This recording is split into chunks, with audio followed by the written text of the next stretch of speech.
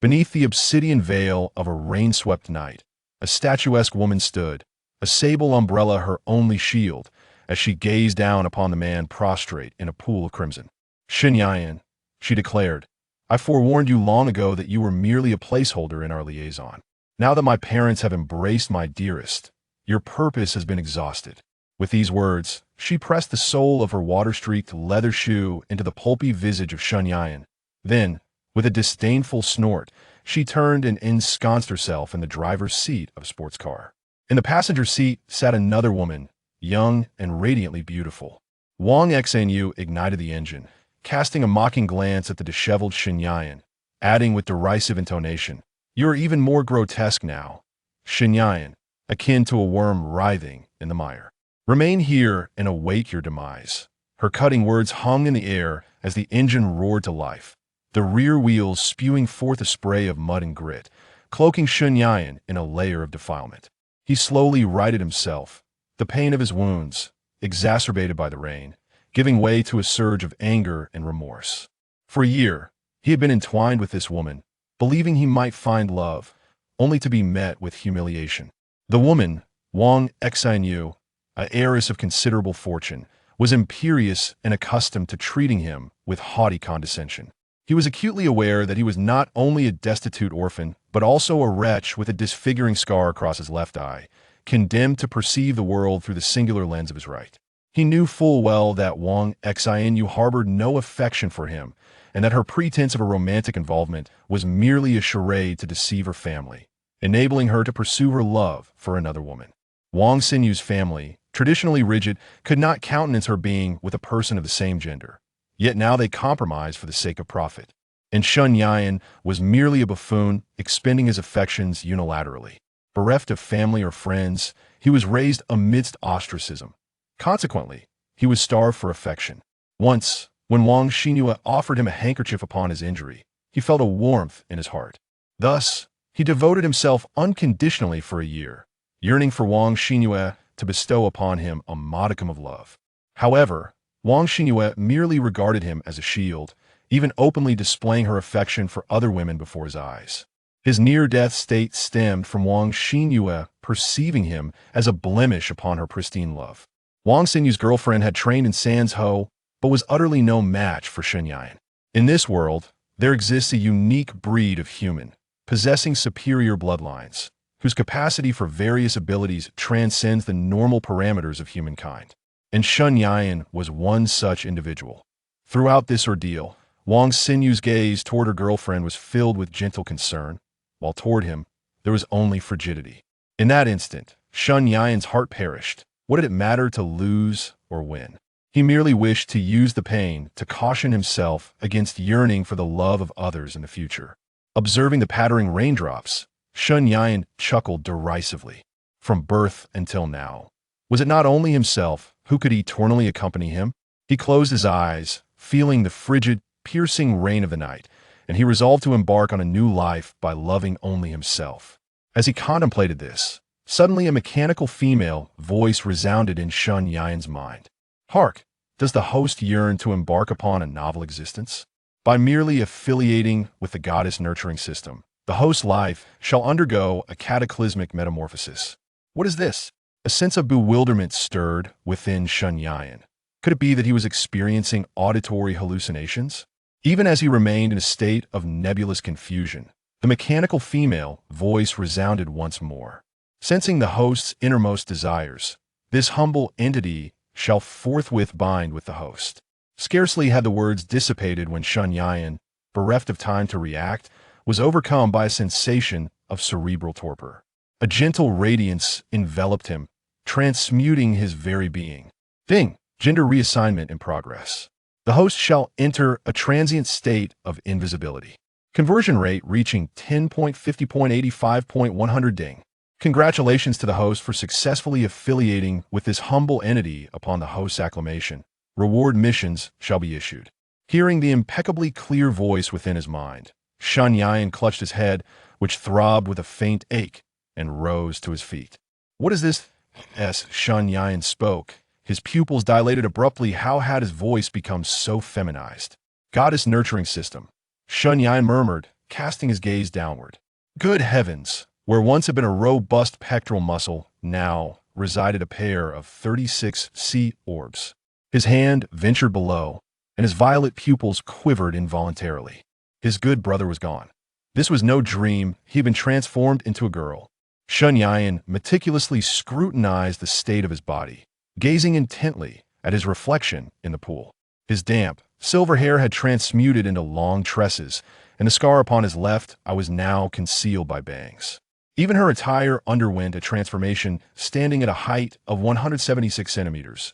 She donned a crop top that revealed her waist, complemented by black shorts, while her sneakers had been replaced with knee-high leather boots. Her current appearance bore a striking resemblance to that of an aloof and captivating woman. Sensing a shift in the atmosphere, Shun Yan swept her bangs aside and was astonished to discover that her left eye had regained its color.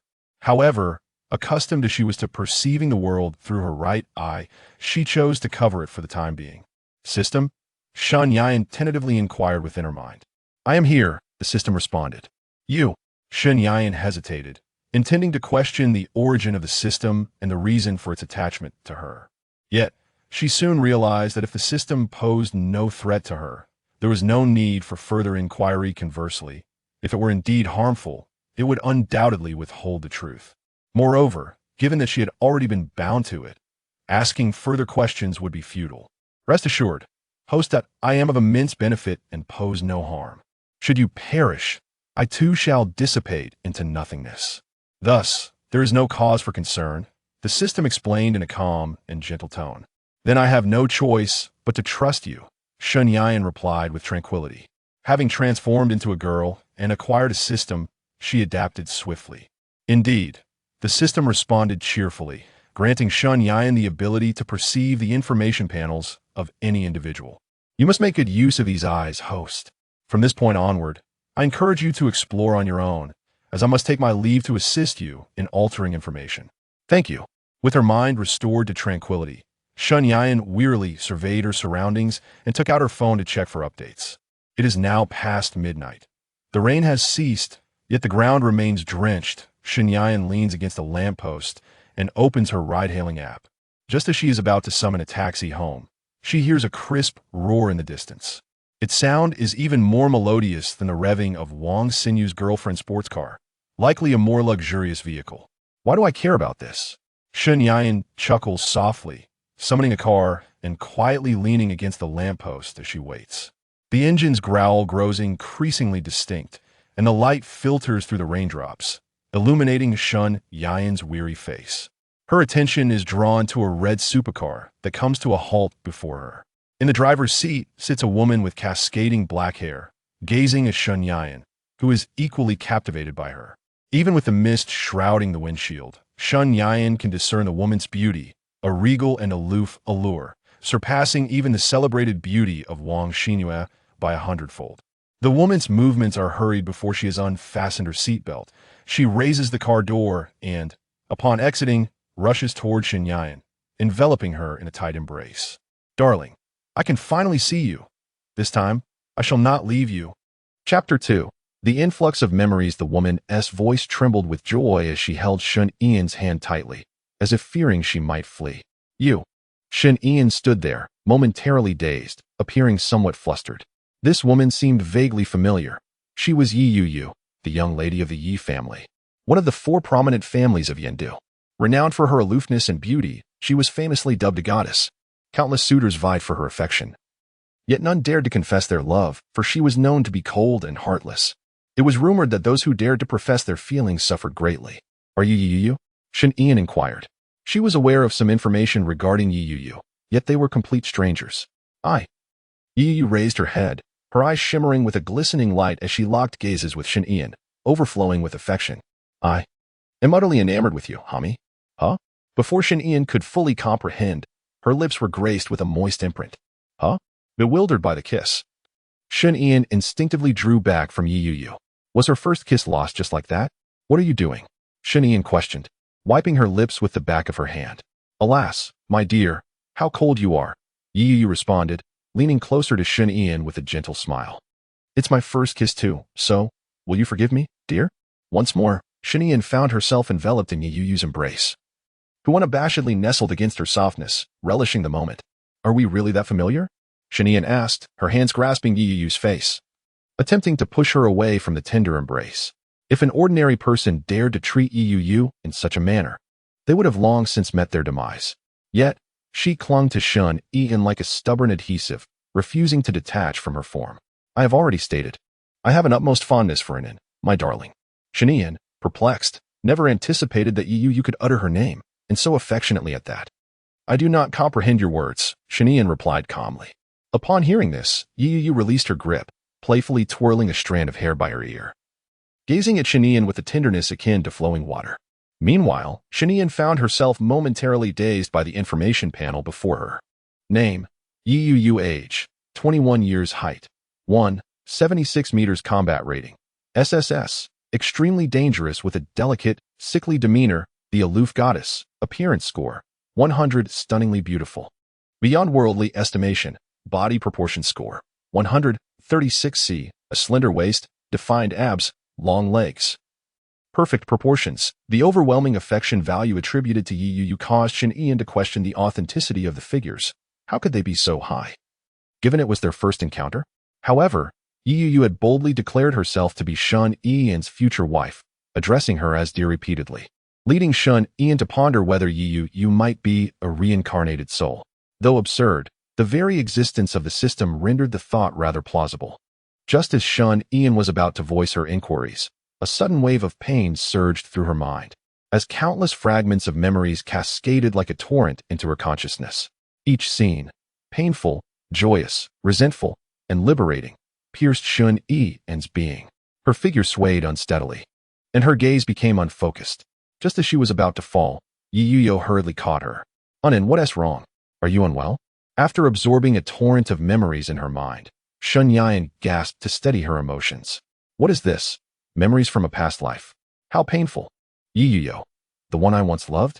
As her vision regained clarity, Shin Yan's emotions shifted dramatically upon seeing Yi Yu again. She pushed Yi Yu away and coldly said, "You don't need to concern yourself with me." Turning away, Yi Yu looked at her, a pang of anguish gripping her heart. Anin's resistance was deeply distressing. She believed it must be because she had been overly assertive upon their first meeting, provoking Anin's aversion. Thus, with a gentle smile, she approached, saying, "Anin, please don't be upset. Let us go home. I will make it better for you."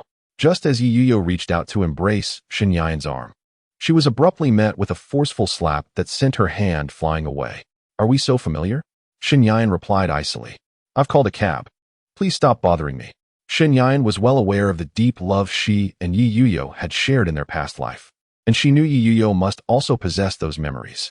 Yet, upon witnessing her own tragic ending, she resolutely decided that freeing herself from the constraints of others was the best course. Only in this way could she avoid sorrow and loneliness.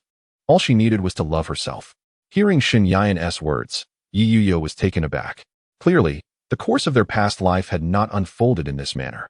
At this moment, she should have successfully brought Anin home, enjoying a sweet companionship together. But why has everything changed? Could it be that her own words and actions have transformed, thus altering the course of events? Yet, in her previous life, she fell for Anin at first sight and was equally proactive. Is it possible that some prior actions have influenced this outcome? That shouldn't be the case. She has endured until now, merely to meet Anin, for this is their first encounter. Anin, may we exchange contact information? Yi Yu adjusted her strategy, opting for a gradual approach. As long as she could ultimately be with Anin, she was willing to continue her patience. After all, she had already withstood 21 years. Yi Yu still recalled Shin Ian's account ID, but Shin Ian had a habit of not accepting friend requests from strangers. "I don't have your contact information. You should head back early. It's late," Shin Ian said, turning her back as she entered the arriving taxi, leaving Yi Yu bewildered and at a loss. As the taxi door closed and the vehicle began to move, Shin Ian glanced back through the foggy window. To be honest, her heart ached. It was the echo of her previous self that felt this pain. After all, the beautiful memories were undeniable, and it was only natural for her emotions to waver. However, with vivid memories in her mind, she was no longer who she once was. With a shift in her thoughts, Shin Ian cast aside her entanglement with Yi Yu and contemplated her next moves. She had changed. She was no longer timid or soft-hearted. and she believed in retribution. Wang Xinu. And her little girlfriend. How dare they treat her as a puppet to be manipulated at will? They should not blame her for the severity of her response. Ha ha ha. As the driver covertly gazed at Shun Ian's exquisite beauty through the rearview mirror, an unsettling chill gripped his heart upon encountering her grimacing smile, shrouded in darkness. Swiftly averting his lascivious gaze, he concentrated intently on the road ahead. Chapter 3. The Night Raid in the Rain Note. In this world, the average lifespan is 200 years, and the physical thresholds are considerably elevated. Upon returning to her rented apartment, the first action Shen Ian undertook was a rejuvenating bath. This ritual washed away her fatigue, and after cleansing herself, she gazed into the mirror, where an information panel materialized alongside her reflection. Name: Shun Ian. Age: 21. Gender: female. Combat power: SSS. Influenced by memories of a past life, your prowess in combat, martial arts, marksmanship, and knife skills is unparalleled. Beauty rating: 100. Your beauty transcends numerical evaluation. Even with a faint scar on your left eye, your allure remains unblemished. Exuding an air of regality. Figure rating: 100. A flawless physique, a source of pride, featuring defined abs and long legs. System empowerment. Minor injuries require no treatment, while fatal wounds will be fervently healed. Should the host possess the will to survive, the system will automatically assist in healing fatal injuries. Retracting her gaze, Shen Ian clenched her fist. Despite her past experiences, her physical condition needed to keep pace. She resolved to intensify her training the following day. Clad in lingerie purchased from the system's marketplace, she exited the bathroom and entered her room, extinguishing the lights. Shen Ian practiced deep breathing repeatedly, seeking to soothe her frayed nerves. A period of time elapsed. Shen Ian, still awake, turned over in bed. In the past, she would have been fast asleep by now. Perhaps the events of the day had left her feeling somewhat agitated. In her previous life, Yu had indulged her immensely, placing her above all else and granting her every wish. She ought to have been content. However, her excessive dependence on Yu had rendered her a person who would spiral into despair and helplessness at merely being apart from him for a moment. When Yu went abroad for studies, it felt to her as though she had met with death itself. As dawn broke, the television played softly while Shen Ian leaned against the sofa, still lost in her dreams. At that moment, Yu, having spent the night in the car, quietly entered the house, carrying a thermos filled with breakfast. She placed the meal on the small dining table and, noticing the television was on, felt a pang of sorrow in her heart. She knew Shen Ian had not slept a wink the previous night and had only just succumbed to slumber. Tiptoeing to the side of the sofa, Yu gently tucked the blanket around Shen Ian before departing with a sense of ease. No sooner had Yu left than Shen Ian awoke. She glanced towards the door, then at the breakfast laid out on the table, and her usually steely heart softened slightly. Picking up her phone, she checked the time. 7:17. Having slept for roughly 2 hours was sufficient. Shen Ian made her way to the bathroom, observing her slightly fatigued reflection and giving her cheeks a gentle pat.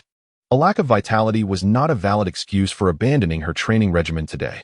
After freshening up and allowing her breakfast to settle for a while, Shen Ian commenced her physical training. For the following week, aside from her regular sleep schedule, her daily plans unfolded in much the same manner. Each meal she receives is delivered by Yu, despite Shun Yan's previous refusals. Nonetheless, Yu continues to bring food, and to avoid waste, Shen Yan reluctantly accepts. Ding. Notification for the host. Tomorrow marks Wang Xinyue's engagement ceremony. Please make a choice. Option 1. Decline to participate. Reward: Survival Skill 1. Tolerance 1. Option 2. Exact a swift revenge at the engagement banquet. Reward: a dagger capable of slicing through steel. Gazing at the azure transparent interface before her, Shen Yan smiled softly. Huh, is there any need for contemplation? Tomorrow shall herald Wang Xinyue's descent into hell. Chapter 4. The Hacker Girl to the Outside World. Wang Xinyue presents herself as a refined young lady, garnering the adoration of countless suitors, which inevitably attracts the attention of affluent bachelors seeking her hand. Being from a prestigious family herself, Wang Xinyue, eager to safeguard her relationship with her girlfriend while avoiding estrangement from other noble families, employs Shen Yan as a shield. Unbeknownst to her, Shen Yan plays the role of an unwitting jester. She has meticulously compiled fragmented memories of Wang Xinyue's disgraceful behavior from the previous night into a recording, which she has stored on a USB drive. Subsequently, she prepares to seek out someone, someone with whom she shares a close acquaintance. In a dimly lit alleyway, Shen Yan crouches, occasionally glancing at her watch. According to the timing etched in her memory, the moment is approaching. In her past life, she had formed a connection with a top-tier hacker, assisting each other in numerous endeavors. Her gaze shifts upward to a girl with black hair obscured by bangs, clad in an oversized shirt, carrying a large bag of food as she strides towards Shen Yan. The girl's demeanor is somber, exuding an aura that suggests she could easily deliver a powerful punch. It is Xiao Xiao. Shen Yan gazed at the girl engaged in facial recognition and spoke softly. Xiao Xiao jumped slightly, her hair bristling like that of a startled kitten. Who are you? Your customer, Shen Yan replied, her expression as tranquil as still water as she approached Xiao. The girl looked up at the woman towering over her, a wave of terror washing over her. How did this woman know her name, and that she was a hacker? It was terrifying. A profound sense of fear enveloped her, as if her privacy had been utterly compromised. What are you standing there for? Shen Yan asked. Rest assured, I am no benevolent figure. As she ascended the staircase, Xiao was momentarily taken aback before following suit. Why did it feel as though the roles were reversed? After a brief interval, upon Shen Yan's correct arrival at Xiao's residence, an icy chill ran down her spine. As a hacker, she was oblivious to any details about the woman before her. Yet this woman seemed to know everything about her. Could she be an operative from an international investigation agency, here to seek evidence? The mere thought sent Xiao into a fit of tears. Wah, esteemed investigator, I have nothing on my computer. Just a few terabytes of biological data. Please, don't arrest me. Hearing the heart-wrenching sobs, Shen Yan sighed in exasperation, reaching out to gently pat Xiao's head. Oh dear child, did I not mention? I am your customer. Whether it was the comforting touch of Shen Yan or the realization that she was not an investigator, Xiao's cries abruptly ceased. Then how do you know my information? She asked, still wary and refraining from retrieving her house key. In response, Shen Yan chuckled without any emotion. Sister, I used to hold you when you were little. Have you forgotten? So that's how it is. Xiao believed her, opening the door to invite Shen Yan inside. I apologize, sister, for my earlier rudeness. Xiao sincerely bowed. Shen Yan remarked. Still a bit foolish like in the previous life. The room was spacious, featuring a large living area filled with ample light. However, despite the ventilation, a strong medicinal scent lingered in the air. Xiao led Shen Yan into an outer room and said, Speak, what do you need me to do? Tomorrow evening, you will publish the video on this USB drive online, ensuring it trends as the #1 topic. For the subsequent 3 days, guarantee the video remains available. And 5 million will be yours, Shen Yan stated. 5 million. Although Xiao could easily fulfill Shen Yan's request, the amount was staggering. She had never encountered such a sum before. I accept this deal. Prepare to await good news. Without a moment's hesitation, Xiao agreed. As she was in dire need of money, and this sum would perfectly alleviate her urgent situation. The funds are here. The password is 951753, Shen Yan said, producing a bank card issued by the system and placing it on the table. Xiao gazed at the card, puzzled, and asked, You're paying in full? Do you trust me this much? If I didn't trust you, I wouldn't have sought your assistance, Shen Yan replied calmly. After speaking, she turned towards the door. But as she was about to leave, Xiao called out to her, would you like to have a juice before you go? Otherwise, I would be unable to find peace within myself. No, I shall not compete with you for a drink. Shen Yan shook her head, and as she departed the room, a fragment of a fractured memory surged through her mind. In her previous life, Xiao was like a younger sister, always clinging to her and acting adorably, unconditionally assisting her in every endeavor. Shen Yan cherished and adored this sister, Xiao. Xiao's life was tragic, abandoned by her mother. She bore the weight of caring for her father, who suffered from amyotrophic lateral sclerosis. Consequently, she relinquished her studies and became a hacker. Eventually, her father passed away, and she too succumbed to severe amyotrophic lateral sclerosis. Shen Yan, unwilling to endure the anguish of separation once more, chose to limit her interactions with Xiao. Are you truly not going to have a glass of juice before you leave? Xiao inquired, gazing at Shen Yan, who was waiting for the elevator. Shen Yan offered no response, merely gesturing a refusal. I hope this money brings you some happiness in this lifetime, dear Xiao. She mused as she stepped into the elevator. Hey, beautiful, how about we exchange contact information? A portly man in the corner of the elevator, puffing on a cigarette, flashed his gold teeth. Shen Yan tapped the no smoking sign and replied coldly, "Did you not see this sign?" The rotund man, unfazed, leisurely lit 2 cigarettes and arrogantly retorted, "I'm just having a couple, beautiful." As the elevator reached the ground floor, Shen Yan, with an expression devoid of emotion, walked towards the emergency exit, beckoning the plump man with a finger. "Come here," she said, her voice cool yet melodious, her beauty striking. The man, unable to resist the allure, discarded his cigarette and lewdly grinned as he followed her into the emergency passage. In no time at all, Shen Yan clapped his hands and nonchalantly emerged from within, while the rotund man lay on the steps, bruised and battered, with lit cigarettes wedged at either end of his nose. Chapter 5. The banquet the following evening, at a 5-star hotel, luminaries from various circles gathered, all eager to catch a glimpse of this extraordinary engagement ceremony. Alas, have you heard? The eldest daughter of the Wang family is engaged to the eldest daughter of the Lin family. What a pity, we have lost 2 exquisite beauties. Indeed, both young ladies are not only striking in appearance, but also possess kind hearts, leaving their multitude of admirers utterly disheartened. Wait, isn't the Wang family's daughter involved with a rather unremarkable boyfriend? How did it suddenly turn into a girlfriend? Haven't you heard? That man cheated and discarded Miss Wang, and in her moment of despair, Miss Lin stepped forward to console her, thus blossoming into a beautiful union. As the blond man uttered these words, the surrounding young gentlemen and socialites scoffed, taken aback by the man's repugnant actions and the unfortunate plight of Miss Wang. Soon, the news spread like wildfire throughout the engagement banquet, akin to bees displaced from their hive. Upon hearing the torrent of scornful remarks, the blond man smirked, reveling in his triumph. As romantic melodies filled the air, Wang Xinyue and Lin Yuqing, the eldest daughter of the Lin family, tenderly clasped hands and ascended the stage. The crowd gazed at them with envy, gently swirling their glasses of red wine, eagerly awaiting their declaration. Observing the expectant expressions of the esteemed guests below, Wang Xinyue felt a swell of pride. Indeed, employing Shen Yan as a shield had proven to be a shrewd decision. She could love the person she cherished while sidestepping entanglements with other prominent families, all the while preserving her virtuous image. As for the tarnished reputation of Shen Yan, who cares? He is but a sycophant, willingly groveling at her feet.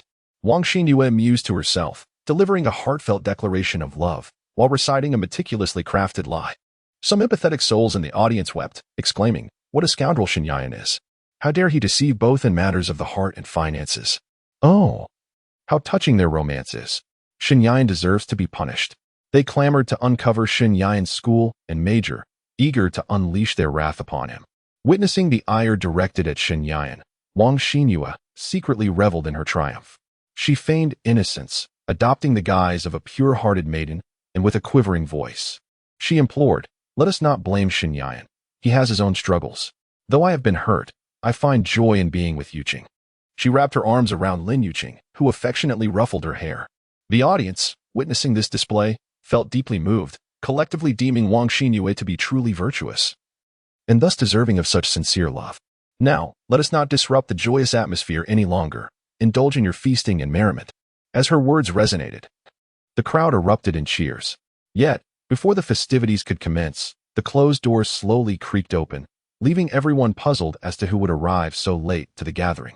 However, upon catching sight of the statuesque woman with dark skin standing at the threshold, a collective shiver ran through the crowd. Outside, a curvaceous and tall woman approached, her beauty eclipsing even the most elaborate makeup of Wang Xinyue, simply with a touch of lipstick. She was none other than Yi Yuyo. She donned an elegant black evening gown, her long legs accentuated by high heels, gracefully navigating through the crowd as they parted to make way. Onlookers were astonished. The Wang family commanded such prestige that Yi Yuyo, one of the 4 prominent families of Yandu, had personally graced the occasion. In stark contrast to the adoration lavished upon Wang Xinyue, Yi Yuyo embodied an unattainable beauty, one that even the most ardent admirer would hesitate to pursue. Her ethereal beauty exuded an air of aloofness, and her methods were chillingly ruthless. Anyone she deemed unworthy would either vanish without a trace, be left incapacitated, or find themselves destitute and wandering the streets. "Why do you stare at me? Continue with your affairs," Yi Yuyo remarked coolly as she settled into the VIP chair, her tone as frigid as her demeanor. Upon hearing her words, the crowd, despite their reluctance, averted their gazes. After all, the woman clad in black carried a long blade. To continue to covet her beauty could very well cost them their lives. "Miss Yi, we are truly honored by your presence," exclaimed Wang Xinyue's father and Lin Yuqing's father, their excitement palpable as they hurried forward to pay their respects. Meanwhile, Wang Xinyue, feeling overshadowed, despite her inner discontent, eagerly urged Lin Yuqing to join her in flattering Yi Yuyo. After all, the power of the Yi family was not something these ordinary clans could contend with.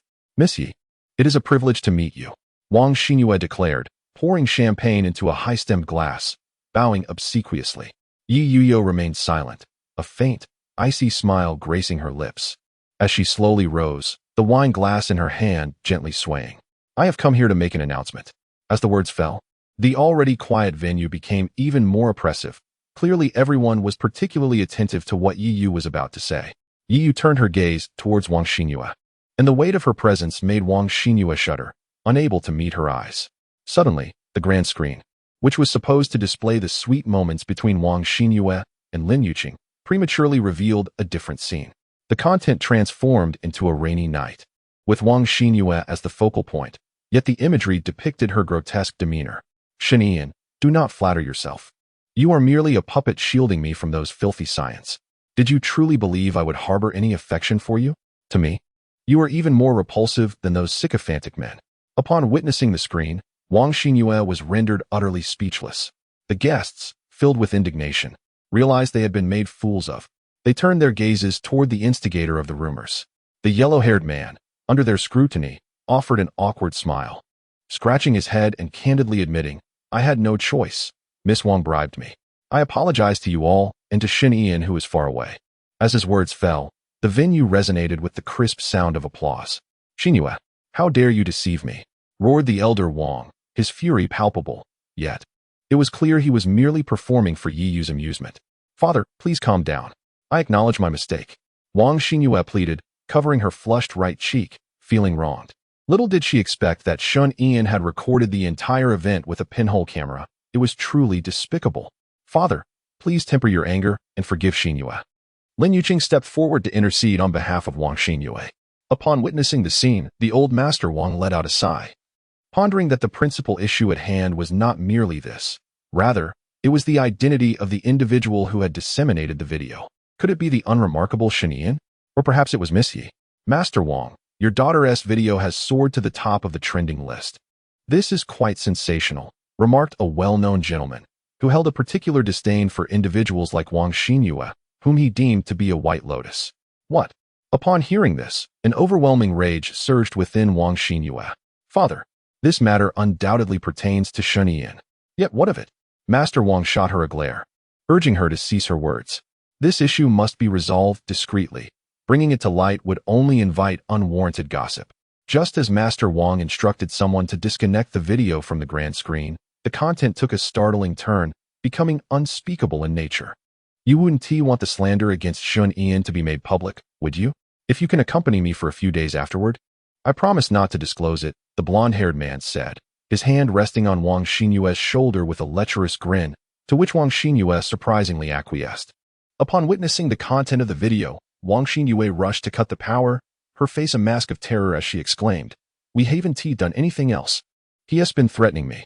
Wang Xinyue had initially consented, believing she could retract her agreement later and accuse the blonde of misconduct. However, the others were oblivious to her intentions, clicking their tongues in disbelief, assuming Wang Xinyue to be of high status and difficult to pursue, only to find she was merely. The crowd sought to trace the whereabouts of the blonde from the video, attempting to uncover the truth, yet he had vanished without a trace. "Wang Xinyue, you truly are insatiable." Lin Yuqing struck Wang Xinyue across the face and stormed out in a fit of rage. Wang Xinyue attempted to pursue her in an effort to salvage the situation, but was reprimanded by the elder Wang. "First, you must clarify the matter. We demand an explanation. An explanation for the Lin family." The elder Wang appeared furious, yet internally he was calculating, with numerous offspring to consider. He aimed to protect his reputation and maintain a virtuous image. What further explanations do you require? You have humiliated my daughter. Do not expect us to engage with you any longer." With that, the head of the Lin family exited alongside his relatives, seething with indignation. "Father." Wang Xinyue was about to offer an explanation when champagne began to rain down upon her. As she looked up, ready to reprimand the culprit, she discovered it was Yi Yuho, and she immediately stifled her anger. Yi Yuho set down her empty glass and spoke slowly. From now on, anyone who dares to engage in business with the Wang family will find their endeavors as worthless as this extravagant champagne, completely obliterated. With that, Yi Yuho left the venue nonchalantly, while the dark-skinned woman trailing behind her cast a cold glance back, slowly mimicking a throat-cutting gesture. This action sent a chill through the gathered guests. Soon after, without so much as a farewell, the venue began to empty, leaving it eerily desolate. Chapter 6. A piece of candy. Look at what you've done. The elder Wang berated Wang Xinhua vehemently. Not only had he lost his prospective in-laws, but now the Yi family was targeting him. The hard-earned savings he had amassed were on the verge of slipping away. Yet, Wang Xinhua felt no sense of guilt, attributing all blame to Shen Yan. Father, if we can just capture Shen Yan and force him to explain, everything can be resolved. Get out of the Wang family. The patriarch of the Wang family, consumed by rage, felt as if he might bleed from his fury. He believed that the Yi family would target the Wang family, undoubtedly due to this wretched creature. He thought that by severing ties with this abomination, he might have a chance to rise again. From this moment forth, you have no connection to my Wang family whatsoever. Dad, please don't abandon me. I beg you. Wang Xinhua cried out as she chased after her father, clinging desperately to his leg. But all she received in return was a bucket of cold water. Do not force my hand, he warned, pushing her away. Drenched by the heavy rain outside, she fell onto the wet street, helplessly weeping. Unbeknownst to her, just around the corner, a woman was removing her disguise, peeling off her yellow wig with a faint smile. The golden hair had been a mere fade, the performance a ruse, but her desire to destroy Wang Xinhua was all too real. Initially, she had intended to gradually dismantle Wang Xinhua's spirit and body, but the arrival of Yi Yuanyu hastened her plans. Yet, this was of little consequence, as long as the outcome remained unchanged. Congratulations, host. Task completed. The black blade has been automatically stored in the system's repository. Hearing the system's announcement, Shen Yan approached Wang Xinhua, who was curled up against the wall, weeping. He gently stroked her head, asking, "What troubles you?" Wang Xinhua lifted her gaze. In the mere moment their eyes met caused her cheeks to flush crimson. Her beauty rivaled that of Yi Yuanyu. "I have been abandoned," she trembled. "How pitiable." Shen Yan remarked with an enigmatic smile. He withdrew his hand from her head, lifting her chin gently, his voice softening. "I have some candy here. It's quite sweet. Would you like to have some?" Shen Yan's demeanor was undeniably alluring, leaving Wang Xinhua utterly spellbound. As if entranced, she could only manage a soft murmur. A piece of candy was extracted from Shen Yan's pocket and unwrapped. Shen Yan placed the candy near Wang Xinhua's lips, gesturing for her to open her mouth. Complying obediently, Wang Xinhua did as instructed, but instead of the anticipated sweetness, she was met with a choking sensation that constricted her throat. Shen Yan withdrew her hand from Wang Xinhua's mouth, delicately wiping away the remnants of saliva with a handkerchief. "Such a good girl," she remarked, observing Wang Xinhua, who was clutching her chest in distress. With genuine concern, Shen Yan retrieved a bottle of water from her space. Wang Xinhua, fixated on the bottle pressed to her lips, disregarded everything else as she gulped down the water, only pausing once the candy had descended into her stomach. Shen Yan cupped Wang Xinhua's pale face, gazing into her tear-filled eyes with a mocking smile. "Let me share a secret with you. Everything that has transpired tonight is orchestrated by me." Upon hearing this, Wang Xinhua looked at Shen Yan in disbelief, her throat constricted as if choked by an unseen force, rendering her unable to voice her questions. She could never have fathomed that the person orchestrating her misfortune would be this stranger before her. Could it be that she had some connection with Shen Yan? Just as Wang Xinhua grappled with this confusion, Shen Yan firmly grasped her chin, tilting her head slightly upwards.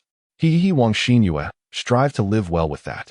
Shen Yan released her grip, and the chilling smile on her face dissipated into nothingness, returning to an unruffled calm.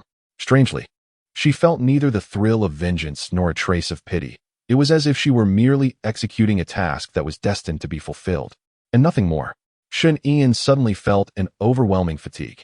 She yawned, blending in with the passers-by, nonchalantly continuing down the road ahead. Wang Xinhua, watching her retreating figure, found that even the most intense anger could only be swallowed back, her gaze falling to the ground, devoid of spirit. Everything was lost, as fleeting as a nightmare. This must be a dream. Chapter 7. The night rain's second assault. Yuyo stared at Shun Ian's departing silhouette. Her heart twisted in anguish. She yearned to hold her back, yet the pain rendered her speechless, her body weakening to the point of nearly collapsing. Hearing the sound of muffled sobs from behind, Shun Ian paused at the alley's entrance, hesitatingly glancing back. Those pitiable eyes seemed to plead with her not to leave. "Miss Yi, you have a brighter future ahead. From now on, let us regard each other as mere strangers who have never met," Shun Ian declared resolutely. In that moment of turning away, her final hesitations dissipated. Any emotion would become a shackle, liberated from such bonds. One could move freely, even in the face of death. As light rain began to fall, the dark night grew even more somber. Shun Ian calmly felt the cold droplets glide across her cheek, leaving behind a final remark. "Miss Yi, it's late. You should return home. Your family will worry." With that, Shun Ian departed, leaving Yuyo alone in her desolation. Her eyes were vacant, as if she had lost the will to live, but soon, a spark of determination returned to her gaze. Anin was her everything. Without Anin, she felt as though she had lost it all. Yet Anin had only professed her lack of love, not her death. Moreover, Anin might still be harboring resentment. Thus, she ought to take the initiative to open her heart to Anin and bestow all her love upon her.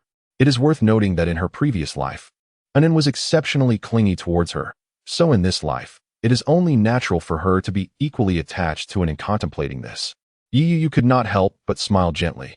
As long as Anin is alive, no matter how long it takes, even if Anin does not love her, she will offer her everything.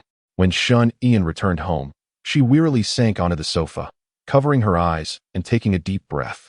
Her revenge had been fulfilled. Yet with half a month remaining before school commenced, she felt a sense of confusion about what to do next. Should she earn money? Exercise? Stay cooped up at home? These options seemed feasible simultaneously, but remaining indoors felt excessively stifling, especially since she was grappling with mild depression, which could exacerbate her condition. Though it seemed inconsequential, it would be better to venture outside more often. As for sleeping pills, it would be wise to limit their consumption. Shun Ian lowered her hand and stared vacantly at the light for a considerable time before finally sitting up to shed her outer garments and entering the bathroom for a cleansing shower. By the time she finished bathing and dried her hair, it was nearing the early hours of the morning. She settled on the sofa and began scrolling through her phone. The trending topics across various short video platforms were dominated by scandalous revelations about Wang Xinyue, and the comments section was largely critical of her. With only a handful of trolls attempting to defend her, Shun Ian felt no emotional upheaval regarding this outcome. At the moment she completed her task, Wang Xinyue had become an inconsequential passerby in her life. Whether she faced misfortune or met her demise was of no concern to her. Turning off the screen and setting aside her phone, Shun Ian stepped into her room, bracing herself for the most arduous moment of the day. Dimming the lights, she reclined and closed her eyes, entering a rhythm of deep breaths. As time ticked away, sleep remained elusive.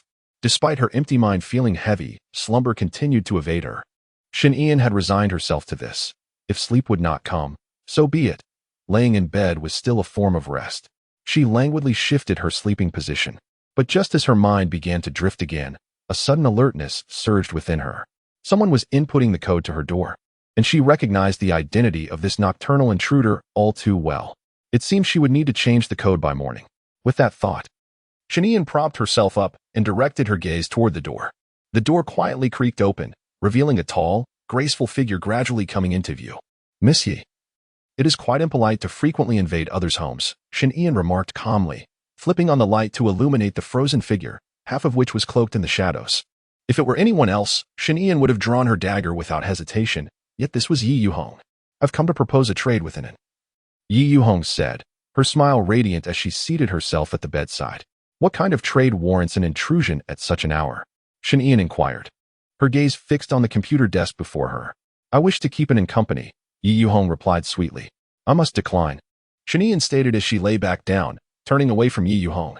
"I kindly ask you to leave, otherwise I shall no longer regard the ties of our previous lives." As the words lingered, Yi Yu showed no inclination to retreat. She cast her gaze upon the medicinal remedies on the bedside table and softly remarked, "Anin, compared to this, my presence will soothe you into a peaceful slumber." Yi Yu's voice was both tender and enchanting, yet Shun Ian remained silent, her response delayed. The absence of words from Anin could only be interpreted as acquiescence. A knowing smile graced Yu Yu's lips. She was well aware of Inin's sentiments. Inin was undoubtedly intrigued but hesitated, and in such moments, she needed to take the initiative. It mattered not if Inin harbored disdain for her. She could simply choose to disregard her. After a brief silence, Shun Ian turned over and, in a gesture of concession, nestled into Yu Yu's embrace, muttering, "I agree to this."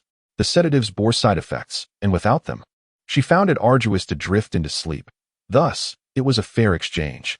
Yet, as these thoughts coursed through her mind, an undeniable flutter surged within her. Even in her past life, the moments shared with Yu were indelibly etched in her memory. How could she easily forget or remain unmoved? Whenever she found herself ensnared in nightmares or unable to find rest, Yu would always cradle her close, gently soothing and coaxing her until she succumbed to slumber. "Good night, Inin," Yu whispered, caressing Shen Ian's back. She felt a surge of joy, for they had drawn closer. Yu's touch was light and rhythmic, a testament to her experience in lulling Shen Ian to sleep in their previous life. Gradually, enveloped in warmth and softness, a wave of drowsiness quietly swept over Shun Ian's mind, and soon, she drifted into a deep sleep. Morning arrived, with sunlight filtering through the curtains. Shun Ian gently opened her eyes, her exquisite visage gradually coming into focus. She gazed at the still slumbering Yu, momentarily captivated by her beauty, almost tempted to lean in for a kiss. Suppressing her inner turmoil, Shun Ian lay flat, staring at the ceiling in a state of calmness. This transaction was perilous. She feared that she might unwittingly become ensnared. Yet, last night, she had indeed enjoyed a deep and sweet slumber. Shun Ian felt a profound internal conflict. If this continued, she would inevitably fall into the habit of relying on Yu. Indeed, it would be best to terminate the agreement. "Darling, you're awake. Do you wish to sleep a little longer?" Yu murmured sleepily, pulling Shen Ian into her embrace and tenderly stroking her back with a soft voice. "Yu, I have something to discuss with you." Shun Ian extricated herself from the embrace and, under Yu's puzzled gaze, sat up and began to dress. "Our transaction is over. After breakfast, you should leave." Upon hearing her words, Yu, still enveloped in the warmth of happiness, instantly became flustered. "Why? Didn't I not sleep well last night? I will surely make a greater effort to soothe and into sleep tonight." Yu's tone was filled with desperation and self-reproach, thinking it must have been her fault for not doing well last night. Or perhaps her unintentional emotional outburst had disturbed Shen Ian.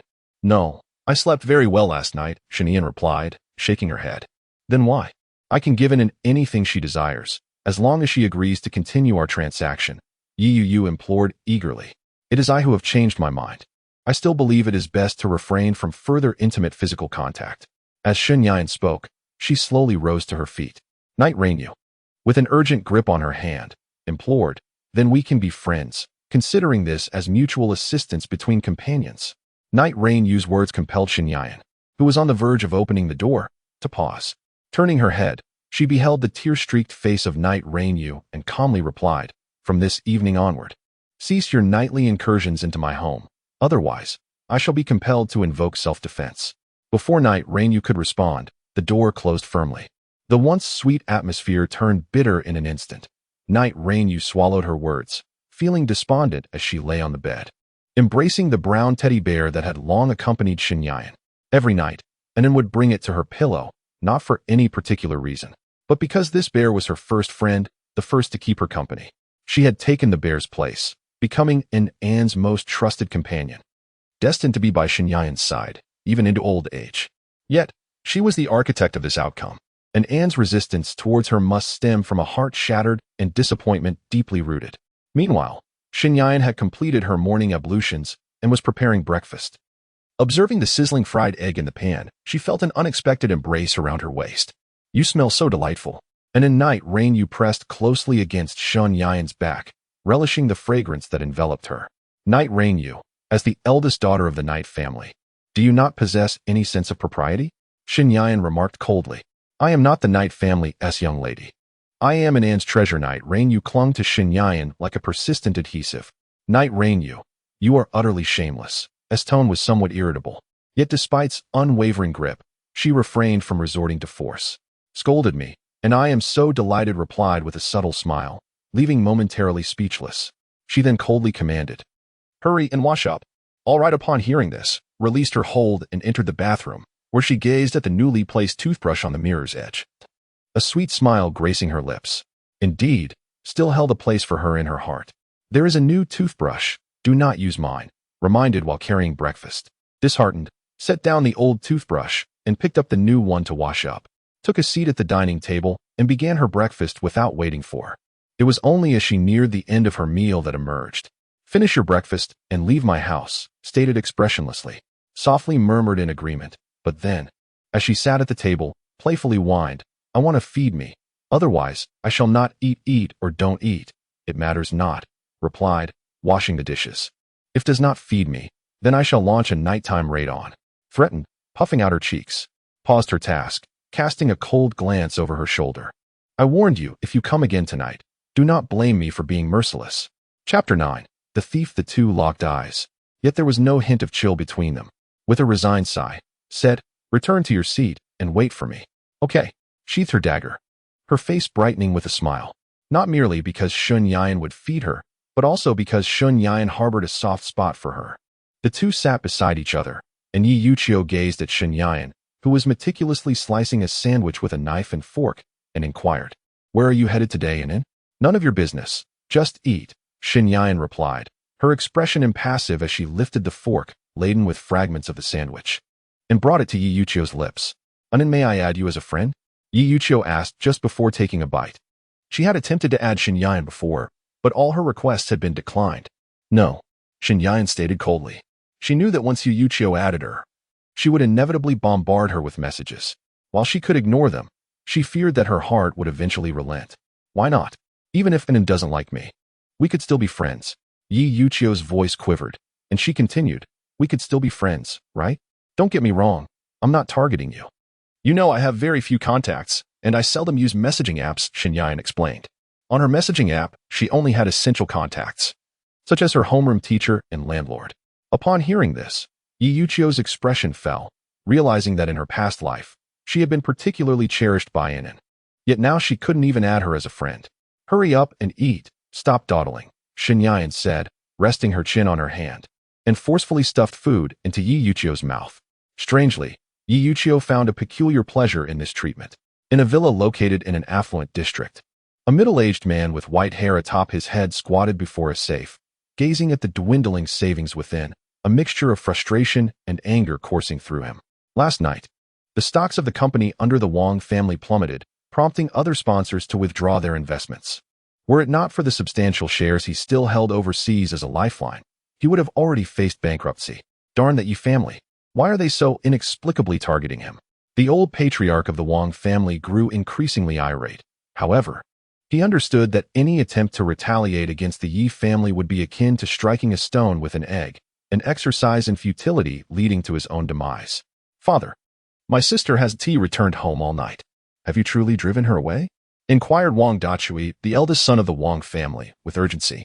He was quite protective of his sister, having previously dispatched individuals to teach Shun Yan a lesson due to his relationship with Wang Xinyue.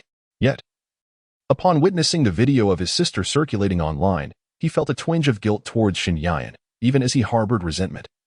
Believing that Shun Yan had ultimately caused his sister's predicament. What business is it of yours? Our family has become the subject of ridicule, and it is fortunate that I have not dealt with this according to our family's code, exclaimed the old patriarch, slamming the safe shut and rising in anger. Father, how can you be so heartless? Regardless of the circumstances, Wang Dachui's words were abruptly halted by a loud noise from outside. Perplexed, the patriarch wondered why anyone would come to collect debts so early in the morning, now that their financial obligations had been settled. Come with me to investigate, the old man commanded, retrieving a concealed handgun from the cabinet. He and Wang Dachui cautiously descended the stairs, having dismissed all their bodyguards due to their financial strain, leaving them no choice but to confront the situation themselves. As they reached the ground floor, the patriarch's expression shifted to one of shock. His front door was missing. Xinyue. Wang Dachui noticed his sister huddled beside the door and rushed toward her. Where have you been? I've been worried sick about you. Wang Dachui received no response. He squatted down in astonishment, gazing into Wang Xinyue's dulled eyes, and asked again, Xinyue? Wang Xinyue remained silent, staring blankly ahead. Although her body was unharmed and her attire was proper, she exuded an unsettling aura of disrepair. Speak, Xinhua, Wang Dachui exclaimed, shaking her with fervor. Enough. It is my belief that your sister has been wronged, remarked the elder Wang with an unsettling calmness. He seemed to anticipate such a turn of events regarding his daughter's plight. You remain so composed. Wang Dachui retorted angrily at his father's icy demeanor. I have stated before. She is no longer a member of the Wang family, the elder Wang replied, stroking his beard thoughtfully. But she is your own flesh and blood. You can simply watch her deteriorate like this without a care. Wang Dachui shouted, grabbing his father's collar in a fit of rage. What more do you expect of me? The elder Wang replied coldly. Currently, our family is under the oppression of the Yi family. I am shouldering immense pressure to ensure the survival of the Wang family. Were it not for my efforts, you would be left to fend for yourself. Do you expect me to care for her, this calamity? Though the elder Wang was furious, he restrained himself from raising his voice. His wife had passed away, and his youngest son was abroad. He wished to avoid any discord with his eldest son. This grudge must be avenged. After placing Wang Xinhua gently on the sofa, Wang Dachui aimed a gun at his father's head. Give me the safe's code. The elder Wang, upon witnessing this, was filled with fury and pointed a trembling finger at Wang Dachui, exclaiming, What do you intend to do, you ungrateful wretch? Hire someone for revenge. I have no desire to be a coward like you. The old man Wang nearly gasped for breath. He sank back into his chair, calming his emotions before uttering the password. Once he obtained the code, Wang Dachui set down his gun and hurried towards the safe. First, it was Shunyan, then the young mistress of the Yi family. He would spare neither. The old man Wang glanced at his irrational eldest son, then at the fool huddled on the sofa, shaking his head with a sigh. Alas, I cannot manage this, truly cannot. At noon, after spending the entire morning at home, Shun-Ian reclined on the sofa and opened a wildly popular open-world game set in a two-dimensional universe. In this game, one could do anything, resembling an imperfect virtual world. However, her ability to play stemmed from her previous life, as she had encountered this game before, and she was currently feeling bored. The essence of this game was merely slaying monsters and collecting gear, but what stood out was that anyone could pick up the dropped equipment. Thus, the laid-back and non-spending Shun-Ian chose to hide in the grass, waiting for affluent players to defeat the boss so she could seize the opportunity to loot. While she would disdain such tactics in the real world, this was a game, and the key was to enjoy herself. Within the game, Shun-Ian controlled a male thief, lurking in the bushes, observing a world-class boss being soloed. In this game, the world boss represented the pinnacle of existence, with the loot being of the highest caliber. However, this boss was exceedingly difficult to defeat. One either needed a team of skilled players or, as exemplified by the current female assassin, the use of exorbitantly powerful equipment to solo it. Such a player, capable of single-handedly defeating world bosses, has undoubtedly invested tens of millions. Generally, no one dares to contest for their loot, not only out of fear of being hunted down across the map, but also due to the dread of potential offline retribution. Yet, while others tremble, Shun-Ian remains unfazed. She boldly snatches the loot without hesitation. With the boss's health dwindling, she deftly maneuvers her speed-optimized rogue, seizing the opportune moment to rush forward. Pressing the button to collect the equipment, Shun-Ian activates her stealth and vanishes. Meanwhile, in a pristine room adorned in white, a palpable tension fills the air. Yi glares at the thieving rogue who has made off with her hard-earned spoils, nearly shattering her tablet in frustration. Those were the divine artifacts she had meticulously gathered for an unforgivable transgression. Simply intolerable. Chapter 10. Regret of Yi Shun-Ian, controlling her rogue, does not hastily flee. Instead, she circles around the map, toying with Yi's female assassin. The rogue class she has chosen innately possesses speed advantages, having solely invested in agility, complemented by the acceleration from her stealth ability. Despite being merely 2 points short in speed, Yi finds herself unable to land a hit. Before her phone screen, a rare smile graces Shun-Ian's lips. Her intention was never to seize the equipment permanently. Rather, she sought to playfully tease the affluent before returning it. Meanwhile, Yi, sensing the mockery, feels a chill run down her spine. Contemplating the idea of sending someone to eliminate the rogue for real, she opens the world chat window, announcing the rogue's name and adding a note. Whoever kills her once will receive 500 as a reward, with no limit on attempts. Upon sending the message, the chat box erupts with activity. Wow, what a generous offer from President N. Who is the fool who dared to provoke her? The moment President N speaks, the crowd is quick to act, even without a reward. The game title of Yu is Zue Ainin, which generally leads people to perceive her as a male player. Furthermore, she ranks among the top 10 on the aristocrat leaderboard, having spent nearly $1 million, indicating that she is undoubtedly a person of prominence in reality, hence referred to as President N. Among the multitude of players seeking to vanquish Shin Eon, one player, Lonely Gray, who holds the 5th position on the leaderboard, stands out with remarkable enthusiasm. He promptly teleported to Shun Eon's coordinates and purchased nearly 100,000 coordinate locking charms, which allow him to continuously track the selected player's location for 1 hour. His willingness to spend such a significant sum on items reflects not merely a financial motive, but rather a desire to win the affections of Yu. Earlier, he fortuitously discovered that the player Zue Ainin was indeed Yu. Thus began a series of chance encounters in the game, solely to exchange a word with her. In reality, he and Yu are worlds apart in terms of social standing, and he has never once received even a cold glance from her. Conversely, in the game, this aloof goddess would dismiss him with the word roll. It is essential to note that Yu is not only the daughter of one of the 4 prominent families, but also an exquisite ice beauty, whose looks and figure eclipse all celebrities who rely on mere appearance to gain fame. Few are fortunate enough to converse with her, yet he considers himself exceedingly privileged to have received merely the word roll. For the sake of Goddess Yu, he shall vanquish the invincible Thunder Dragon Beast. Shini ends a game name, Lonely Gray, with remarkable speed, surged forth amidst the throng of players hunting down Shinian, unleashing a remote explosive spell that swiftly obliterated the rogue. The thief fell, and the crowd erupted in jubilant cheers on the public screen, eagerly positioning themselves at various locations to ambush the resurrected Shinian and strike her down once more. 5 minutes elapsed. Shinian gazed at the incessantly dimming screen, reclining on her sofa and stifling a yawn out of sheer boredom. It appeared that an assassin had hired someone to hunt her down. Indeed, they were quite willing to spend. She had merely sought a bit of amusement, never anticipating that it would come at such a cost. In the game, regardless of who retrieved the equipment, the information panel would display the name of the player who spawned it, yet in her haste to flee, she had neglected to take note. Opening her inventory, Shun Ian intended to return the equipment to the female assassin via email and subsequently deactivate her account to attend to more pressing matters. To her surprise, she encountered a familiar name, most beloved and inscribed upon the weapon's exclusive engraving.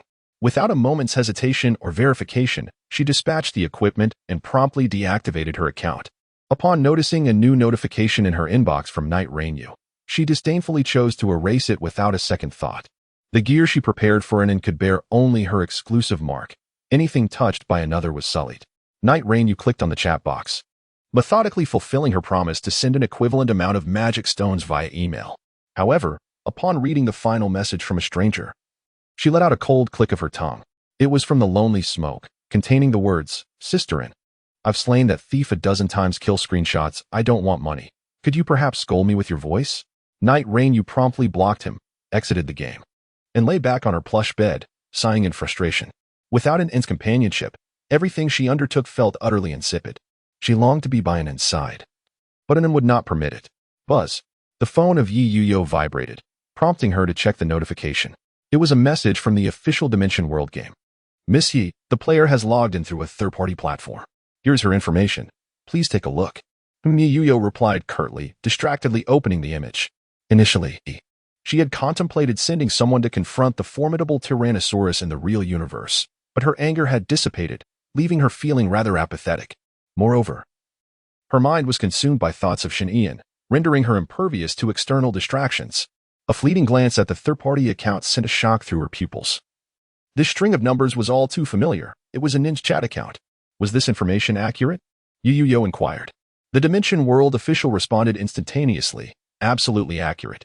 After reading the response, Yu Yuyo, filled with frustration, tossed her phone aside and began to pound her pillow in exasperation. Yu Yuyo, what on earth have you done? She was overwhelmed with regret, loathing her own actions. In her previous life, she had been cold and aloof, solely seeking joy within the game. However, everything changed when it entered her life. Despite having no interest in gaming, indeed, even suffering from motion sickness due to the graphics, and it remained steadfastly by her side, whether in the virtual realm or the tangible world. As Yu Yuyo reminisced, she chastised herself for her past behavior, and surely wished to connect with her through the game, hoping to offer her another chance to shine. Yet, She had managed to ruin it all. Yi Yuyo hurriedly opened the game, determined to send her finest equipment to Shen Ian as a means of apology. Upon searching for the ID Invincible Tyrannosaurus online, she discovered that her profile picture had turned gray, accompanied by a small symbol indicating account deletion. How could this happen? Night Rain Yu felt a surge of panic, her mind conjuring the image of Shen Ian's dejected expression. She opened her messaging app and once again attempted to add Shen Ian as a friend, leaving a note. And then, I was wrong. I didn't know that character was you. You can punish me however you wish. Just please don't be angry. 5 seconds passed. Noticing the absence of a reply from Shen Ian, Night Rain Yu straightened her attire and hurriedly grabbed a set of car keys, racing towards Shen Ian's residence. However, at that moment, Shen Ian was not at home. She was traversing a neighborhood. Recalling her past life, she remembered that tomorrow she would be ambushed by 3 bounty hunters. To preemptively counter this, she resolved to incapacitate them first. Ding. Mission assigned to the host. Option 1. Accept Night Rain Yu's friend request. Reward 2 to Constitution. Option 2. Decline Night Rain Yu's friend request. Night Rain Yu's obsession increases by 3. Shen Ian remained silent. The system urged her to make a choice. Host, please do not hesitate. Make your decision swiftly. Do not disturb me right now. I will address this matter later. Shen Ian replied impatiently. Understood, Master. The system promptly fell silent, retreating into the recesses of Shen Ian's mind. She glanced at her phone once more before tucking it away. Without a second thought, she surmised that the message was likely related to the events occurring in the game. And she was certain that Night Rain Yu would come to her home, offering herself under the guise of an apology. She is not a petty person and feels indifferent.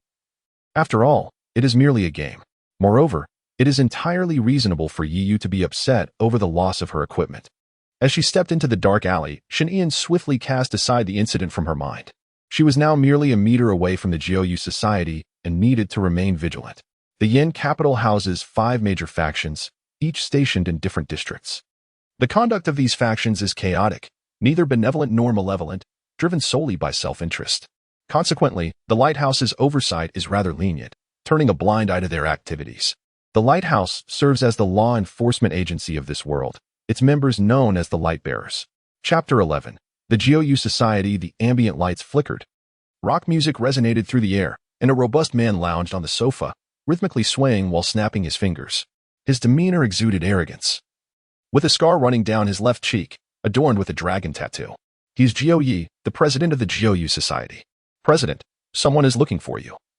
A young man with yellow hair leaned in, whispering into Jiu Yi's ear. Who?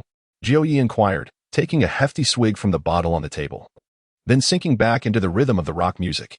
He wishes to commission us for a task, the yellow-haired youth replied. Should I bring him in? Handle it yourselves. Must you report such trivial matters to me? Jiu Yi said, his expression one of indifference. The youth, looking distressed, pulled out a cigarette, lit it, and stated. He wants to negotiate with you personally, bringing along a deposit of 1 million. Jiu Yi clicked his tongue in annoyance. What a hassle. Which family's member is he? The Wang family, who has recently gained considerable notoriety online. The yellow-haired man replied, his eyes squinting with a smile. President, the scrutiny from the lighthouse has intensified recently. Why don't we just seize the opportunity straightforwardly? It would save us trouble. Upon finishing his words, he felt a sharp slap on his forehead. Enough of that. While we may not be paragons of virtue, if such shameless actions were to leak out, how could our Jiuyu Society continue to exist? President, the Wang family's reputation is quite tarnished. We are merely ridding the world of evildoers, the yellow-haired man protested, cradling the bump on his head. Silence. Have him enter. Jiuyu's demeanor suddenly turned frigid, his imposing presence making the yellow-haired man's hair stand on end. Understood, President. I shall go at once. The yellow-haired man opened the door to the private room. Waiting outside for a considerable time, Wang Dachui, despite any lingering discontent, dared not express it. After all, Jiuyu Society was one of the 5 great factions of Yindu. Its strength could only be rivaled by those with deep-rooted family backgrounds. Furthermore, this was someone else's territory. He had to tread carefully. President Jiuyu, I have long admired your esteemed reputation, Wang Dachui said, forcing a smile as he took a seat opposite Jiuyu. Bowing his head slightly. Speak, what matters require my personal attention? Jiuyu inquired, his expression devoid of warmth, his gaze laced with disdain. Wang Dachui detected the condescension but maintained his cheerful facade, replying, I have come not only to request your assistance, but also to explore avenues for collaboration. Ha ha ha, collaboration? Joyo laughed aloud, prompting an awkward chuckle from Wang Dachui. Indeed, collaboration. A smirk vanished from Joyo's face, replaced by a look of utter contempt. You cannot even gauge your own worth, yet you aspire to collaborate with us? The Wang family still possesses some foundation. Wang Dachui spoke earnestly. Oh. Jiuyi rose from his seat and, intrigued, sat beside Wang Dachui, placing a hand on his shoulder and inquiring, "What depth do you speak of?" "First, assist me with my task, and then I shall share," Wang Dachui replied, lifting a suitcase brimming with cash onto the table and unlocking the combination with a swift motion. "This is the deposit." "Very well." A faint, icy smile curved Jiuye's lips, exuding a chilling aura. "However, should the stakes fail to meet my expectations, I shall be quite displeased." As the rock music ceased, an oppressive silence enveloped the air. Wang Dachui, suppressing his fear, trembled as he spoke. "Rest assured, President Jiu. I am genuinely eager to collaborate with you." "That is reassuring. Now, tell me, whom do you wish us to deal with?" "First, let us eliminate him."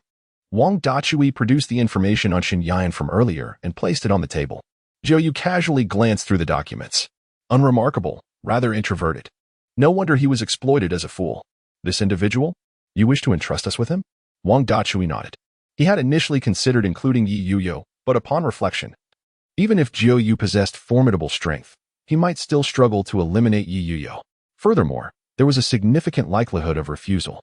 Shen Yan, being an orphan, was utterly alone. His demise would go unnoticed. "Once the task is complete, I shall introduce you to a stunning actress, quite beautiful," Wang Dachui added with a smile. Jiu Yi, however, displayed no interest, dismissing her as mere superficiality, preferring fine wine and tobacco instead. "Very well, you may leave. I will assign someone to handle the matter. Thank you for your assistance." Having spoken, Wang Dachui's expression transformed into one of joy and ease, and he quickened his pace towards the exit. Upon emerging from the underground bar, he finally slowed down and exhaled a sigh of relief. Such places always filled him with trepidation, however. If a collaboration with the Nine Nether Society could be achieved, the Wang family would rise from the ashes. Lost in thought, Wang Dachui suddenly caught a whiff of an exquisite fragrance, distinct and delightful, elevating his spirits. He turned to see a woman brushing past him, instantly captivated. She wore a black trench coat over a crop top and denim shorts, her physique a paragon of perfection, her beauty regal and breathtaking, beyond the capacity of mere words to describe. "Hello, beautiful," Wang Dachui stammered, swallowing hard, ensnared by her allure, oblivious to the security guard who had collapsed in the corner. Shen Yan halted, casting a cold glance away from him. "It's perilous inside. If you wish to drink, I know a splendid place," he offered, greedily surveying Shen Yan's alluring figure. With a scoff, Shen Yan lifted her foot and struck with a speed imperceptible to the naked eye, targeting Wang Dachui's abdomen. The air trembled as he coughed up blood, doubling over and propelled backward by half a meter. Observing Wang Dachui lose consciousness and collapse, Shen Yan maintained her composure as she strode back into the bar. There was no need for her to dirty her hands. Death would soon befall Wang Dachui. As she approached the bar's counter, a chorus of lewd gazes converged upon Shen Yan. "Miss, who are you looking for? Or are you here for a drink?" The young man with golden hair approached Shen Yan with a beaming smile. It was his first encounter with such an exquisite woman, one who could undoubtedly evoke feelings of ecstasy. Beside him, his lackey gazed at Shen Yan with longing, fantasizing about sharing in her allure. Shen Yan, maintaining a calm demeanor, scanned the surrounding members of the Nine Hells, ultimately fixing her gaze on a vaguely familiar face. The man under her scrutiny was taken aback and delighted. With a mischievous grin, he asked, "Beautiful lady, do you require a drinking companion?" "Get lost. Someone of your caliber is unworthy," Shen Yan retorted coldly. "Jealous?" The golden-haired youth kicked the man aside and cast a flirtatious glance at Shen Yan. "I am one of the leaders here. If you need anything, come to me." "Very well," Shen Yan replied icily, and before the golden-haired youth could react, she delivered a powerful punch to his face. His front teeth shattered, blood spewed from his lips, and his body spun 360 degrees in the air. The onlookers stood in stunned silence before hastily drawing their weapons. Sensing the rising tension, Shen Yan calmly unsheathed the black blade at her waist, an aura radiating from her that left the crowd in awe. However, emboldened by their numbers, the members of the Nine Hells summoned their courage and charged at Shen Yan. Chapter 12. The night reigned, yearning for forgiveness with a light chuckle. Shen Yan effortlessly evaded each incoming attack, retaliating with swift precision. Drawing upon her combat skills honed over 2 lifetimes, she perceived this group as woefully inadequate. In no time, everyone except Shen lay on the ground, writhing in agony. Meanwhile, the leader of the 9 hells, Jiu Yi, remained lost in the throes of rock music. Oblivious to the chaos, Shen retracted her black blade and approached the door marked with a sign prohibiting entry to outsiders, kicking it open with a decisive force. The sandalwood door crashed against the audio equipment, abruptly halting the rock music. Jiu furrowed his brow, his gaze turning icy. Who dared to disrupt his territory? What audacity! Are you courting death? Rising to his feet, his eyes ablaze with fury, he turned, only to be taken aback upon seeing Shen. To his astonishment, she was a woman. It seemed he would need to recruit some capable subordinates in the future. Who are you? A member of the Nishi organization? The only organization he could associate with such a formidable presence was one dominated by women. Enough with the pleasantries. Shen, lacking the patience for further banter, strode forward with long strides, her fist poised to strike. Jiu barely managed to evade, stunned by her speed, almost unable to react in time. Quite impressive indeed. He tore off his shirt, revealing a muscular physique, veins bulging with adrenaline surging through him. This woman instilled a sense of urgency within him, a feeling he had never experienced even when confronting leaders of other organizations. He unleashed a powerful punch aimed at the slender Shen, a force capable of incapacitating a bull, yet she caught it with a single hand. Haven't you eaten? Shen taunted, surprised at how weak this lifetime's Jud seemed. Or perhaps she was far stronger than she had been in her past life. Jud was taken aback, bewildered by how he could be overpowered by a woman of such a different stature. In that fleeting moment of distraction, he felt darkness cloud his vision, his body losing balance. He staggered to regain his footing, coughing up blood, and pressed his hand against the newly formed bruise on his chest. When did Jindu produce such a formidable individual? His strength likely far surpasses that of anyone else. I concede. Whatever you desire, I shall grant you. Upon hearing this, Shen retracted his murderous intent, nonchalantly settling onto the sofa, his gaze directed towards the documents on the table, which he picked up to examine. Is this the person you intend to eliminate? Shen oriented the dossier towards Jiu Yi, who hesitated, his words caught in his throat. After a moment of uncertainty, he tentatively inquired, Are you well acquainted with him? Not particularly, merely. Shen casually tossed the dossier onto the table, crossed his legs, and shot a chilling glare at Jiu Yi. You cannot touch him. Jiu Yi swallowed hard. This was no mere unfamiliarity, as his gaze was sharp enough to cut. He contemplated the desire to flay Wang Dezhu, who had caused him such distress. From now on, Shen shall be my elder brother, he declared through gritted teeth. Though he was reluctant to simply accept the role of a weak subordinate, he recognized that he could not contend with this woman. With a sense of resolution, Shen slowly rose, grasped the water-soaked dossier, and tore it into fragments, scattering them into the air. Today, let it be as if nothing has occurred. The refuse on the floor is yours to clean up. Jiu Yi dared not utter a word of dissent, despite feeling utterly humiliated. He understood that the powerless have no voice. Defeat is defeat, and one must swallow their pride. Boss, Jiu Yi is yours to command as you please. Farewell. Take care of your subordinates. Shen waved her hand dismissively, having grown weary of the role of a leader. In her previous life, she established an organization named Reverse Entropy, which within merely 6 months successfully merged 5 major revenue streams and forged a partnership with the Lighthouse. Titles such as Queen, Boss, Sister and Master, and Mother had all become tiresome to her. Jiu gazed at Shen-Ian's graceful departure, momentarily entranced. This regal aura exuded a natural leadership quality, both noble and distant. He felt a flicker of attraction, yet he was a Sigma male, destined to love only his mother.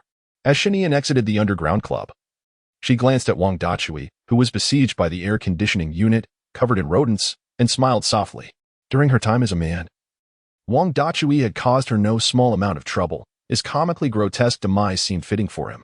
Upon returning home, Shen removed her high-heeled leather boots and placed them on the shoe rack, only to discover an additional pair of black leather shoes. The kitchen was filled with enticing aromas accompanied by bubbling sounds. Sighing in exasperation, she entered the kitchen to find it empty, then proceeded directly to the front door. Hesitating for a moment at the doorknob, she slowly turned it. Upon opening the door, a sweet fragrance enveloped her, and as she switched on the light, she beheld the delicate figure rising in the dimness. With a cold demeanor, she said, You, do not overstep your bounds. "Anin, you're back." Yu exclaimed excitedly, throwing off the covers and eagerly rushing towards Shinian. "I didn't mean to upset you in the game. Please forgive me." Shunian attempted to push Yu away, but found herself at a loss. "Yu, are you challenging my limits?" Shunian uttered in a frigid tone. Upon hearing this, Yu gradually released her grip, gazing at Shunian with tender affection, and murmured, "I had intended to warm your bed as recompense, but alas. The lingering scent of you is far too captivating." "Yu." Shunian retrieved the ebony blade from her system inventory, directing its razor-sharp edge towards Yu's mediastinum. "Do you truly believe I am incapable of striking you down?"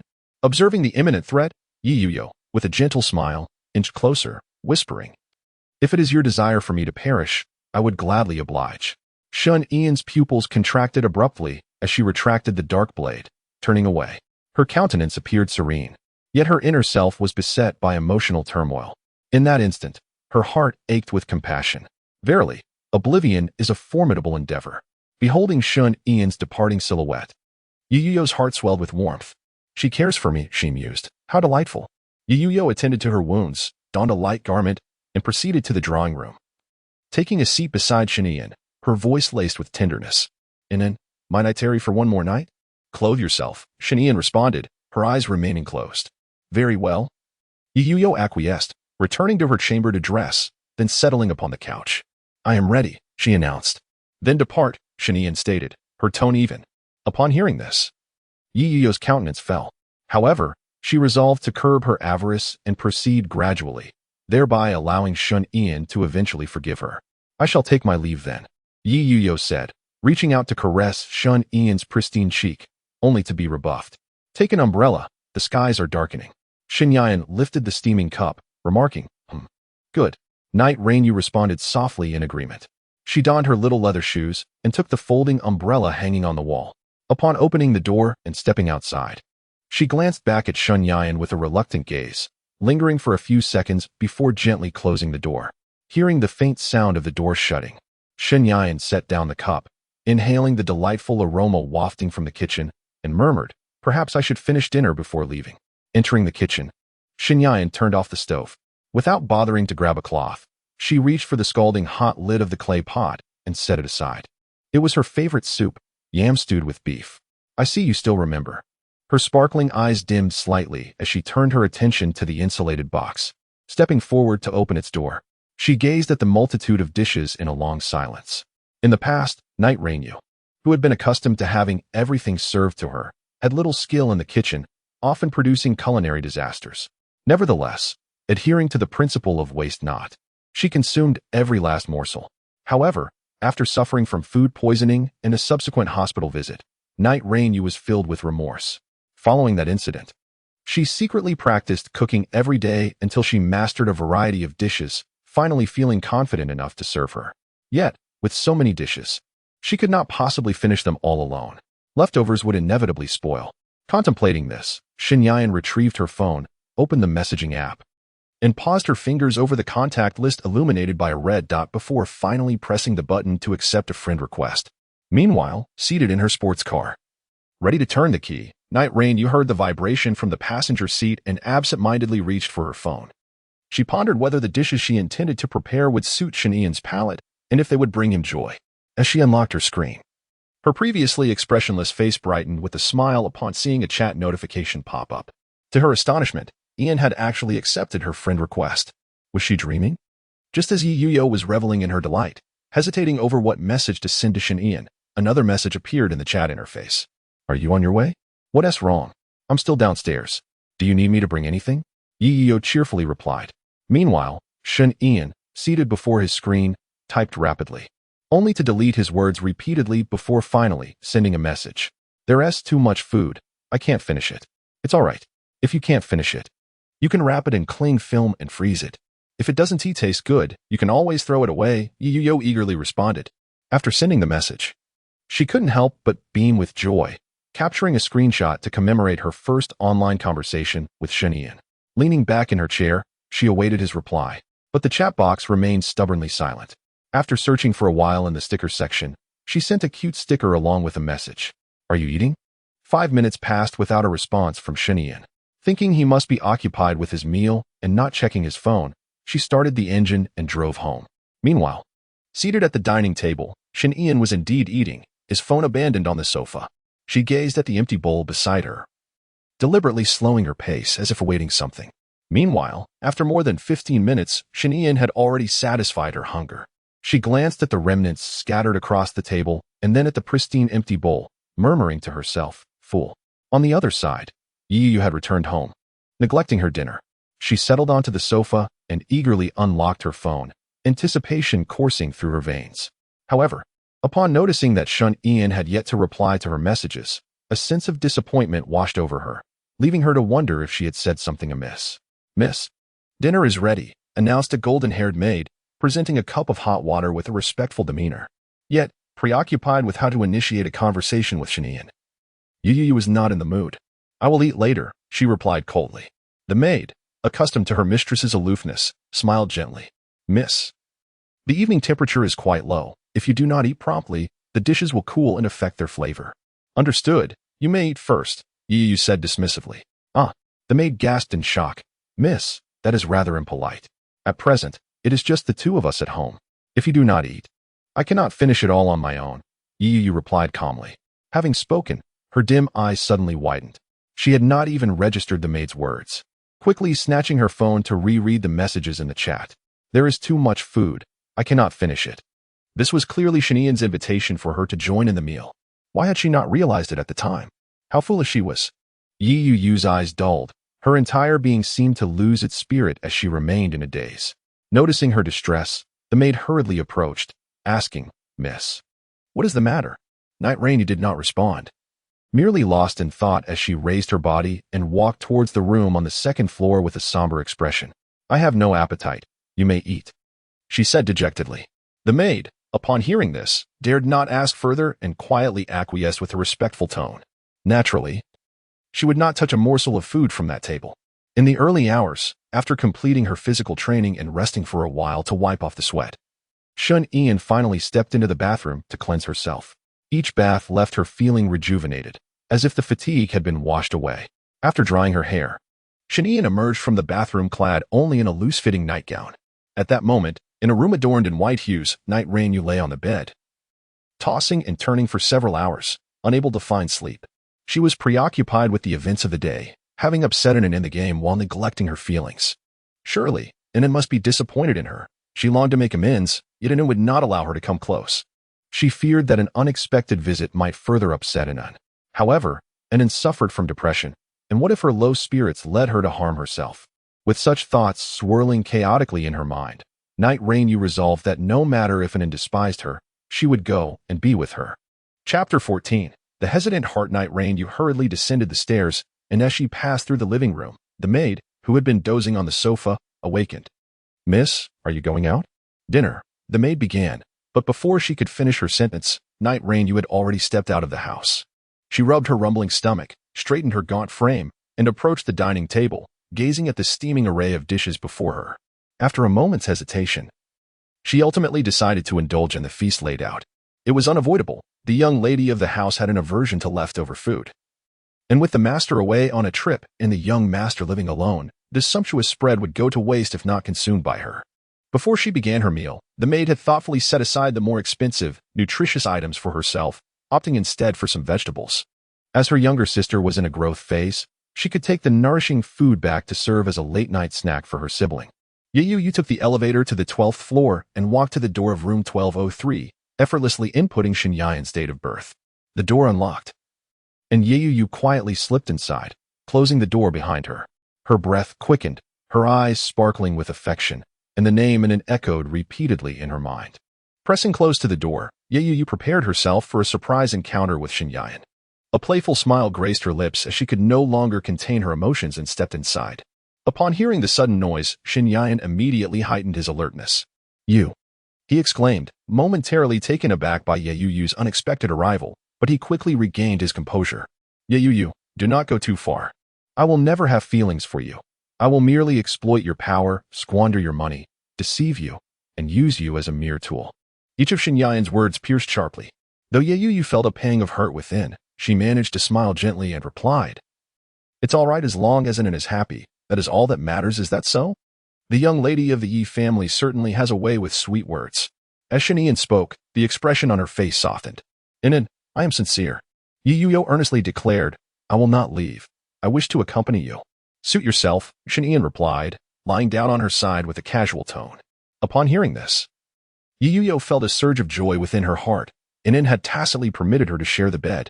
Yi Yuyo longed to embrace Shanian as they drifted into slumber, yet she feared inciting Shanian's aversion and reluctantly withdrew her hand. Meanwhile, Shanian turned away, gazed at the dim and hazy scenery, her thoughts a tumultuous whirlpool. In her past life, plagued by severe depression, she had yearned desperately for companionship. But when she teetered on the brink of collapse, she found herself utterly alone. During that harrowing time, she had reached out, pleading for Yi Yuyo's presence, yet ultimately, Yi Yuyo departed to pursue her studies abroad. She harbored no hatred towards Yi Yuyo, only a trace of resentment. For she understood that the true culprit was never anyone else but her own fragile heart. Consequently, she resigned herself to becoming a heartless individual. From cradle to grave, the only constant companion she could rely on was herself. Never having possessed love, she could not experience the pangs of loss. Having never loved, she could not feel sorrow. Yet, Yi Yuyo, much like in her previous life, intruded into her existence with an imperiousness that made her heart flutter and drew her into a state of yearning, ultimately leaving her abandoned. She was reluctant to place her faith in such hollow sweet nothings, but Yi Yuyo professed that she would not forsake her again. Shun Ian felt profoundly bewildered. Despite her resolute decision to embrace solitude until the end of her days, she still found herself clinging to her affection for Yi Yuyo. With the memories of their past lives, will their experiences and outcomes diverge? The night deepens, and a gentle rain begins to fall. As Shanian listens to the rhythmic sound of the winds knocking, her heart gradually finds tranquility. She turns to gaze upon Yi Yu's serene sleeping face. Though this visage is naturally proud, it now bears a sweet smile. Yi Yu sleeps soundly, her beauty illuminated by her dreams. Shanian quietly observes this face, one she wishes to forget yet longs to see at all times, musing to herself. If only, forget it. There are no ifs in life. Chapter 15. The excesses of Yi Yu. As dawn breaks, sunlight filters through the curtains, casting a warm glow in the dimly lit room. On the plush, cloud-like bed, Shanian awakens, lifting her face from the cocoon of warmth. She had slept soundly through the night, unassisted by sleep aids. Propping herself against the wooden headboard, she turns to watch Yi Yu, who was lost in a deep slumber. After a long while, unable to resist the allure of that exquisite sleeping face, she reaches out to touch it. The sensation is akin to caressing soft velvet, delicate and tender. And Yi Yu murmurs, stirring slightly. Shanian panics and attempts to retract her hand, only to have it captured by Yi Yu's grasp, firmly locking it against her soft frame.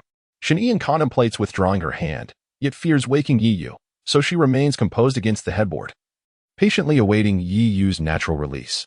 15 minutes pass. Her hand grows slightly numb, while Yi Yu continues to bask in blissful slumber. Shun Ian extends her other hand to glance at her phone, noticing the time reads 9:30. If she waits any longer, she may miss breakfast. She felt that Yi Yu was already asleep for long enough, so she gently withdrew her hand. As expected, even though Shun Ian was very careful, Yi Yu was still sensitive enough to awaken. Where are you going, Ian? Yi Yu inquired with bleary eyes, gazing at Shun Ian. Getting up. Where else would I go? Shun Ian replied calmly, rising to change her clothes. Then I shall get up as well, Yi Yu exclaimed. Just as she was about to sit up when Shun Ian coldly remarked, the bathroom is small. It would be cramped if we both wash up at the same time. I permit you to sleep a little longer on my bed. Having dressed, Shun Ian did not glance back at Yi Yu's expression, exiting the room and closing the door behind her. Left alone in the room, Yi Yu pouted in desolation, for she had intended to wash up alongside Ian. She returned to the bed, turned to the pillow that Shun Ian had lain upon, drew it into her embrace, and rubbed her face against it repeatedly. Reveling in the moment, Ian's sin is so delightful. I simply cannot endure this. Ian, I was wrong. Please let me in. Outside the door, Yi Yu clutched the doorknob, playfully pleading. Despite her voice being sweet and gentle, Shun Ian remained unmoved, sitting on the sofa sipping hot milk. Ian, I truly made a mistake. Yi Yu released her tight grip on the doorknob, sighing in disappointment. Anyone familiar with Yi Yu would be astonished at such a scene. After all, she was regarded as a stunning yet aloof heiress in the eyes of others. If you damage my door, don't expect to come in again, Shun Ian declared. Placing her cup down, and speaking in a tone audible from outside. After the night rain had subsided, Yu promptly released her grip, obediently standing there, awaiting Shanian to gently open the door. After a brief moment, the door creaked open, revealing Shanian. At that moment, she was clad in a sleek black suit, the unbuttoned portion revealing a crisp white shirt paired with a black tie. Her left eye, obscured by a sideswept fringe, was adorned with a diagonal black ribbon. It was simply her habit to rely solely on her right eye. The left eye, concealed by her bangs, felt quite foreign. Thus she resorted to an eye mask. Shanian was tall and statuesque, her demeanor exuding an air of cold elegance. Even as a girl, she radiated a formidable presence, surpassing the notion of a girlfriend and leaning more toward that of a wife. And Yu exclaimed, excitedly embracing Shanian's figure. Truly, she was her darling, effortlessly mastering any style. I have matters to attend to, do not bother me. Go home. Shanian replied, gently pressing Yu's forehead to deter her embrace. With that, she shut the door and walked past Yu. Just moments ago, the system had assigned her a task, to pursue a dangerous subhuman on the run. Note, these malevolent subhumans possess physical attributes far exceeding those of ordinary humans, with an inherent predisposition toward evil, frequently committing heinous acts that have led to their being hunted and rewarded by the lighthouse. No, I want to accompany Ian. Yu insisted, tugging at the hem of Shun-Ian's garment. For every step Shun-Ian took, Yu followed closely. Very well. You may accompany me today, but do not follow me in the future, Shun-Ian stated, glancing at the elevator button panel. Upon hearing this, Yu, disheartened, released her grip and followed Shun-Ian into the elevator. Where is Ian going? Will it be dangerous? Yu inquired. That is none of your concern. Shun-Ian replied curtly. In the quiet of the night rain, Yu hesitated to speak. She was deeply concerned yet feared annoying Shun-Ian. Upon exiting the elevator and the building, Yu paused, grasping Shun-Ian's hand. Anin, I may be indifferent, but I cannot permit you to be harmed. Hearing her voice, Shun-Ian turned, meeting Yu's earnest gaze, and after a moment, softly acknowledged her with a hum. As Shun-Ian resumed her path, Yu continued. If Anin encounters troublesome individuals, I shall eliminate them on your behalf, regardless of who they may be. Her smile was enchanting, yet the aura she exuded was chilling. To her, Shun-Ian was akin to a precious treasure. Each injury inflicted upon her felt like a stab to her own heart. Therefore, she would not allow any malevolent presence in this world to threaten Shun-Ian, nor would she tolerate any adversary, including herself. I needn't your concern. Just ensure your own safety, Shun-Ian replied, casting a glance at Yu. Her eyes softened momentarily before regaining their composure. Gradually, the distance between them grew, and Yu, standing at a distance, reluctantly withdrew her gentle gaze. At the moment she turned away, her eyes gleamed with a cold light. Today, the Joyo Society would send someone to assassinate Anin. Perhaps Anin was aware, or perhaps she had forgotten. Yet, it mattered not. She would resolve everything for Anin, leaving no room for future troubles. In a tranquil area, a young girl clad in a white dress pushed a middle-aged man in a wheelchair, his expression rigid and head tilted. Dad, let's stroll a bit longer before heading home, Xiao suggested. The middle-aged man replied, his words unclear. Xiao propelled her wheelchair, her attention entirely absent from the scenery. It was not that she had grown weary of the view, but rather that her thoughts were consumed by Shun-Ian, the man who had bestowed upon her a considerable sum of money that very day. Although this transaction was ostensibly a business deal, she felt that her actions did not warrant such a hefty reward. Shun-Ian, too, did not strike her as a fool with an abundance of wealth. Instead, he exuded an air of composure that instilled in her a desire to depend upon him. Moreover, Shun-Ian was not even a relative of hers. She felt deceived. After receiving that money, Xiao was not at ease. Deep down, she sensed that it was not rightfully hers. However, with her father's medical expenses being exorbitant, she found herself in dire need of the funds. Lost in thought, she accidentally stumbled over a stone. As she cried out in pain and stood up to apologize to her father, a sudden force gripped her neck with alarming intensity. Chapter 16. Xiao's unexpected misfortune. Standing at a height of 1.65 meters, Xiao was abruptly lifted off the ground. In agony, she kicked backward with her heels and attempted to bite the bronze-colored arm that ensnared her neck.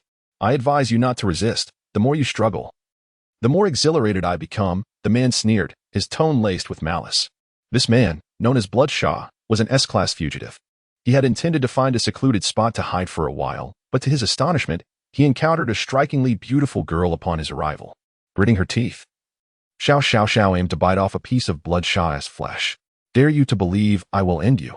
Enduring the pain, Bloodshot forced Xiao Xiao Xiao to the ground, binding her hands with iron chains. Hearing the commotion, Xiao Xiao Xiao's father, Xiao Zhang, hurriedly attempted to rush to her aid. But his condition, afflicted by amyotrophic lateral sclerosis, rendered him helpless as he collapsed to the ground, yearning to assist yet unable to do so. Xiao Xiao Xiao. Upon hearing her father's concerns, Xiao Xiao Xiao shed tears as she kicked and struck at the blood fiend. Alas, her delicate frame and frail condition could inflict no harm upon the robust figure of the blood fiend. Behave, and perhaps I shall spare your father. The blood fiend coldly threatened. Otherwise, your father shall suffer the consequences. No, please do not harm my father. Xiao Xiao Xiao pleaded through her tears. Her father had raised her from childhood. He was her sole support, her anchor. Then be obedient. The blood fiend leered lewdly, hoisting Xiao Xiao Xiao's fragile form as he strode toward the shadowy alleyway. Despair etched across her face, mirrored by her father's anguish. Xiao Xiao Zheng, overwhelmed with emotion, dragged his trembling body toward the direction from which Xiao Xiao Xiao was being taken. Yet, despite his fervent efforts, he advanced but a fraction of a distance. Just as tears brimmed in Xiao Zhang's eyes from desperation, a passing youth observed the scene and came to a halt. Sir, you. Before the youth could finish his sentence, he noticed Xiao Zhang frantically pointing toward the vanishing figures. My daughter. With years of experience as a lighthouse keeper, the youth quickly discerned the gravity of the situation upon glancing at the retreating form of the blood fiend and the girl being carried away. He hastily steadied Xiao Zhang and rushed forward. Stop! A gunshot rang out, and a tranquilizer dart struck the blood fiend's muscular back.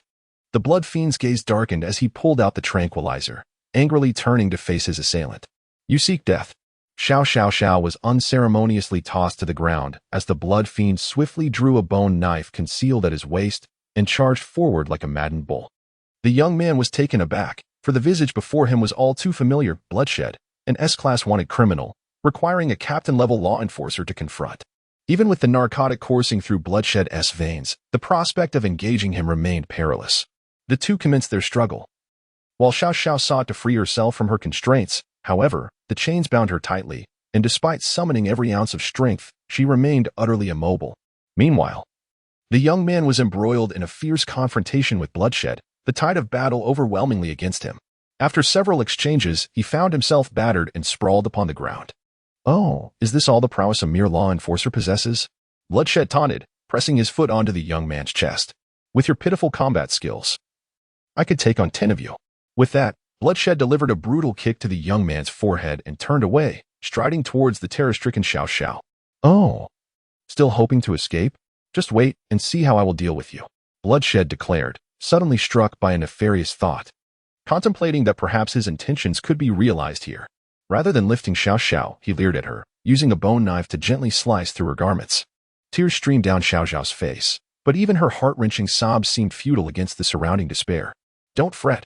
Soon you'll have much more to cry about, Bloodshed sneered, impatiently unfastening his belt. Yet, before he could complete the task, an overwhelming surge of murderous intent enveloped him. He halted, fear gripping him as he scanned his surroundings. The malice did not emanate from the young man, nor the elderly figure, and it certainly could not arise from the frightened girl. Someone was watching him, and he realized he had become the prey. You little vermin, are you tired of living?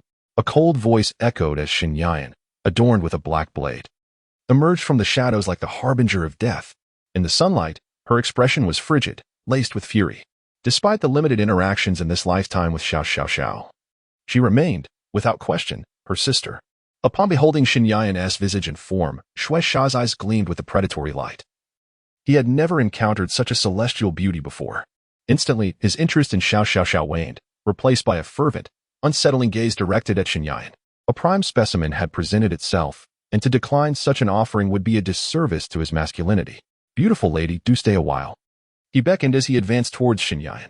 The dazed young man, barely clinging to consciousness, struggled to grasp Shui Sha's ankle, imploring, Go. Please, flee. He was acutely aware of Shui Sha's formidable prowess. Even the captain-level light-bearers found themselves at a loss against him, let alone a mere woman. Leave. To where? Shen Yan remained unfazed, regarding Shui Sha with contempt, a chilling smile curling her lips. I'll sever his tendons first, then I shall depart at my leisure. Arrogant. Shueisha scoffed, exhilaration coursing through him as he envisioned the degradation of Shenyan. He brandished his blood-soaked bone knife, launching an unstoppable assault towards her. The nearly unconscious young man erupted in a cry of anguish and fury. This blow would surely prove fatal for the woman, if only he were stronger. The outcome would be different. Averting his gaze, he feared the haunting image of her chest being pierced would linger in his mind forever. He could not fathom why these powerful beings reveled in tormenting the weak, nor why, despite his righteous heart, he felt so utterly powerless. The youth, filled with reluctance, slowly raised his head, his hazy eyes revealing his determination. The blood fiend was formidable, yet perhaps he could buy them some time to flee. At the moment the youth beheld the silhouette of the blood fiend, his face was struck with astonishment. A torrent of blood flowed from the blood fiend's body, causing his towering figure to collapse towards the ground. In stark contrast, Shenyan emerged unscathed, save for his suit jacket stained with blood. How filthy, he thought, as he withdrew a handkerchief from his pocket to wipe the blade, casting a disdainful glance at the convulsing blood fiend on the ground. It was time to depart. Shenyan coldly disregarded the youth, remarking with indifference, "If you are a man, then rise on your own. Do you expect me to assist you? Who are you?" The youth stammered, struggling to lift himself as he gazed at Shenyan's elongated silhouette. Shenyan remained silent, unbinding the chains that had restrained Xiao, and flatly stated, a trivial question. The youth was left in a daze. This woman was truly extraordinary. "It is you," Xiao exclaimed in disbelief. Looking at Shenyan, she had not anticipated that this beautiful sister would come to her aid twice. "Are you out of your mind, wandering in such a remote place?" Shenyan gave Xiao a sharp tap on the head. "Ouch," Xiao cried, cradling her forehead. Just as she was about to speak, her gaze shifted to her father's position. "Dad, are you all right?" she called out anxiously as she rushed towards Sejong. Shenyan observed her with a sigh, shaking his head. Just like in the previous life, she was truly a source of worry. "May I inquire how you accomplished this?" A serious voice reached Shenyan's ears, prompting her to glance in its direction. She discovered a young man standing, his gaze resolute as he regarded her. "How have you become so powerful?" he inquired. Shenyan, taken aback, pondered with her hand resting on her chin. "Am I truly that strong?" Chapter 17. The importance of background. Of course. You have taken down an S-rank wanted criminal, and in an instant, your prowess must far exceed that of the captain-level figures in the lighthouse, the young man exclaimed, his excitement palpable. This was a level he had aspired to for years, yet the woman before him appeared to be merely in her 20s.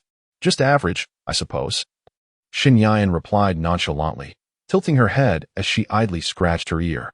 To her, there was no distinction between the strength of enemies. In any case, victory was assured for her. The young man was momentarily rendered speechless. "What are you standing there for? Get back to your duties," Shenyan urged, regaining his composure. The young man produced handcuffs, intending to restrain the bloodthirsty foe. However, upon closer inspection, he realized it was unnecessary. Shenyan's swordsmanship was exquisite. She had severed the enemy's meridians. Even if he managed to survive, he would be rendered useless. "If you cannot take him away, summon your comrades," Shenyan instructed as she prepared to depart. The young man hurriedly called out to her, "Benefactor, my name is Yi Zilin. Should you ever require assistance, do not hesitate to reach out." He handed her a postcard, and after a moment's contemplation, she accepted it slowly. Yi Zilin was a name she recognized well. In her previous life, he was known as the foremost swordsman of Huaxia, having ascended from an inconspicuous security officer to the leader of the lighthouse within a mere year. However, he soon resigned, and the reason was simply that she happened to need a leader at that moment. It seems that no matter how long the threads of fate extend, they ultimately intertwine. "Thank you, Sister Ian," Xiao, having settled her father, approached with a face full of gratitude, "and also thanks to Brother Zilin." "No, you need not thank me. I did not assist in any significant way," Yi Zilin replied, feeling quite embarrassed. "How could that be? If it weren't for Brother Zilin, I would have." Xiao shuddered at the thought of the scene from earlier. Yi Zilin's expression darkened as he slowly said, "It was my duty to save you, but as a constable, I should not have faltered. I should not be so weak." Xiao, wanting to offer words of comfort, was preempted by Shen Ian, who said, "Why demean yourself just because you lost?" "Indeed, I am weak and unworthy of being a constable," Yi Zilin replied. "Ha!" Shen Ian chuckled lightly, asking, "Then let me ask you, are you dead?" So what if you were weak? You survived. As Shanian spoke, her gaze shifted to the blood fiend, her voice growing cold. And what of his strength? He is still dead. But Yi Zilin hesitated, words caught in his throat. Shun Ian shrugged. All right, I am not a motivational speaker, so I shall refrain from lecturing you. With that, she playfully flicked Xiaoxiao's forehead. And you, if you take your father wandering about again, I shall break your legs. Do you understand? Xiaoxiao wanted to argue but held back. Fine, I understand. Thank you, Sister Ian. Do you know each other? Yi Zilin curiously inquired. Noticing the apparent familiarity between them, Shin Ian replied, I do not know her. Xiao insisted, I know her. The two spoke in unison, with Xiao puffing her cheeks. Sister Ian, at least we have met once before. Have we? I seem to have forgotten, Shin Ian responded with an impassive expression. Xiao felt disheartened by this. Was she truly so transparent? Meanwhile, at the headquarters of the Jiu Society, within a flickering lit private room, a group of individuals knelt, members of the Jiu Society. Typically, they exuded an imposing presence that instilled fear, yet now, they bore bruises and trembled, even the leader. Jiu Yi, quaking as he knelt. Who sent someone to kill Shin Ian? A cold voice resonated, sending shivers down the spines of those kneeling. Miss Yi. That person is already dead, Jiu Yi stated. Who killed him? Yi Yuyo continued her icy inquiries. After a moment of hesitation, Jiu Yi replied, another woman of Shin Ian. As these words fell, an icy chill enveloped the room, freezing the air. What did you say? Repeat that. Yi Yuyo's eyes widened in disbelief. How could an impossibly have another woman? Yesterday, a woman came here for Shun Ian, beat us soundly, and declared that only she could touch Shun Ian, Jiu Yi explained. Bring up the surveillance footage. A surge of panic surged within her as Yi Yuyo lost her composure.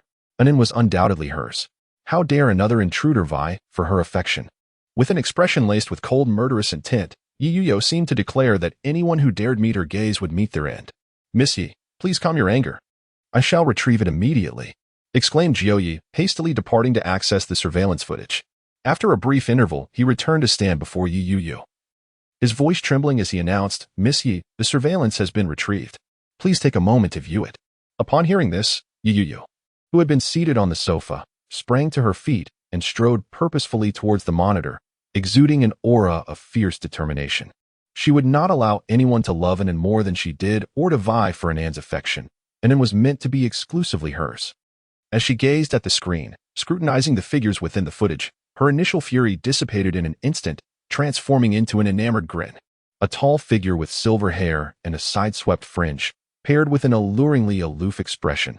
Could this not be her beloved Anan? How utterly vexing it was that she had been consumed by jealousy and worry. Standing nearby, the woman with dark skin observed the rapid shift in the young lady's demeanor. Her expression one of bemusement. Simultaneously, she found herself intrigued by Shin Ian. It was hard to fathom that the inherently proud young lady could develop such a fervent affection for someone. Shin Ian, I truly wish to meet her one day, the dark-skinned woman mused, casting a glance at the members of the Jiu Society, silently signaling them to forget this moment. The members, displaying their understanding, lowered their heads, recalling the earlier scene with trepidation. At that time, the dark-skinned woman had charged in without hesitation, achieving an overwhelming victory. An experience that was indeed terrifying.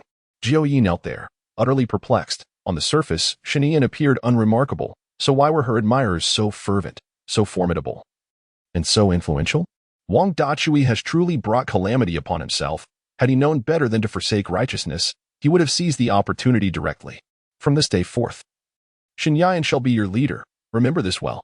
Knight Ranyu, having deleted the surveillance footage, cast a frigid glance at the gathered members of the Jiu Society, leaving them no time to respond before she strode towards the exit. Upon hearing this, Jiu Yi felt no resentment, for he had already been bested by Shin Yan's woman on 2 occasions. It is wise to adhere to directives, otherwise.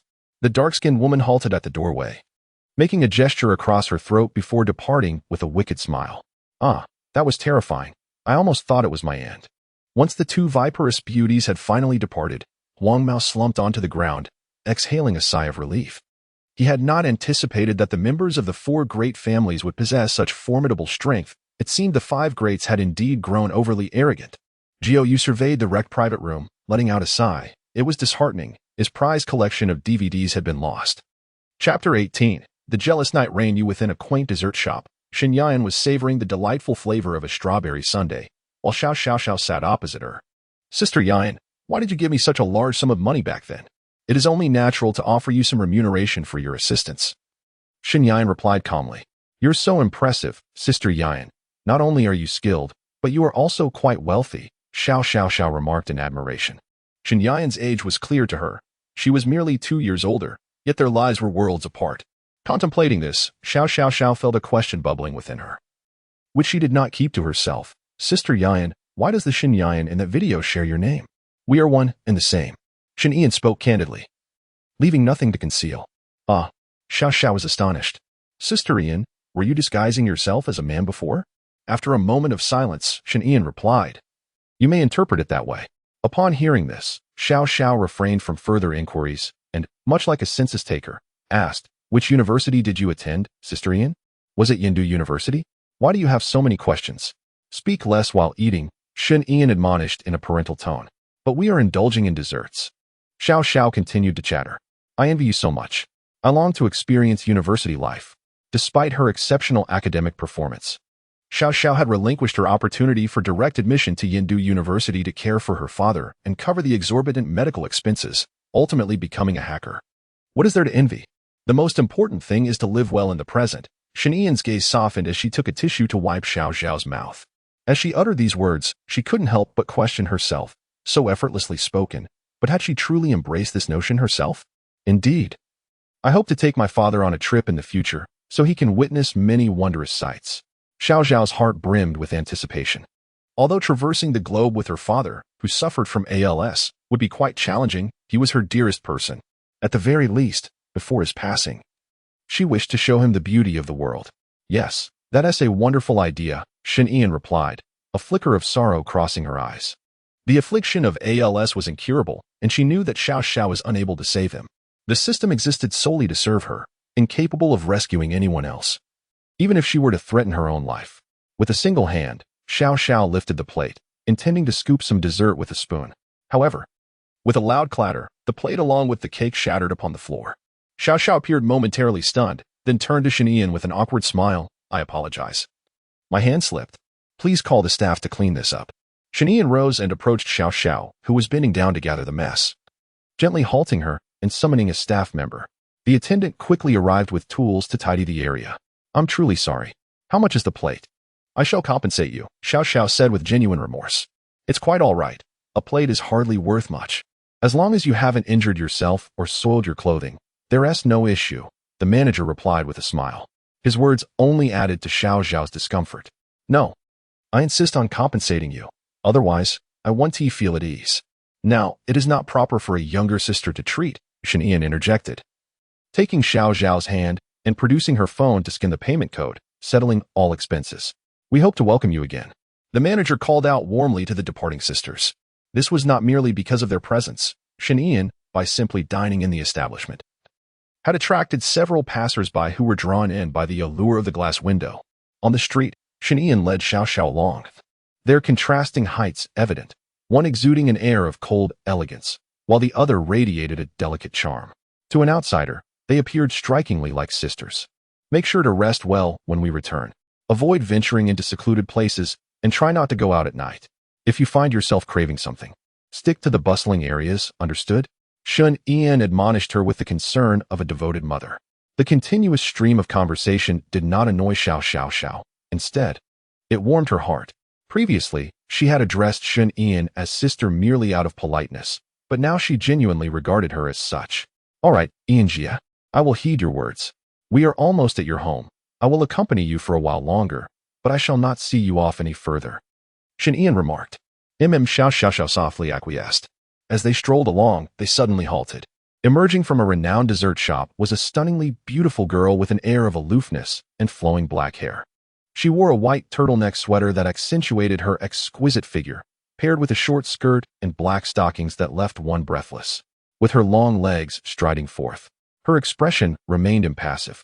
However, upon turning her head to glance at Shen Yan and Xiao, her demeanor shifted dramatically, causing the exquisite bag she held to slip from her grasp. Yuyo gazed at their intertwined hands, feeling a surge of jealousy. She approached them, casting a cold glance at Xiao Xiao Xiao before looking at Shun Ian with a wounded expression. And then who is she? Shun Ian was at a loss for words. Clearly, in her previous life, Yi Yuyo had recognized Xiao Xiao Xiao. Had she forgotten? It's none of your concern. Shun Ian calmly pulled Xiao Xiao Xiao away from Yi Yuyo, leaving that remark in her wake. Yi Yuyo watched their retreating figures, losing her composure. Isn't it about to be taken away? No. Absolutely not. Inan can only belong to me. A sudden chill ran down Xiao Xiao Xiao's spine, as though something terrifying was fixated on her. I will leave you here, Shun Ian said, releasing Xiao Xiao Xiao's hand. Goodbye, Ian Jie. Xiao Xiao Xiao smiled faintly and waved goodbye to Shun Ian. After Shun Ian departed, Xiao Xiao Xiao turned to the entrance to initiate facial recognition when suddenly a loud clang echoed through the air. She focused her gaze and was taken aback to see a short dagger embedded in the previously intact iron door. What is your relationship with Inan? Yi Yuyo approached Xiao Xiao Xiao with an ominous aura, her expression twisted with malice. Xiao Xiao Xiao stood frozen, at a loss, until Yi Yuyo drew another dagger and pressed it against her neck, prompting her to stammer, I am Inan's god-sister. Upon hearing this, Yi Yuyo paused for a few seconds, seemingly recognizing Xiao Xiao Xiao. Memories flickered in her mind, and she swiftly transformed her chilling demeanor into a gentle smile. Oh, I see you are Inan's god-sister. My apologies, I was a bit too excited just now, please don't take it to heart. With a smile, Yi Yuyo withdrew the dagger from the iron door and sheathed it within the black silk scabbard. Xiao Xiao Xiao's lips twitched slightly. Was that excitement? It seemed she nearly provoked her with the blade. I'm sorry, as compensation, please accept this black gold card. Yi Yuyo produced a black gold card and handed it to the bewildered Xiao Xiao Xiao. This card could be used at any upscale store or brand outlet, with a remaining balance of several million. Isn't this inappropriate? Xiao Xiao Xiao protested, waving her hands in refusal. Just the texture of the card's surface revealed its extraordinary nature. It's perfectly fine. I am unscathed, Yi Yuyo reassured her with a smile. After listening, Yi Yuyo merely smiled, then slipped the black card into Xiao Xiao Xiao's pocket, declaring, Ainan's sister is my sister, so please do not stand on ceremony. Having said this, Yi Yuyo did not wait for Xiao Xiao Xiao's response, but joyfully turned and walked away, her small shoes clicking softly until she gradually faded from view. Chapter 19. The wrong Yi Yuyo. As Yi Yuyo emerged from the alley, she was about to return to the dessert shop to purchase 2 more cakes when a familiar voice called out to her. Yi Yuyo, are you seriously unwell? Shin Yan leaned against the white porcelain tiles, arms crossed, speaking coldly. Ainan Yi Yuyo's icy demeanor instantly melted, and she sweetly embraced Shin Yan. Please answer my question. Shin Yan gently prodded Yi Yuyo's forehead with a finger, feeling like a child caught in wrongdoing. Yi Yuyo sheepishly replied, I didn't mean to hurt Xiao Xiao Xiao Ainan. Please forgive me. Are you an apology machine? Shin Yan remarked with a flat expression, weary of hearing the word forgive from Yi Yuyo so many times. No, I simply love Ainan the most, my sweet. Yi Yuyo wrapped her arms around Shin Yan's, saying, Ainan, shall we go to the dessert shop for cake? They have your favorite strawberry flavor. I've already had some. You can enjoy it by yourself. Shin Yan released her grip and turned to leave. At that moment, Yi Yuyo grasped the hem of her clothing, her eyes filled with a pleading look. Ainan, will you stay with me? Please, I beg you are no longer a child. Shin Yan remained unmoved. Upon hearing this, Yi Yuyo dejectedly let go. Then, I shall escort Ainan home. My vehicle is parked nearby, Yi Yuyo hurriedly declared, fearing that if she delayed, Shin Yan would depart. No need. I can take a taxi. It's quite close, Shin Yan replied, already distancing herself from Yi Yuyo. Under the dim sky, a gentle rain began to fall, and Yi Yuyo's voice was soft, laced with tremors. All right then, goodbye, Ainan, she said, apprehensive that further insistence might irk Shin Yan. With a heavy heart, she turned away and departed. Shin Yan paused after taking a few steps, hesitating momentarily before glancing back at Yi Yuyo's forlorn silhouette. Perhaps it would be better to stay with her for a while. Yet, Yi Yuyo did not linger at the cake shop. She merely picked up the damp cake wrapper from the ground and listlessly approached the silver sports car parked by the tree. Standing before the entrance of the cake shop, Shin Yan halted, watching as Yi Yuyo settled into the driver's seat. She cast a glance at the cake remnants on the ground, but chose not to pursue her. Perhaps it is for the best. She has made her choice, Shin Yan thought, resigning herself to the situation. As the silver sports car departed the parking area, turning the corner, Shin Yan seemed to glimpse the glimmer of tears in Yi Yuyo's eyes through the slowly rising window. A tumult of emotions stirred within Shin Yan. Was she being too callous? Yi Yuyo had not wronged her. In her past life, the choice of suicide stemmed from her own fragility, unrelated to Yuyo. However, during the days leading up to her demise, she had indeed felt wronged and resentful, feeling forsaken by Yuyo, lamenting that she had been left alone. In a second life, Yuyu seemed genuinely intent on atoning for her past mistakes. Yet, she feared repeating those errors, terrified of losing herself once more in the tender embrace of love. Afraid that her heart would become fragile as a result. To live well in the present. Shin Ian, have you truly accomplished this? A self-deprecating smile crossed Shin Ian's lips as she allowed the torrential rain to drench her completely, her hands tucked into her pockets as she ambled towards home. Upon her return, she was entirely soaked, droplets streaming down her form. Shin Ian removed her sodden attire, wringing it out in the bathroom before placing it in a basin. She did not hasten to take a shower. Instead, braving the chill, she reached for a pouch of medicine atop the table and retrieved a box of pills. The turbulent emotions she had experienced during her walk warranted a precautionary measure, so she decided to take the medication in advance. After swallowing the pills, Shin Ian settled onto the floor, leaning against the corner of the sofa to regain her composure for a while.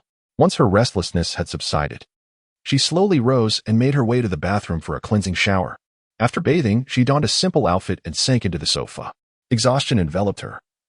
She had no desire to prepare lunch or do laundry, only wishing to lie quietly in peace. The midday sky was overcast, and outside, a tempest raged with thunder and lightning. The windows rattled violently, and in the dimly lit living room, Shin Ian gradually succumbed to sleepiness. She slipped into a vivid dream, a hauntingly real one. She curled up in a shadowy corner, weeping, her body marred with bruises, her left eye bleeding profusely. The ground littered with shattered glass and empty bottles. What are you crying about? You're driving me insane. I adopted you to help me earn money, not to squander it. A man lay drunkenly on the sofa, hurling profanities. Upon concluding his tirade, he seized an empty bottle and hurled it at him with unrestrained force. In terror, he attempted to evade the impending blow, yet his emaciated form lacked the strength to rise. The bottle collided with his bandaged head, producing a resounding thud. The scene shattered, scattering countless fragments of painful memories around Shin Ian. Within these fragments were faces she recognized all too well. She shut her eyes, wishing to escape their sight. But those twisted, horrifying visages forcibly invaded her psyche. No, do not approach. Shin Ian struggled in the darkness, and when she abruptly opened her eyes, she was met with an even more terrifying sight. In the corner, a woman curled up, her face ashen, blood trickling from her wrist, while scattered pills littered the floor. The curtains obscured the light, enveloping the surroundings in an oppressive silence permeated by the metallic scent of blood. Shin Ian gazed anxiously at the woman, who weakly lifted her head to regard her with an expressionless stare. The woman's pallid cheeks bore traces of tears, and her vacant eyes seemed to form an abyss, threatening to consume Shin Ian entirely. Trembling, Shin Ian felt herself involuntarily recoil. The woman before her was both familiar and foreign. She was none other than herself. The dimly lit room gradually bathed in crimson hues, the once lifeless woman slowly rising, crawling towards the crumpled Shin Ian, extending her bloodied hands towards her, inquiring, "Who are you?" Breath quickened, heart racing wildly. In an instant, Shin Ian jolted awake from her nightmare, the surroundings reverting to somber hues. She gasped for air, striving to erase the horrifying images from her mind. Outside, thunder rumbled and raindrops tapped against the glass window. Shin Ian slowly rose, sitting on the sofa, bending down to cover her face in an attempt to calm her tumultuous emotions. Was that merely a dream? Shin Ian found it difficult to regain her composure. The dream felt astonishingly vivid, blurring the lines between reality and illusion. Was it a nightmare? It had been a while since she last dreamt, but rather than dreaming, it felt more like a recollection of days gone by. It was so distressing. Shin Ian stood up, wishing to wash her face and awaken her senses, when suddenly a chime echoed from outside the door. Chapter 20. Inner demon. Shin Ian hesitated for a moment, ultimately deciding to open the door. As she had anticipated, it was Yu with her arms full of bags. Gently brushing a strand of hair behind her ear, she smiled sweetly. It's raining outside and it's rather chilly. I made some ginger soup. It will warm you up." "No, thank you," Shin Ian replied instinctively, hiding her injured hand and forcefully closing the door. Half a minute passed. Shin Ian slowly opened the door once more. Yi remained there, wearing a beaming smile. "In? May I come in? What do you need to ask? Even if I don't let you in, you would still come in, wouldn't you?" Shin Ian turned her back to Yi as she spoke. Upon hearing this, Yu was filled with joy. She closed the door, placed her bags on the table, and took out a thermos. Inen, you should drink it while it's hot. Also, I brought your favorite beef rolls. Yu said, moving to sit beside Shanian. I'm not hungry. You can eat, Shanian replied, instinctively crossing her arms. However, and in Night Rain, you smiled softly, turning to look at Shanian. When she noticed the injury on Shanian's right hand, her smile abruptly vanished. Inen, how did you get hurt? Night Rain, you asked anxiously. Clearly, this had not been the case when they parted ways. Upon hearing this, Shun Ian momentarily resembled a child caught in wrongdoing, for it was the first time Night Rain you spoke to her with such fervent anger. And I am right by your side. I will always be here for you, so, if you are feeling troubled, you can confide in me. You need not concern yourself with that, Shun Ian retorted. How can I not care? Night Rain, you exclaimed, tears welling in her eyes. She could not bear the thought of Shun Ian suffering again. It pained her heart deeply. Unin, I am willing to comply with you on any matter, but this one, I cannot allow. Night Rain, you declared passionately. Cannot allow? Shanian's expression darkened as she unleashed the pent-up emotions within her towards Night Rain. You. Do you truly believe that your word holds power over me? Do you think that your kindness throughout this lifetime will rekindle my affection for you? Night Rain, you. Let me make this clear. Even if I were to grow old and die in solitude, I would never be with you, because you are nothing but a complete deceiver.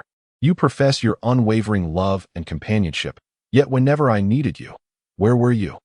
I do not blame you. It is not your fault. But could you please refrain from entangling yourself in my life? Leave this place. I never wish to see you again. Shanian pointed towards the door, tears glistening in the corners of her eyes.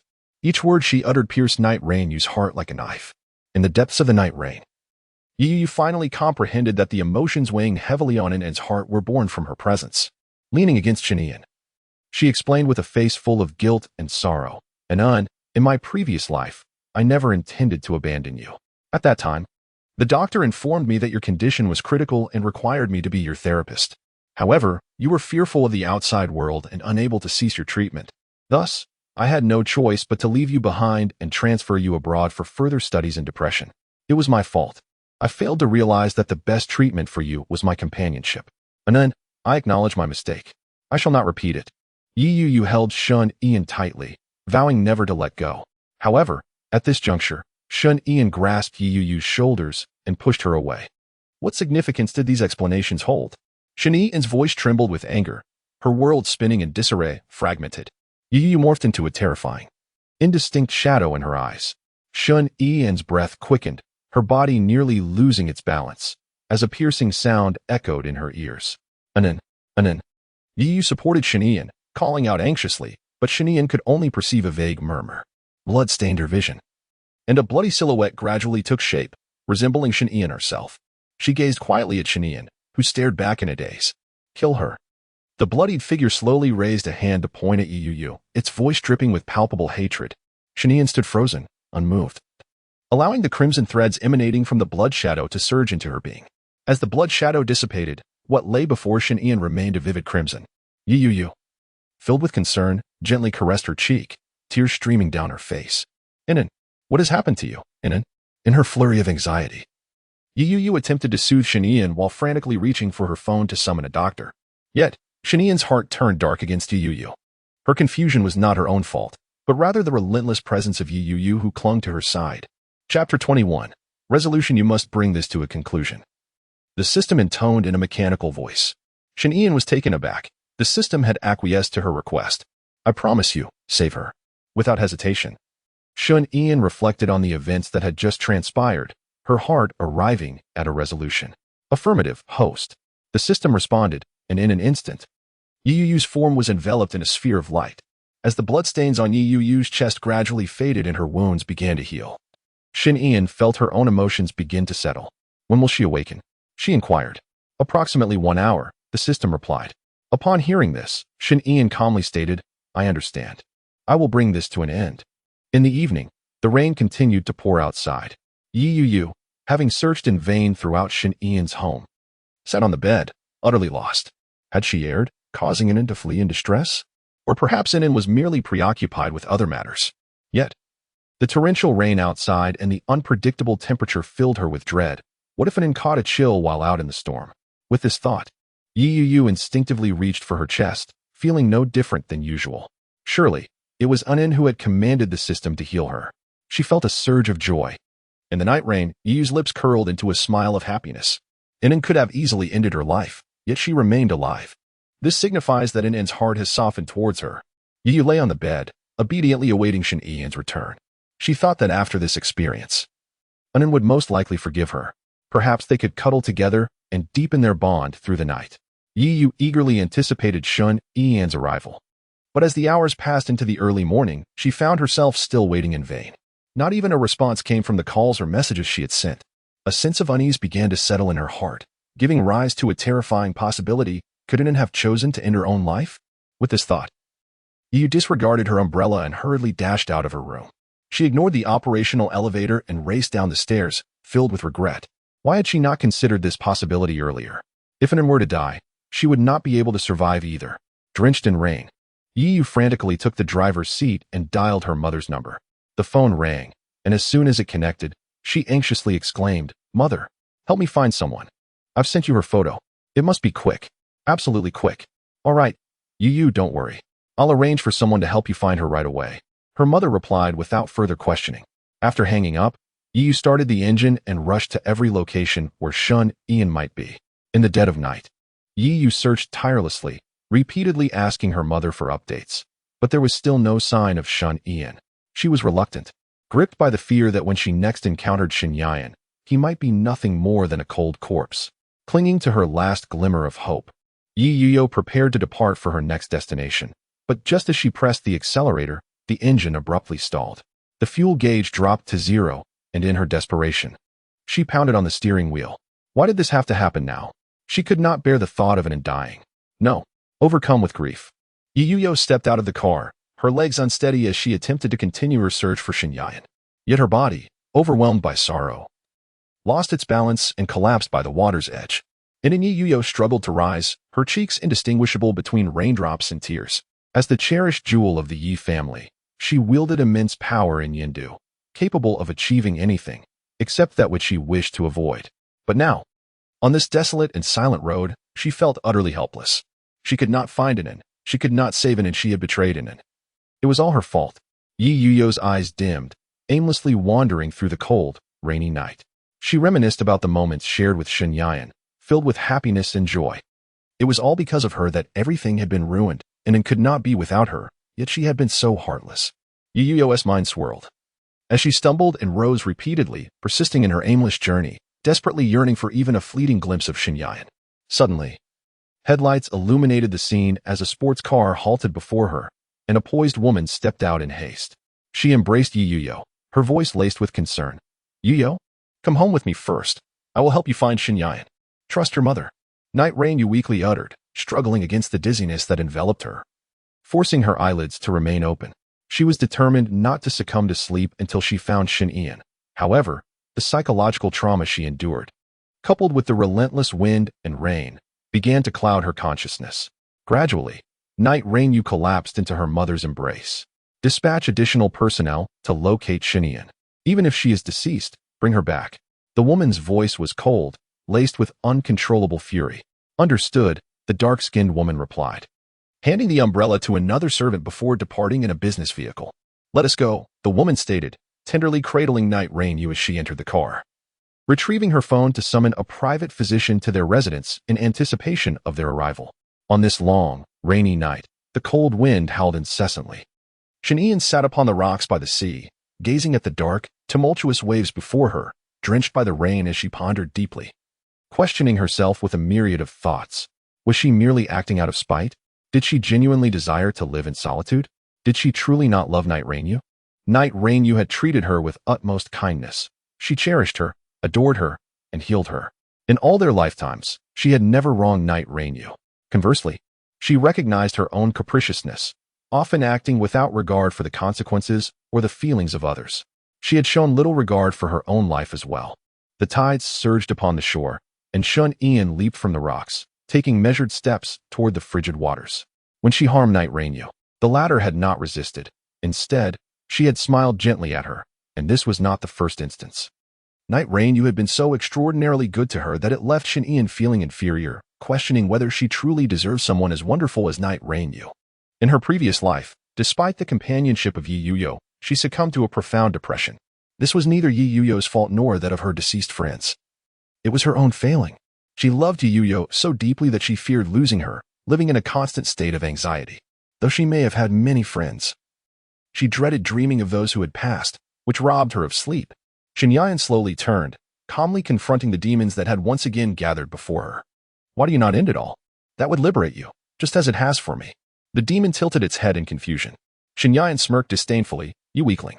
What do you long for? The demon, coldly close to Shinyan, replied. Those who love you and whom you love will ultimately leave you. Did you not say that only you can accompany yourself to the end? Perhaps that is indeed the outcome. Shinyan conceded without denial. Then what are you hesitating for?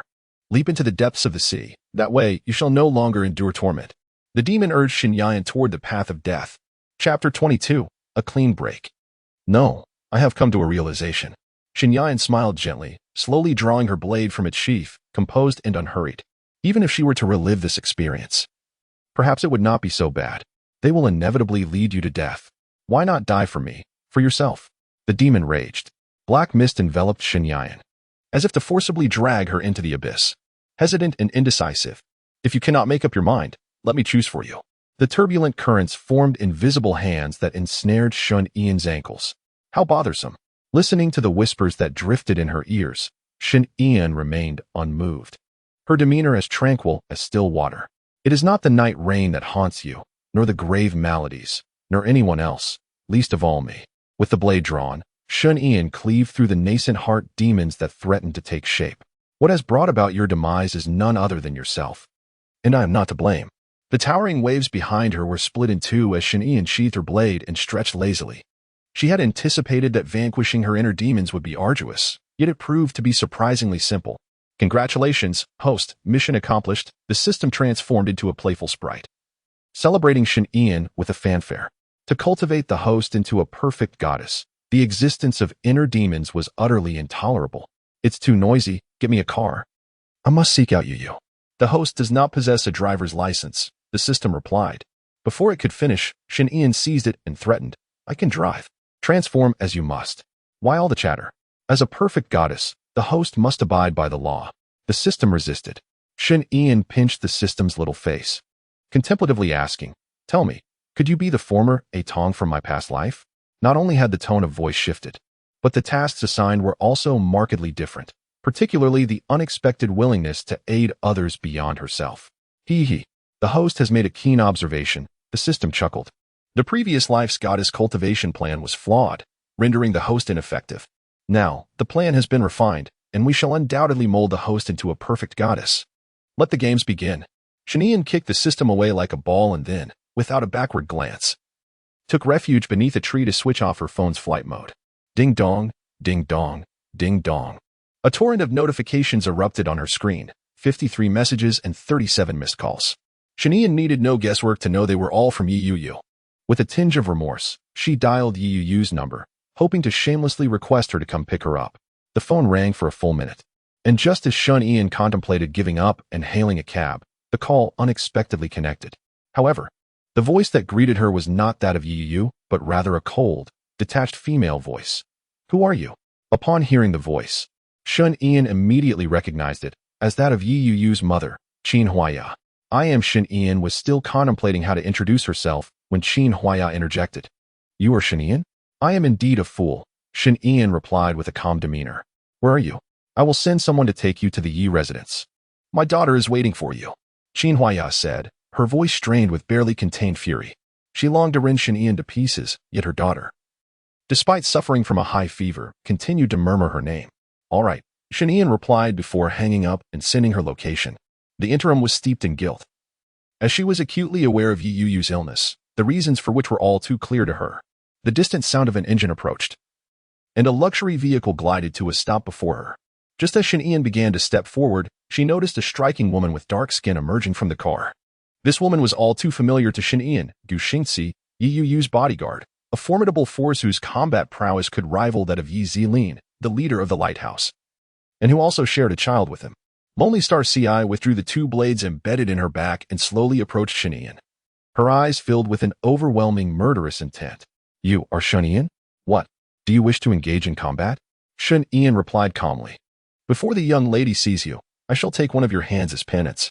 The clash of blades emitted a piercing sound as Lonely Star Ci, wielding her knives, propelled herself forward with a powerful push of her foot, advancing swiftly towards Shen Ian.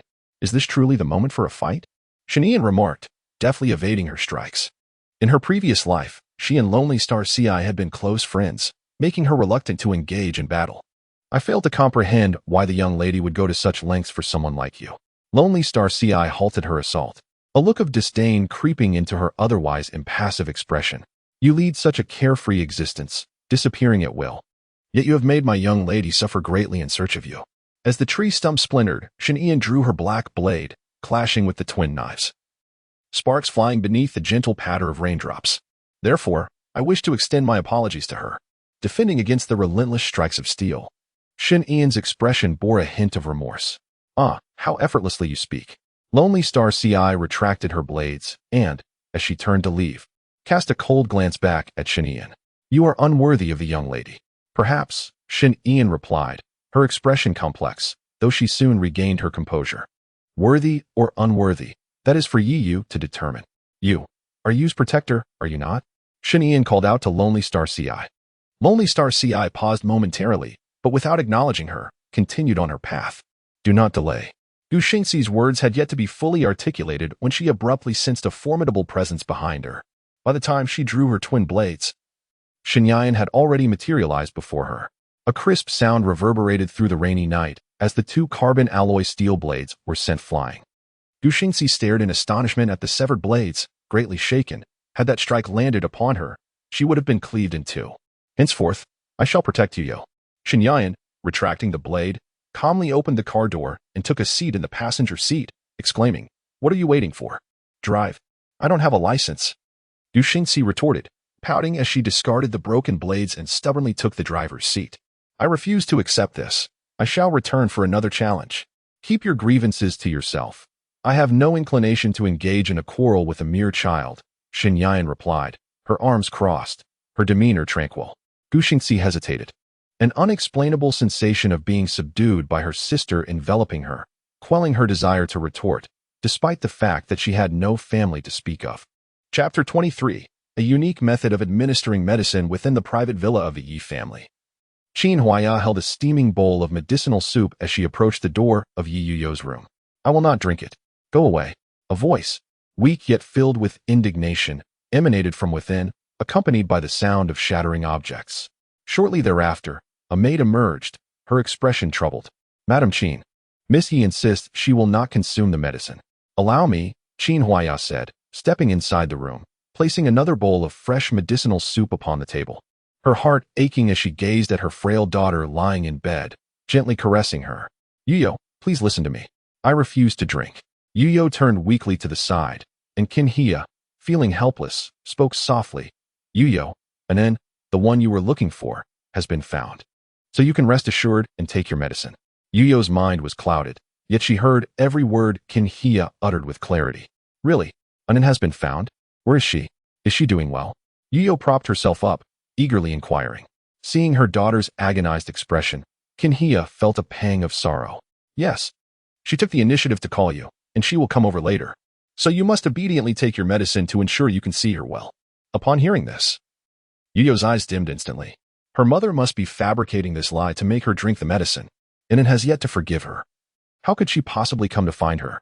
Moreover, it was undoubtedly her actions that drove Anen away. Mother, I am so tired. Let me sleep for a while.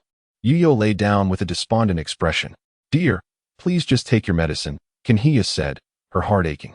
She gently patted Yuyo's back, but received no response. Worry gnawed at Qin Hia. How could her daughter refuse to take medicine during a high fever? Yet no matter how she pleaded, Yuyo remained unwilling to drink. Her mind preoccupied with thoughts of Shen Yian. The mere mention of Shen Yian's name filled Qin Hia with indignation. What kind of enchantment had she cast upon her daughter, leading to such a pitiful and desperate love? As Qin Hia stepped out of Yuyo's room, intending to retrieve her phone from the living room to inquire about the situation, a voice called from outside the door. Madam, I have brought Shen Yian. Outside the door, the solitary star, Ci, lowered her head respectfully and said, Let her in. Qin Huaya, filled with urgency, exclaimed, Her condition cannot be delayed any longer.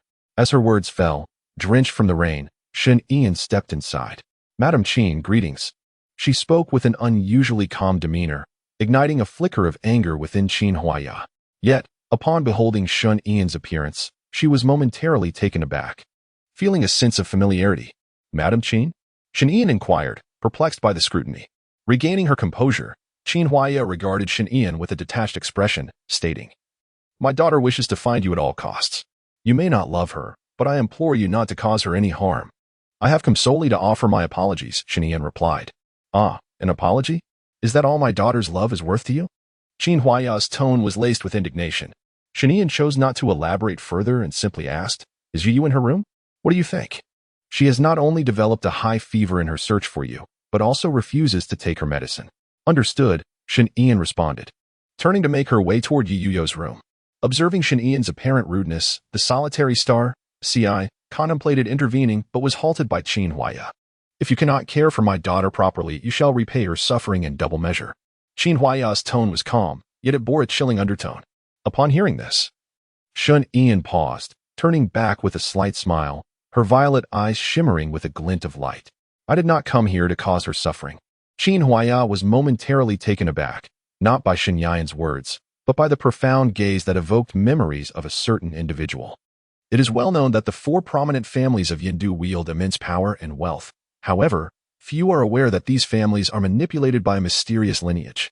The leader of this enigmatic family bears an uncanny resemblance to Shen Yan. Yet that woman had no daughter. Perhaps she was overthinking. Shen Yan entered the room, permeated with the scent of traditional Chinese medicine, and slowly approached the bedside. Yuyo's countenance was haggard, her pallid lips gasping for breath, as if tormented by both illness and nightmares. Shen Yan gazed at Yuyo, feeling a pang of sympathy and guilt. Was Yuyo's unconditional love not reminiscent of her own past, marked by a lack of affection? She had been so foolish and selfish, always fearing that Yuyo would abandon her, unwilling to accept her love once more. Yet, Yuyo consistently drew near, providing warmth, even when hurt by Shen Yan. She faced her with a gentle smile. On the table rested a bowl of steaming herbal concoction. Shen Yan straddled Yuyo's waist, took the bowl, and brought the medicinal broth to her lips. After consuming half of it, she set the bowl back on the table, gently pried open Yuyo's pale lips, and bent down to kiss her. As Yuyo's breath quickened, she awakened from her nightmare and slowly opened her eyes, struggling with her hazy consciousness. She instinctively reached out to push away, only to have her wrist firmly grasped. Be obedient, Shen Yan said, rising with eyes full of tenderness. In. The night rain whispered softly, her voice fragile, her eyelids fluttering in disbelief at the identity of the voice's owner, Shen Ian. Was she dreaming? How could an be so audacious as to kiss her? As this thought crossed her mind, tears glistened at the corners of Yuyu's eyes. How wonderful it would be if this were reality. She yearned for more than just a dream. Why was she crying again? Such a weepy soul. Shen Ian gently wiped away the tears from Yuyu's eyes, caressing her cheek. Her voice was tender, as if an invisible warmth flowed into Yuyu's cold heart. Yuyu dared not fully open her eyes, fearing that the enchanting vision of Shen Ian might vanish into thin air. Just a bit of medicine left. Be a good girl and drink it, Shen Ian urged, lifting the bowl of medicine. Her voice seemed to possess a certain charm, compelling the originally reluctant Yuyu to obediently open her mouth and swallow. Such a good girl, Shen Ian praised, setting down the bowl and gently stroking Yuyu's hair. Rest well, good night. Shen Ian rose from Yuyu's side, sitting nearby to comfort her until she gradually began to emit soft, soothing breaths, at which point she quietly left the room. Thank you for taking care of my daughter, Qin Huaya said, her tone considerably softened. I've prepared some clothes. You should go take a bath. All right, Huaya-ma, I'll stay here tonight, Shen Ian replied amiably. To the outside world, Qin Huaya was an imposing matron of the Yi family, but to Shen Ian, she was simply a mother who cherished her daughter. Chapter 24. An unbelievable dream. The following morning, Yuyu, having recovered from her fever, reluctantly awoke from her sweet slumber. She turned to the side, her hand gently caressing her crimson lips, lost in a reverie. Last night, not only did she dream of Anin, but Anin had also kissed her of her own accord. Although it was merely a dream, it felt so real and brought her immense joy. However, as she pondered this, the emotions of Yuyu became a whirlwind of panic. Anin was still unreachable. How could she have fallen asleep last night?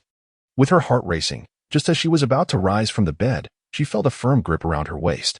Where are you going? Asked Shinian, still half asleep in the corner. Upon hearing that familiar voice, Yu turned in disbelief, and when she beheld the face of her beloved, she froze. Tears of excitement streaming down her cheeks. In. All right, I know you have much to say, but I am so tired. Can I sleep a little longer? Shinian said softly, pulling Yu into his embrace. His hold was tender and warm, enveloped in a captivating fragrance. Leaning against him, Yu felt an overwhelming sense of happiness, as if this beautiful moment were a mere illusion. Anan, Yu exclaimed, her voice trembling with joy. Have you forgiven me? She could hardly believe that Anan not only appeared beside her, but had also genuinely embraced her. Could it be that the sensation of that kiss last night was not merely a figment of her imagination? The thought thrilled her, igniting a desire to surrender herself completely. It is I who should be apologizing, Shun Ian said, his hand gently wiping away the tears from the corners of Yuyu's eyes. Then brushing over the scar on her chest, his tone tender. Does it still hurt, here? The night rain gently nestled in Shun Ian's embrace. Resembling a docile little wife, her voice soft and tender. If it doesn't hurt, then I shall refrain from massaging you, Shun Ian remarked with a mischievous smile. Upon hearing this, Yu quickly corrected herself. It hurts again. You deceive her. Shun Ian playfully pinched Yuyu's cheek, holding her close as he said, If you deceive me again, I truly shall ignore you. No. Inan, please don't ignore me. I promise I won't deceive you again. Yu exclaimed with fervor. Then it settled. I shall grant you another chance to love me, Shun Ian replied with a gentle smile. Inan, your ability to forgive me is the greatest love you could bestow upon me, Yu said, overwhelmed with joy and tears. She had thought her chance for Shun Ian's forgiveness was but a distant dream, yet it had materialized. Last night, I contemplated much. I felt I should not have treated you this way. Henceforth, I shall ensure you experience no sorrow. Shun Ian tenderly caressed Yuyu's exceptionally smooth hair, his voice soothing. Anan did nothing wrong. It was I who failed to cherish you properly. Yu gazed at Shun Ian with affectionate eyes. Shun Ian lazily stroked the back of Yuyu's head, saying, All right, let us not indulge in too many sentimental words. I am quite weary and wish to take a nap. His crimson lips nearly brushed against Yuyu's rosy earlobe, leaving a kiss upon her profile, followed by a languid sigh as he embraced her, drowsily closing his eyes. In the depths of Yuyu's mind, sweet whispers echoed, enchanting and delightful. A rosy blush adorned her cheeks as she nestled contentedly into Shun Ian's embrace and drifted into a peaceful slumber. Days passed, and amidst the bustling streets thronged with people, Shun Ian, clad in a white shirt, wearily navigated through the crowd. Exhausted, she pondered, shall we head home? Absolutely. I have thoroughly enjoyed our day together. Exploring numerous places with my dear, Yu replied, cheerfully swinging their clasped hands. Did your family truly agree to your moving in with me? Shun Ian inquired, casting a glance at Yu. You know them well, my dear. As long as I am happy, they wholeheartedly support my decision, Yu responded with a tender gaze. Upon hearing this, Shun Ian's lips curled into a playful smile. Is that so? Just how much do you like it? Infinitely and supremely, Yu declared with exuberance. Shun Ian couldn't help but smile. Just yesterday, they had moved into their new residence, a spacious abode of over 200 square meters per floor, not a rental, but a purchase. Initially, Yu had yearned for a seaside villa, but Shun Ian deemed it extravagant, opting instead for a dwelling sufficient for both of them. By the way, didn't Yu mention that nurturing flowers can help regulate one's emotions? Shall we visit a flower shop? Shun Ian suggested, playfully pinching Yu's cheek. Yes, let's go? Yu responded earnestly, determined to ensure that Shun Ian would not repeat past mistakes, employing whatever means necessary. Within the flower shop, Shun Ian surveyed the vibrant blooms, but felt utterly uninspired. The flowers were indeed beautiful and fragrant, yet she sensed that their allure was fleeting, destined to wither away all too soon. Seeds require patience to germinate, and the wait can feel rather tedious. The thought of them withering away only adds to the melancholy. Darling, perhaps we could contemplate. The shopkeeper intended to employ an affectionate address for promotion, only to be met with an unexpected chill that enveloped his throat in frost. Darling? Night Yu's frosty gaze pierced through the air, akin to the stare of the deceased, leaving the shopkeeper momentarily paralyzed with fright. That. The atmosphere grew stiflingly tense. Shun Ian offered a resigned, faint smile, which only served to heighten Night Yu's icy demeanor. Shun Ian then picked up a flower pot that had caught her eye, expressing her satisfaction with a query. This pot of flowers is delightful. How much does it cost? Miss, Are you certain you wish to purchase this particular plant? The shopkeeper was incredulous. This pot housed a carnivorous plant, and he had anticipated that the stunning Shun Ian would possess such unique taste. Absolutely and unequivocally. Shun Ian placed the carnivorous plant back down and, with a tranquil expression, stated, "Please package it for me. I shall pay whatever the cost." "Ah, certainly." The shopkeeper complied, casually stating the price. After completing the transaction, Shun Ian contentedly lifted the special bag to glance at the carnivorous flower inside. This plant should be relatively easy to care for, given its appetite for insects. "Minin, you truly are thoughtful."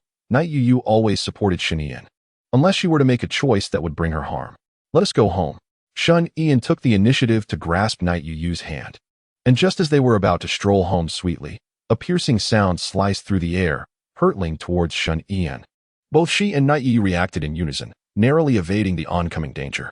The fire hydrant was punctured, unleashing a torrent of water that sent the surrounding crowd scattering in all directions. At that moment, a woman with dark hair styled in a high ponytail, positioned 100 meters away atop a tall building, clicked her tongue in annoyance before promptly gathering her gear to depart. Chapter 25. The man behind the curtain, Shun Yan, gazed intently at the trajectory of the bullet that had just flown past, her expression darkening. This was an experience she had never encountered before. It appeared that, unlike in her past life, the narrative had shifted. Yu, equally incensed, directed her cold gaze towards the towering structure above, her eyes glistening with frost. How dare anyone threaten Inan's life? Such an offense was unforgivable. Regardless of who this individual might be, she vowed to dismember them thoroughly. "Inan, are you all right?" Yu inquired anxiously about Shun Yan's condition. "I'm fine," Shun Yan replied, shaking her head as she bent down to retrieve a 12.7mm shell from the ground. "A Barrett. It seems the hostility is quite pronounced." What transpired? A light bearer from the lighthouse, having heard the commotion, approached Shun Yan to inquire about the situation. "Nothing serious, merely someone throwing objects from a height," Shun Yan stated, tossing the shell to the security officer with a nonchalant tone. The light bearer stared in astonishment at the shell clutched in his hand. This sniper rifle was beyond his capabilities. He pocketed the shell and obstructed Shun Yan and her companion from leaving. "Wait, we need you to elaborate on the situation." "There's nothing more to say. We have already divulged everything we know," Shun Yan responded with a shrug, while simultaneously analyzing the system's report. This bullet bore a unique serial number, indicating its origin from the notorious international assassin organization, Zero. They are tasked with assignments to carry out assassinations, ensuring that no innocent bystanders are harmed. Each bullet is meticulously numbered, a code that exists outside any database, rendering even the system unaware of the identity of the owner. However, one certainty remains: Zero does not accept every commission indiscriminately. The target and the status of the client are paramount considerations. It seems the individual who sought her demise possesses some stature. I apologize for the delay, but if you could bear with me a moment, my captain will arrive shortly." The bearer of light remarked in a friendly tone. Shun Ian and Yu exchanged glances, affirming their shared intention, and quietly awaited the arrival. Before long, a sleek black sedan came to a halt by the roadside. Its body exuded a sense of gravity and authority. The main door adorned with a striking vintage lantern embellished with radiant points, while the rear bore the prominent inscription lighthouse. From the vehicle emerged a striking man clad in a black coat, an A-class lighthouse medal gleaming on his chest, a notepad embedded with a pen in hand. His expression grave. "Has an assassination occurred?" the man inquired calmly, directing his gaze towards the team. "Yes, it was a Barrett," a team member responded, handing over the shell casing. The man scrutinized the casing intently before returning it to the team member with a composed demeanor, his voice rich and resonant. "This matter demands our utmost attention." Upon finishing his words, he turned to face the individual involved, and as his gaze fell upon Shun Yan, his tranquil countenance was instantly replaced by astonishment. "Sisterin?" Yi Ziline's composed features broke into a smile. His subordinate, witnessing this, was taken aback. Their captain was capable of smiling, after all. In merely a week, Yi Ziline ascended from a mere C-rank novice to an A-rank leader, successfully commanding a small team. During this period, spurred on by Shun Yan, Yi Ziline exhibited an extraordinary level of seriousness, bordering on madness. To his fellow team members, he appeared as a stern and composed individual, managing with strictness yet harboring an unsettling intensity beneath the surface. "It is you," Shun Yan replied calmly, gazing at Yi Ziline. "Night reigned you." Aware of their familiarity, felt neither jealousy nor surprise, for in their past life, Yi Zilin had shared a close bond with Gu Xingxi, making him akin to family for her and Xin Yan. Indeed, what a coincidence, Yi Zilin remarked with a smile as he opened his notebook. Could you enlighten me on what transpired? Nothing much, Xin Yan replied with a tranquil tone as she recounted the events. After listening, Yi Zilin pondered, twirling his pen. Sisterin, have you offended someone? Have you encountered any conflict recently? I am uncertain, but it seems there are many who wish to see me harmed, Xin Yan stated, before gesturing to Knight Rainyu and waving goodbye. If there is nothing more, we shall take our leave. Wait, my captain hasn't he yet inquired. One of the members of the torchbearers intended to call them back, but was halted by Yi Zilin. Enough questions, they serve no purpose. Immediately organize the others to survey the nearby surveillance footage and attempt to trace the origin of this bullet. Yi Zilin reverted to a serious work demeanor. Understood, Captain. I shall coordinate the operation at once. The torchbearer member promptly responded, eager to avoid returning to the barracks in the early hours after training, and even more so, to evade a spar with this formidable individual. In the desolate Wang family courtyard, a silver-haired youth savored his coffee while meticulously examining the information displayed on his computer. Shen Ian, how intriguing. Shall we reconsider, Master Wang? The Wang family has exhausted its assets, the elderly patriarch lamented as he tended to his daughter, who gazed vacantly. Father, some actions, once taken, cannot be reversed without equating to failure, Wang Shouyu replied, rising from his seat with deliberation. Even if the Wang family bears some culpability, we must uphold our dignity, not just for our elder brother or younger sister, but for ourselves. But Shen Ian is formidable. The elder Wang began, hesitating before exhaling deeply. Forget it. I am merely an old man now, having come to terms with it.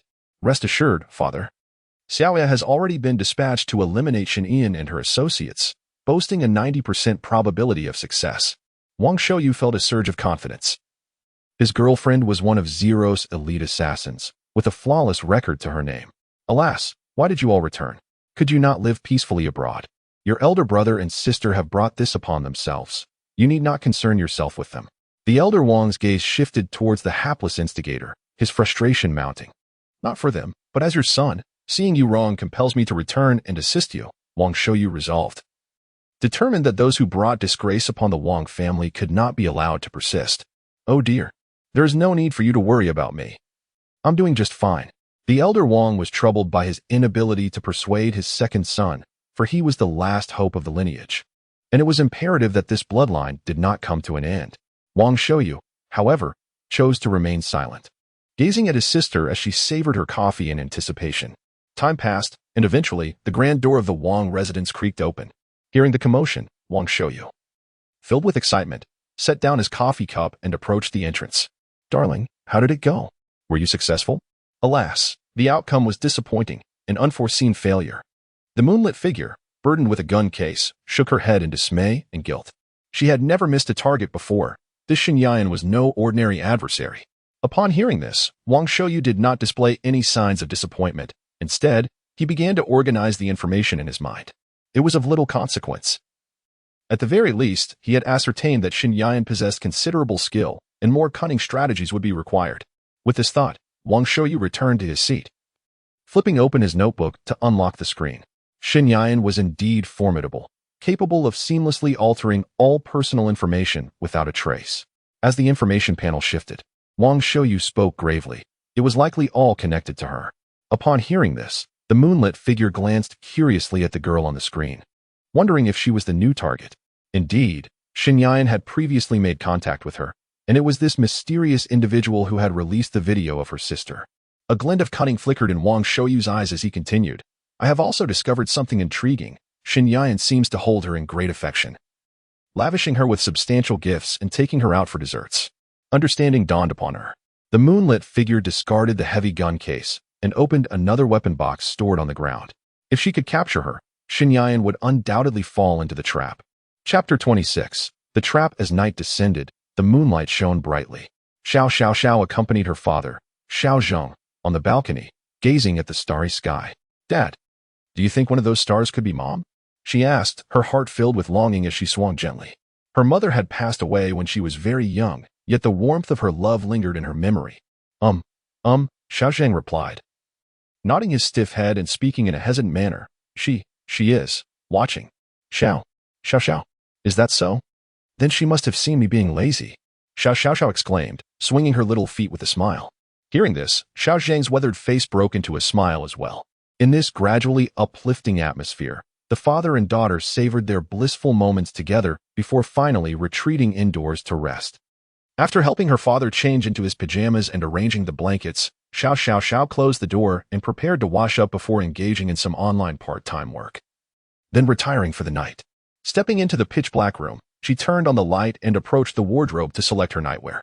She picked up a piglet-themed pajamas and was about to turn towards the bathroom when an unsettling chill ran down her spine. Before she could comprehend the situation, she succumbed to unconsciousness. My apologies. Jiao Yu expertly bound Xiao Xiao Xiao with a rope, silencing her. According to organizational regulations, she should not have acted thus. However, for the sake of completing her mission and allowing her beloved to seek vengeance, breaking the rules became unavoidable. Setting Xiao Xiao Xiao aside, Jiao Yu began to inspect the rest of the room. Approaching the door to Xiao Zhang's room, she slowly turned the doorknob and slipped inside like a specter. As the pungent scent of medicine filled the air, Jiao Yu hesitated for a long moment, gazing at Xiao Zhang, who lay in bed. She was acutely aware that this middle-aged man suffered from ALS, leaving him devoid of any capacity for resistance. Yet, the question lingered, should he be treated as a hostage? Emotions were a killer's greatest taboo, but now, even with a lover, her strength was waning and her performance declining. As she approached the door, she relinquished the idea of binding this father, only to have her thoughts gradually shift once more. With more leverage, the odds of victory increased. And yet, he was merely a stranger, seemingly unrelated to her plight. Meanwhile, within the cozy confines of their sweet abode, Shen Ian savored the tender ministrations of Yu. Reflecting on the events of the day, the Jiao society, the Wang family, the Yi family, the blood slaughter faction, assassins likely emerged from one of these groups. Jiao Yi had kept his promise. The Yi family bore little animosity, while blood slaughter, a malevolent aberration, operated independently. Thus, the Wang family remained the most probable source. My dear, are you still pondering the events of the day? Yu asked, delicately offering a piece of apple to Shen Ian. Rest assured, I have dispatched individuals to uncover clues, and soon we shall unearth that rat. Shen Ian softly acknowledged as he bit into the apple. Overthinking was futile. Tomorrow would bring further contemplation. Inan, I performed splendidly, did I not? Yu remarked, kneeling gracefully on the sofa. Her face alight with anticipation as she gazed at Shen Ian. Indeed, Shen Ian replied with a tender smile, gently lifting Yu's chin with his finger. His touch gliding over her exquisite, delicate cheek. My darling is simply the best. Your words bring me such joy, Yu said. Clasping Shen Ian's hand that lingered on her face, her eyes brimming with affection. The two individuals gazed deeply into each other's eyes, their smiles unwavering, when suddenly, a ringtone pierced the moment. Both of their thoughts were abruptly interrupted by the sound. It seems to be my phone, Shen Ian mused, reaching out to grasp the device resting on the table. The screen revealed a series of private numbers, and without a second thought, she dismissed it as a nuisance call and hung up. Just as she set the phone down, preparing to embrace Yu, the ringtone echoed once more. Yu, having been interrupted twice in succession, felt a surge of lethal intent, contemplating sending someone to eliminate the caller. Be good, don't be angry, Shen Ian soothed Yu. Picking up the phone again. It was the same number. This time, she opted to answer. A crackling electric sound resonated from the other end, followed by an indistinguishable electronic voice. Shen Ian, Xiao Xiao Xiao, and her father are in my grasp. If you wish to see them alive, you have half an hour. The address in the text awaits you. Do not be late.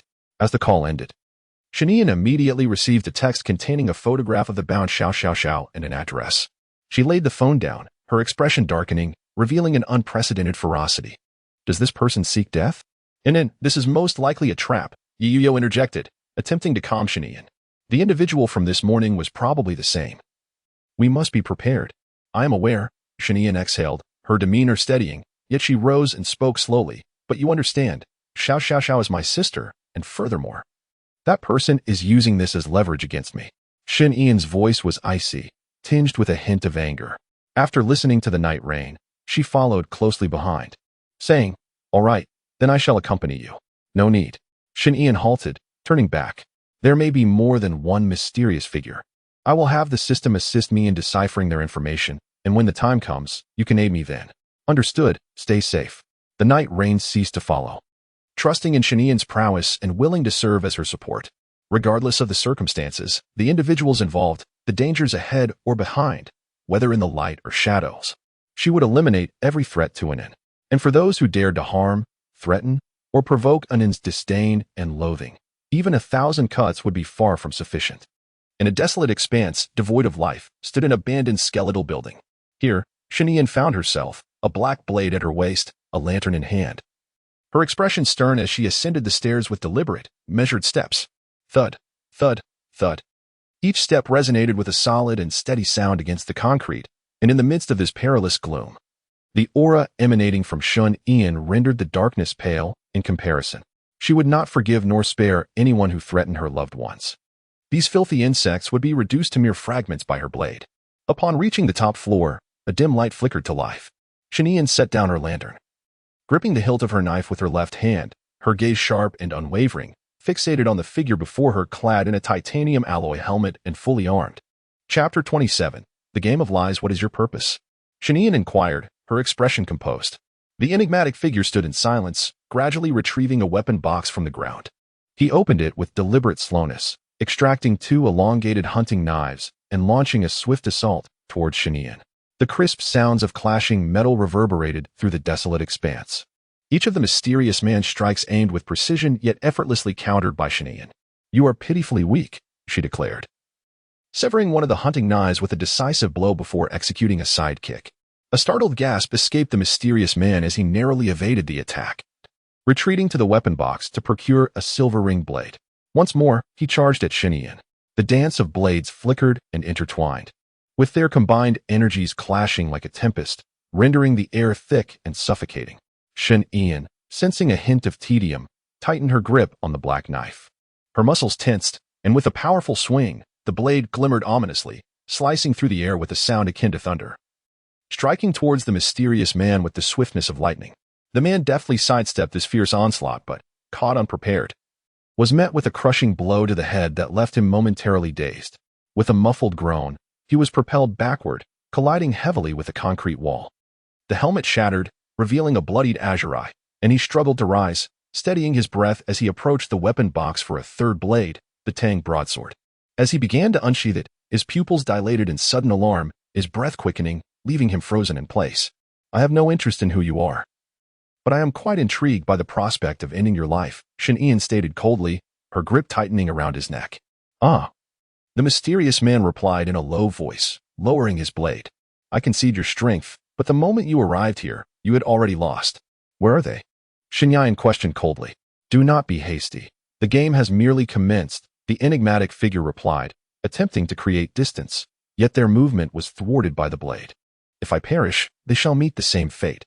You ought to contemplate that, the mysterious individual stated calmly, as the sound of cracking resonated from the neck brace.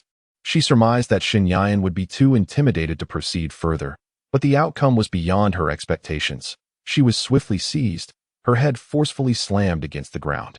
Where are they? Shanian gripped the sharp blade tightly, its edge pointed directly downwards, pressing against the nearly fractured carbon fiber mask. If you refuse to speak, I shall pierce through your brain along with it. Let us engage in a game.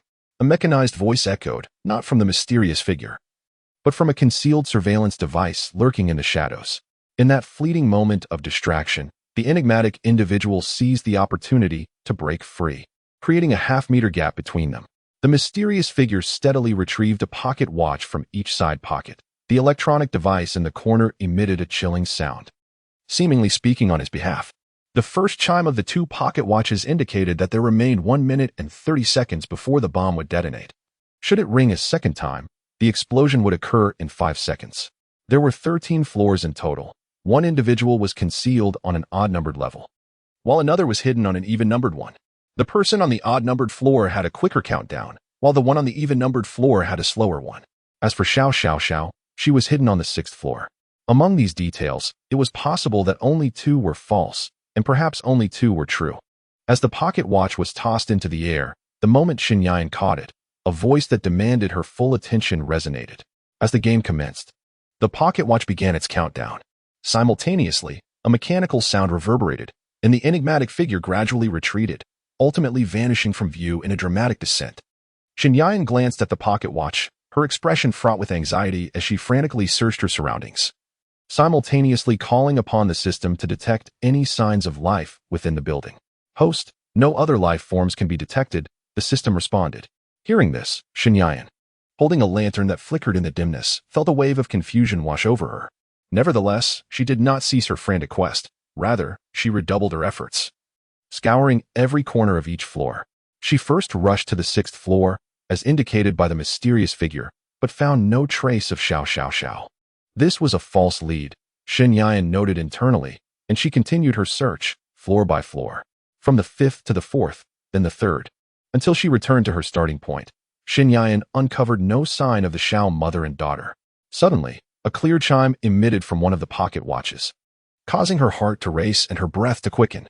She dashed up the stairs from the 1st floor, calling out and listening intently as she ascended to the 7th floor, yet even upon reaching the 13th floor, her efforts yielded nothing. What was happening? Was it all a deception? Another chime resonated from a different pocket watch, leaving Xinyan momentarily frozen, gazing around in bewilderment. With no time to ponder the veracity of the information, she immediately began her search anew. However, just as her foot touched the 7th floor, the pocket watch emitted a frantic sound. Almost instantaneously, a deafening explosion erupted, causing the entire building to tremble violently. The structural integrity of the middle floors had been compromised, and the building teetered on the brink of collapse. Xinyan, losing her balance, found herself swaying precariously. Her heart thundered. Yet a singular thought consumed her mind, finding Xiao Xiao Xiao and the others. How infuriating! Fear and worry intertwined within her, and with a low growl, Xinyan ultimately plummeted alongside a falling slab of concrete.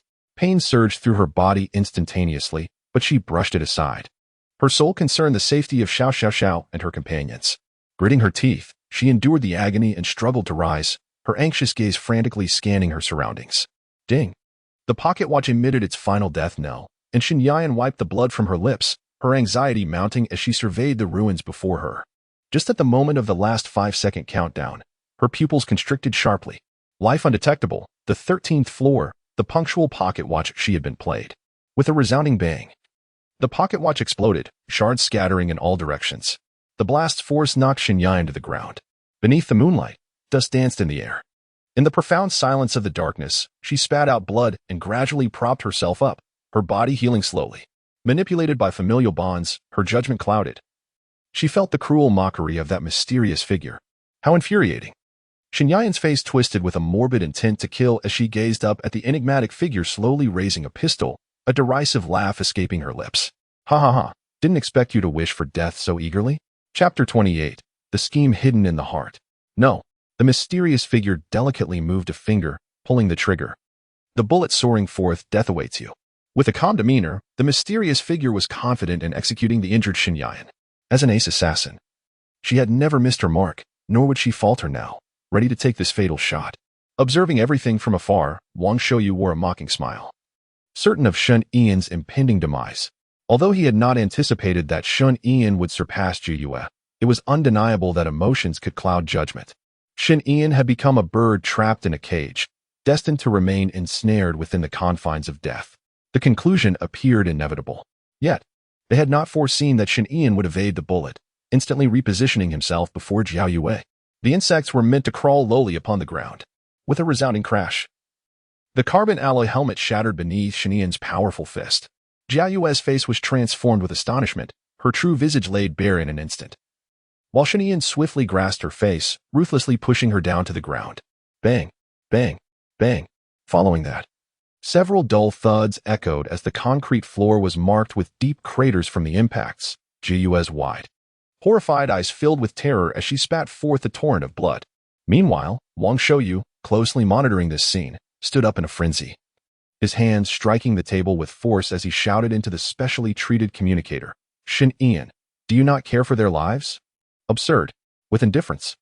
Shin Ian's foot pressed mercilessly upon Jiao Yue's bloodied face, his gaze fixed coldly on the miniature electronic device dangling from her earlobe. A smirk of disdain curling at the corners of his mouth. If I relent, will they remain unharmed? Instead, it is you, Wang Shouyu. Hiding in the shadows like a coward, allowing a woman to seek vengeance on your behalf, how utterly pathetic. Shin Ian regarded the translucent panel that had emerged before him, his eyes brimming with scorn and derision. On the other end of the screen, Wang Shouyu, separated from Xinyan by thousands of miles, was rendered speechless by shock. He pondered privately how Xinyan could possibly be aware of his deeply concealed identity. Xinyan, you will regret trading one life for two, he thought. Struggling to suppress his anxious emotions, he spoke in a calm tone. Your morbid smile gives me the impression that Zhao Yu is truly in peril. It seems you care for her quite a bit, Xinyan remarked playfully, deliberately increasing the pressure. I wonder how you would react if I were to ruin her right before your eyes. Zhao Yu emitted a pained moan, and in that instant, Wan Shouyu could no longer maintain his composure. He drew his pistol and aimed it at the bound Xiao, his voice tinged with agitation. Xinyan, are you serious? I could end their lives right now. I could even take hers. Shall I test it? Xinyan unsheathed his knife, directing it toward Zhao Yu's perspiring face. The atmosphere grew tense and silent, save for the faint, rapid breaths that filled the void. Release them all. Wang Shouyu inhaled deeply and spoke with a grave tone. He believed that, rather than seeking revenge, Xiao Yu was evidently of greater significance. Have Xiao use her phone to call me via video. Xinyan commanded, pressing the blade against Zhao Yu's neck. Wang Shouyu felt a surge of dissatisfaction but complied nonetheless. He glared at his bound Xiao, unfastening her restraints. Before proceeding to free Sua Zheng. Hurry, call her. Wang Shouyu's eyes were bloodshot, the gun trained on Xiao's forehead. Xiao hastily retrieved her phone, staring at the screen for a moment before saying, I don't have Sister Ian's contact information. What? Wang Shouyu exclaimed in disbelief. Aren't you two quite familiar? Why is there no contact information? Has he made an error? No wonder Xinyan is so unrestrained. Hand me the phone. Wang Shouyu snatched the phone and called Xinyan for a video chat, then coldly returned it to Xiao. As the video connected, Xinyan gazed at the haggard face of Xiao and in a calm tone inquired. Turn the camera around to scan your surroundings and inspect if there are any additional items on you and your father. Why are there so many issues? Wang Shouyu, concerned for Zhu Yue's condition, exclaimed angrily, let her go now. Silence. Otherwise, I shall end her life at this very moment. The screen displayed Xinyan in her regal demeanor, exuding a chilling arrogance. Wang Shouyu suppressed his fury, awaiting in silence. After a considerable pause, Xiao complied with Xinyan's instructions, which finally eased Xinyan's concerns. Do not hang up until you have left this place. Xiao obediently responded, her heart brimming with gratitude towards Xinyan. Struggling, she carried the unconscious Sua Zheng and exited the Wang residence. Upon witnessing this, Xinyan's icy gaze softened considerably. They have departed. Now it is time for you to fulfill your promise. The mechanical voice of Wang Shouyu echoed with urgency, to which Xinyan tilted her head and smiled. A sickly and mocking smile. Did I ever mention I would spare her? Xinyan, you despicable scoundrel. Wang Shouyu's pupils dilated as he spat out in fury. Despicable? Ha Xinyan trampled on the pale Zhao Yue, who had lost too much blood, and remarked with amusement, one should honor their promises, but alas, you are merely a worm. As Xinyan spoke, she was about to reach for the bright moon when a hurried and furious voice halted her. They have miniature explosives within them. Why don't you try? The voice transmitted through the mechanical earpiece was distorted, leaving Xinyan momentarily uncertain of its authenticity. Release her now, and I will discard the remote control for the bomb. Otherwise, they will perish. The atmosphere grew thick with tension once more, and Xinyan fell silent, offering no response. This could very well be a fabricated lie, or perhaps Wang Shouyu indeed held a trump card. She was neither inclined to gamble nor adept at it. Yet, if she spared this woman before her, would Wang Shouyu truly relent? At that moment, the phone remained connected, and upon hearing this, Xiao's expression shifted to one of panic. She reached out, clawing at Xiao Zheng's throat, trying to induce him to vomit. However, no matter how hard Xiao Zheng retched, nothing emerged. What to do? What to do? Xiao, think of something quickly. Filled with fear and despair, Xiao silently screamed in her mind as she tightly shut her eyes, her thoughts racing. Just as her panic escalated, a sudden sharp pain pierced her abdomen. She doubled over, violently coughing up a pool of liquid, from which tiny round spheres emerged.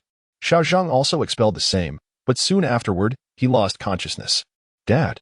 Xiao struggled to support the faltering Xiao Zheng, her heart brimming with confusion and worry. Her gaze slowly drifted behind her, and the sight before her caused her heart to race with alarm. A tall and strikingly beautiful woman appeared before her, her dark hair elegantly tied into a high ponytail, which, illuminated by the moonlight, accentuated her haughty demeanor. She was none other than Xiao, a familiar presence in her life. Don't blame me for being heavy-handed. It was unavoidable. Yi Yuyo observed the stunned Xiao, her expression impassive as she flexed her recently exerted wrist. Informant in that all is well on your end.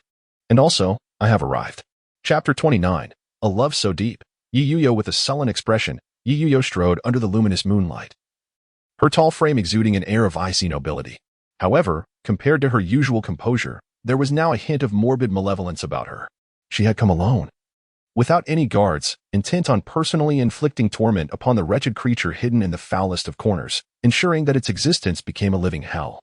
Filled with regret for having come into this world, anyone who brought displeasure or distress to an deserved such a fate. Kicking open the door to the Wang residence, Yi Yuyo advanced towards Wang Shouyu, who stood in astonishment, her demeanor radiating superiority. You are. Wang Shouyu could hardly believe that Yi Yuyo had discovered this place. He had planned to eliminate Shen Yan first, and then see if he could deal with Yi Yuyo afterward. To his surprise, she had arrived before him. Miss Yi, what brings you here at this late hour? Wang Shouyu inquired, attempting to feign calmness as he stood, his tone courteous yet strained. I would like to ask you, what are you doing with all this electronic equipment in the courtyard at this moment? Yi Yuyo coldly interrogated. Haha, just a bit of cooling down. Wang Shouyu awkwardly replied, momentarily at a loss for words. He finds that conducting affairs outdoors is more convenient, and splattered blood is of little concern. However, the experience of being the one pulling the strings in such a scene evokes a sense of elegance and mystery. Is that so? Then you may as well lie on the ground and enjoy the coolness. Night Rain, you pulled a dagger from the inner thigh and swiftly lunged forward. Wang Shouyu's gaze sharpened, and he sidestepped, yet his cheek was still grazed. He raised his hand to wipe away the blood seeping from the wound and, with a wary expression, inquired, Miss Yi, what is your intention? To kill you. Night Rain, you replied calmly, retrieving a second dagger from the metallic bindings. Is it for Shen? Wang Shouyu asked, his breath held tight. Though he harbored intentions to eliminate Night Rain Yu, he dared not express it openly. It is well known that Night Rain Yu is a figure that even the International Assassin Organization Zero would hesitate to take on. Of course, upon mentioning Shen, the cold demeanor of Night Rain Yu vanished in an instant, replaced by an expression of rapture. And it is my absolute favorite, my honey whom I wish to marry. Night Rain Yu murmured dreamily, eyes closed, lost in thoughts of Shen Yan's visage. Is that so? No wonder you two appear so well matched, Wang Shouyu remarked, slowly retrieving a miniature bomb from his back pocket, a false smile gracing his lips. Indeed, in this world, only I am worthy of an, and only an is worthy of me. Night Rain Yu cast aside all murderous intent, her mind consumed by thoughts of Shen Yan, yearning for their embrace and kisses. Seizing the moment of distraction, Wang Shouyu deftly threw the timer-equipped miniature bomb, a triumphant smile playing on his lips. Then you shall accompany her to hell. The ominous toll of death began to resonate, creeping towards Yi Yuyo in the night rain, only to be forcefully kicked back onto Wang Shouyu. With a resounding crash, Wang Shouyu had yet to comprehend the situation when the immense force sent him sprawling to the ground. This was a blow potent enough to be fatal. Yet Wang Shouyu was clad in anti-explosion, shock-absorbing armor, and had shielded his face from the flying debris with his protective wristbands. He was not yet on the brink of death. Disgusting insects. Yi Yuyo withdrew a syringe, flinging it towards the dazed Wang Shouyu as he attempted to regain his footing. The needle pierced flesh, and the liquid slowly coursed downward. Merely a few milliliters injected, and Wang Shouyu immediately felt a tingling numbness enveloping his body. This is merely an anesthetic, so you need not worry, Yi Yuyo remarked with a playful tone. She relished this weapon, finding it exceedingly effective. This particular concoction required precise insertion into designated blood vessels to take effect, and the syringe must be pressed down to a specific point for the liquid to flow, thereby preventing any accidental self-anesthesia. Now, you shall savor the exquisite sensation of being tortured 1,000 times over. Yi Yuyo picked up a fallen dagger from the ground. Toying with it in her hand, her gaze coldly fixed upon Wang Shouyu. However, just as she was about to strike, the sound of a gunshot rang out. Yi Yuyo immediately reacted, evading the shot, then turned back with a frigid stare. The Wang family, it seemed, was intent on annihilation, even in death. I shall take you down with me, the old master Wang declared, firing several rounds. Fear of the Yi family had vanished from his heart. After all, death was inevitable. So he might as well take a bite in resistance. Scum. The rain-soaked Night Yuyu, having narrowly evaded bullets, approached the terrified visage before her with a scornful gaze. She seized the firearm from his grasp and coldly remarked, At your age, you still fail to comprehend how to wield a gun. Do you require my instruction? Missy, your generosity is boundless. Please, spare my son, Wang, the elder, implored as he fell to his knees, his face a portrait of desperation. Regret washed over him. The fury and adrenaline that had consumed him moments before had clouded his judgment. Spare you? How utterly laughable, Night Yu replied, slowly squeezing the trigger, only to halt her action and lower the weapon instead. Killing you would merely sully my hands. With a swift motion, she crushed the handgun and reached for her phone, prepared to dial the lighthouse's number, when the distant roar of an approaching vehicle caught her attention. The car drifted into the Wang family courtyard, and Night Yu's focus shifted toward the blinding headlights. Such uninvited guests, she murmured softly. Two men emerged from the vehicle, both of whom appeared somewhat familiar to her. One was Yi Zilin, accompanied by one of his team members. Quite impressive that you managed to locate them. Night Yu remarked with a calm demeanor.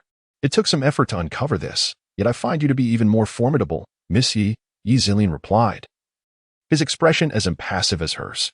An awkward silence enveloped the air until the team member broke the tension with a hearty laugh. Miss Yi, my captain is not one for conversation. It is only right that you take the lead here. We shall handle the situation.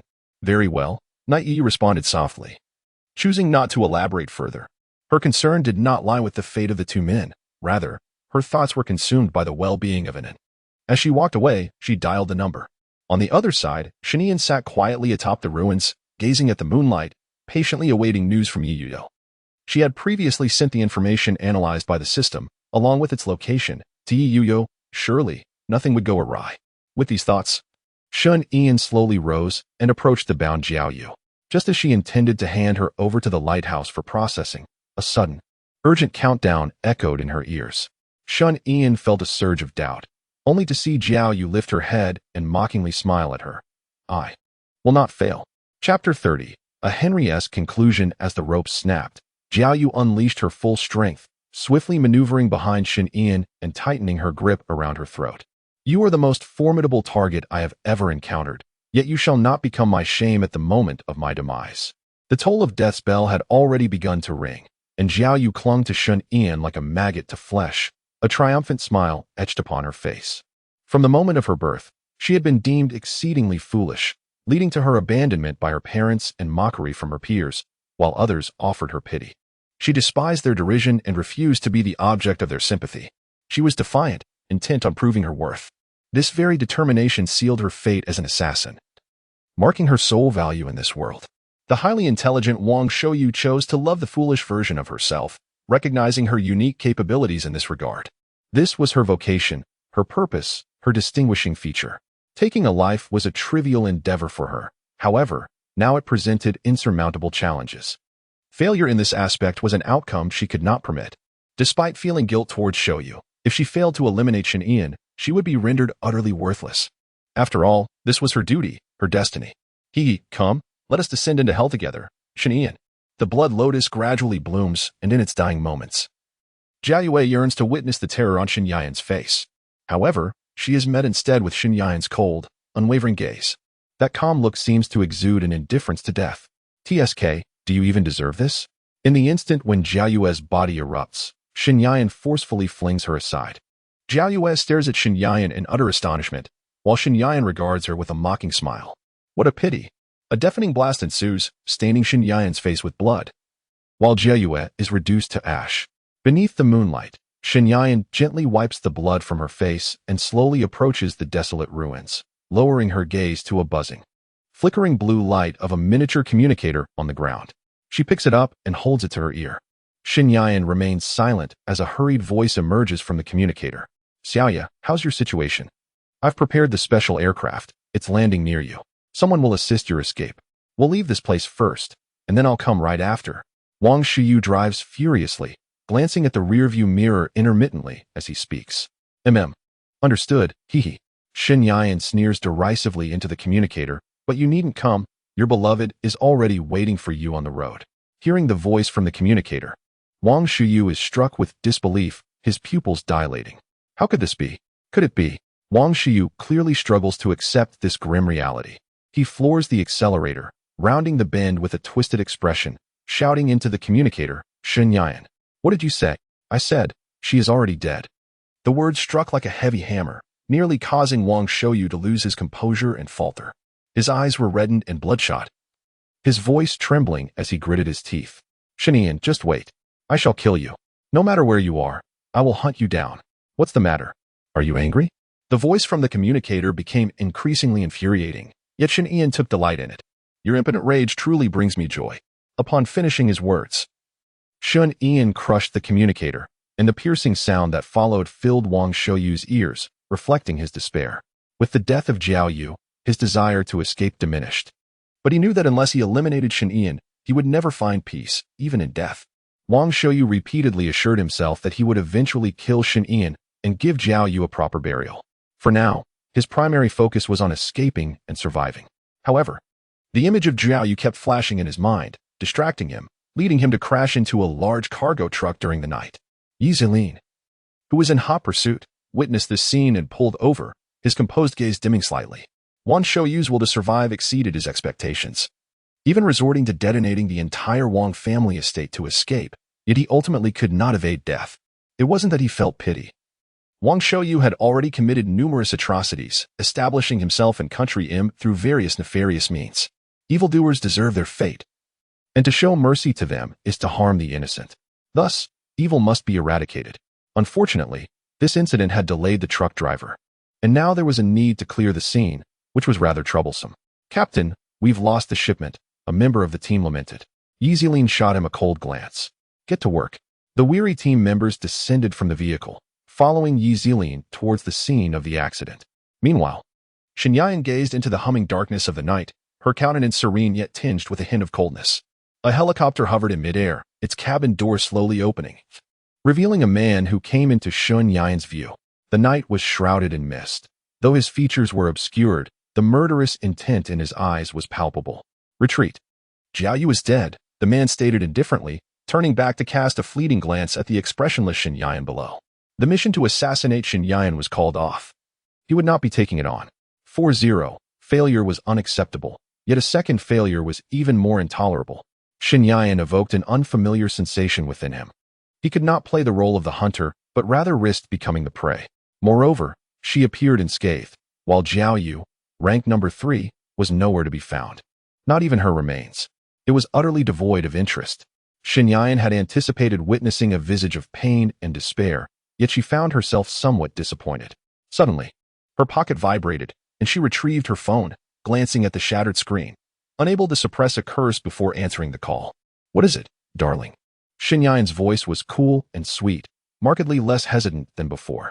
Influenced by the events of the evening, she had come to a realization: some matters, despite one's resistance, would ultimately lead to gradual acquiescence. She wished to keep her entanglements with Xiao Xiao Xiao to a minimum. However, fate's threads incessantly intertwined their lives. Night Rain was a cherished part of her heart that she could not sever, so she might as well embrace her affection fully now. In the car, Yu Yo heard the soft voice of the baby, sending a shiver of excitement through her heart. "Hami, where are you?" "I'm here to pick you up," Shen Yan inquired. "They are well, fast asleep in the car. I'll drop them off at home and come over." "Just wait for me," Yu Yo replied, smiling as she glanced at the gagged and motionless Xiao Xiao Xiao in the back seat. Xiao was on the verge of fainting, while Xiao Xiao Xiao was silenced due to the loud crying, though it was certainly voluntary, or perhaps not. Chapter 31. Precautions in the Mirror. Shen Yan gazed into her own cold eyes, her face appearing much more spirited, the weariness of the past no longer evident. Indeed, she seemed much improved. She hadn't taken any medication the previous night. "I'll be all right, won't I, Shen Yan? I won't be as fragile as in my past life." She pondered inwardly, when suddenly, Yi Yuyo embraced her waist from behind. "Darling, your carnivorous plant seems to be wilting. You ought to buy some insects for it to consume." "Where would I find insects for it? Let it fend for itself. I'm only responsible for watering it," Shen Yan remarked, turning to face Yi Yudo.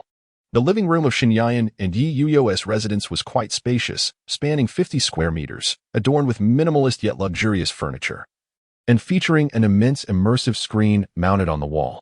Shen Yan comfortably leaned against the sofa, while Yi Yuyo nestled against her shoulder, enjoying the film together. "Darling, Xiao Xiao Xiao mentioned she would like to invite us over for dinner this afternoon. Shall we go?" "How did she get in touch with you?" "Xiao Xiao is your younger sister. As your beloved, of course, I am aware of that. Go ahead. After all, one cannot escape the destiny of encountering one another. Shanian remarked, glancing at Yu. Just like you. I am different. Even without the arrangements of fate, I would still embrace it. Yu sweetly declared, stirring a flicker of warmth within the usually indifferent Shanian. It turns out that the eldest daughter of the Yi family, Yu, possesses such a silver tongue. Darling, please do not address me so formally. It will make me upset. Yu complained. I was merely jesting, my dear. Shanian replied with a gentle smile, soothing Yu. Yu puffed up her cheeks, her expression serious. No, you mustn't make such jokes in the future. It would sadden me. All right, but I must say, your angry demeanor is quite adorable. Shanian teased, reaching out to poke Yu's charming face. Only to have Yu bite her finger. Savoring the sensation from the bite, Shanian grinned mischievously and said, Oh, how dare you bite me? Just wait. I shall teach you a lesson. As her words faded, the air gradually filled with the sweet scent of citrus, a fragrance that belonged solely to them. In stark contrast, within a mortuary, the atmosphere was entirely different, cold, dark, and suffocating. On the autopsy table, a white cloth was slowly lifted, revealing a face marred and broken beneath. It was a visage filled with rage, anguish, and icy murderous intent. Shanian, I am still alive. Sooner or later, the one lying here will be you. In the morgue, one individual was conspicuously absent, yet this fact remained unbeknownst to anyone, as if this person had never existed at all. As nightfall silently descended, Yizilin slowly opened the door to the morgue. Upon casting his gaze upon the vacant bed, a surge of astonishment and confusion welled up within him. Alas, could it be that he has risen from the dead? Yizilin sighed, retrieving his notebook to document this occurrence, murmuring to himself, I must inform Sisterin. Or should I? Stowing away his notes, Yizilin's expression turned grave, his eyes as still as stagnant water, contemplating his next course of action. Very well. Since this is a matter of my own negligence, I shall handle it myself, yet I must still notify Sisterin. Yizilin closed the door and proceeded towards the direction from which Wang Shouyu had once escaped. At this moment, his demeanor was as frigid as ice, imbued with a murderous intent. Wang Shouyu, the second blemish upon his life. Chapter 32. The cake incident. Yizilin dialed Shun Yan's number. Upon connection, Shun Yan listened intently to the contents of the call, ultimately nodding slightly. Yes, understood. After hanging up, she casually placed her phone on the table and resumed her dinner with an air of nonchalance. What is the matter, Inin? Night Rain, you inquired, perplexed. It's nothing. I merely wanted to inform you that Wang Shouyu is not dead. He has risen from the grave and fled. Shin Yan displayed remarkable calmness, appearing utterly unfazed. To her, Wang Shouyu was insignificant and cowardly. Although he posed a potential threat, Yizilin had assured her that he would resolve the matter. Yizilin was a man of his word. Since he claimed he would take care of it, she had no doubt he would manage it effectively. Moreover, due to the trust stemming from their previous lives, Shin Yan felt quite at ease. Alas, he is still alive. Upon hearing the news that Wang Shouyu was still alive, Xiao Xiao's expression turned to one of astonishment. Recalling the events of the previous night sent a chill down her spine. It's nothing. I shall dispatch someone to eliminate him immediately, said Yu with a serene demeanor. To her, Wang Shouyu was merely an inconspicuous pawn. However, every possibility must be accounted for, and this threat must be eradicated. Yizilin had already departed, so there were no significant concerns. Shanian stirred the soup calmly and remarked, Is that so? Yet, we cannot afford to underestimate him. As Yu spoke, she picked up her phone and promptly assigned someone to track down Wang Shouyu's whereabouts. Let us not dwell on this matter, Xiao. Are you considering attending school? In a few days, Yandu University will commence its semester. Shin Ian propped her chin on her hand and inquired, If you wish, your sister Yu will assist you. In her past life, Xiao had yearned for the experience of university life, yet that dream remained unfulfilled, marking a regret for both her and Shin Ian. After a moment of silence in response to Shun Ian's question, Xiao's somber expression gradually transformed into a smile. Perhaps it's best to let it go.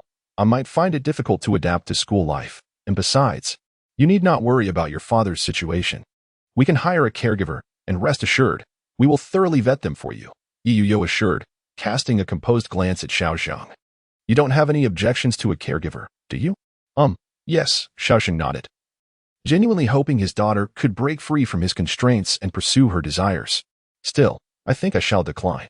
I appreciate the kindness of both Ian and Yu, but but I am certain I would struggle with college life. I am rather lazy and not fond of socializing. Xiao reiterated her refusal, poking her fingers together. Upon hearing this, Shen did not press further. Instead, she took out a tissue to gently wipe her mouth. All right, whenever you feel ready to return to school, just let me know. After cleaning the remnants from Xiao's lips, Shen crumpled the tissue and set it aside. She then turned her attention to the slightly jealous Yu, tenderly wiping the corner of her mouth with a hint of exasperation and affection. After all, one must strive for balance.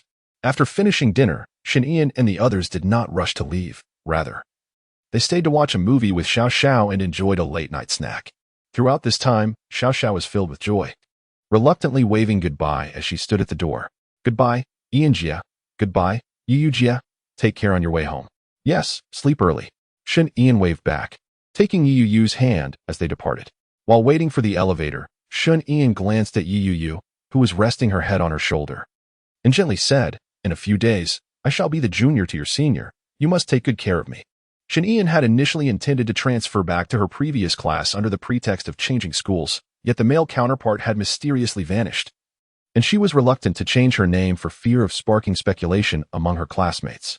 In truth, she felt indifferent about becoming a topic of conversation, but it did disrupt her desire for a peaceful university experience. Thus, she resolved to start anew from her freshman year, with the admissions process requiring only her to face the surveillance cameras for a re-examination. "But I want to attend classes with you," Yu said, clinging to Shen as they entered the elevator, her face a picture of reluctance. "We're not even in the same major. How could we possibly attend together?" Shen stepped out of the elevator, playfully pinching Yuyu's cheek. "There will always be a way." Yu smiled faintly as Shen looked at her, helplessly saying, "You must not cause any trouble, understand?" Yu, the daughter of the dean, made Shen wary of presenting her with surprises reminiscent of their past lives. At that time, their fields of study had aligned somewhat, nearly leading to a merger of the two disciplines, which could have stirred quite a commotion. "I understand. I won't create any trouble for you." Yu replied obediently. "How about we buy some cake to enjoy on our way back? Go if you wish. I won't stop you." Shen smiled gently, her eyes brimming with affection. Upon hearing this, Yu's face lit up with a blissful smile. "You're the best, dear. I'll definitely reward you tonight." "Isn't that a reward for yourself?" Shen teased, and their banter continued as they strolled to a nearby cake shop. This establishment was renowned for its delectable cakes, albeit somewhat pricey. "I'm going to the supermarket next door to buy some ingredients for breakfast tomorrow. You can select the cake and wait for me here," Yu said, and after receiving a nod from Shen, she proceeded to the supermarket. Shen watched Yu depart before turning her attention to the cake shop, typically bustling with customers requiring long waits. The shop was relatively quiet at around 10:30, allowing her to quickly reach the counter. "Please pack a cheesecake for me." "And also," Shen said, while pointing to the last slice of Black Forest cake displayed behind the counter, with her stunning beauty and an air of aloof elegance. Shen's voice was cool and melodious, stirring ripples of admiration within the staff. "Certainly, miss." As the shop assistant prepared to hand over the Black Forest cake to Shen, a chilling voice interrupted, "Boss, I'll take a piece of the Black Forest cake." "I'm sorry, miss, but this is the last piece. Could you?" The assistant's words were cut short as a luxurious black gold membership card was presented before them, radiating an aura of opulence that seemed to narrate the esteemed status of its bearer. "I insist, you still have some left, don't you?" the woman stated calmly. The assistant, glancing at the black gold card, found himself in a dilemma, holding the bag in his hands. The black gold card was reserved for VIPs who had spent over 10,000 at their establishment, yet disregarding the principle of first come, first served seemed disingenuous. In the midst of the assistant's hesitation, Shen took the bag and made the decision for him, settling the payment. Afterward, she cast a glance at the short-haired woman clad in dark attire and stepped outside with the bag in hand. "Wait," the short-haired woman called out to Shen, adding, "I will pay you triple for that cake." "No," Shen firmly declined and stood outside, awaiting Yu. At that moment, the woman pursued her, retrieving 600 yuan bills from her wallet and extending them towards Shen, calmly inquiring, "Surely, this is sufficient?" With a stoic expression, Shen crossed her arms, bag in hand, and replied coldly, "Not needed." After being rejected repeatedly, the woman sighed deeply, gazing at Shen with a pitiful expression. "Dear sister, please, I beg you. My family head desires this cake, and this is the only place around that meets her taste." I can offer you more money. Would 1,000 suffice? The head of the household. Listening to the words of the short-haired woman, Shun Ian curiously glanced at the luxurious sedan parked by the roadside. The woman in the back seat seemed to notice Shun Ian's gaze and slowly lowered the car window. Chapter 33. Admission report. As the glass slid down completely, Shun Ian gradually discerned the woman's features. Her pupils were a regal shade of violet, and her silvery hair cascaded over her porcelain skin. With a strikingly proud countenance that was both fierce and beautiful, she exuded an alluring softness. She wore a white garment that modestly revealed her collarbone, emanating an air of sensuality intertwined with nobility. The woman rested her chin on her hand, adorned with black gloves, casting an imperious gaze upon Shun Ian, embodying the essence of a supreme queen. Their eyes locked for a full 5 seconds, and in that moment, time seemed to stand still. Shun Ian appeared dazed, rooted in place, her expression revealing a blend of confusion and astonishment. This extraordinary woman was someone she had never encountered in her past life. Yet, an inexplicable sense of familiarity washed over her, akin to a warm current, stirring an indescribable emotion within her heart. The woman, too, felt a profound connection. Although she had never met Shun Ian before, an overwhelming maternal instinct surged within her. She gazed intently at Shun Ian, as if she could see her own reflection in her. In demeanor, appearance, and even aura, they bore striking similarities. However, she had no daughter, only a host of sons who brought her endless concern. As these thoughts crossed her mind, a painful memory surged forth, haunting her heart. Among them was a lost child, a little one who had perished in a tragic car explosion, leaving behind no trace but sorrow. Langin, let us be on our way. The woman's voice trembled delicately. As the car window ascended, Shun Ian gazed through it at her hazy visage, sensing an undercurrent of melancholy. It felt so subtle. How peculiar. Did such a figure exist in a past life? The air of nobility surrounding her, along with the pride that seemed to envelop her, was something Shun Ian had never perceived in anyone else, not even in the heads of the 4 prominent families. As the short-haired woman departed, Shun Ian watched the luxurious sedan as it roared to life, plunging into contemplation. Could she be a member of an affluent family? Or perhaps possess another identity? Unin, what troubles you? A familiar and gentle voice interrupted Shun Ian's reverie. She turned to see Yi Yuyo approaching, laden with bags brimming with items. It's nothing, Shun Ian replied softly. Yet, an indescribable weight lingered in her heart, casting a shadow over her spirits. Is it truly nothing? Yi Yuyo inquired, concern etched upon her face. She feared Shun Ian's emotions might remain in a state of decline for reasons unknown.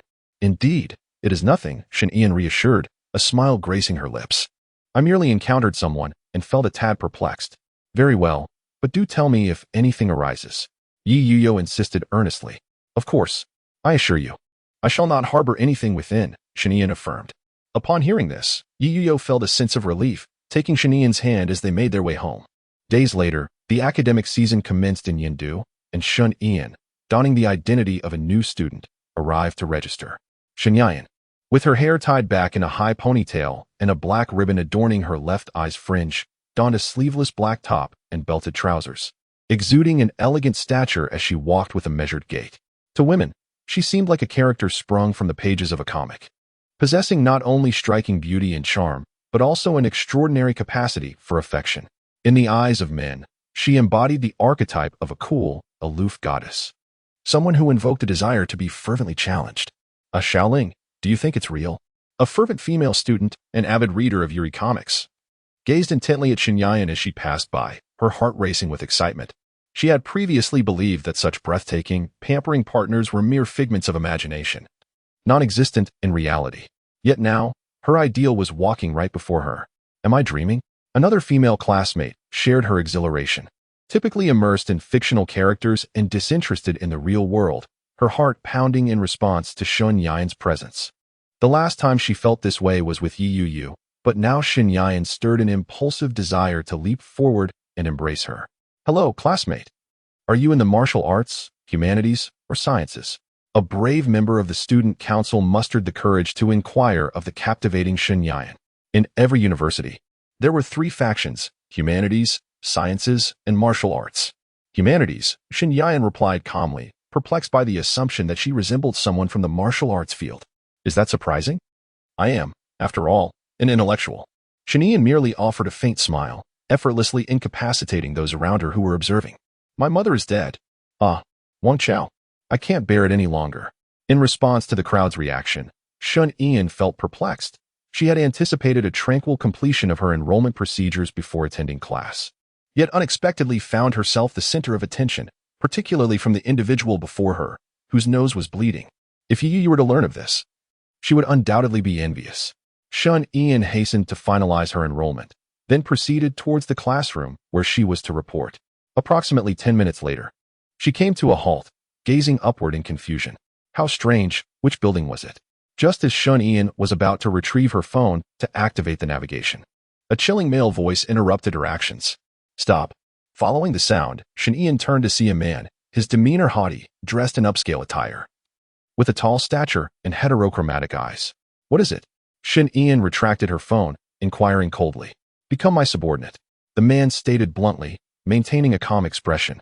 Shun Ian tilted her head in confusion, momentarily believing she had misheard, yet the man's expression was earnest. Are you joking? I possess everything you desire. The man disregarded Shun Ian's response and tossed her a black gold card. This is a gift for our first meeting. It contains 200,000. Redeemable at any brand store. Should you choose to become my subordinate, there will be even more. Shun Ian pinched the flying black card between her fingers, not sparing it a glance, before tossing it back. It seems you were rather presumptuous. What did you say? The man's calm visage was suddenly ignited with fury. Yet he quickly regained his composure, suppressing his rage as he spoke. I am offering you an opportunity. Shun Ian regarded him with disdain, her expression transforming in an instant to one of terrifying murderous intent. Speak another word, and I shall sever your tongue. As her words echoed, the man's countenance froze, unable to contain the growing anger at the corners of his mouth. I shall grant you one final chance, regardless of your esteemed status. One day you will vanish without a trace, he threatened. He too was a newcomer, yet his lineage was both unique and noble. He had anticipated being the center of attention, only to have it snatched away by the woman before him. This was an intolerable affront for one of his standing. Nonetheless, he considered himself magnanimous. If he could recruit her as his subordinate, the incident could be easily forgotten. However, not only was he rebuffed, but he was also subjected to profound humiliation. If he could not recruit her, then she must be destroyed. Chapter 34. The young master of the G family inexplicably. Shun Ian gazed coldly at the man. Were it not for the daylight, she would have already taken action, just as she was memorizing his features. Intending to teach him a lesson that evening, a duel card, marked with a bloody handprint, soared towards her. Engage in a duel. If you lose, you will become my subordinate. The man wore an expression of confidence and seriousness. In this world, dueling through duel cards was a lawful means of settling disputes without the risk of death. Shun Ian accepted the card, a cold smile gracing her lips. This fool was truly remarkable. She had planned to discipline his character that evening, but it seemed he had delivered himself right into her hands. With a calm demeanor, Shun Ian bit her thumb and pressed her fingerprint upon the duel card. Upon witnessing the scene, the man could not help but smile subtly, his lips curving ever so slightly. In a deep voice, he remarked, I have heard that the Academy boasts a martial arena. However, it appears that such formality is unnecessary. Let us proceed here. With that, he swiftly removed his expensive coat and charged towards Shun Ian like a tempest, initiating hand-to-hand combat. He was confident in his physical prowess, a skill that had garnered his mother's attention amidst his many brothers since childhood, leading him to believe that defeat was not an option. Each of his moves was executed with speed and ferocity, a formidable onslaught that would likely overwhelm an ordinary opponent. Yet, Shun Ian was no ordinary contender. Her combat skills surpassed the rest. With effortless grace, she left heavy imprints of her fists upon his chest, abdomen, and head. The man, astonished, clutched his abdomen, sinking to his knees as blood poured from his mouth. Bewildered, he pondered how, despite his advantages in stature, stamina, and gender, along with years of martial training, the disparity in their strengths could be so pronounced. You are simply too weak, Shun Ian stated, her tone unruffled. Her words pierced through him like a sharp silver needle, shattering his confidence and pride into fragments. How could this be? Do not fret. You are not the only one who is a failure, Shun Ian observed, her gaze looking down upon him with a tinge of pity. Her comment only deepened his despair, nearly bringing him to tears. TSK, how pitiful, she remarked. Her arms crossed as she regarded him with a disdainful expression. To her surprise, this man, who appeared robust and strong, resembled a frail girl in his defeat, a source of embarrassment. However, having once succumbed to depression in her past life, She felt unqualified to voice such sentiments. "Young master," a voice filled with anguish echoed, prompting Shinyan to turn in its direction and pause momentarily. It was the woman from the cake shop last night, seemingly named Ling Yin. What a coincidence. Could there be some sort of fateful connection between them? "Young Master Yi Chen." Ling Yin gazed at the despondent fourth young master kneeling on the ground, her heart sinking. If this matter were to reach the ears of the Ji family patriarch, the consequences would be dire. She had merely gone to assist with the enrollment procedures and had not anticipated that her own life would be at stake. "It's you." Ling Yin had intended to ascertain who the culprit was, only to discover it was the woman she had encountered at the cake shop the previous night. "Indeed, it is I," Shinyan replied nonchalantly. "What have you done to my young master?" Ling Yin demanded. Upon hearing her words, Shinyan found it amusing and shrugged helplessly. "What do you expect me to say? I have done nothing but speak the truth." "How can you say you have done nothing?" Ling Yin began, poised to strike Shinyan, but was restrained. Again, Ji Chen slowly rose, his face a mask of defiance. Shinyan remained silent, realizing she should have acted more decisively to avoid future complications. Typically, her moral compass was balanced, yet its tilt varied with her mood, the person involved, and numerous other factors. At times, it could sway heavily towards malevolence. And now it was gradually leaning in that direction. "You are wasting my time." Shinyan regarded Ji Chen with disdain, her voice icy. "What did you say?" Ji Chen, consumed by rage, clenched his fists, ready to unleash his fury upon Shinyan. "Huh, your current demeanor is truly laughable. Do you believe your status is so exalted? That your strength is formidable?" After Shinyan finished speaking, she let out a light laugh. "In my view, you are merely an aimless insect, writhing around the legs of others. You seek your own demise."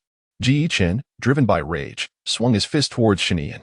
Ling Yin, witnessing this, stood silent, suddenly recalling the family head's words, urging the fourth young master to temper his character during his university years.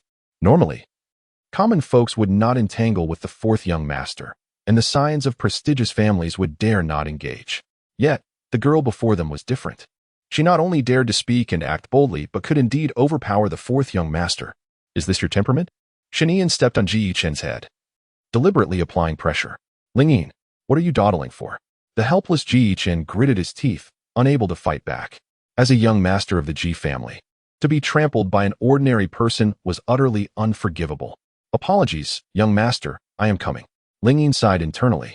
The family head had decreed that she could not assist the fourth young master unless it was a matter of life and death. However, she could not allow him to become despondent. Given the circumstances, she resolved to intervene. Though it might seem an act of bullying, such is the nature of this world. Ling Yin stretched her limbs, observing Shinyan's poised demeanor. "My apologies, but since my young master has spoken, I shall show no mercy." 10 seconds passed. "Sister, I was wrong." Ling Yin gasped in pain, clutching her neck as she begged for mercy. She had underestimated the strength of the woman before her. It was truly astonishing that she could not prevail. How mundane. Shinyan released her grip, turning away in disinterest, ready to depart. "Do you know who my mother is?" Ji Chen exclaimed furiously. "My mother is the head of the Ji family. She will make you pay for your arrogance today." "Very well. Then you should return home and call for your mother," Shinyan retorted with a sarcastic tone. "Not only are you inexperienced and playful, but it seems you are also a mama's boy." "You." As she watched the increasingly distant proud figure, Ji Chen felt a surge of anger. The woman before her was the first to dare mock her in such a manner. "Young Master Yi Chen, please calm down," Ling Yin interjected, blocking Ji Chen's path as she attempted to charge forward again. "This person is not simple. We must report to the family head and refrain from acting impulsively." "Report? Why must I always seek this woman's opinion?" Ji Chen's composure shattered in that moment. "She will only look down upon me as her son, and they will also disdain me as their younger brother." "That is not the case, young master. The family head and the other young masters." Ling Yin's words remained unfinished as Ji Chen angrily brushed her off. "You need not speak on their behalf. I will eventually make them acknowledge me. Sooner or later." "Young master." Ling Yin hesitated, withdrawing her outstretched hand. As she watched her master depart, she sighed deeply, realizing the burden that awaited both the family head and the other young masters, and herself as well. Chapter 35. The unfolding of training life. Having completed all the enrollment procedures for new students, Shun Ian leisurely stepped out of the classroom, stifling a yawn. As per the academy's requirements, new students were mandated to undergo unified physical training during their first week and were required to reside on campus. However, Yu was reluctant to allow her to stay at the school, so she applied for an exception from the dean the previous night. The dean naturally acquiesced. Yet Shinian felt indifferent. After all, it was merely a week of dormitory life, and she was no stranger to it. Ian, hello. Which dormitory have you been assigned to? Perhaps we might even be roommates.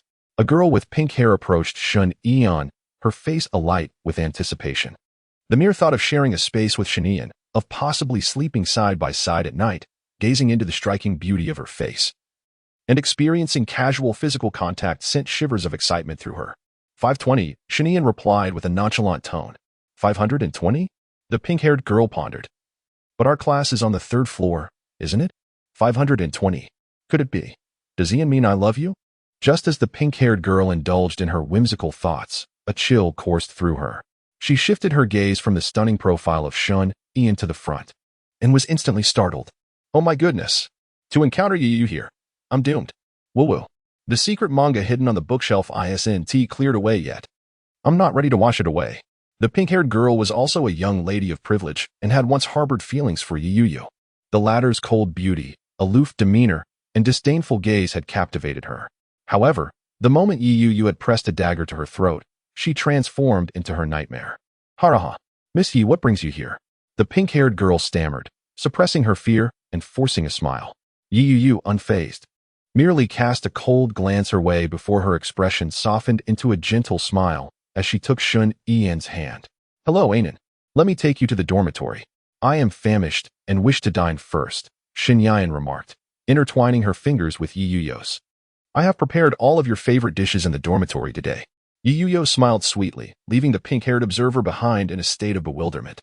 Is this truly the same aloof and imposing heiress, Yu, known for her ruthless demeanor? They appear so affectionate. Is this what they call the law of attraction? I feel like a lovesick cow. Oh dear, my beloved Yain is gone. The following morning dawned bright and sunny. The new students of Yindu, clad in matching uniforms, stood in neat rows, heads held high after the welcoming ceremony. Before them stood 2 training officers. The male instructor was tall and robust, his black athletic attire accentuating his formidable physique, emanating an aura of strength. His chiseled features exuded an air of haughty elegance, captivating the attention of the female students. However, Shinyan remained unfazed, her gaze fixed solely on the female instructor. Dressed in a black tank top, the instructor possessed an exquisite musculature complemented by sun-kissed skin. A small scar graced her left cheek, yet it did little to diminish her frosty beauty. Rather, it lent an air of fierce charm.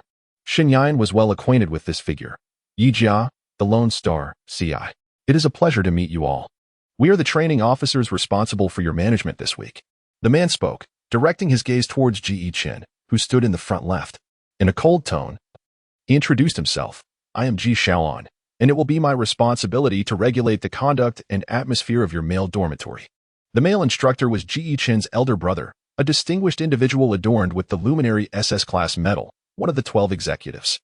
The title of executive signifies his position within the core echelon of the Luminary power structure, second only to the leader, the chief. In this perilous world inhabited by malevolent subhumans, ascending to the role of an executive is no trivial feat. One must constantly contend with the threat of death. And only those endowed with exceptional abilities and unwavering conviction can undertake such a heavy responsibility. Ji Shaohan not only accomplished this, but did so at the youngest age possible. Ji Chen regarded his elder brother with palpable discontent. He was not part of this class, but was forcibly transferred. The sole reason being that his brother had drawn this class in a lottery, dragging him along for training.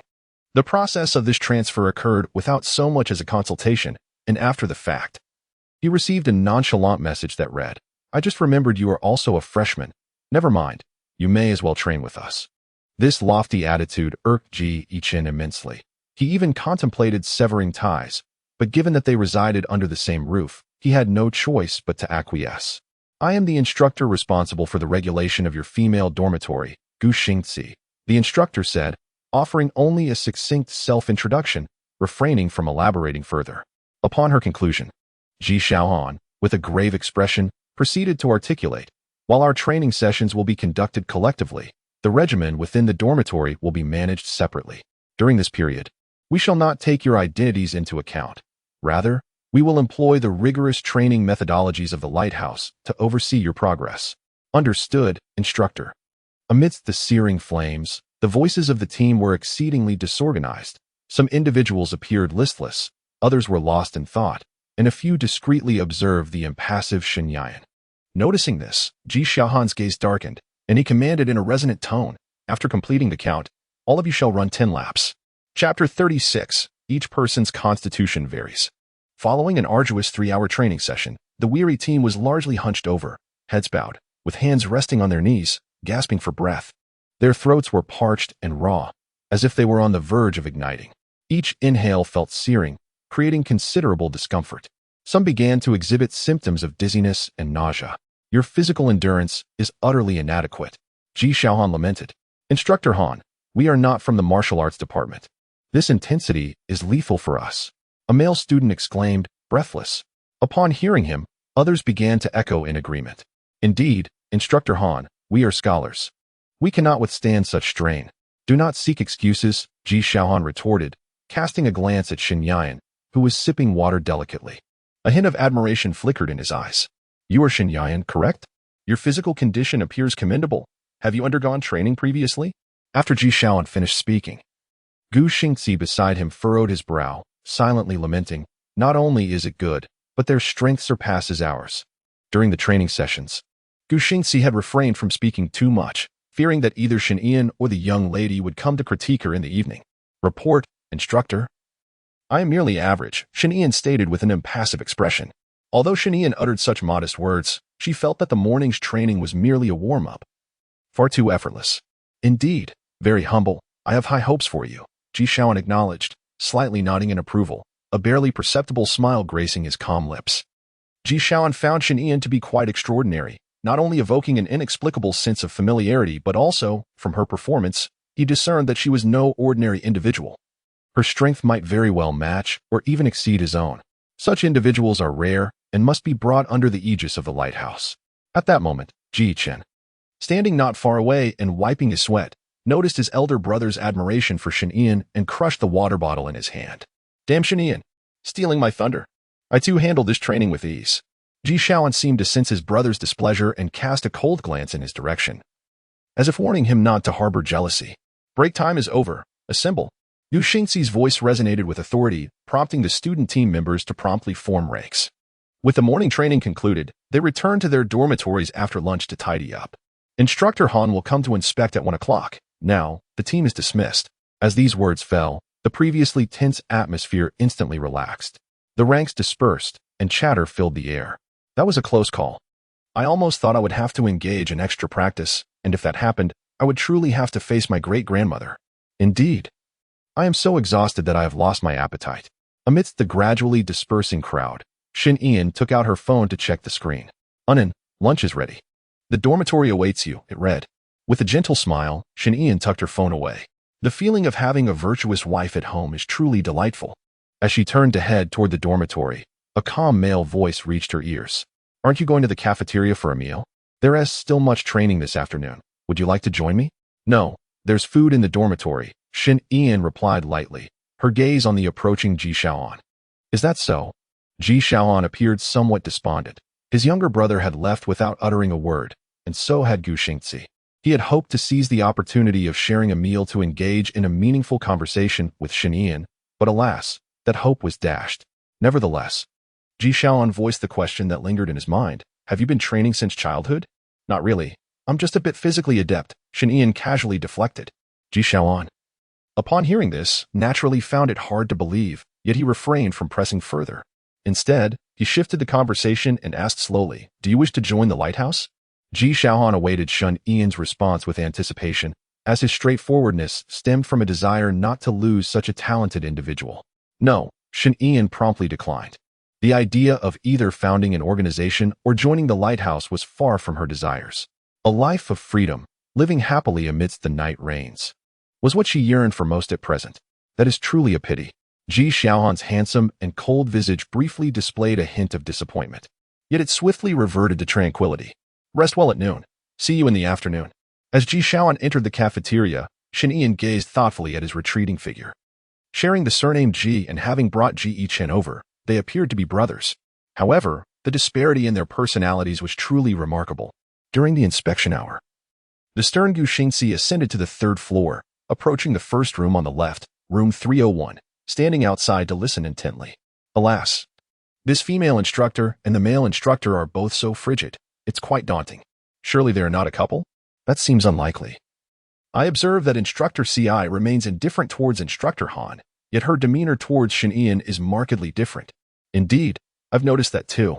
Instructor C's tone softens when conversing with Shen Ian, as does Instructor Han's. Thus, it could be surmised that Shen Ian possesses quite the background. I wandered around other dormitories but didn't encounter her. Some say she resides in a single room on the 5th floor. How enviable. She is not only beautiful but also exudes an air of aloof grace, complemented by her impressive family background. If only. Listening to the chatter within, Gu Xingxi gradually opened the door. Upon her entrance, the joyous atmosphere in the room instantly waned. Gu Xingxi surveyed her surroundings, jotting notes as she spoke. The trash is overflowing and hasn't been taken out. 1 demerit. Slippers are carelessly strewn about. 2 demerits for the litter on the floor and sharing bedding. Quickly return to your own beds. Understood, Instructor CI. We will rectify this immediately. Gu Xingxi naturally emanated an aura of authority, causing the girls to refrain from retorting, instead dutifully amending their missteps. Chapter 37. Conversation upon exiting Dormitory 301. Gu Xingxi continued her rounds to inspect the other dormitories. Throughout this endeavor, she maintained a stern and unyielding demeanor, resembling an immovable iceberg. As she entered each room, her piercing gaze swept across the surroundings, leaving no detail unnoticed. The female students regarded her with a mix of awe and trepidation, careful not to exhibit any semblance of negligence, lest they find themselves running until their legs gave out that afternoon.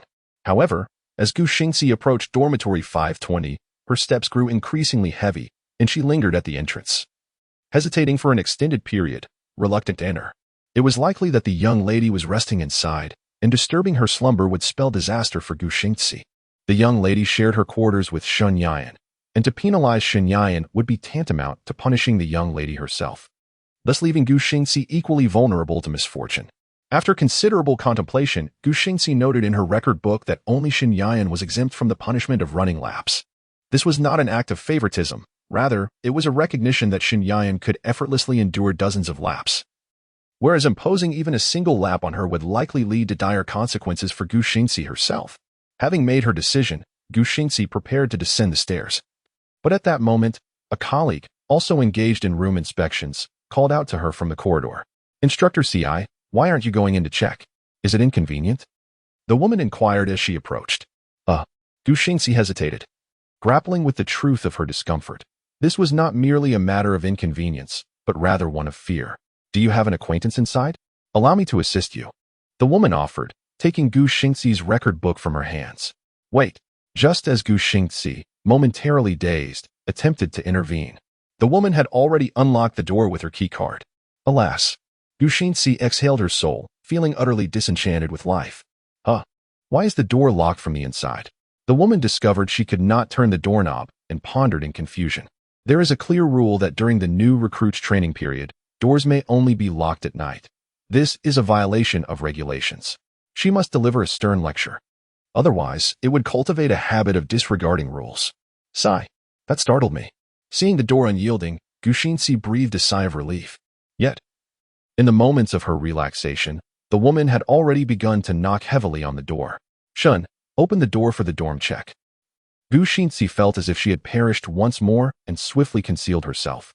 The woman gazed at her in bewilderment, about to inquire what was amiss when the door creaked open. Shen Yan, awakened from her slumber, bore an expression of utter displeasure and coldly regarded the unfamiliar woman before her, asking icily, "What is it?" Shen Yan emanated an invisible aura of oppression, as though she could crush the woman with her gaze. The woman instantly became flustered, her words tumbling out in disarray. It's nothing. I merely wanted to see if you were awake. TCH. Shen Yan cast a disdainful look at her, as if she were a repulsive insect. Is everything all right now, instructor? Shen Yan's violet irises, sharp as thorns, prompted the woman to instinctively avert her gaze, her hand now obediently resting on the doorknob. Yes, everything is fine. Sorry for the intrusion. With that, the woman gently closed the door, leaning against the frame as she took a deep breath. For reasons unknown, the S-class captain of the lighthouse, normally imposing and decisive, felt an inexplicable fear towards this new recruit. Who is Xing Xiai? A woman approached the secluded spot of lone Xing Xiai and whispered, "Are you certain she is a newcomer and not from the martial arts department?" She. Lone Xing Xiai hesitated. "She is the one capable of captivating my young lady." "What?" The woman exclaimed in astonishment. "Captivating Yu? Is that even possible?" Having only met Yu a few times, she was acutely aware that Yu was an exceptionally proud heiress. It was extraordinary enough to be able to exchange a few words with her, let alone become friends. "Keep your voice down. What if you disturb my young lady?" Lone Xing Xiai quickly covered the woman's mouth and gently admonished her. The woman nodded, and only then did Lone Xing Xiai release her hand. As they descended the stairs, she remarked, "My young lady is quite fond of Shen Ian, so you must refrain from entangling yourself with her." "Is that true? Your young lady can actually fall in love with someone?" The woman followed Lone Xing Xiai, still in disbelief. "Shen Ian is indeed strikingly handsome. Even I felt my heart stir. But your young lady is not the type to be swayed merely by looks. I do not fully comprehend matters of the heart. Yet Shen Ian is formidable. You must have sensed that when you encountered her." Lone Xing Xiai paused, turning to look earnestly at the woman. "I cannot compete with Shen Ian. The disparity in our strengths is considerable." "Ah?" The woman was utterly astonished, given that Lone Xing Xiai was superior to her in strength.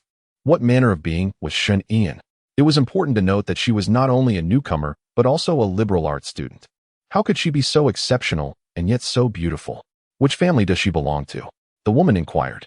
According to common logic, a prominent family lineage is often associated with superior qualities and exceptional talents, leading her to believe that Shen Ian would be one of them. However, the solitary Xing Xiai shook her head. She was an orphan. "What?" The woman was once again taken aback, as she had not anticipated that Shen Ian was without parents. It seems that Shen Ian is quite an extraordinary individual, having managed to rise to such heights despite lacking support. Yet, had her parents passed away, or had she been abandoned? Logically, Shen Ian's lineage should be remarkable. Of course, it is also possible that my perspective is too narrow, and Shen Ian's success is unrelated to her bloodline, the woman mused. Upon hearing her remarks, Xing Xiai paused in contemplation. This was something she had overlooked. Nonetheless, Shen Ian was flourishing now, and probing into her past seemed futile. With that, Xing Xiai resumed her stride, while the woman beside her nodded in agreement. "Indeed, let us not dwell on this any longer. It is time for rest. I have to guide others in the afternoon. Farewell." As they reached the ground floor, the woman waved goodbye to Xing Xiai. Good afternoon," Xing Xiai replied softly, turning to head in another direction. Chapter 38. A simple task. The mobile screen displayed 213, vibrating on the bedside. Shen Ian awoke from her slumber, still in a daze, and reached out to fumble behind her, instinctively swiping the screen to silence the alarm. "Darling, it's time to rise," Shen Ian gently murmured as she lightly patted the sleeping Yu in her embrace. Several seconds passed, yet Yu remained unresponsive. Shen Ian smiled helplessly. Were it the weekend, she would indulge in the serene slumber alongside Yu. However, the present moment demanded that Yu attend class, and she too was required to assemble with her classmates. This time, Shen Ian refrained from coddling Yu, instead pinching her delicate face with fervor. Awakened by a vague sense of discomfort, Yu buried her face in Shen Ian's gentle embrace, playfully protesting. "I don't want to get up. Can we skip this afternoon's class?" "No, be obedient. If we delay any longer, we shall be late," Shen Ian responded, gently releasing her hold around Yu's waist as she sat up. As they journeyed, passers-by cast curious and envious glances in their direction. The majority perceived them as close friends, while a minority speculated on the nature of their relationship as romantic. The teaching building was closer to Yu's dormitory, and Shen Ian parted ways with her halfway through the walk. As she approached the classroom and awaited the elevator, she encountered the hurried Ji Chen. They exchanged a fleeting glance before resuming their silent vigil for the elevator. "Unexpectedly, you are also one to adhere to timing," Ji Chen remarked coolly as he adjusted his collar, shattering the silence. "You have no topics worth discussing," Shen Ian replied, her demeanor calm and dismissive. Ji Chen's forehead throbbed with anger. Throughout his life, no outsider had dared to speak to him in such a manner. He felt a surge of rage rising within him. Yet he forced himself to remain composed, fearing that Shen Ian might retaliate, a confrontation he knew he could not win, resulting in humiliation. Moreover, his elder brother, a drill instructor, would undoubtedly mock him should he arrive at class bearing the marks of defeat. As the elevator arrived at the first floor, its doors slowly opened. Xin Yan stepped into the cabin and stood quietly beside the buttons, gazing at the advertisements. In the corner, Ji Chen leaned against the wall, arms crossed. A hint of jealousy in his voice as he remarked, "You seem quite fortunate to have garnered Instructor Han's attention. Is that something to boast about?" Xin Yan replied dismissively. Whether praised or scorned, she remained indifferent to the judgments of others. However, those who slandered her must be silenced. "What did you say?" Ji Chen could no longer contain his anger. The Ji family was one of the 4 prominent families in Yandu, not to be trifled with. And his second brother was the executive of the lighthouse. How could Xin Yan be so nonchalant? As Xin Yan observed the furious Ji Chen, she mockingly whispered, "Xin Yan." Just then, the elevator doors opened, and Ji Chen lunged at Xin Yan as she stepped out, but he missed entirely. "That Ji Shaohan is your brother, isn't? Xin Yan coldly turned to Ji Chen, a scornful smile gracing her lips. "How is it that you two are so vastly different?" Her words struck a nerve, causing Ji Chen's pupils to turn crimson, his entire being trembling with rage. "Xin Yan, if I don't bring you down today, I shall not bear the surname Ji." As the bell rang, Xin Yan entered the classroom just in time, casually selecting a seat and waiting for Ji Shaohan to call the roll. When he scanned the rows of seats and noticed Ji Chen's absence, a flicker of confusion crossed his face. How dare he be late? Just as Ji Shaohan was about to continue calling names while pulling out his phone to question Ji Chen, the latter entered the classroom, his face covered and head bowed. Utterly humiliated, Ji Shaohan glanced towards the door, her tone frigid as she remarked, "You are late. We shall practice extra this afternoon." Ji Chen, upon hearing this, disregarded her words and chose a discreet spot to sit down. Upon noticing the injuries on his face, Ji Shaohan felt a mixture of astonishment and delight. How intriguing, she thought. Someone actually dared to strike her brother, and they had succeeded. Ji Shaohan found herself quite intrigued by the one who had dared to teach her brother a lesson. Meanwhile, standing beside her, Gu Xingzi observed Xin Yan and seemed to deduce something. The instigator, Xin Yan, rested his chin on one hand, casting a fleeting glance at Ji Chen, who sat 2 seats away, bruised and battered, a smirk playing on his lips. Inexperienced and playful, a weakling boasting, he mused. Ji Chen, sensing the mockery in Xin Yan's expression, felt his anger boil, his lips twitching in frustration. That Xin Yan! If only I could catch her unawares. I would make her wish she were never born. Just then, Ji Shaohan called out Ji Chen's name. Enraged, Ji Chen shot her a fierce glare, remaining silent. When his name was called, discipline was expected. Ji Shaohan's countenance remained stern. Present yourself. Ji Chen, filled with resentment, responded with indifference. Stand up, Ji Shaohan commanded, her formidable presence causing all but Xin Yan and Gu Xingzi to flinch. Reluctantly, Ji Chen rose, defiance etched across his face as Ji Shaohan glared at him. Handing the roll call to Gu Xingzi. Ji Chen, come with me. I refuse, he retorted obstinately. The atmosphere in the classroom grew tense. Xin Yan reflected inwardly. Sibling discord often stems from parental missteps. The personality of Ji Chen starkly contrasts with that of Ji Shaohan, evidently shaped by the preferential treatment of their parents and the environment in which they were raised. You have half a minute to ponder this, otherwise you shall bear the consequences, Ji Shaohan remarked coldly before exiting the classroom with indifference. Humiliated, Ji Chen remained frozen in place, despite his reluctance. He eventually rose and made his way out. Should he refuse to comply, his elder brother's methods would leave him bedridden for 3 days. Let us proceed with the roll call. We cannot afford to delay this afternoon's training, Gu Xingzi interjected, bringing everyone's thoughts back to the task at hand as he began to call names. Minutes passed, and once the roll call concluded, Gu Xingzi organized the group to descend the stairs in an orderly fashion, preparing for training. Shinian lingered at the tail end of the crowd as they exited the classroom. Ian, come here for a moment. A steady voice beckoned. And Shinian turned to see Ji Shaohan, his expression somber, accompanied by the sullen Ji Chen. With a stoic demeanor, Shinian approached them. While Gu Xingzi observed from a distance, silently praying, Sisterin, please do not act impulsively. The Ji family's influence and methods are no trifling matter. A misstep could lead to irreparable consequences. What is it? Shinian inquired coolly, displaying an unusual composure in the presence of Ji Shaohan, the second young master of a family that even the heads of the 4 great clans feared. Did you engage in a conflict with my brother? Ji Shaohan asked. His countenance unruffled, yet his voice carried an invisible pressure. Yes. Leaning against the wall, Shinian casually glanced at Ji Chen and nodded slightly. His injuries were inflicted by me. Is that so? You appear rather indifferent. Ji Xiaohan's eyes glinted with a cold light as he scrutinized Shen, seemingly attempting to penetrate the calm facade to uncover the true thoughts buried deep within. At this moment, the air around them felt as if it had solidified, heavy enough to induce a sense of suffocation. This was the tone Ji Xiaohan employed when interrogating a malevolent individual, a presence so formidable that anyone else in the vicinity would undoubtedly feel overwhelmed.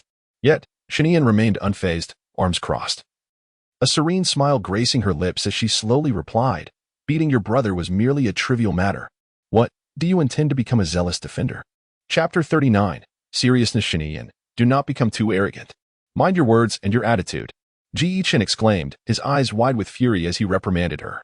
However, despite harboring resentment towards Shen, he was unwilling to allow his elder brother to seize the opportunity for revenge. After all, his brother was known for his cold and ruthless demeanor. If he were to adopt such an attitude, he would certainly endure a severe beating, especially considering Shen was an outsider. Let us address the facts. You instigated this conflict. Thus it is entirely reasonable for me to discipline you. Shen maintained her composure, perceiving only 3 types of individuals in the world: those in need of protection, those deserving of death, and strangers. Well said, but do you comprehend the power and status possessed by the Ji family? Ji Xiaohan glared at Shen with an icy intensity, seemingly seeking to detect even the slightest hint of fear in her gaze. Who you are is of no concern to me. I shall not indulge you. If you wish to engage in combat, I am ready to oblige at any moment. Shen exuded an air of calmness, particularly her striking violet eyes, which carried an essence of pride that momentarily stunned Ji Xiaohan. This unique aura bore a striking resemblance to that of her mother. Is that so? Ji Xiaohan revealed a rare smile, his tone softening slightly. I apologize for my previous behavior. You are indeed an exceptional and rare talent. After Ji Xiaohan's words, his demeanor underwent a complete transformation. As he coldly directed his gaze at Ji Chen, apologized to Yan. Brother, you. Ji Chen found himself at a loss for words regarding his elder brother's allegiance to an outsider. Yet, he dared not voice his dissent.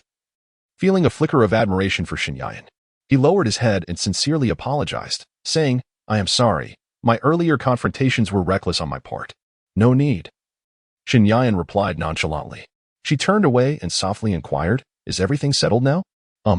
Ji Xiaohan fell into silence for a moment before looking at Shen Yan's retreating figure with anticipation, asking, To be honest, are you interested in joining the lighthouse?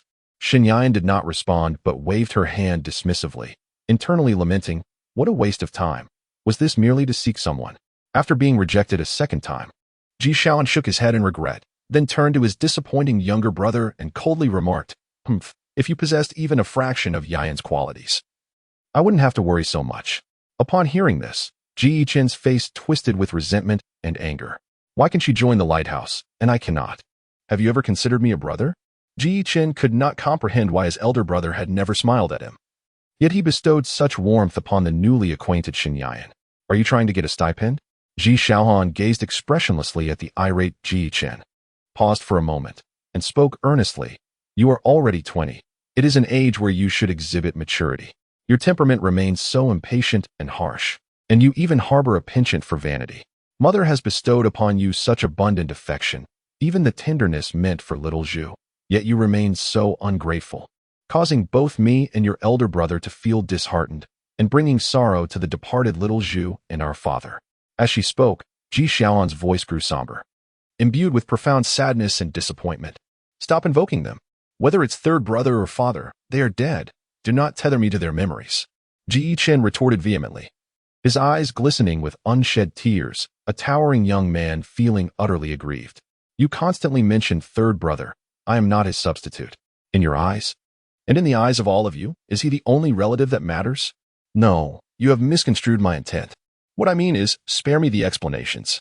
Even if you elucidate, I shan't listen, and what I have said will go unheard by you as well. Before Ji Xiaohan could finish her sentence, Ji Chen, visibly displeased, swept his hand dismissively and walked away coldly. Ji Xiaohan watched her brother's desolate figure retreat, yearning to call out and clarify, but reconsidered. Sometimes excessive verbosity breeds counterproductive sentiments and invites disdain. In that moment, her own emotions began to spiral into greater agitation. She felt that her current state was ill-suited for engaging with anyone, lest she impose unnecessary burdens or provoke further conflict. Thus, he suppressed the tumult within his heart, inhaling deeply as he slowly retrieved a delicate and exquisite music box from his bosom. Father, little candle, I truly do not know how to manage a Cheng. I feel utterly defeated. Ji Shaoan gazed sorrowfully at the music box clenched tightly in his hand, as if a myriad of longings surged through his mind. He gently turned the switch on the box, and as the melodious and clear notes resonated, his restless heart gradually found tranquility. Days passed, and the training was nearing its conclusion. Shen Yan lived each day in serene monotony, save for the presence of a fool who insisted on competing with her during every session. Shen Yan, I just completed 153 pull-ups in a row, 3 more than you. Precisely 3. Very well, you are indeed impressive, Shen Yan replied dismissively. She could not fathom what affliction had befallen Ji Yiqing ever since he had apologized that day. He had taken to challenging her incessantly. You, a mere weakling who managed only 150 pull-ups, cannot possibly compare to me. Ji Yiqing declared triumphantly, arms crossed, gazing down at Shen Yan, who was seated and wiping her sweat. The others were taken aback. To deem 150 pull-ups as weak was astonishing. What did that render them? If even 10 of them could not achieve such a feat, especially the males in Shen Yan's class, whose spirits were utterly shattered. Whether in long-distance running, push-ups, jump rope, or combat, their disparities were glaring. One could not help but wonder if Shen Yan was a senior who had graduated from a martial arts program only to return to repeat her studies. Say that again. Shen Yan rose, casting a frosty glare at Ji Yiqing. Do you believe I will not strike you? As soon as those words were uttered, the originally proud Ji Yiqing abruptly softened. He regarded Shen Yan as a rival, while Shen Yan viewed him merely as a punching bag, which was truly infuriating. Having just completed a set of pull-ups, he felt somewhat fatigued and decided against engaging in a fight. Humph, weakling, Shen Yan retorted, raising his middle finger in mockery. You. Ji Yiqing nearly succumbed to anger, yet the pain from recent beatings at the hands of Shen Yan tempered his rage. I shall not argue with you. After all, I have already bested you in pull-ups. Surprised by Ji Yiqing's unexpected restraint, Shen Yan noted the departure from his usual explosive temperament. You both performed exceptionally well in today's physical assessment, even surpassing the martial sciences senior. This is commendable, Ji Shaoan remarked calmly as he approached, offering praise. Humph. Upon seeing Ji Shaoan, Ji Yiqing's expression darkened immediately, and with a cold huff, he turned to leave. Shen Yan glanced at the sulking Ji Yiqing before redirecting his attention back to Ji Shaoan. Instructor Han, maintaining such a stern demeanor may strain familial relationships. Shen Yan observed before departing, leaving Ji Shaoan, taken aback and sighing, in a state of confusion. Had he truly fallen to the level of being lectured? Yet, the truth struck home, and his expression conveyed it unmistakably. Chapter 40. Outdoor training. Gather round. Ji Shaoan sounded the whistle, resuming his serious demeanor. The students, who had been resting, immediately halted their activities and hurried to assemble, fearing that any delay might result in reprimands and additional training. Assemble. Stop sulking over there. Shen Yan called out to Ji Yiqing, who was seated in the corner, ensuring his voice was audible enough for him to hear. Who was feeling down? Ji Yiqing blushed and retorted. Indeed, Shen Yan found it both amusing and perplexing that a grown man could be so bashful. She approached the group, lined up, and after reporting their numbers, quietly listened to Ji Shaoan speak. According to our plan, the training at the academy has concluded. Upon hearing this, many students silently breathed a sigh of relief, believing they were finally to be liberated. However, Ji Shaoan's next words struck them like a thunderbolt. But tomorrow, we shall commence field training, he stated calmly. What? The students exclaimed in disbelief. Instructor Han, we are not military students. Why must we undergo field training? A female student questioned, puzzled. I am not privy to the reasoning. It is a directive from your school, Ji Shaoan replied, pausing momentarily before sincerely adding. You will be engaged in field training for 3 days, though I find little value in it. Yes, Instructor Han, if that is the case. Could you please advocate on our behalf with the school? The students looked at Ji Shaoan with a glimmer of hope, yet he shook his head in resignation. This is your school's arrangement. I can report my observations, but you cannot evade it. Everyone was left disheartened. Shen Yan, however, felt indifferent about the field training, though the thought of being away from Yayuyu for several days was rather distressing. This counts towards your credits. Would you really forfeit free credits? Ji Shaoan remarked with a placid expression. At this declaration, the atmosphere in the room instantly brightened. You should have mentioned that earlier, Instructor Han. Credits aside, We are primarily eager for an outdoor camping experience. Camping? Ji Xiaohan's lips curled into a faint, indifferent smile, tinged with a hint of pity. Your training program is wilderness survival, equipped only with basic tools and devoid of tents. The atmosphere suddenly grew heavy, and expressions of concern surfaced on the faces of the crowd. Observing this, Ji Xiaohan slowly added, "It's merely 3 days. Endure, and it shall pass." Those from the martial sciences will endure half a month of wilderness survival. Some found his words quite reasonable, believing that enduring a few days would yield academic credits, while others felt the peril was too great, pondering what would happen if they encountered an attack in the wild. "Instructor Han, will our safety be ensured?" a young woman inquired. "Certainly, with both me and Instructor CI accompanying you," Ji Xiaohan replied. His reassurance gradually alleviated the tension among the others. With safety guaranteed, they decided to view this as a life experience. Hooray! Finally, we can experience the life of a hunter. Is there a river nearby, Instructor? Can we fish? The atmosphere became exuberantly lively and joyous. At that moment, however, only Shen Yan sat in contemplative silence, stroking his chin with a furrowed brow, lost in profound thought. An unsettling feeling lingered within him, as if it foretold an imminent event. Was he merely being overly cautious? The following morning, Shen Yan and his classmates boarded a large off-road vehicle, arriving at a forested area ideal for wilderness survival. Surrounded by mountains, with rivers and open spaces, they disembarked from the vehicle, gazing in awe at the verdant expanse before them. Those who are usually engrossed in the online world have yet to truly relish the wonders of nature. Alas, if only I could capture the moment with my phone. I would be eager to document it. Fortunately, I have brought my camera along. May I take a few shots? Not a chance. I have only a limited number of film rolls, and I wish to save some for the vibrant spring scenery, he chuckled. Just as the boy expressed his anticipation, his camera was abruptly seized from his hands. "Hey!" he exclaimed, initially ready to retaliate, but upon noticing the expressionless figure of Gu Xingzi before him, he swallowed his indignation. No unauthorized photography. Should anyone dare to breach this rule, and I catch them in the act, there will be no need to wait 3 days for departure. A monument shall be erected here in commemoration instead. Gu Xingzi's voice was chillingly devoid of emotion. Despite his reluctance, the boy dared not take the initiative.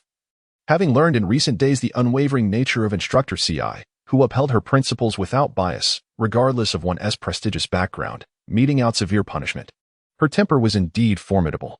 A remark, discernible only to Gu Xingzi and laced with mockery, floated into her ears.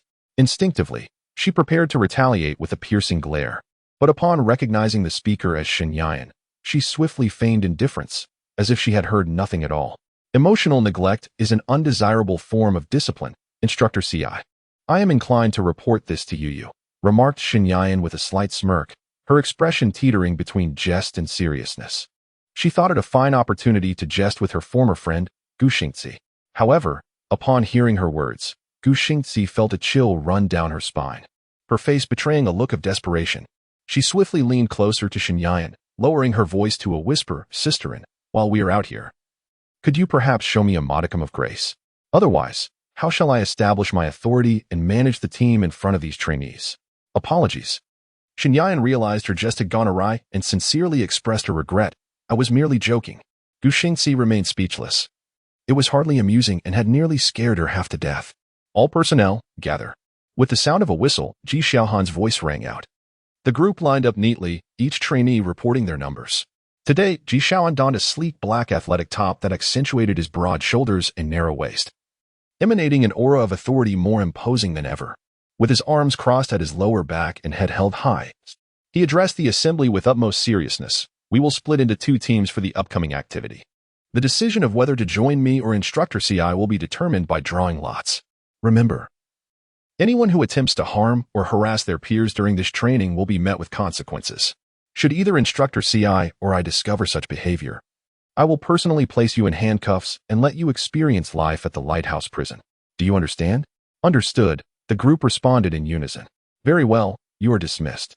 Ji Xiaohan spoke, his gaze directed at Shen Yan, who equally met his stare. Sigh. Shen Yan deduced something, and as she had anticipated, those whom Ji Xiaohan desired were all assigned to the same team. "Instructor CI, I wish to switch teams.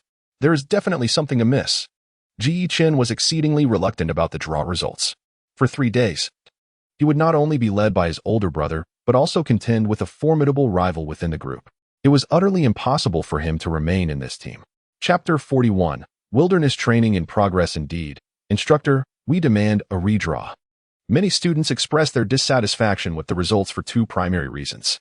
Firstly, they were not placed in the same team as the goddess Shinian, thus failing to trigger the affection task. Secondly, Guxinxi was even more severe than Ji Xiaoan. Remaining in the same team for 3 days would surely be suffocating. Very well, let us redo the draw. Guxinxi crossed her arms, glancing at the expressionless Ji Xiaoan with an air of resignation. Yes, let us start anew. Ji Xiaoan responded with a slight nod. Consequently, everyone participated in another round of drawing lots. And the outcome revealed that Shen Yian and Ji Yichen remained in the same team. Damn it. Ji Yichen tore up the paper, cursing under his breath. This draw had surely been tampered with by his older brother. Shen Yian looked at the slip of paper in her hand, calmly tucking it back into her pocket. To her, it mattered little which team she was in, though she felt somewhat vexed. Over the next few days, she would not only miss seeing Yi Yuyo but also be unable to chat online. Let us set off. Ji Xiaoan shouldered his backpack, a rare smile gracing his lips. Shen Yian stepped forward, followed closely by their fellow team members. The team led by Ji Xiaohan headed south, while the team of Gu Xingxina moved eastward, creating an increasing distance between the two groups of 9, each venturing in opposite directions. As they paused near a water source, Ji Xiaoan set down his backpack and gazed at the crystalline stream, remarking, "It seems it will not rain in the coming days. Let us consider this our abode." "Indeed," replied Shen Yian as he lowered himself to the flowing water, cupping his hands to wash his face. The others, too, instinctively gravitated towards the river, with some parched students eagerly drinking from the stream. Including myself, there were 9 in total. I decided to take 2 individuals for hunting while the rest would remain to kindle a fire, set up camp, and fish. Ji Xiaoan stated originally. We were instructed not to bring tents, but I believe it would be wasteful to forego the use of timber for just 3 days, especially since they are not students of the martial arts department. Therefore, I sought and received permission from the school. "Commander Han, why not just fish for our meals instead of hunting?" queried a boy, perplexed as he observed the rippling surface of the stream. To this, Ji Xiaohan calmly explained. Fish are not available in every locale. Although we have only 3 days, I hope that what you learn during this time will be applicable in future unexpected situations. Of course, you may forget or find it unnecessary, but since we are here, let us not confine ourselves to mere fishing. Upon hearing Ji Xiaohan's words, the male students were invigorated, raising their hands high, eager to showcase their prowess through hunting. "Commander Han, I wish to go hunting." "Me too. Rest assured, once we set up camp and start the fire, no one will be spared," Ji Xiaohan concluded, leading 2 male students into the wilderness for the hunt. Though Ji Yichen was reluctant, the tall young man found himself remaining behind to gather timber and set up camp, unwilling to stay with his second brother. "What are you standing there for?" Shen Yian, with a frosty expression, commanded him, "Get to work." As Ji Yichen gazed at Shen Yian, he was struck by the imposing figure of his mother, causing his lips to twitch slightly as he inwardly lamented his misfortune. He had almost forgotten about the presence of this bothersome individual. Suppressing his irritation, he retrieved his tools from his backpack and commenced his tasks. By the afternoon, the camp was established and a fire crackled to life. Shen Yian sat by the stream, lost in thought, contemplating that in just 2.5 more days, she would be able to embrace the night rain and drift into sleep. "What are you staring at, Ian?" A girl standing in the stream, clutching a flopping fish, inquired. "Nothing much," Shen Yian replied, picking up a nearby branch and deftly plunging it into the water, striking the fish with precision. The girl, witnessing this, stood in stunned silence as the fish slipped from her grasp. "Ian, you must be a retaker in martial science. It was merely a coincidence." Shen Yian rose to her feet, turning her gaze towards the commotion coming from the woods. It was Ji Xiaoan, carrying the spoils of their hunt, accompanied by 2 dejected and battered boys. "What happened to you?" the girl asked. "Sigh, we thought hunting would be easy, but it turned out to be quite the challenge." One of the boys lamented, his face covered in dirt. "If it weren't for Instructor Han's compassion, we wouldn't have made it back. No one succeeds on their first attempt. Keep striving for the next time," Ji Xiaoan said as he set down the prey on a shoulder, observing the established camp. He then took out a dagger and sliced open the skin of the catch, remarking, "Not bad, worthy of praise." The trainees remaining at the camp were filled with a sense of joy after receiving compliments, yet they shuddered upon witnessing Ji Xiaohan's actions. Instructor Han's behavior seemed somewhat inappropriate. Ji Xiaohan, maintaining his composure, responded without a flicker of emotion.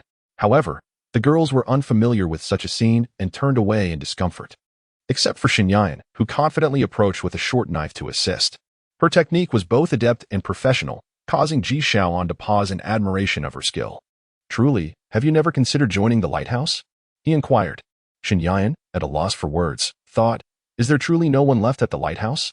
Meanwhile, not far away, Ji Yichen felt a twinge of jealousy. He was fully capable as well. The forest at night exuded an eerie silence. Yet a group gathered around the fire was filled with laughter and cheer.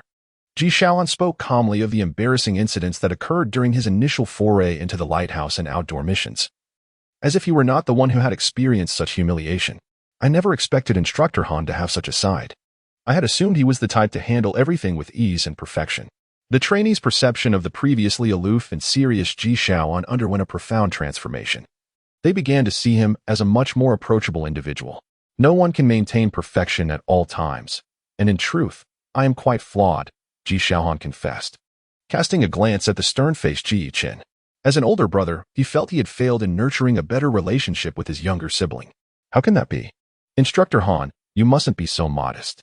In the morning, the young man accompanying Ji Shaohan on the hunt expressed his admiration, saying, if Instructor Han is lacking, then Xiao Zhang and I are even more so. Indeed, Xiao Zhang concurred. Upon hearing this, Ji Shaohan smiled, gazing thoughtfully at the flickering embers of the campfire. With sincerity, he remarked, I am not superior to you. I am merely older. Strive diligently, and I believe you will surpass me. This statement was directed to the group, but also held a special significance for Ji Yichen, his younger brother. Despite his brother's difficult temperament, he possessed great potential that could be refined over time, ultimately making him proud. As night deepened, the group remained unaware of how long they had been conversing. They only recognized their fatigue and gradually retreated to their tents for rest. Throughout this prolonged and leisurely exchange, Xinyan, who had scarcely participated in the discussions, fixated on the charred root in her hand, her eyes brimming with melancholy. Having departed from Yiyuyo less than 24 hours ago, her mind was already flooded with longing for that gentle presence, that captivating fragrance, and that irresistible allure. She truly found herself unable to part from Yiyuyo. Perhaps this was an affliction, but one she had no desire to remedy. Meanwhile, lying in bed at home, Yiyuyo also struggled to find sleep. In an I Cannot Bear to Be Without You Chapter 42, a sleepless night without the companionship of Yiyuyo, Xinyan felt utterly restless. She stared blankly at the campfire, experiencing a curious sensation. The events unfolding now were vastly different from those of her previous life.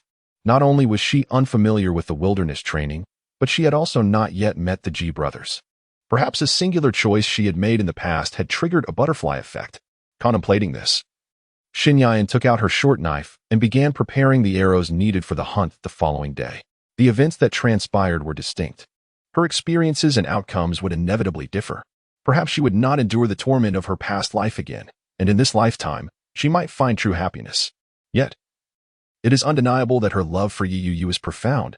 Both in this life and the previous, she cannot envision existence without him. Xinyan found herself lost in thought when she heard a rustle by the tent. It was Ji Shaohan. For reasons unbeknownst to her, she perceived a softness in Ji Shaohan's typically icy demeanor, perhaps influenced by having heard him recount his embarrassing moments, leading to a shift in her perception. Are you unable to sleep? Ji Shaohan inquired as he settled beside Xinyan, surprised by her presence. He had thought her to be someone who could maintain a positive outlook in such circumstances. Yes, Xinyan replied softly. Why? He pressed, observing her distracted demeanor throughout the day. I was thinking of someone, Xinyan stated calmly. Ji Shaohan, taken aback, responded, do you have someone you care for?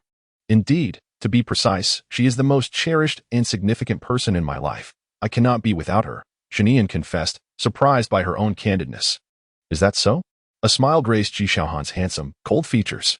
I too have someone I hold dear, and that is my family. Family, how wonderful. Xinyan mused, the term familiar yet foreign to her. As an orphan, she had been adopted, yet the man who had taken her in only ever mistreated her. Ironically, a stranger had treated her as family, and her original surname, Li, had changed along with her circumstances. Xinyan, having grown up without support, found it exceedingly arduous to balance his survival with his education. Indeed, it seemed impossible for him to achieve both on his own, even during his elementary school years. The weight of life bore down upon him, and when he contemplated abandoning his studies to earn a living. A mysterious benefactor emerged to support him until he completed high school. Eventually, through a certain opportunity, he met this benefactor. He had imagined that the wealthy patron would be adorned in gold and silver, dressed in opulence. However, this encounter shattered his preconceived notions. The benefactor who had aided him from elementary through high school turned out to be a homeless man, frail and unable to stand, his body emaciated.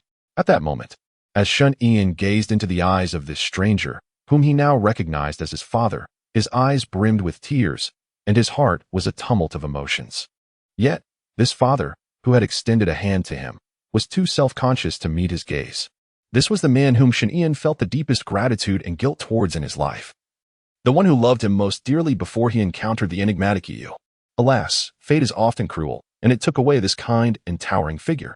Ji Shaoan, observing the deepening melancholy in Shun Ian's expression, hesitated before gently inquiring, "Is your relationship with your family strained? We had a good relationship, but he is no longer here." Shun Ian replied, exhaling as if to release the heavy burden of his emotions along with his voice. Upon hearing this, Ji Shaohan's eyes widened momentarily in surprise, only to be swiftly overcome by a profound sense of guilt. He should not have asked. After a tense silence enveloped them, Ji Shaohan broke the stillness, sincerely saying, "I am sorry. There is no need for apologies. I am not one to casually place blame upon others." Shun Ian supported herself with her legs, resting her chin upon her hands as she gazed into the flickering flames of the campfire. "Haha, thank you." Ji Shaohan expressed her gratitude for Shun Ian's understanding with a smile. Subsequently, the two fell into a contemplative silence, lost in the crackling of the fire for quite some time. "What do you think of me, disregarding my identity?" Ji Shaohan suddenly broke the silence, her tone earnest. "You are someone who struggles to navigate familial relationships," Shun Ian replied without hesitation, her words direct. This candid response elicited an unexpected burst of laughter from the typically stoic Ji Shaohan. "Indeed, just as I suspected," she remarked, releasing a sigh imbued with resignation and bitterness. "Familial relationships are, in my opinion, the most challenging to manage. Whether it concerns my mother or my brothers, I have fumbled through it all." Such was the case. Shun Ian reflected, and she attempted to console Ji Shaohan with gentle words, softly stating, "But at the very least, your relationship with your father must be quite good, right?" However, no sooner had Shun Ian spoken than she noticed Ji Shaohan's demeanor shift. Her gaze fell coldly downward, fixated on the fire, and she remained silent for an extended period. After a while, Ji Shaohan finally spoke, her voice trembling slightly. "My father is deceased, having perished alongside my babbling younger brother in an explosion." Upon hearing this, Shun Ian was momentarily taken aback, at a loss for how to respond. She pondered whether it might be appropriate to lighten the mood with a jest and calmly remarked, "That evens the score." As the words fell, the air once again grew still. Shun Ian momentarily cast aside the yearning in his heart, sighing silently and chiding himself. Perhaps it would be best to refrain from jesting in the future. At that moment, Ji Shaohan slowly reached within his overcoat, retrieving a cherished music box he always carried with him. "This is a precious gift from my late brother, crafted alongside my father. My most treasured birthday present," Ji Shaohan said, carefully extending the beloved music box to Shun Ian. "Isn't it exquisite?" His tone exuded an unprecedented confidence. For him, this gift surpassed all riches. Providing solace in sleep and a confidant in sorrow, it was his most significant treasure. "Indeed, it is beautiful. Their craftsmanship is remarkable," Shun Ian sincerely praised as he admired the delicate music box in his hands. "Right? At the time, my brother was merely a year old, and I heard from my father that he assembled half of the components himself." Ji Shaohan's words were laced with boundless pride and affection. Although Shun Ian had never met Ji Shaohan's deceased brother, he could discern the deep love Ji Shaohan held for him through his words. "May I listen to it?" Shun Ian inquired. "Of course," Ji Shaohan replied, nodding with a smile that hinted at fond memories. "Thank you. With permission granted."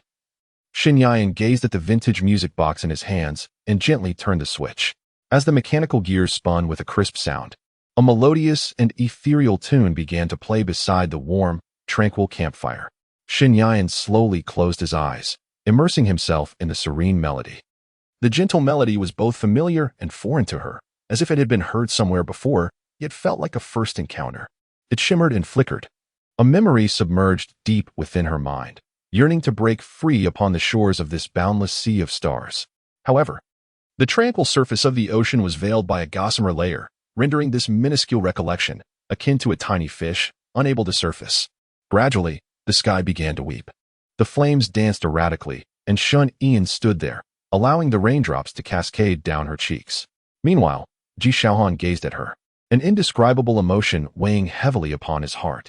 His eyes, radiant like the blossoms of the bauhinia, sparkled with glistening tears, reminiscent of the most resplendent stars in the night sky, evoking memories of his mother's sorrowful visage. Chapter 43. The imminent crisis. The rain intensified. Yet the music box continued its enchanting rhythm, pulling the two back to reality. The weather forecast had proven to be rather inaccurate.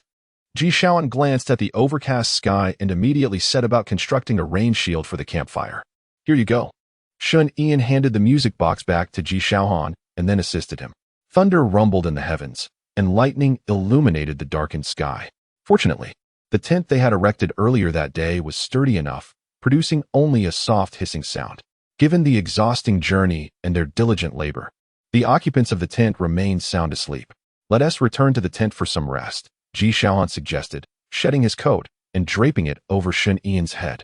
See you tomorrow.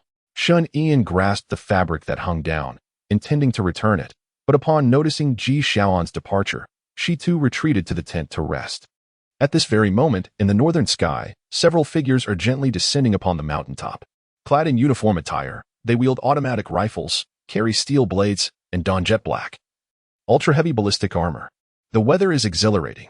One mercenary, tugging at his parachute cords, remarked with a hint of trepidation, "I nearly got struck by lightning." G07 is truly audacious to continue piloting the helicopter in such conditions. Another mercenary scanned the heavens with infrared binoculars while yet another shrugged and sighed, however. This forest is quite expansive. It seems finding Ji Xiaohan will pose a challenge. Enough chatter. We must eliminate Ji Xiaohan before his return, commanded the lead mercenary, G00. In a stern voice. They are international mercenaries, executing missions for bounties that are 20 times greater than those offered by assassin organizations. This time, including the pilot. They number 8, with the singular objective of taking Ji Xiaohan's life. Under G00's leadership, they proceeded methodically down the muddy slope heading south. It is rumored that Ji Xiaohan leads a group of students. Could there be women among them? G06's pleasant daydreams were abruptly interrupted as he felt a sudden dizziness wash over him. His body swayed, and a deafening roar filled his ears from the vibrations around him. G05 retracted his fist, and, through the droplets streaming down his goggles, appeared to catch a glimpse of crimson. Our mission is to kill Ji Xiaohan. There is no other objective. G05 turned, steadied his weapon, and nonchalantly continued forward, while G06 remained rooted in place, glaring furiously at G05's retreating figure, cursing his foolishness. Don't block the way. At the rear, G07 pushed G06 back with a hint of impatience. Damn it, G06, slightly leaning forward, felt a surge of anger but obediently followed the group ahead. G07, do not forget to deploy the signal jammer. The leader, G00, paused momentarily, glanced back, and continued walking. Received, replied G07, deftly retrieving the jammer from his waist and burying it into the mud. They trudged onward through the relentless rain, burying a signal jammer every few kilometers. As the hour hand of the pocket watch pointed to 4, G00 finally halted, raising a hand to signal. This pace is too slow. Let us take a 20-minute break. Then we'll split up. We'll communicate via the walkie-talkie once we locate Ji Xiaohan. Upon hearing this, the team members nodded in silent agreement and promptly sat down in the mud to rest their eyes. In the early morning, the overcast sky continued to drizzle softly. Xinyan, having spent a sleepless night, stepped out of the tent, wearily gazing at the sky. Her mood mirrored the dreary weather. Longing to return and embrace the night rain. Did you not sleep last night? Sitting on a wooden stump by the campfire, Ji Xiaohan looked at the exhausted Xinyan. Here, your coat. Xinyan sat beside Ji Xiaohan and handed him the black coat she had draped over her shoulders. You should wear it. It's rather chilly now. Ji Xiaohan suggested. I am not cold, Xinyan replied, disregarding Ji Xiaohan's words and placing the coat upon his shoulders. Seeing this, Ji Xiaohan raised his hand to support the coat that was about to slip from his shoulder, offering a wry smile.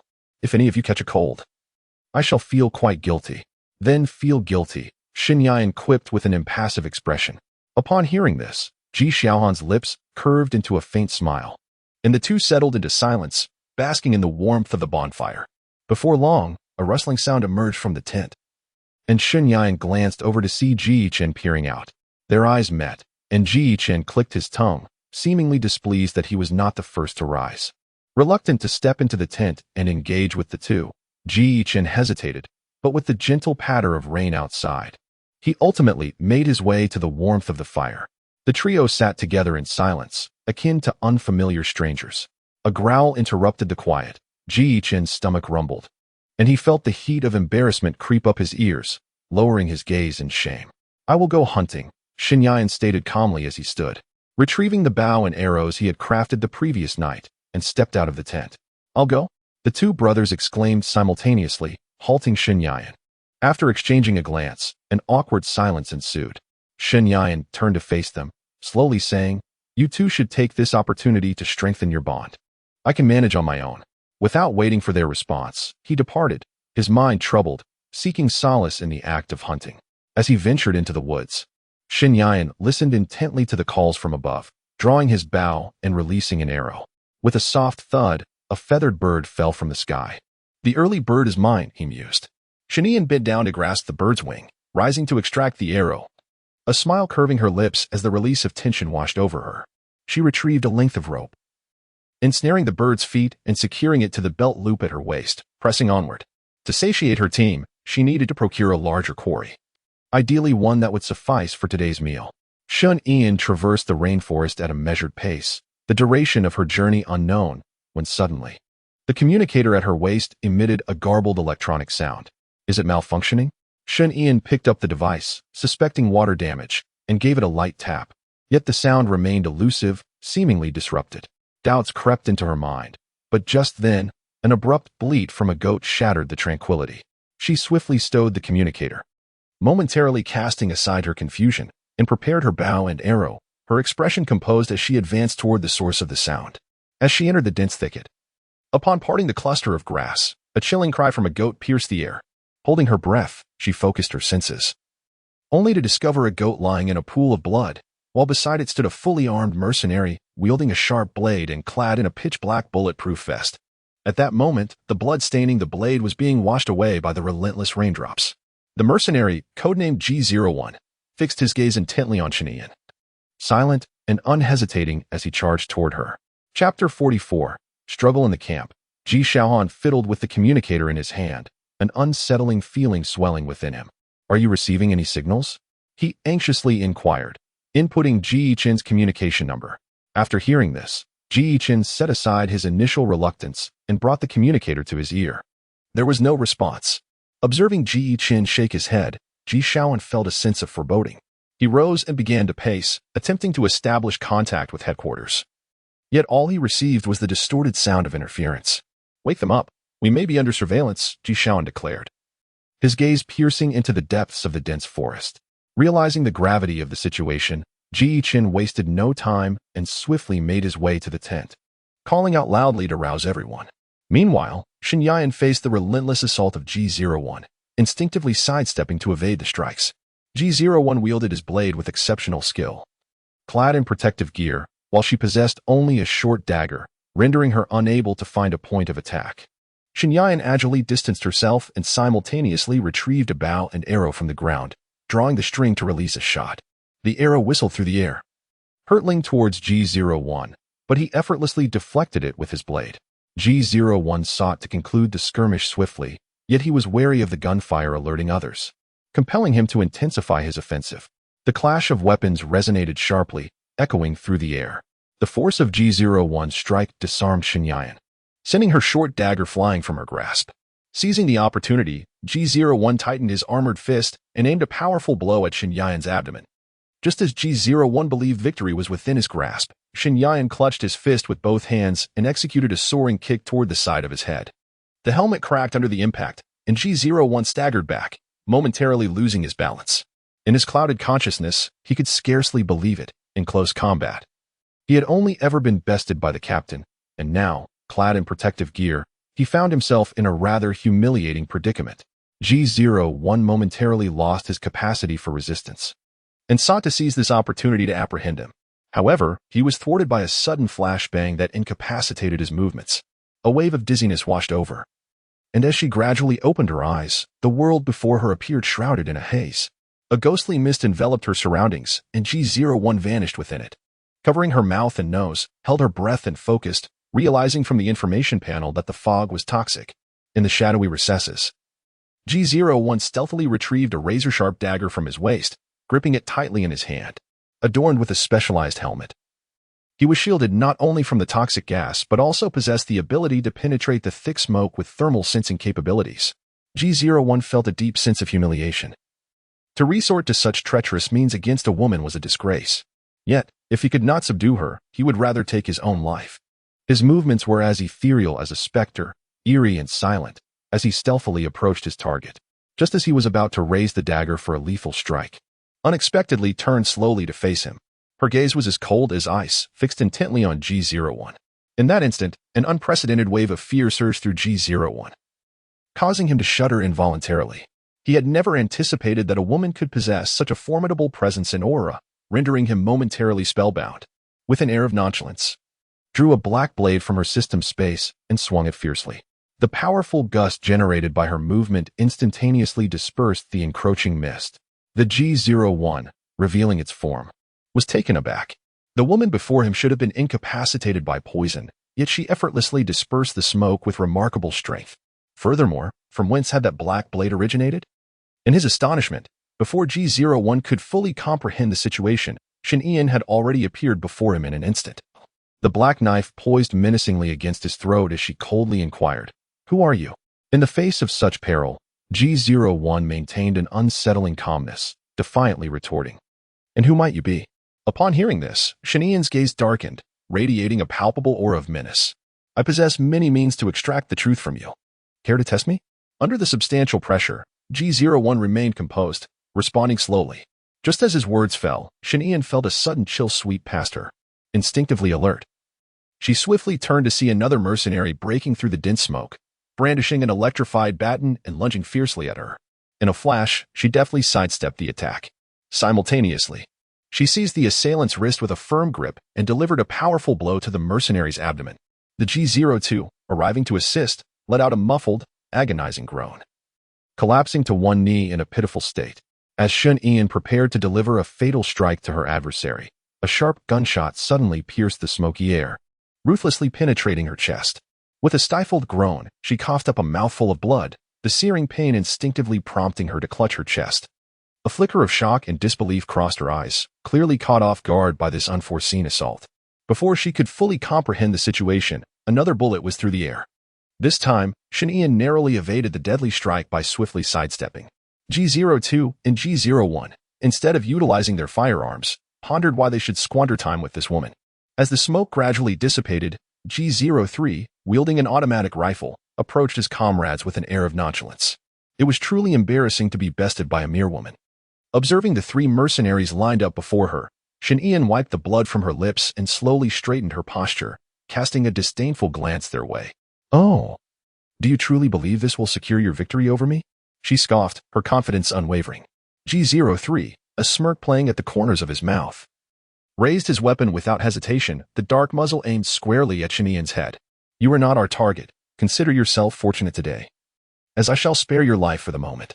However, should you foolishly persist in this pursuit, I will not hesitate to end you in the next instant." Upon hearing G03's words, G01, who had intended to capture Shen Ian and extract vital information, inquired, "Have we located the target?" In response, G03 let out a cold, mocking laugh, brimming with confidence as he declared, "In my estimation, our captain is on the verge of successfully completing the mission. It's a shame to have squandered so much precious time and resources." G01, visibly ashamed, muttered to himself while drawing a remarkably sharp dagger from his waist, poised to plunge it into his own chest. At a critical moment, G02, quick-witted and swift, reached out and firmly grasped G01. A look of confusion etched across his face as he exclaimed, "What are you doing?" In response to G02's inquiry, G01 abruptly turned his head, glaring fiercely in the direction of the instigator, Shen Ian. However, at that very moment, Shen Ian had vanished without a trace. "I am exasperated. It's all because you diverted our attention." G03 fumed, his anger boiling over as he raised his foot and delivered a powerful kick, toward G01. Chapter 45, The Enchantment of Shen Behind the Tree. Shen expression darkened as she tightly gripped the bullet she had just extracted from flesh. Still warm with fresh blood, emanating an unprecedented chill. It was merely a few insects, yet they had rendered her so helpless.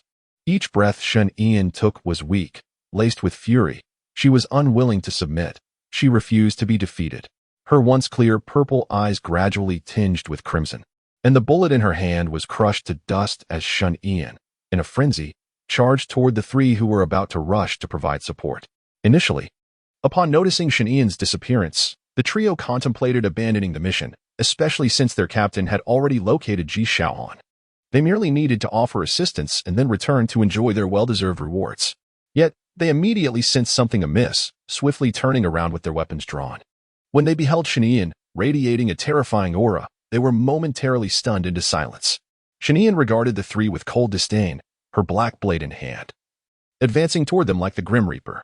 G03 was the first to snap back to reality, pulling the trigger, with the other team members following suit. Clang, clang. The incessant sound of metal clashing echoed as Shen severed countless bullets, oblivious to the exact number, only aware that they had emptied their magazines. Without granting them a moment to reload, she swiftly closed the distance to G03, gathering her strength to deliver a devastating blow that shattered his bulletproof helmet. In a moment of sheer terror, G03 was propelled several meters away. Simultaneously, Shen seized the freshly reloaded handgun from G02's grasp and unleashed a flurry of shots at G03, each one striking with unerring precision at his vital points. Witnessing this, G02 hastily drew his steel blade, joining forces with G01 to engage in close combat. Logically, the two of them should have been able to contend with a lighthouse officer. Yet in less than 10 exchanges, they were already battered and bruised.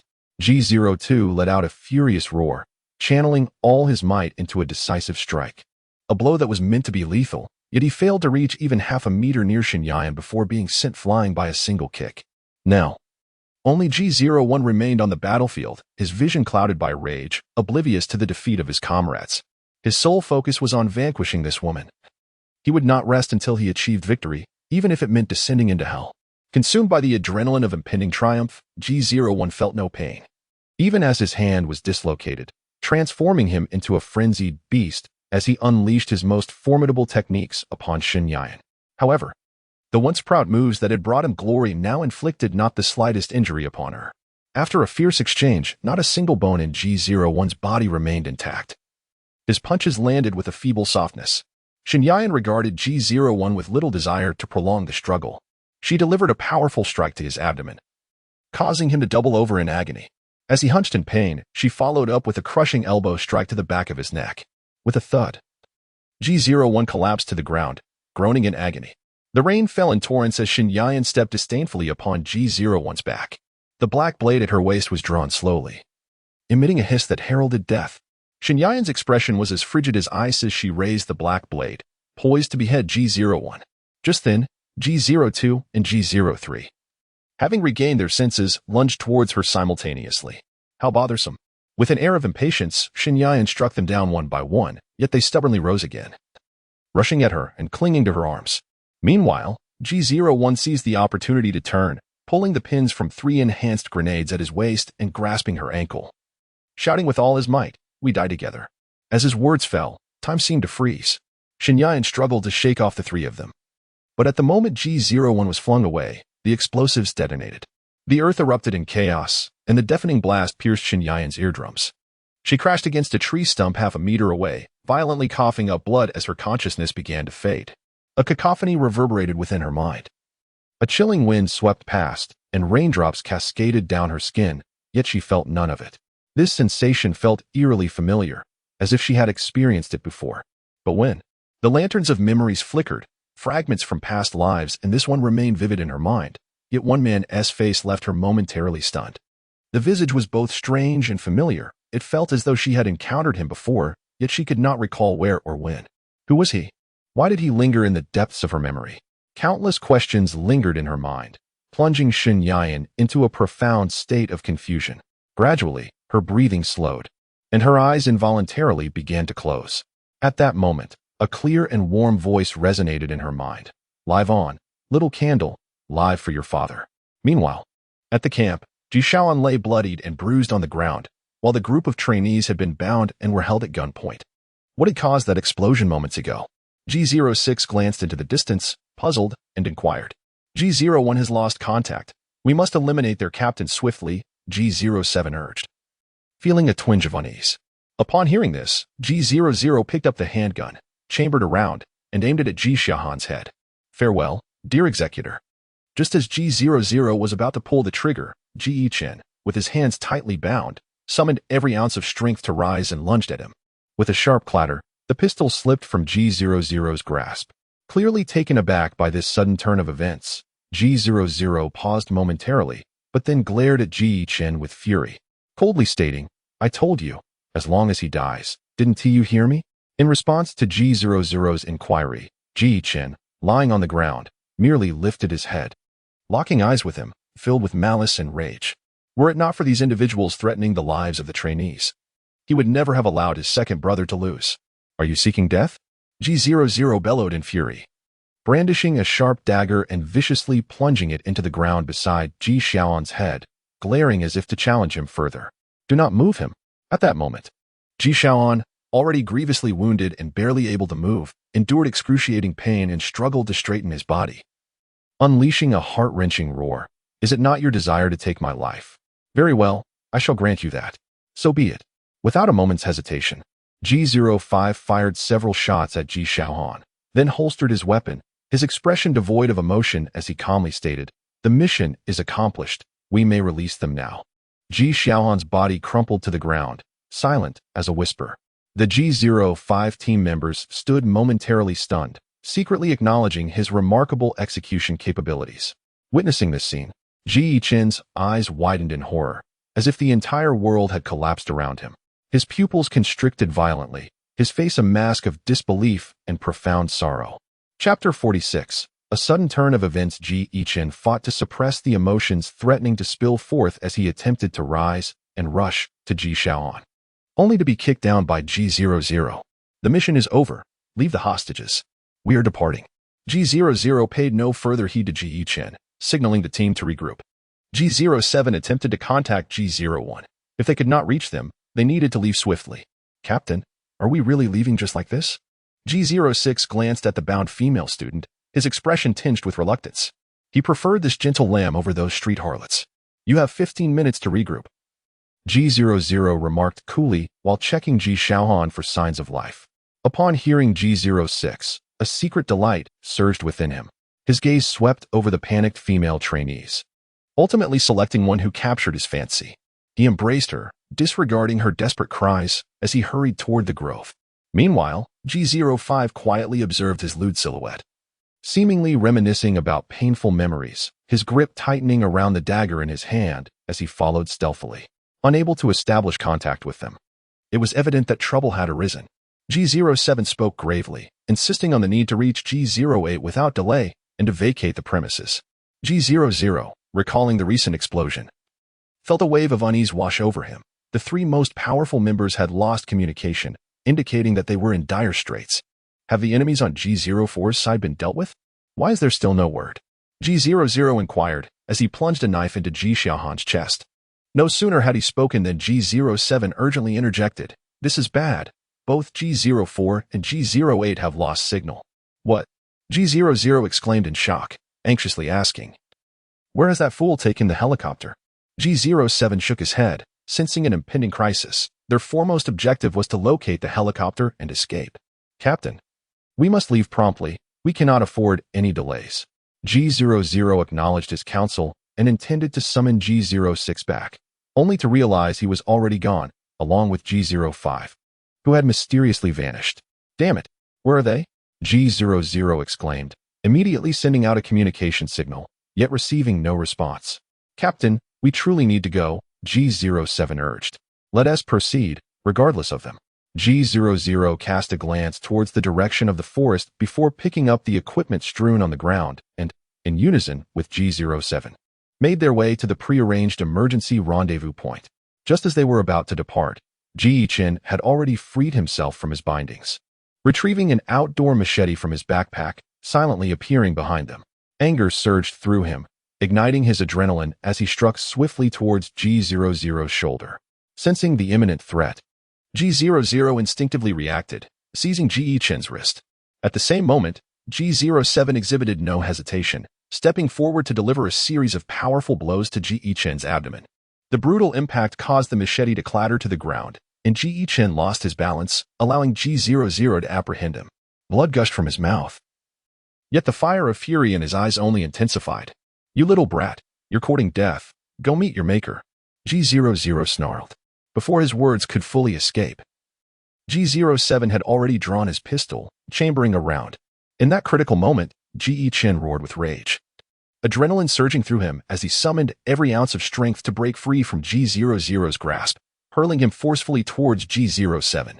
G07 was taken aback. The captain, clad in body armor weighing 300 pounds, was astonishingly flung aside, a sight that defied belief. "You little scoundrel," G00 growled, rising in indignation, drawing an automatic rifle to unleash a barrage towards Ji Chen. Undeterred by the pain, Ji Chen advanced with fervor. His mind singularly focused on one intent, to kill the two before him. Yet, despite this, he remained an inexperienced novice, facing two battle-hardened mercenaries who could kill without a flicker of an eye, both fully armed and pressed for time. The disparity in strength gradually forced Ji Chen into a passive position.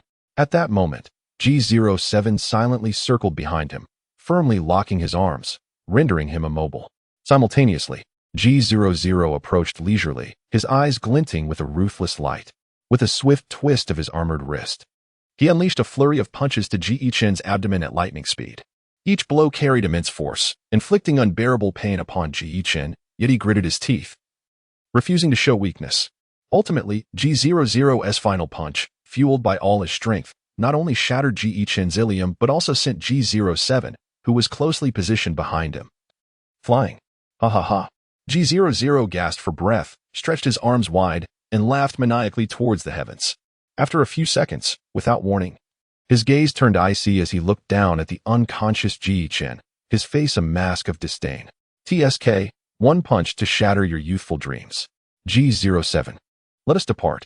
Meanwhile, deep within the jungle, G06 impatiently shed his heavy protective gear. Before him knelt a female student, her face etched with fear and despair. "Do not be afraid. Captain, grant me 15 minutes. There are only 10 minutes left, and I will manage it precisely." G06 discarded his helmet, revealing a lecherous, half-scarred face. As he reached out toward the female student, the female trainee, with vacant eyes, shed tears, lacking the strength to cry out or resist, only hoping that the grotesque man before her would spare her life. At the moment G06 knelt to unfasten his belt, a palpable aura of menace abruptly stifled his actions. A chill ran down his spine as he turned in disbelief to find G05 looming over him. The visor of G05's helmet obscured his gaze, yet it could not conceal the glimmer of crimson within. "G05, please, do not rush. I will be ready shortly." G06 feigned composure, but an unprecedented dread surged within him. Rain fell from the sky, drenching his dark, bulletproof armor. In the dim light of the overcast sky, G05 resembled a silent statue of death, exuding an eerie and terrifying presence. Although they were comrades, G05 instilled a profound fear in G06, his heart pounding as if it would leap from his throat. "Perhaps you should go first," G06 stammered, trembling as he attempted to make way, yet G05 remained silent. Confusion enveloped G06, and before he could comprehend the situation, G05's hand firmly gripped one of his shoulders. "G05, what are you planning? I am your teammate." G06 held his breath, fixated on G05's raised hand, tightly clutching a dagger, as terror consumed him. "Despicable." G05 coldly uttered these words before mercilessly plunging the dagger into G06's carotid artery. As convulsions racked his body, the moist earth began to absorb the torrent of nutrients released from him. Chapter 47. The broken path to the underworld. The sky continued to drizzle softly as Ji Shaoan lay pallid upon the damp and frigid ground of the camp, his body marred by bloodstains, punctuated by numerous bullet holes and knife wounds. These scars unequivocally attested to his demise, drawing him back to a time long past.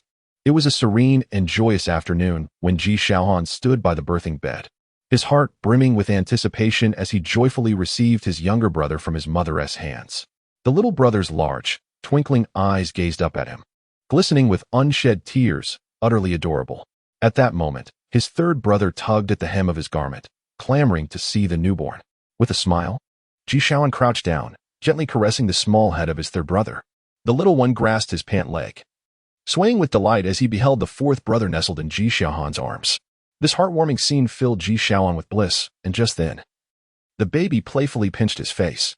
Though it stung slightly, he relished the moment, wishing for every day to be as tranquil and heartwarming as this. With a smile gracing his lips, he received a gentle pat on the head from his father, who remarked, as an elder brother, "You have yet another precious one to protect. Embrace your duties well. I have faith in you." Ji Shaohan nodded, brimming with confidence. Yet during the funeral of his brothers and father, his head felt unbearably heavy, unable to lift. Thunder rumbled in the sky as the rain intensified. G07, listening to the captain's urgings, glanced at Ji Yichen, who lay fallen at his feet. Just as he stepped forward, he felt a firm grip on his ankle. G07 glanced back and discovered that Ji Yichen had grasped his ankle. He shook his leg, attempting to dislodge him, yet that sturdy hand remained steadfast. How bothersome. G07 turned around and raised his other leg, aiming a fierce kick at Ji Yichen's head. "Release me. Let go." G07's voice was filled with fury, and his stomping was vigorous. The nearby students, bound and helpless, displayed looks of terror, fearing that G07, in his rage, might eliminate them all. After several angry shouts, that hand gradually loosened and slipped away. G00, striding ahead, turned upon hearing the commotion and chuckled. "Ah, this little rascal is rather tenacious, though merely a headstrong fool. What a waste of my time." G07 cursed loudly and then quickened his pace to catch up with G00. However, after only a few steps, the sound of soil striking the back of his helmet reached him. G07 took a deep breath and continued forward. Yet, after a few more sounds, he could no longer contain himself. He swiftly turned and charged towards Ji Yichen, who had once again grabbed a handful of dirt. He bent down and seized him by the nape, forcefully slamming him face first into the ground, exclaiming, "If you want to die, just say it. Today, I'll make you regret it." G07's heavy form pressed down on Ji Yichen's fragile waist as he raised his fist to strike his face. "Come on, if you dare. Throw more dirt at me." Before his words could fade, Ji Yichen, spitting blood, grasped another handful of dirt. Yet, the pain radiating from his face caused his resolve to waver, and his consciousness began to blur. Nevertheless, the thought of his brother, who had perished while protecting them, ignited a fierce anger and reluctance within him. Ji Yichen clenched his fist, expending his last vestige of strength, and let out a final roar as he struck G07's cheek with a powerful blow. The helmet shattered, and G07's head was dealt a heavy blow, causing it to tilt to one side, rendering him momentarily stunned. Blood slowly trickled from his nostrils, falling onto his trembling lips and tracing an arc of fury. "You little brat, I will make you suffer." G07, with eyes ablaze, drew an electric gun from his waist, his expression fierce, completely devoid of rationality. No matter how G00 shouted, G07 remained oblivious. Ji Yichen's heart-wrenching cries echoed throughout the camp, bringing joy to G07, despair to G00, terror to the students, and a sudden halt to Ji Shaohan's steps on the road to the underworld. A look of shock adorned Ji Shaohan's cold, austere face. His brother's wails widened his eyes, fixating on the blinding light ahead that was almost unbearable to gaze upon. Behind him stood a tall man with black hair and golden eyes. This man possessed a strikingly handsome yet frigid visage, emanating an air of regal authority. "Return, I do not require your company," he stated, his voice low and resolute. With a swift motion of his arm, he brandished a long knife etched with mysterious black runes, and with a powerful downward slash, he severed the road to the underworld in two. Subsequently, he sheathed the long knife and turned away, stepping towards the dark, profound gates of the netherworld. His stride was steady and unhurried, revealing an extraordinary and ethereal demeanor. As he approached the threshold of death, he came to a halt, slowly turning back, his gaze landing upon the two motionless figures. A subtle smile graced his lips. "What are you still doing there? Run." The voice resonated powerfully, akin to a torrent of warmth surging towards the two silhouettes. Shanian and Ji Shaohan simultaneously opened their eyes, their gradually reviving violet irises gleaming with a frigid light. Shun Ian grasped the black blade embedded in the ground beside him, slowly rising, drawing the sword from its sheath, and surveying the surroundings where G02 and G03 still drew breath. Without hesitation, He swung the blade with force, severing their heads. The great tree fell in response, and as Shun Ian splattered the blade with blood, he sheathed the black sword and sprinted towards the camp, his heart venting pent-up dissatisfaction. This dreadful weather. This inexplicable group of people. Familiar yet alien voices. How they vexed her. Simultaneously, Ji Xiaohan, his body riddled with wounds, stood resolutely, his cold gaze fixed upon G07, and bellowed, "Did I not proclaim that my life was yours?" With that declaration, Ji Xiaohan was already behind G07, wrapping his arm around the latter's neck. Deftly drawing the dagger from G07's waist and plunging it into the junction of his neck and shoulder with swift, successive strikes, G07, racked with unbearable pain, clutched Ji Xiaohan's arm in a futile attempt to escape, while G00, witnessing the struggle, swiftly aimed his gun at the student, threatening, "Release him, or I will kill you one by one." A gunshot rang out, the bullet striking a male student in the leg with precision, eliciting a cry of agony from him. Upon hearing the anguished scream, Ji Xiaohan froze momentarily, his crimson eyes blazing with rage as he glared at G00, shouting, "If you seek my life, then come boldly to claim it." Accompanying this fierce cry, the dagger plunged deeper, causing G07 to convulse, gradually losing the strength to resist. Observing this, G00 swiftly pulled the trigger. However, in this critical moment, the bullet jammed. He discarded the firearm and, intending to retrieve a flashbang from his waist, suddenly lost control over his hand. In terror, he glanced at his arm, only to be taken aback. "Truly grotesque, much like your comrades," came the cold, disdainful voice of Shun Yan, indifferent to the dismembered G00 before her, as she regarded the bloodied blade with a morbid smile. Chapter 48 concluded. G00, filled with rage and disbelief, reached for his waist to activate the detonator for a mutually assured destruction. Noticing this, Shin Yan expressed her annoyance with a click of her tongue. Do they all so relish self-destruction? Raising her leg, she delivered a powerful kick to G00's chin, the sound of shattering bone echoing sharply. G00's face contorted with disbelief. The force was unlike anything he had ever endured. With a thud, G00's eyes glazed over, and he collapsed to the ground. Seeing Shin Yan's arrival, Ji Xiaohan felt a wave of relief wash over him, his body sagging to the earth like a deflated balloon. Shin Yan, observing the grim situation, hurried forward to assess their injuries. Though she maintained her composure, the harrowing scene stirred a tempest within her. Lacerations, gunshot wounds, fractures, each injury posed a lethal threat, especially when compounded together. "Sisterin, help me." The male student, struck in the thigh, cried out to Shin Yan. As a privileged young master, he had never witnessed such a scene and was so terrified that he wet his trousers. "Can you not endure this?" Shin Yan replied calmly, her mind occupied with thoughts of how to treat the two injured individuals, rendering her indifferent to such trivial wounds. Nevertheless, she approached and began to untie them. The liberated students breathed a sigh of relief, embracing one another in tears. Wah! Xiaoya was taken away so cruelly. One female student recalled the earlier scene of G06 taking Xiaoya, her heart filled with dread. "Xiaoya?" Shin Yan scanned the crowd of students and noted the absence of one among them. "Where has she been taken?" Shin Yan inquired. "Over there." The female student pointed urgently towards the thicket. No sooner had she spoken than a tall figure emerged from the dense forest. The students, upon seeing this, quickly retreated behind Shin Yan, huddling together. Shin Yan turned to look, and as she discerned the figure's attire, she charged forward, brandishing her weapon. She unleashed her full strength, creating a gust of wind that rustled the trees as she reached G05 in an instant. "Where is she?" Shin Yan demanded coldly, her blade aimed menacingly at G05's head. The murderous intent she exuded even unsettled the usually composed G05. "Did you kill them?" G05 regained his composure, responding in a steady tone. "I shall send you to join them." Before Shin Yan finished her sentence, she lunged at G05 with a flurry of strikes. G05, evading the attack, refrained from retaliating, primarily because he only targeted mission objectives.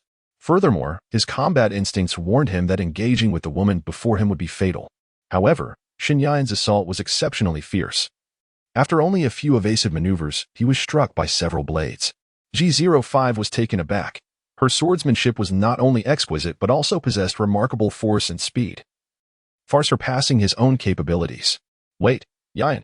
A desperate female voice called out. Shin Yan paused momentarily to glance over, realizing it was her classmate, Xiaoyu. She completely halted her slashing, creating distance from G05, and inquired, "Are you all right?" "I'm fine. He saved me," Shaya replied. "Oh, I see," Shinyan responded calmly. Shaya hurried to her side and declared, "He's a good person." "Indeed," Shinyan softly acknowledged, and then, without hesitation, struck Shaya unconscious. The onlooking students were astonished. And a male student asked, "Yan, what are you doing?" In response, Shinyan merely stated, "He was involved, wasn't he?" The students nodded in agreement, recalling that this man, marked with the G05 designation, had fired upon Instructor Han. Then there's no need for further discussion. Shinyan coldly fixated on G05. Even if she did not intend to kill him, he must be captured for interrogation. "I'll handle this myself." G05 retreated a step, drawing a pistol from his waist and aiming it at his own head. He was a decisive individual, aware that this woman intended to kill him. And recognizing he could not prevail, he deemed it unnecessary to squander any more time. He had taken the lives of many, so how could he possibly fear death?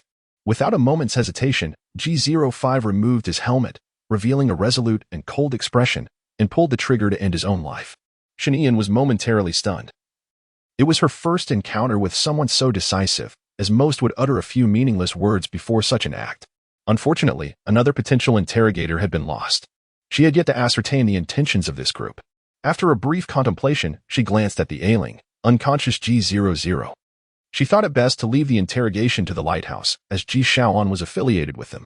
As she turned, she noticed her classmates frantically tending to the wounds of the Ji brothers. They were indeed somewhat useful. Shun Ian mused inwardly and stepped forward to assist. The Ji brothers were gravely injured, and at that moment, only basic medical supplies were available, with their communication devices rendered inoperative. Shun Ian gazed at them helplessly, the image of that man repeatedly flashing in her mind. Despite the haze of her memories, she sensed a potential connection between them. Upon closer inspection, she noticed a slight resemblance in their features to her own, particularly her appearance as a boy. Furthermore, their eye color was identical, evoking an inexplicable sense of familiarity. All of this could not be mere coincidence. A crackling sound emanated from the communicator. After a few seconds, a voice gradually became clear. "Ian, can you hear me?" The voice that reached Shin Ian was all too familiar. It belonged to Gu Xingzi. She swiftly grasped the communicator and urgently declared, "Instructor CI. Instructors Han and the others are severely injured and require immediate assistance." "Understood. I have already summoned the medical team," Gu Xingzi responded. She had sensed something amiss when encountering the two mercenaries, and upon spotting the helicopter along with the signal jammers, she promptly contacted for aid after disabling a portion of the jammers, all to avert such a predicament. Not long after Gu Xingzi's words, the sound of helicopter rotors resonated through the sky. Shin Ian lifted her gaze and, upon identifying it as the lighthouse's helicopter, felt a wave of relief wash over her. Finally, it was coming to an end. She was utterly exhausted. Several helicopters descended onto the ground, and medical personnel rushed from the cabins with urgent haste, bringing emergency equipment. Upon witnessing the injuries of the Ji brothers, they could not help but be taken aback. Having known Ji Shaoan, they believed it impossible for him to sustain such grievous wounds. The volume of blood loss was alarming. Ordinarily, their blood type would suffice. Yet they were aware that the Ji brothers possessed panda blood. The supply they carried could not compensate for such extensive blood loss, and it was all they had in stock. Transferring blood from other hospitals to their own blood bank would require time. "Is there anyone among you who is panda blood?" the emergency doctor anxiously inquired, scanning the crowd. "No." The students looked at one another and shook their heads in unison. Upon hearing this, the emergency doctor's expression turned grim, uncertain if the available blood would sustain them until they reached the hospital. "I have panda blood," Shin Ian spoke slowly at that moment. Within her heart, she had already arrived at a definitive conclusion that there must be a connection among them. Chapter 49. A brush with fate in the hospital ward. Ji Shaoan, who had received a blood donation from Shun Ian, had temporarily escaped the clutches of death. Meanwhile, Ji Chen, receiving transfusions from the hospital's blood bank, had also turned his peril into safety. Exhausted, Shin Ian attempted to rise from her bed, only to be promptly halted by a nurse.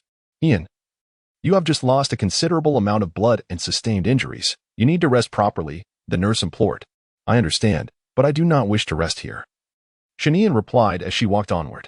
The lethal injury system would automatically aid in her gradual healing. Her only discomfort was a slight pain in her chest, which was manageable. Furthermore, the pungent aroma of medicine overwhelmed her senses. evoking memories of her own past struggles with depression during her time in the hospital, an experience she found distressing and stifling. She longed to return home. "You must take care of yourself," the nurse insisted as she chased after her. In response, Shanian merely waved a dismissive farewell.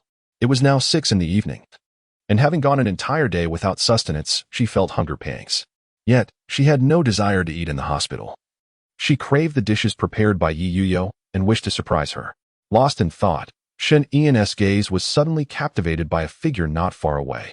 It was a woman with cascading silver hair, tall and slender, exuding an air of icy elegance and nobility. The woman hurried along, her swift strides revealing an expression of deep concern, as if she were in a state of urgency. Shanian found the woman somewhat familiar. Upon reflection, she realized that this was the same woman she had encountered at the cake shop that day. As they brushed past one another, Shanian could not help but glance back, her mind racing with speculation. Could this woman be the mother of Ji Xiaoan and the others? The color of her pupils was identical, mirroring her own, and even their appearances were strikingly similar. At this moment, Shen Yan was not overly preoccupied with this matter. Her mind was in turmoil, and an overwhelming fatigue enveloped her. All she longed for was to return home, embrace Yi Yuho, and indulge in a restful slumber.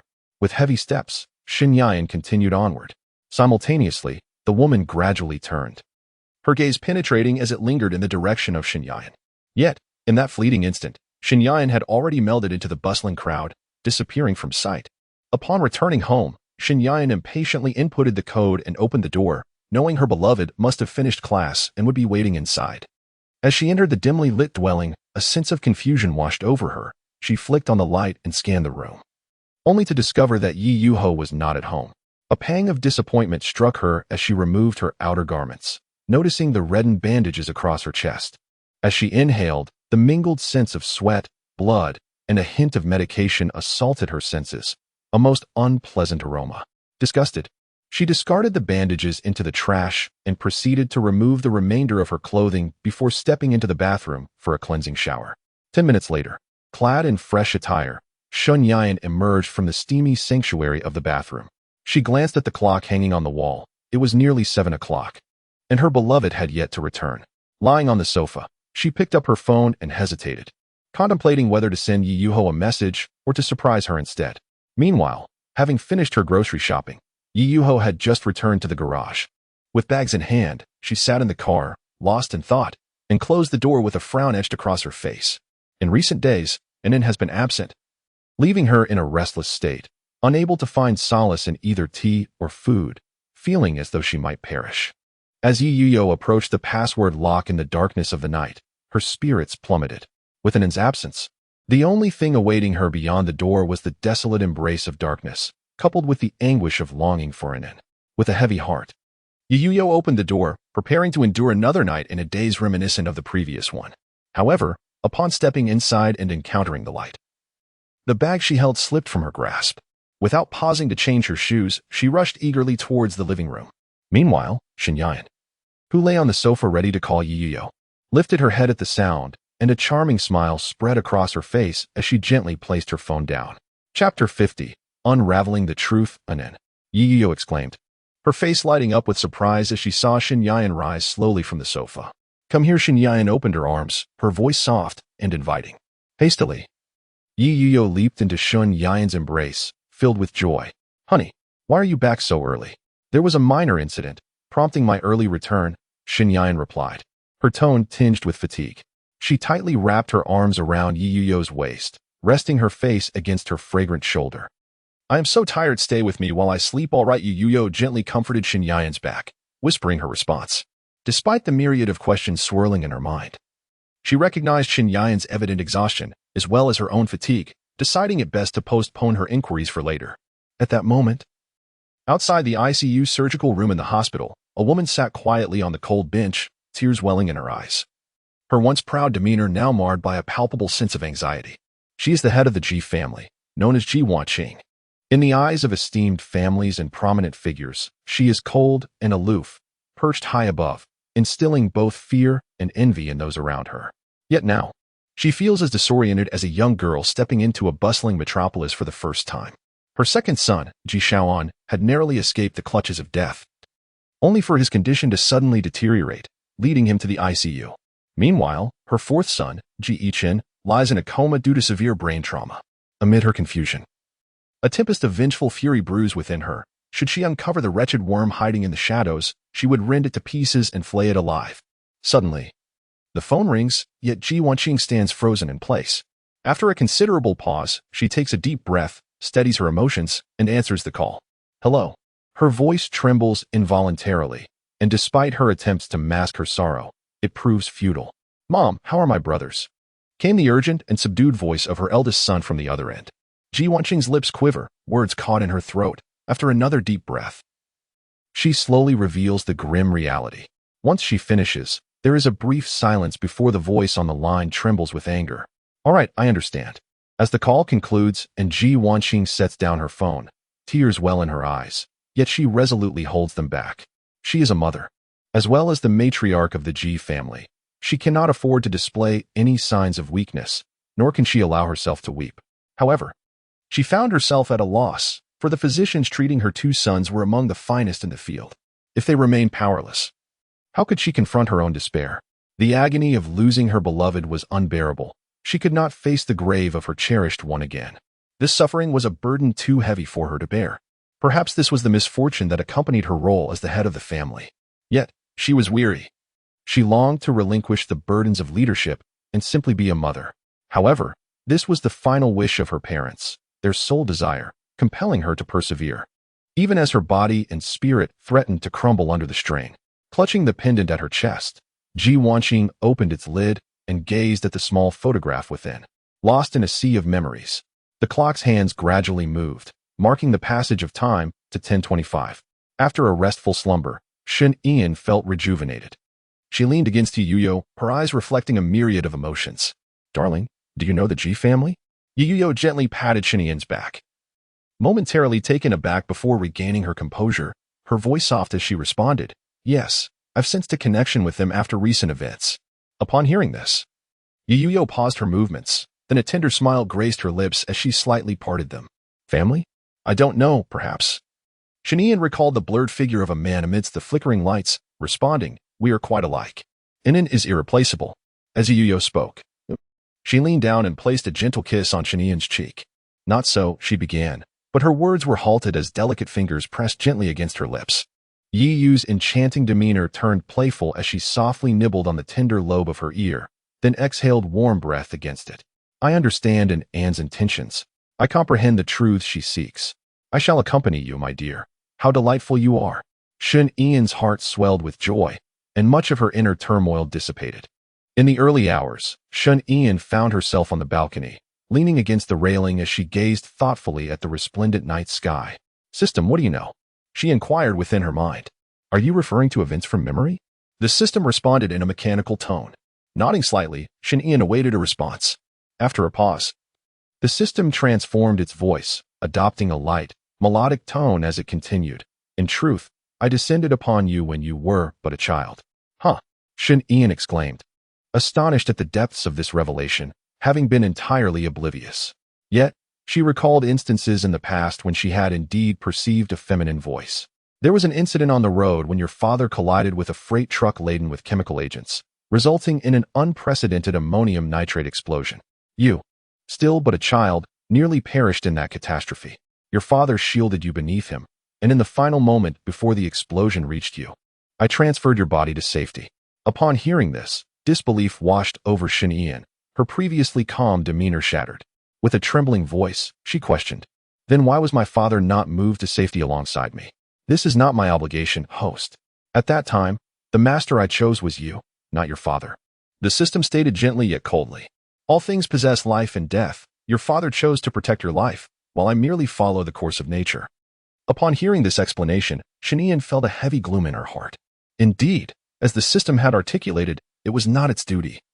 Yet she was undeniably not abandoned by her parents, but rather granted the opportunity to survive. As these thoughts swirled in her mind, guilt surged within her. In her past life, she had failed to cherish it. Chapter 51. The speechless Shen Ian's brilliant violet eyes dimmed slightly as she gazed silently into the distance, where the vibrant lights of revelry beckoned. After a prolonged silence, she slowly inquired, System, how much do you know about this matter? Report to the host. I do not possess the complete picture. I merely selected you amidst the chaos at the moment of the explosion, the system replied. Is that so? Shun Ian mused, gradually descending into contemplation. Would a normal vehicle collide with a transport truck laden with chemicals? Perhaps it was merely an accident. Yet, her father perished there, and she could not simply disregard the incident. As she pondered, memories of what Ji Xiaoan had once said resurfaced. He mentioned that his third brother and father also died in a car accident explosion, raising the likelihood that they were indeed family to a staggering 80. Does the host wish to investigate the events of that year? The system queried, and immediately, an information panel materialized before Shanian. Task details: investigate the ammonium nitrate explosion incident in Yandere. Task rewards: slight enhancement of physical attributes. Task guidance: investigate today's mercenary incident. Task deadline: indefinite. As she glanced at the task instructions, Shanian was reminded of a statement made by a renowned classmate. He remarked that this group of individuals was targeting Ji Xiaohan and would not harm them proactively. System, do you indeed possess knowledge of something? Shanian inquired.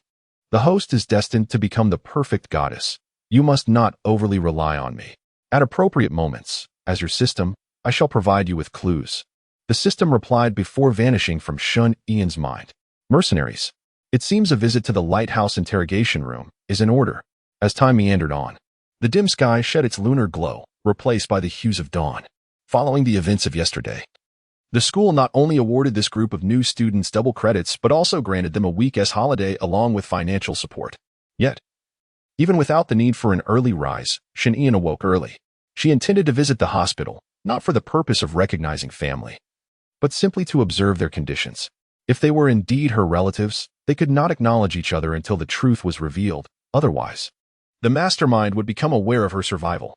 However, this was not paramount. There was little emotional foundation between them, even if they shared the same bloodline. Their relationship remained foreign, and an abrupt recognition or paternity test would only seem jarring and awkward. Furthermore, in her previous life, she had relied solely on Yu. Her family had no connection with her. Lacking experience in familial interactions, she felt unprepared for how to engage or what to say. Are you going to the hospital, Inan? I want to go too. Yuyu's voice was sweet and soft, sending a shiver of delight through Shun Ian's heart. Nevertheless, she declined, saying, Aren't you supposed to have class today? I am merely visiting the hospital for a brief moment. I can take a leave, after all. After Night Rain, you said this. She was playfully pinched on the cheek by Shun Ian, who remarked, How can one show affection while attending to health matters? With a subtle smile, Night Rain acquiesced. Very well then, do remember to pick me up at noon. Indeed, Shun Ian gently reassured her while caressing Night Rainu's head. After finishing their breakfast, Shun Ian escorted Night Rainu to the academy before heading to the hospital. Lacking a car license, she rode her 1,000 cubic centimeters motorcycle, quickly finding a parking spot. The weather was splendid. Shun Ian wore a simple black tank top paired with belted trousers, a combination that accentuated her elongated figure and graceful muscle definition, drawing the gaze of many who found it difficult to look away. With an impassive expression, Shun Ian entered the hospital, immediately met with the unpleasant scent of disinfectant. She had once spent a considerable amount of time in this hospital, long enough to feel as though it were her home. Although Night Rainu had always been by her side during those times, she could not find joy within the hospital walls. The Ji brothers were in different departments, one in surgery and the other in internal medicine. Shun Ian decided to visit the foolish younger brother first. She took the elevator to Ji Chen's ward, but, upon entering, found the room devoid of his presence. Confused, she approached a nurse to inquire, who informed her that he had been transferred to a private room. Shun Ian, unfazed by this news, asked for the location of the new ward and set off in that direction.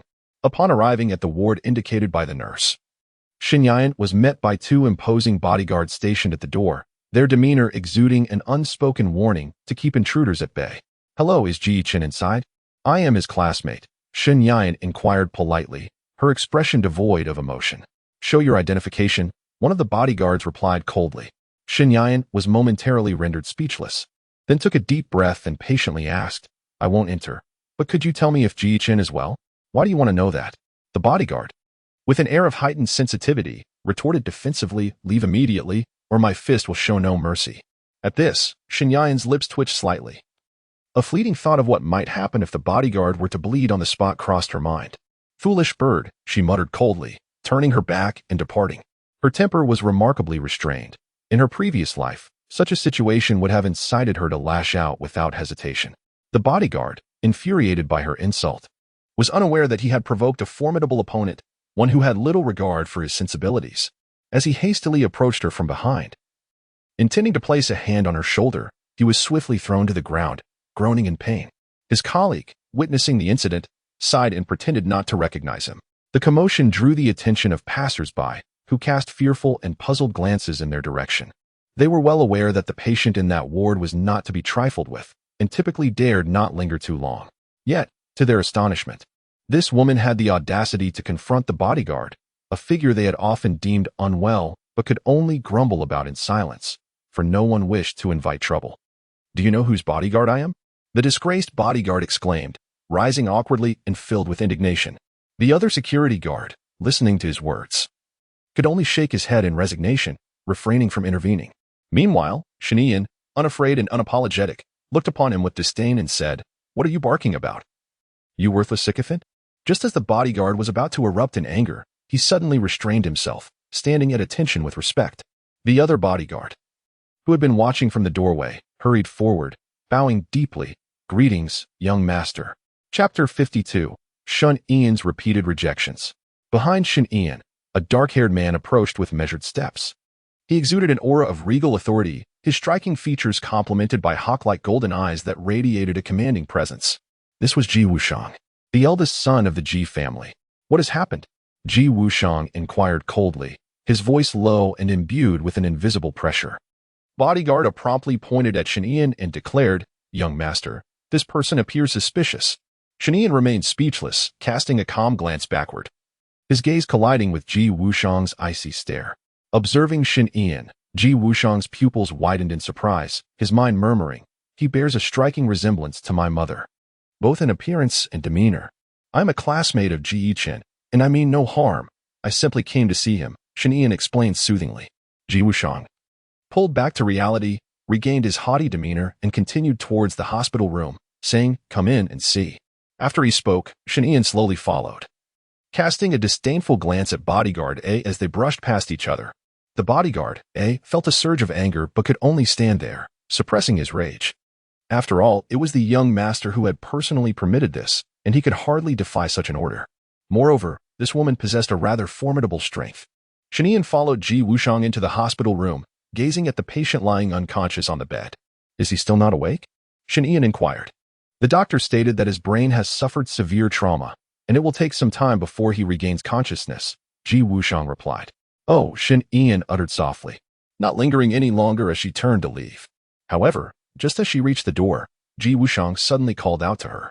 "You are Shin Ian, aren't you?" Ji Wushang had learned through the doctor that Shin Ian was also involved in that day's events and had even donated blood for his younger brother. "Thank you for saving my brother," he expressed, marking the first time Ji Wushang had ever offered gratitude. Shin Ian did not respond to his thanks, but instead shifted the topic. "How is his condition?" "Very poor. He was transferred to the ICU again yesterday evening," Ji Wushang said, his gaze dimming, concealing a mix of anger and murderous intent. A brief look of surprise crossed Shin Ian's face. Indeed, Ji Xiaohan's injuries were quite grave. Would he be able to pull through this ordeal? Contemplating this, Shin Ian hesitated. Should she go to see him, assuming she were a sister? Yet, given Ji Xiaohan's situation in the ICU, her visit would be futile and might only amplify her sorrow. After wrestling with her emotions, she ultimately resolved to visit him. For if they truly shared a blood connection, it was her duty as a sister. "May I go see him?" Shin Ian asked. After she finished speaking, Ji Wushang fell silent for a moment. Due to the ICU's measures to prevent cross-infection, only 3 visitors were permitted daily. He had already visited his mother, and the question lingered. Should he extend this opportunity to a stranger? "You may visit him once he is transferred to a regular ward," Ji Wushang calmly declined, observing the pallor of Ji Chen's face. Upon hearing this, Shin Ian wished to voice her thoughts, but swallowed her words, softly responding, "All right, goodbye." As Shin Ian exited the ward, Ji Wushang's gaze followed her slightly despondent figure, his expression darkening. It was commonplace for classmates to visit the sick, yet his younger brother, being an instructor and currently in the ICU, would typically not entertain such thoughts. Unless, of course, there were deeper feelings involved, or perhaps ulterior motives aimed at leaving a favorable impression. After a moment of contemplation, Ji Wushang resolved to investigate Shen Ian if she posed any threat to his family. She must be dealt with decisively. Once outside the hospital, Shen Ian inhaled the fresh air deeply. Indeed, the scent of disinfectant was among the most unpleasant in the world. She glanced at her phone, noting the early hour, and decided to find a place to sit and gather her thoughts before returning. Scanning her surroundings, she wandered until she discovered a secluded courtyard by the water and settled down. She gazed at the crystal-clear stream, plotting her actions for the night. G00, who had lost an arm at her hands, was likely now confined within the hospital at the lighthouse, possibly already interrogated in a holding room. According to the professional ethics of G00, there is a high probability that they may attempt to take their own life. However, the lighthouse will undoubtedly make every effort to intervene. It is also possible that G00's companions might secretly infiltrate and eliminate him to silence him. Thus, it is imperative to locate G00 tonight and devise a plan thereafter. Of course, she could await the outcome from the lighthouse, but obtaining clues from there would prove to be exceedingly difficult. With these thoughts in mind, Shen Ian bent down to pick up a stone and began skipping it across the water. As the ripples spread and splashes erupted, she felt a wave of tranquility wash over her, prompting her to drift into contemplation. She emptied her mind and sat there in silence until a fragrant aroma wafted to her nostrils, pulling her back to reality. Turning her head, she was met once again by the familiar figure of a woman.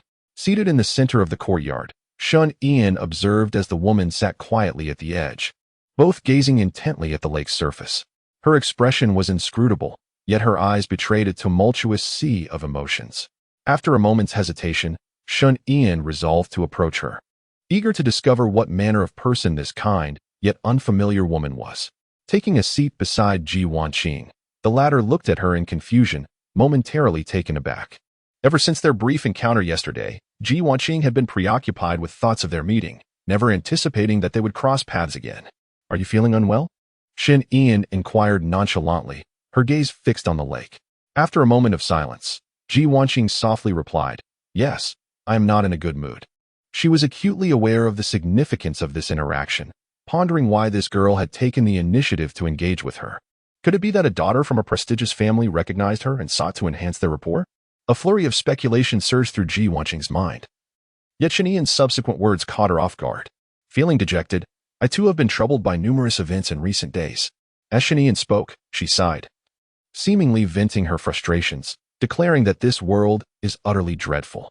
Despite Ji Wanqing's impassive expression, she was inwardly astonished that at such a moment, Shen Ian chose not to seek comfort.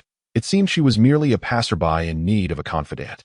However, Ji Wanqing was overwhelmed with agitation and yearned for solitude, lacking the inclination to engage in conversation, even though this girl evoked an inexplicable sense of warmth within her. "This is not a place for lamentation. I kindly ask you to seek another," Ji Wanqing replied coolly. Shen Ian felt a wave of speechlessness wash over her as she glanced at the aloof Ji Wanqing, ultimately concluding that meaningful dialogue was futile. "I apologize for the intrusion," Shen Ian said, rising with a countenance tinged with melancholy. Having faced rejection twice today, even from her family, she reflected on the normalcy of their situation, given their mutual unfamiliarity. Quietly comforting herself, she resolved to return home sooner rather than later. Chapter 53. The night rains haunting echo. Ji Wanqing observed Shen Ian's despondent figure receding into the distance, a surge of inexplicable emotion swelling within her heart. It felt as if her heart was aching. But why?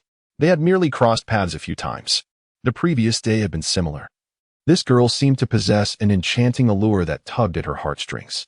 Moreover, as Ji Wanqing recalled Shen Ian's appearance, it bore an uncanny resemblance to her own past. Regretful thoughts flooded her mind, prompting Ji Wanqing to pursue Shen Ian in hopes of engaging her in conversation. Yet, Shen Ian had once again slipped from her sight. "Oh, have I once again made a regrettable choice?" Ji Wanqing let out a self-deprecating smile. She often found herself in such predicaments, only realizing her folly after the fact. Meanwhile, on the road, Shen Ian sped home on her sleek black motorcycle. While waiting at a traffic light, a certain individual came to mind, Yi Zilin.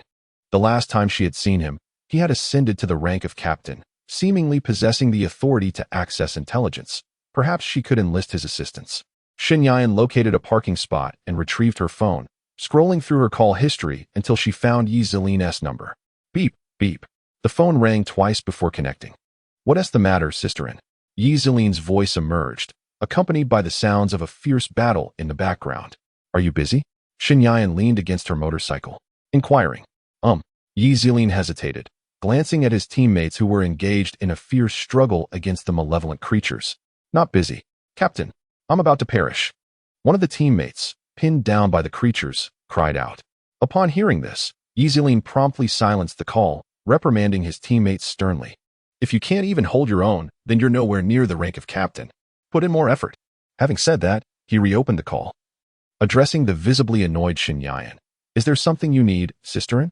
I've searched high and low for Wang Shouyu, but it seems he has vanished without a trace. Wang Shouyu? Shen Yan furrowed her brow in confusion. He is the one who previously sent assassins after you. Yi Zilin clarified. Oh, Shen Yan recalled immediately, then added, It's not him. I would like to ask for your assistance. Certainly, feel free to speak your mind. Yi Zilin responded without hesitation. Without Shen Yan, he had perished long ago during that incident when he saved Xiao Xiao, so lending a hand was only natural. And it would also help in building connections. Subsequently, Shen Yan explained the situation to Yi Zilin, who readily agreed. After hanging up the phone, Shen Yan felt a significant lift in her spirits, albeit with a tinge of surprise. In such a short span, Yi Zilin had transformed from an unremarkable team member into an S-level minister. A life-altering catalyst, perhaps? As noon approached, Shen Yan was enjoying a delightful lunch with Yu Yu. Every morsel seemed to invite her to be fed. When not, she would sulk and playfully pout. Naturally, Shen Yan indulged her, feeding her bite by bite, much like a child. You're just like a little one, Shen Yan remarked, playfully pinching Yu Yu's cheek. Yu Yu, cheek stuffed, swallowed her food and unexpectedly planted a kiss on Shen Yan's face. Shen Yan chuckled helplessly, gently pushing Yu Yu's face away. Be good, we mustn't waste any honey, even if you haven't successfully recognized them. I will always be by your side, nestled in Shen Yan's gentle embrace. Yu Yu spoke in a soft, sweet voice. Of course I will also help you recognize them, although Yu Yu yearned for Shen Yan to belong solely to her. She understood that more warmth could effectively heal Shen Yan. Thus, she chose to be generous this time, but only this once. Shen Yan caressed Yu Yu's head, softly agreeing. Some matters cannot be rushed. They must unfold gradually. If fate allows, they will eventually recognize one another. However, even if numerous clues indicate they are family, an opportunity for a paternity test must be sought. In the evening, upon arriving at the designated location, Shen Yan entered a vehicle adorned with a lighthouse insignia and turned to the driver, Yi Zilin, initiating the conversation with a polite, "Thank you for your assistance." "It's my pleasure," Yi Zilin replied with a smile as he started the engine. Shen Yan found herself at a loss for words and opted for silence. Observing the tension, Yi Zilin turned on some soothing music from the car's sound system, accelerating towards the lighthouse interrogation unit. After listening to several tracks, they successfully arrived at the interior of the lighthouse interrogation unit. Exiting the vehicle, Shen Yan's gaze was instantly captivated by the towering structure shimmering against the pitch-black night sky. So bright, with all those lights. Isn't that a waste of electricity? Yi Zilin, who had just pulled out the car key and stepped out, nearly stumbled. Is that the main point? Generally, one would comment on how beautiful it is. True to form, sisterin, your thought process is distinctly unique. It's solar-powered, Yi Zilin explained. Upon hearing this, Shen Yan responded with an acknowledging "oh," before asserting, G00 is confined either in the hospital or the interrogation room. We must act swiftly. Upon her words, Yi Zilin's expression turned serious. In the interrogation room, I've heard he is tight-lipped and has even attempted suicide. Tight-lipped? Shen Yan's interest was piqued as a chilling, morbid smile graced her lips. That's splendid. We can inflict some torment upon him. Yi Zilin was unnerved by the icy aura emanating from Shen Yan, but recognized the underlying logic. After all, for a criminal, enduring some hardship might lead to repentance. The lighthouse possesses an array of interrogation tools, and sisterin, you may wish to explore them all. As they conversed, the two individuals, both rather unwell, gradually made their way into the underground interrogation chamber. Chapter 54. Unconventional approaches. The underground interrogation facility of the lighthouse comprises 4 levels, each manned by 2 attendants. Access requires the presentation of a permit at each juncture. After navigating several procedures, Shen Yan and her companions arrived at the holding area for G00, located on the 3rd subterranean level. The absence of natural light rendered this place eerily foreboding, even with the overhead lights ablaze. Yet, inexplicably, Xinyan found herself rather fond of this atmosphere. Sisterin, do you possess a method to extract words from G00? Xinyan's sudden, morbid smile left Yi Zilin perplexed, leading her to believe that Xinyan had devised a scheme to torment G00. No, but the night is long. There will surely be a way, Xinyan replied, regaining her composure. Then let us assume the role of antagonists, Yi Zilin remarked, as she donned a pair of black leather gloves from the tool rack, handing one pair to Xinyan while slipping the other onto her own hands. Let us commence, Xinyan stated, pulling at the cuffs of her gloves, producing a crisp sound of leather. Soon after, the two approached the door to G00's confinement and engaged in dialogue with the guard. Minister Yi, who is this by your side? The guard stood at attention, casting a glance at Xinyan, and spoke with respect. She is my mentor. I have requested her assistance. Yi Zilin replied calmly. Upon hearing this, the guard's gaze toward Xinyan revealed a glimmer of admiration. The rising star Yi Zilin has recently gained considerable notoriety in the realm of law enforcement, having cracked various cases and apprehended numerous malevolent individuals within a few short months. During this time, he has ascended several ranks, ultimately becoming the head of multiple teams. The individual capable of mentoring him must undoubtedly possess exceptional qualities, and indeed, his mentor is strikingly beautiful, exuding a vigor unlike that of ordinary, delicate women. The guard contemplated this as he handed a set of keys to Yi Zilin, specifically the one numbered 301. Very well, Yi Zilin replied, accepting the key and unlocking the door to the confinement chamber. He then escorted Xinyan inside, securing the blast-proof iron door behind them. The dimly lit confinement room illuminated as the lights flickered on, revealing G00, who had endured a night of torment and was bound tightly by chains. Wearily, he lifted his head to gaze at Xinyan. Upon seeing the woman responsible for his current state, the loss of his arm weighed heavily on him. Despite the fury boiling within, he felt utterly powerless to express it. All he yearned for now was the release of death. Once again, we meet, Xinyan stated, standing before G00 with an icy demeanor, tinged with disdain. G00 longed to spit at her, but the anesthetic administered to his mouth rendered him incapable. He could only produce sounds through his throat, a precaution taken by the interrogators to prevent him from biting his tongue in a desperate act of defiance. I've heard your lips are sealed, Xinyan remarked, her cold gaze piercing through G00's dulled eyes. She picked up an interrogation instrument, lifting his chin as she continued, Tonight, we shall engage in a different kind of game. Before she could finish her thought, Yi Zilin retrieved his phone from his pocket. Earlier, during their drive, they had briefly discussed strategies for interrogating G00, and they had reached a consensus on one particular point. G00 is a man of unwavering resolve, a captain who naturally commands respect and dignity. Thus, it is imperative to utterly shatter his sense of honor. Subsequently, G00's hour-long agony was meticulously recorded.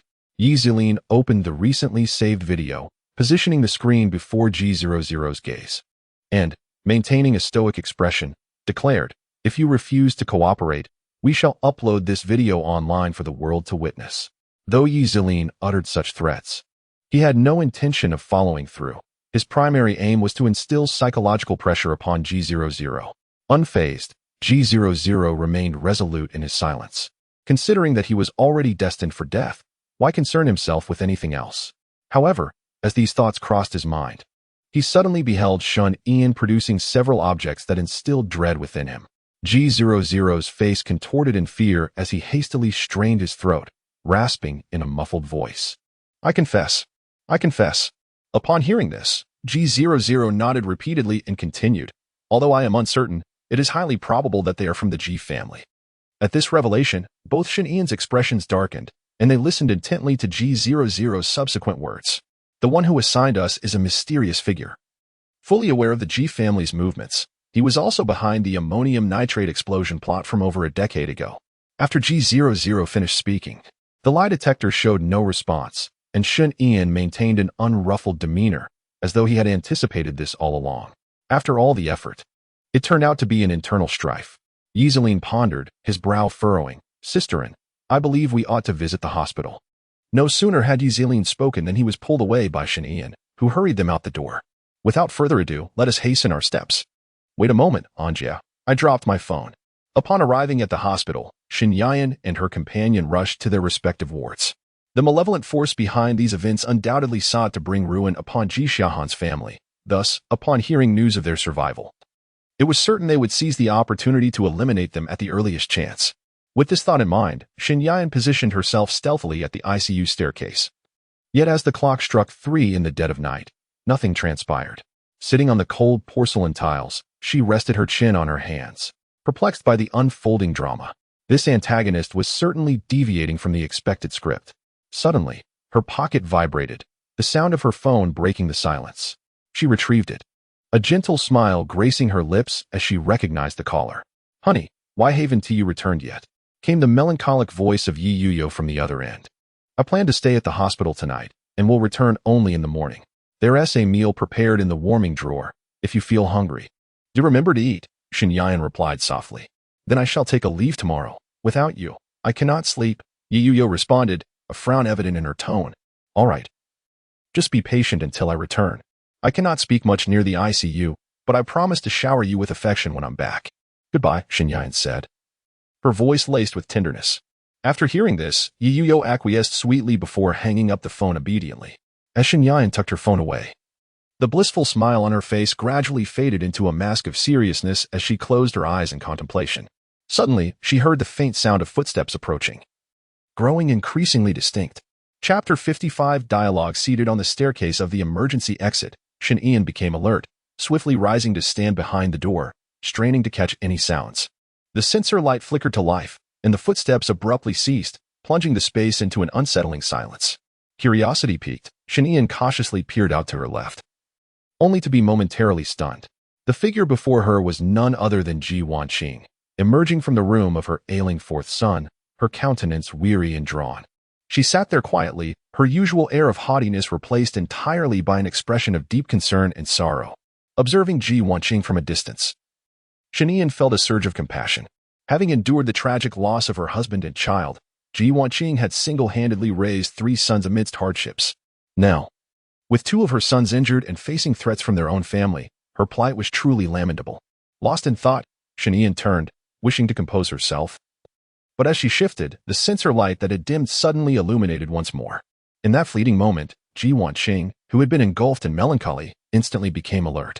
She fixed her gaze on the faint glow seeping through the emergency exit door, reaching her hand toward her pocket, stealthily inching closer. Realizing Ji Wanqing's movement, Xinyan quickly retrieved her phone from her pocket, leaning against the wall with an air of indifference as she pretended to engage with the device. Externally calm, her inner turmoil roiled beneath the surface. Who, at such an hour, would be absorbed in their phone? With utmost caution, Ji Wanqing pushed open the emergency exit door, her vigilance scanning the surroundings. Upon her gaze landing on Xinyan, she froze in astonishment. It seemed fate had conspired to bring her face to face with this girl once more. Jiang Wanqing felt both surprised and bewildered. Several times she had encountered this girl at the hospital or its vicinity. Was it mere coincidence? "Ah, it's you." Xinyan set her phone aside and regarded Jiang Wanqing, feigning astonishment. "What brings you here?" Jiang Wanqing inquired, perplexed. "A family member is ill, and the ward feels stifling. So I stepped out for a breath of fresh air," Xinyan replied calmly, her words devoid of any hint of deception, which left Jiang Wanqing somewhat skeptical. "Isn't it cold to linger here at night?" Jiang Wanqing observed Xinyan, clad in a black tank top. For some inexplicable reason, she felt a peculiar kinship with Xinyan. Setting aside the resemblance in their facial features, their hair and eye colors were identical. Could it be possible that Xinyan was an illegitimate child of the Ji family? "Not at all," Xinyan replied, her expression impassive. Returning Jiang Wanqing's gaze with a hint of confusion. "Is there something on my face?" "No, it's just that I feel you resemble me remarkably." Jiang Wanqing voiced her inner curiosity. "Are your family members part of the Ji family?" Xinyan hesitated, unsure how to respond. "No," she said tentatively, which aroused Jiang Wanqing's suspicions. As she scrutinized Xinyan's features, her doubts only deepened. Not only did their appearances align, but Xinyan also exuded an inexplicably familiar aura, reminiscent of her beloved. Could such coincidences truly exist? An uneasy silence enveloped the air, and Xinyan contemplated slipping away. Just as she intended to depart, Jiang Wanqing called out to her. "I apologize for having rejected you last time. May we sit down and converse?" After a moment of silence, Xinyan replied, "Sure." Subsequently, the two settled onto a bench in front of the ICU, embarking on a dialogue as strangers. "My name is Ji Wanqing. What is yours?" Shen Ian. Ian, a lovely name. May I inquire your age? Ji Wanqing asked with curiosity. Shen Ian exuded an air of maturity, as if shaped by the trials of time, while his youthful appearance contrasted with the injury to his eye. 21, Shen Ian answered almost instinctively. Upon hearing this number, Ji Wanqing's eyes widened in astonishment, and she stared intently at Shen Ian, incredulously asking, 21? At that age, if my beloved, Xiaoshu, were still alive, he would be the same age. Do I not appear so? Shen Ian inquired. No, it's just. Ji Wanqing tightened her grip on the fabric of her trousers at her thigh, as if recalling a painful memory. Observing her reaction, Shen Ian quickly understood the reason behind her question. It seemed she was reflecting on past events. Are you all right? Are you reminiscing about something unpleasant? Shen Ian asked again. No. Ji Wanqing denied, but the sorrowful shadow that clouded her expression betrayed her deep sadness. We are merely passers-by. I assure you I will soon forget what you say. Therefore, you need not feel restrained. You may share your troubles. Shen Ian smiled gently, adding, Of course, in return, you must lend an ear to my confessions as well. Is that agreeable? After speaking, Ji Wanqing still refrained from expressing her innermost thoughts. Instead, she sighed softly and said, Thank you, but I have no burdens to share. Is that so? Shen Ian gazed at Ji Wanqing, whose eyes glistened with unshed tears, a faint smile gracing his lips. Just like before, she always preferred to conceal her troubles within, yet such an approach is profoundly tormenting. Would you care to listen to my concerns? Shen Ian inquired. Sure, Ji Wanqing replied, this time not refusing, but choosing to quietly lend an ear to Shen Ian's sorrows. To be candid, my father passed away early, and it was my mother who endured great hardships to raise both me and my brother. My mother is a remarkable woman. She bears immense pressure and dedicates everything to our care. Each day, she appears burdened with worries, yet she refrains from confiding in us, shouldering her anguish alone. Observing her in such despair stirs a mix of emotions within us. Shen Ian paused momentarily, his tone turning somber. Now that we have finally grown up, we believed we could alleviate our mother's worries, yet my brother has fallen gravely ill, and my mother tirelessly attends to him, becoming increasingly haggard. As Shen Ian spun his tale, he sighed, as if caught between reality and pretense. I wish to share the load with her, to converse with her, but she always rebuffs my attempts. She believes that bearing it all alone will spare us from pain, yet in truth, her actions only deepen our own suffering. Shen Ian concluded his fabrications, which were based on conjectures rather than truth, and each word he uttered struck Ji Wanqing's heart like a sharp blade, powerfully touching the chains that bound her soul. As the heavy echoes resonated in her mind, Ji Wanqing reminisced about her past. She had once stood at the pinnacle, looking down upon the masses with unyielding confidence, living fearlessly and indulging in self-love. That was until she encountered the love of her life, her beloved partner, and their cherished child. Their days were filled with laughter and joy, a blissful existence marked by effortless ease. However, everything changed with a catastrophic ammonium nitrate explosion that claimed her loved ones, leaving her bereft. From that moment on, she was engulfed in desolation, retreating into herself. Though she longed to languish in despair, she remained a mother, a nurturer, and her parents, along with her 3 children, were equally dear to her heart. Tragically, her parents also perished due to an unforeseen accident, and despite their tumultuous relationship, her fragile spirit was dealt a devastating blow. At that juncture, her heart was so suppressed that tears would not flow. Yet she resolved to honor her parents' legacy and ensure a better life for her children by ascending to the position of head of the Ji family. In this role, one must embody a ruthless, commanding presence that instills fear in others. Thus, she was compelled to conceal her vulnerability, even in the presence of her own children, never allowing a hint of weakness to surface. Yet, the recent tragedy involving her 2 children brought her to the brink of emotional collapse. A mere crack could shatter her completely. The cold night air hung heavy with silence as the 2 remained wordless for an extended period. Shen Ian yearned to articulate further thoughts, yet at that moment, Ji Wanqing, overwhelmed by memories of the past, broke the silence with a tremulous voice, her mood heavy. Perhaps your mother does not wish to reveal a vulnerable side, nor does she desire to shed tears that would cause you concern. Tears welled in Ji Wanqing's eyes, and just as she struggled to contain her impending emotional collapse, a soft voice, long suppressed, emerged, shattering her resolve. And what about you? What do you think? Are you like my mother? Chapter 56, Jealousy I Do Not Know. Ji Wanqing's expression darkened as she spoke, gradually rising to her feet, turning her back to Shen Ian. It's getting late. You should return to rest. A tear cascaded down her weary visage. Yet she remained unwilling to reveal her fragility to others. Goodbye. Ji Wanqing's silhouette grew increasingly distant as Shen Yian watched with a mix of emotions, only retracting his gaze once her figure vanished completely. Leaning back in his chair, he sighed deeply. Indeed, family was undeniably difficult to navigate. Shen Yian rubbed the strands of hair he had been twisting between his fingers, musing to himself, "System, please conduct an assessment." "Affirmative, host." As the system's voice resonated, the strands of hair vanished into thin air. 20 seconds later, the system delivered its conclusive verdict. "Based on the analysis, Ji Wanqing is unequivocally your mother." Upon hearing this, Shen Yian exhaled in relief, the tension in his heart dissipating entirely. A subtle smile graced his lips, a cold, enigmatic expression emerging. It was time to devote his efforts to uncovering the rat lurking in the shadows.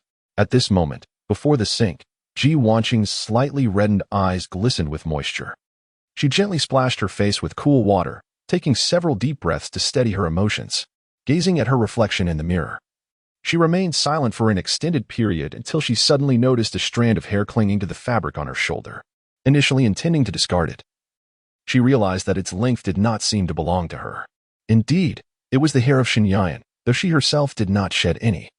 It had somehow adhered to her. Ji Wanqing carefully tucked away the hair, a flicker of hope igniting within her. Could it be possible? Despite Shen Yian having family, there was an uncanny connection between them. Perhaps, just perhaps, fate might be kind to her. Meanwhile, in Ji Yichen's hospital room, two men stared coldly at one another. Enveloped in silence, Yi Zilin and Ji Wushang had crossed paths due to some past incident, yet their incompatible personalities had led to minimal interaction. What could it possibly mean for a member of the lighthouse to be secretly lurking in the shadows at such an hour? Ji Wushang was the first to shatter the stillness, though his words were delivered with an intensity that sent shivers down one's spine.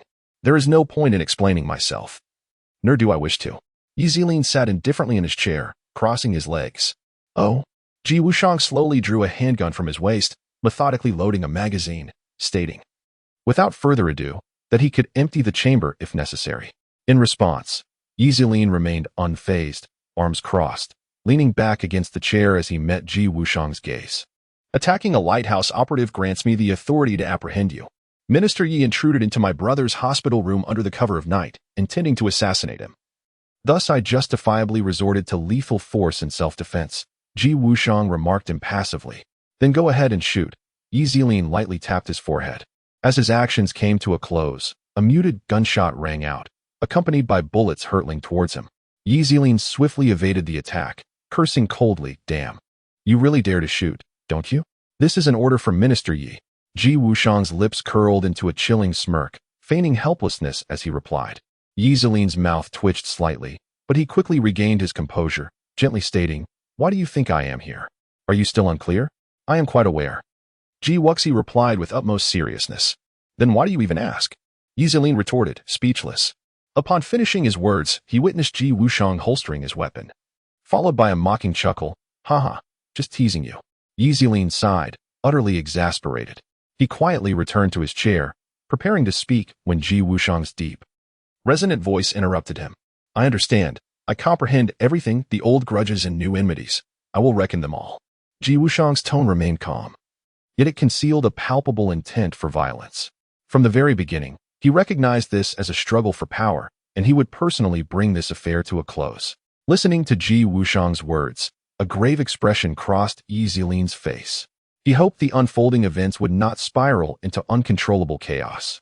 "I will assist you, but not for the Ji family, nor for you," Yi Zilin declared, rising slowly with fatigue etched on his features as he made his way towards the door. Ji Wushang cast a puzzled glance back before gradually averting his gaze, staring expressionlessly at the rising sun outside, heavily inhaling the bitter air, and gazing out the window for an extended period. Shen Yian wearily returned home, and the first thing she did was change into her slippers and head to the bathroom for a shower. Under the cascade of warm water, she fell into a reverie. Though her intention was to uncover the mastermind behind recent events, she pondered where to begin her investigation. Lost in thought, Shen Yian finished washing herself.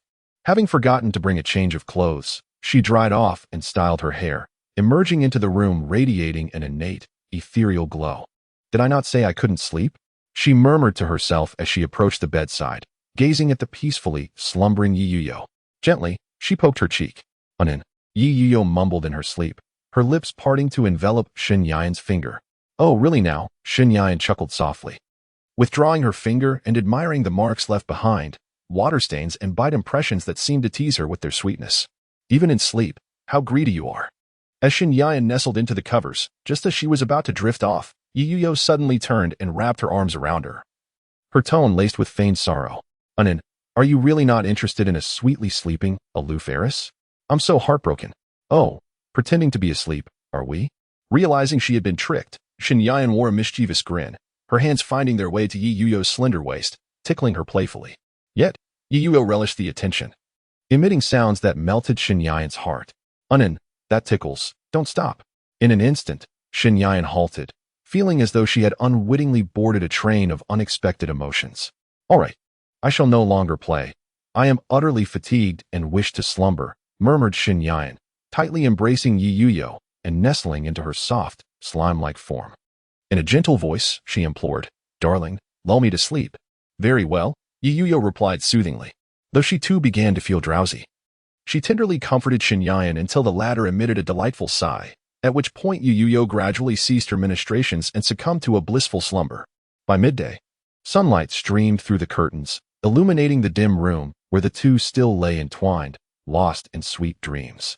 Dingling, dingling, a mobile phone rang insistently, disturbing the tranquility. Yuyo, who had been resting by the bedside, finally grew impatient and picked up the phone. It was a call from her mother, Qin Huaya. As the call connected, a warm female voice greeted her. "Darling, have you eaten?" "No, I just awoke," Yuyo replied, soothing Shen Yan, who was stirring in her arms. Qin Huaya, not surprised by her daughter's late rising, remarked, "It's quite normal for young people."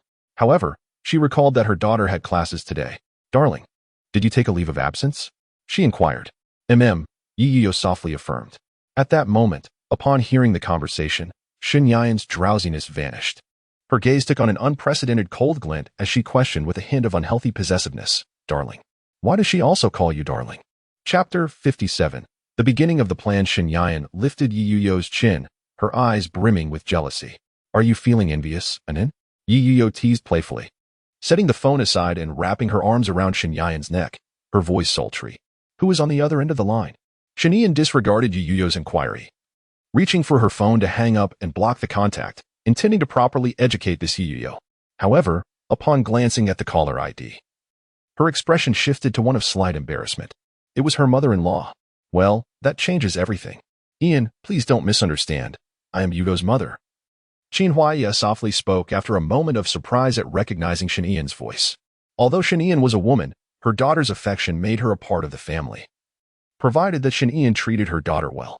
"Understood, Mama Qin," Shen Yan replied, retreating from the embrace of the secretly amused Yuyo, instinctively using the endearing term.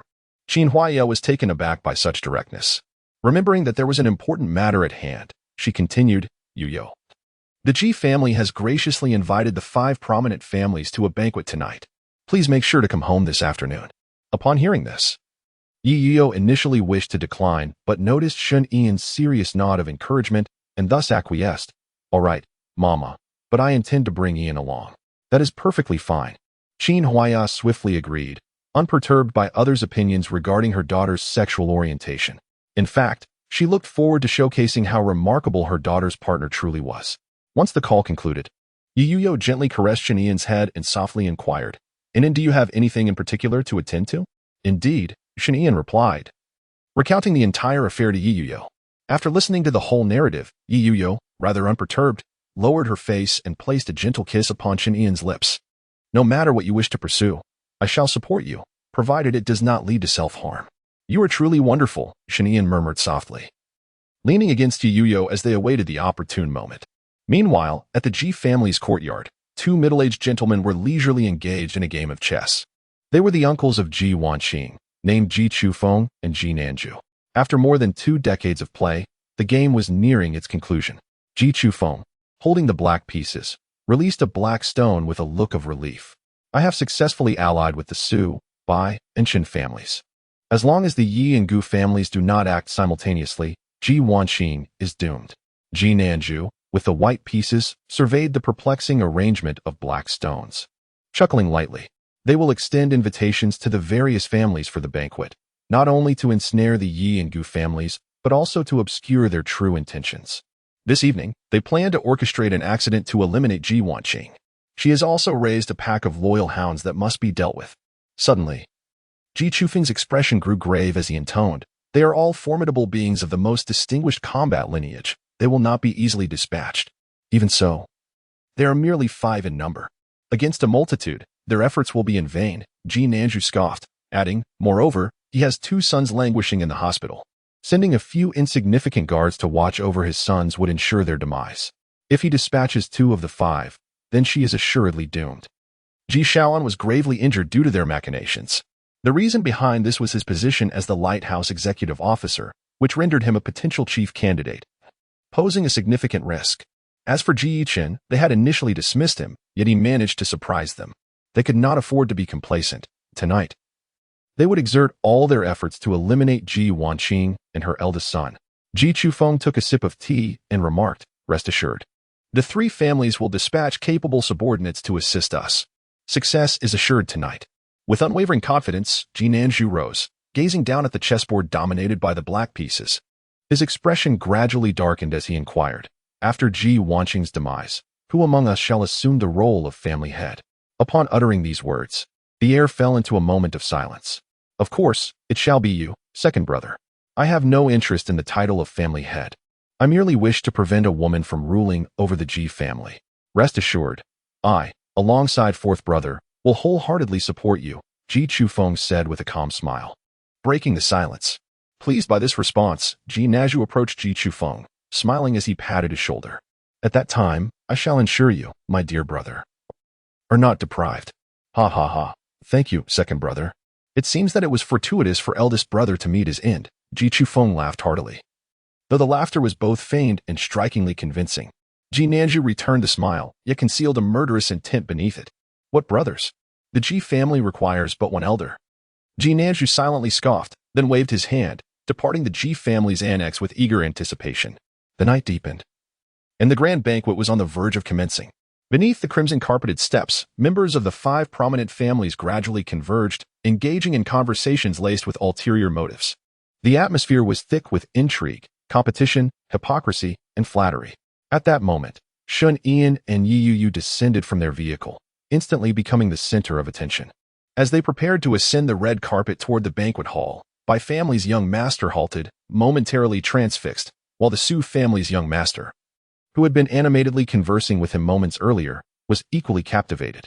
With a composed demeanor, Shun Ian donned a sleek black suit, exuding an air of elegance and charisma, akin to a goddess of unparalleled allure, while Yi Yu, in a resplendent white gown, resembled a celestial snow lotus, radiating nobility and grace. Observing the envious gazes directed toward her daughter, Qin Huaya reveled in her satisfaction, thinking, "Ah, they must be envious, astonished. My daughter's standards are indeed high." With a proud smile, she and her husband stepped onto the red carpet, followed closely by Shen Ian and Yi Yu. The Bai family's young master fixated on Shen Ian, murmuring to himself in a daze, "I must possess her." To which the Su family's young master patted his shoulder, cautioning, "Do not harbor such thoughts. By the looks of it, she is Miss Ye's girlfriend." The Bai family young master merely smiled nonchalantly, replying, "What is there to fear? We can both win her over." "You are indeed confident, just to not bring about your own downfall," the Su family's young master remarked, shaking his head in resignation. Leaving the infatuated Bai family young master to indulge in his fantasies as he ascended the steps alone. The ruthless nature of Yi Yu is well known, and she inspires neither fear nor trepidation in anyone.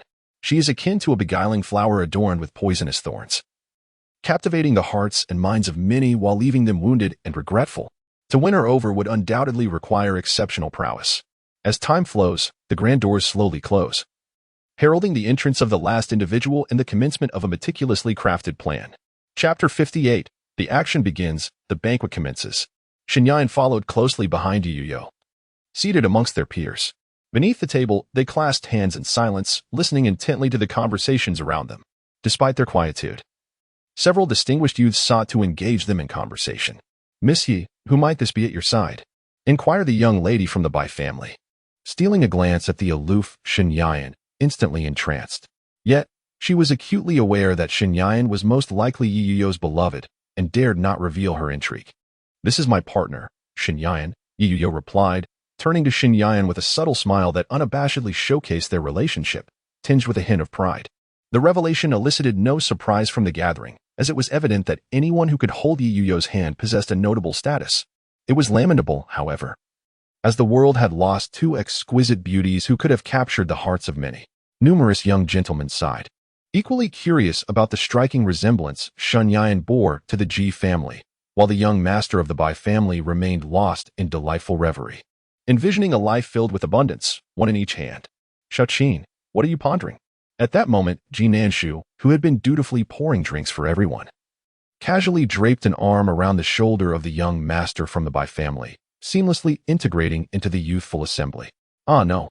The young master of the Bai family forced a smile amidst the awkwardness. Ji Nanshu ceased his conversation with him and, while speaking, cast a swift glance at the crowd. Upon catching sight of Xinyan, he momentarily froze, only to quickly regain his composure and declare, "Come, come, come, let us raise a glass in honor of Uncle Ji." As his words fell, the table remained unmoved. Some discreetly observed the interaction between Xinyan and Ji Nanshu, entranced by the unfolding scene, while others, noticing the lack of response from their peers, chose to remain indifferent. A few simply had no desire to drink or partake in toast at all. Xinyan's cold gaze rested upon the visibly uncomfortable Ji Nanshu, and suddenly, a system panel appeared before her eyes, visible only to her. "The host is advised to closely monitor the actions of this man." Contemplating the system's words, Xinyan pondered the reason behind this gathering, especially since her family remained in the hospital. What scheme could be at play here? She was not alone in her thoughts. Gu family's young master shared her confusion. Known for his straightforwardness and integrity, he directly inquired, "Senior Nanju, aren't Xiaohan and the others still at the hospital? What is the purpose of tonight's gathering?" "Indeed, I too find it perplexing." The second young master of the Su family chimed in. "I Ching is his brother, with his siblings still lying in the hospital. What reason would he have to indulge in festivities?" In the face of their inquiries, Ji Nanju silently cursed the lack of decorum exhibited by today's youth. Yet, despite his frustrations, he needed to deflect the questions. "Tonight, important matters will be discussed with your elders, hence this banquet is convened." Ji Nanju spoke with a calm demeanor, presenting his rationale in such a manner that left no room for rebuttal. Consequently, the assembly refrained from pursuing the matter further, yet they remained seated, neglecting to raise their glasses in a toast. Observing this, Ji Nanju's countenance darkened. It was inconceivable that these juniors would show him such disrespect. He vowed that once he ascended to the position of family head, they would think twice before challenging him. In that moment, Ji Chifeng approached him, whispering conspiratorially into his ear. Moments later, a satisfied smile graced Ji Nanju's face as he downed a cup of wine and addressed the crowd, saying, "If you do not relish the wine, at least indulge in the feast." With that, he turned to leave, casting a lingering glance at Xinyan. This woman bore an uncanny resemblance to Ji Wanqing. Could she possibly be Ji Wanqing's illegitimate daughter? Nevertheless, it mattered little, for Ji Wanqing's demise was imminent. A smirk of disdain curled at the corners of Ji Nanju's lips, while the three family heads engaged in jovial conversation felt a heavy weight settle upon their hearts. This night, Ji Wanqing must perish, otherwise, it would be they who faced the grim fate. Stealthily, Ji Chufeng exited the banquet hall, and Xinyan, observing his retreating figure, suddenly rose and declared, "I need to use the restroom." "I'll accompany you," said Yi Yu, grasping Xinyan's hand, his gaze imbued with longing. After a moment's hesitation, Xinyan nodded in agreement. The two then departed the banquet hall, and no one found this action unusual. After all, it was quite normal for women to visit the restroom together. Outside, the clouds obscured the moonlight, casting a somber shadow over the sky. Concealed in a dim corner, Ji Chufeng swiftly retrieved his phone and dialed a number. The operation was set in motion. Tonight, the entire Ji Wanqing family must be eradicated. Ji Chufeng's voice was low and grave, exuding an air of authority and determination. A few moments later, the phone call ended, and Ji Chufeng returned to the banquet venue with a face full of anticipation. Meanwhile, concealed in a more hidden spot, Xinyan and Yi Yuyo, having overheard the conversation, exchanged glances of grave concern. Xinyan's expression turned frigid, radiating an aura of unrelenting menace. She had anticipated this outcome the moment the system assigned her the task of attending the banquet, yet she had not expected this group to be so impatient. "Let us proceed to the hospital," she declared, her voice quivering with suppressed fury as she stepped out from the shadows, with Yuyo closely following her. At that moment, they were oblivious to a figure not far away, approximately 10 meters distant, where a stern man clad in a black coat was making his way slowly toward the grand entrance, his heavy footsteps echoing in the air.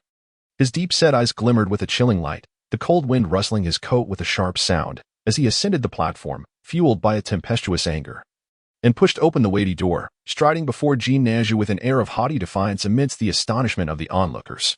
On a secluded road, 2 ambulances raced forward. Inside the rear compartment of the leading ambulance, an eerie silence prevailed, interrupted only by the faint beeping of medical equipment. Ji Xiaohan lay supine, his body adorned with numerous 4 lines and an oxygen mask, his brow twitching ever so slightly. Beside him, Ji Wanqing remained oblivious, her gaze vacant as she stared downward, quietly awaiting the arrival of some impending event. Sensing that something ominous was afoot that night, she had taken the risk of transferring her 2 sons to another hospital. Suddenly, the ambulance jolted violently, and both vehicles came to a screeching halt. Ji Wanqing abruptly raised her head, her expression turning grave as she inquired of the driver. "What is happening?" Before the driver could finish his sentence, his head was severed by a swift blow. Realizing the dire situation, Ji Wanqing inhaled deeply, grasped the long knife that lay discarded in the corner, and calmly instructed the doctor, "Stay in the car." With that, Ji Wanqing descended from the vehicle, her demeanor icy as she closed the rear door, gazing into the dimness illuminated by the streetlight ahead. The road surveillance was damaged, and several vehicles were haphazardly blocking the path to safety. "Master, it is time to proceed." A low, hoarse voice echoed, accompanied by the piercing sound of blades. Shadows surged toward Ji Wanqing amidst the stillness. Chapter 59. The turn of events. A group of assassins rushed towards Ji Wanqing, poised to deliver a fatal blow. Just as they were about to strike, 5 figures materialized, positioning themselves protectively in front of her. They were her trained guards, known as the 5 Heads. The leader, a robust man with a resolute visage, bore Kirin tattoos on his face and neck, while the 4 companions behind him displayed the emblems of the 4 divine beasts. Though slightly smaller in stature, they emanated an aura of formidable strength. "Master, have no worries. We shall ensure your safe passage through this peril." The leader's voice was deep and powerful as he charged like a released arrow toward the oncoming assassins, with the other 4 following closely behind. They confronted multiple foes with an overwhelming presence, yet rather than instilling fear in the assassins, it only ignited their ferocity further. These assassins are exceptional talents painstakingly nurtured by their respective families, and their prowess should not be underestimated. With 5 of them restrained, several others, having escaped detection, charged towards Ji Wanqing, blades in hand. They swung their knives with frenzied intensity, each strike fueled by their utmost strength, determined to swiftly eliminate Ji Wanqing. "Kill me? You scarcely possess the capability." An unprecedented fury surged within Ji Wanqing as she deftly evaded the incoming lethal blows. Seizing the opportunity, she grasped one assassin by the throat and hurled him towards his comrades, denying them even a moment's respite before she struck with her blade. Meanwhile, in another part of the banquet hall, the atmosphere had grown tense, the silence palpable. Ji Nanju gazed at Ji Wushang, who stood before him, suppressing his inner trepidation, and spoke with a steady tone. "Wushang, why aren't you at the hospital caring for your brother?" "Caring for him?" Ji Wushang let out a cold laugh, then fixed his gaze upon Ji Nanju, questioning in a low voice, "Have not our uncles arranged for someone to oversee this matter?" With that, Ji Wushang gradually approached Ji Nanju and Ji Chufeng, wrapping his arms around their shoulders and drawing them close. Speaking in a tone only they could hear, "I possess incriminating evidence against you. Cease your actions, or face utter ruin." "Ha ha ha, Wushang, you jest." Ji Chufeng feigned calmness, while Ji Nanju felt a surge of fear, forcing a smile as he suggested, "Wushang, why don't you accompany our uncles upstairs for a chat?" "Very well." A barely perceptible smile graced Ji Wushang's lips as he acquiesced. "Ladies and gentlemen, there is no cause for concern. Please enjoy your meal while we discuss important matters with Wushang," Ji Nanju proclaimed with a smiling facade, addressing the gathering. Subsequently, under the scrutiny of various gazes, Ji Wushang followed his 2 uncles away from the banquet, taking the elevator to the rooftop. The 3 stood on the chilly terrace, illuminated by dim lights. Ji Nanju wore a feigned smile, producing a cigarette case, and spoke first. "Wushang, if there is something to say, do not keep it hidden. It is quite simple. You cease your actions, and I will destroy the evidence," Ji Wushang replied, Disregarding the offered cigarette, his expression calm. You are fully aware of how my family met their demise. Wushang, what on earth are you implying? We do not comprehend. Ji Nanju maintained his bravado, while Ji Chufeng feigned innocence as well. Have you perhaps been overworked recently, leading to hallucinations? In response, Ji Wushang let out a cold snort, retrieving a USB drive from his pocket and placing it before the two. There is nothing more to discuss. Let us sever all ties. With that, Ji Wushang turned to leave, but fearing exposure, Ji Nanju quickly called out to him, his demeanor suddenly grave. Very well. But how can I be assured that you have not made a backup? And how can I be assured that you will spare my family? Ji Wushang halted, facing away from Ji Nanju and his companion, coldly stating, as long as you guarantee that you will not act against us in the future, this secret will vanish without a trace. Agreed. Hand over the USB, Ji Nanju replied readily. You must first revoke your actions, and then I shall comply. Ji Wushang asserted firmly, waving the USB before his uncles. Ah, do you harbor such distrust towards us? Ji Nanju smiled, and then said, all right. I shall instruct my people to cease their actions. As long as you keep the secret, I will no longer send anyone to harm you. With that, a sense of relief washed over Ji Wushang's face. He gradually approached his two uncles, offering a USB drive with one hand while extending the other for their acceptance. However, before Ji Wushang could finish his words, he was abruptly interrupted by the sound of a silenced gunshot, followed by a painful groan. Ji Wushang's pupils widened in shock as he glanced down to see blood seeping from his waist, his expression morphing into disbelief and fury as he looked at his two uncles. With great difficulty, he spat out a mouthful of blood, his voice trembling as he uttered, how can you betray your word? Ha ha ha, the human heart is treacherous indeed. Wushang, Ji Nanju retorted, retracting his handgun and calmly stepping forward to kick Ji Wushang down. With a scornful expression, he added, did you still think to threaten your uncles? You are too naive. You will pay for this. Even if we become vengeful spirits, we will not let you go. Ji Wushang shouted in anger. What vengeful spirits? They have been dead for so long, and they haven't come to seek us out. Do you think we are afraid? Ji Chufeng replied, pressing his foot against Ji Wushang's chest and mercilessly trampling him. Your family always carries themselves with such arrogance, yet they were easily dealt with by us. Especially your mother. She always looks down her nose at me. I've long wanted to take her down a peg. As Ji Chufeng spoke, his agitation grew, and he continued to stomp on Ji Wushang's chest. At this moment, with an expression of torment, Ji Wushang extended his hands and tightly grasped Ji Chufeng's ankle, desperately roaring.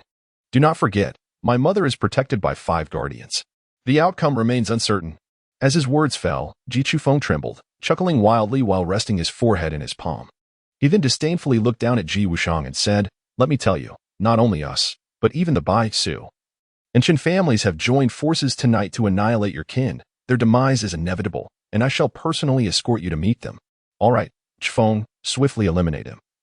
And then pretend he struck first, Ji Nanju said, patting Ji Chufeng's shoulder before unsheathing a dagger and mercilessly slicing it across his own hand.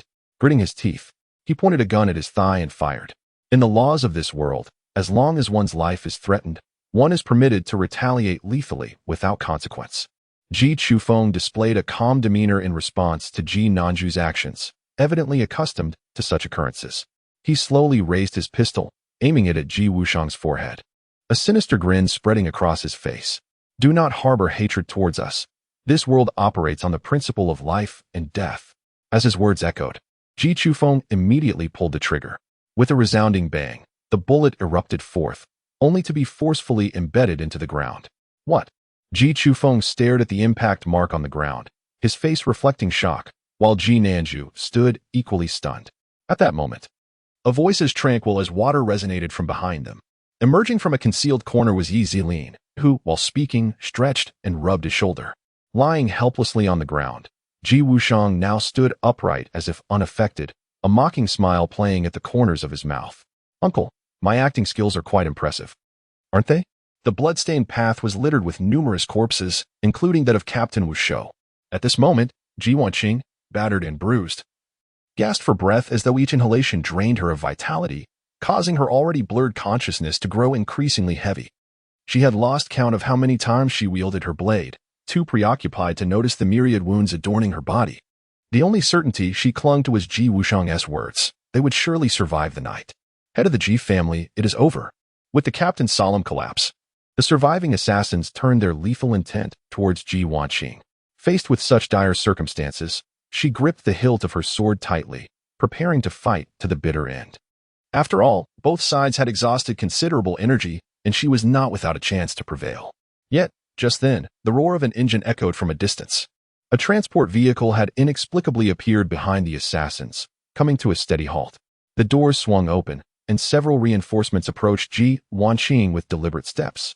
Witnessing this despairing scene, she inhaled deeply, her previously resolute emotions beginning to waver. Could they truly survive this ordeal? The sound of a bell rang out. A sudden chime emanating from a corpse captivated the attention of all present.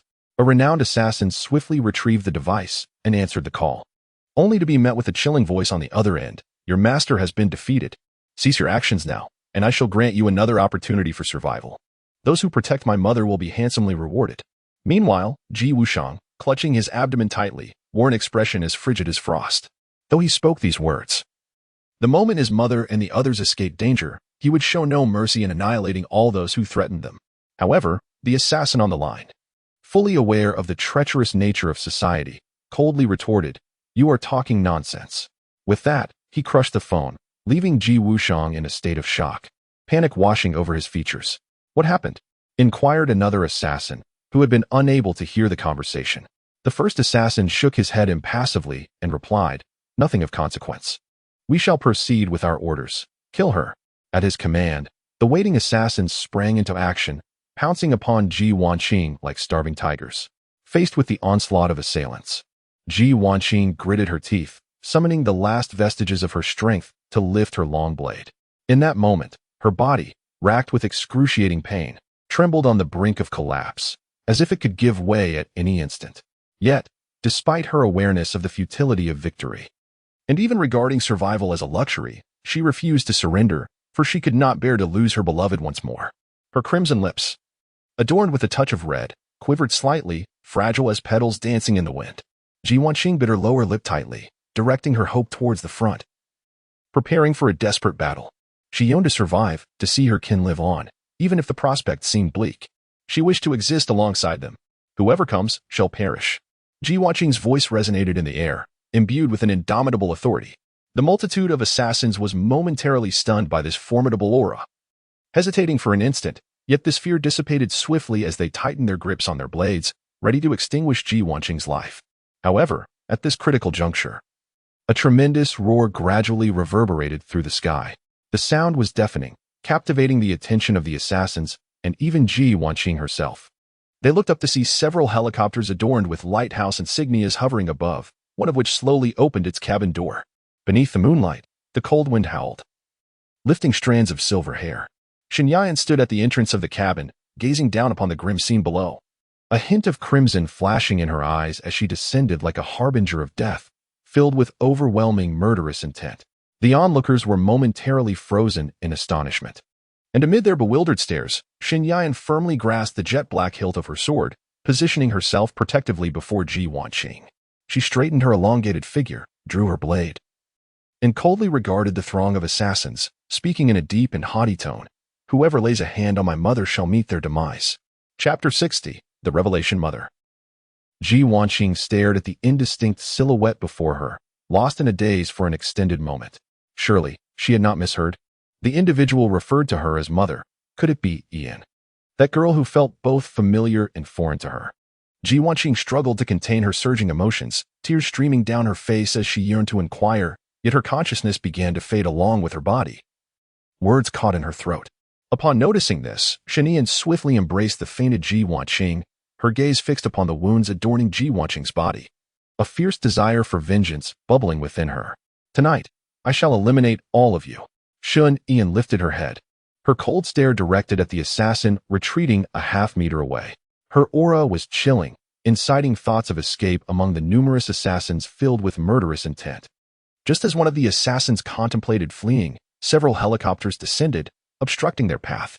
Immediately, reinforcements dispatched by Yi Zilin emerged from the cabin.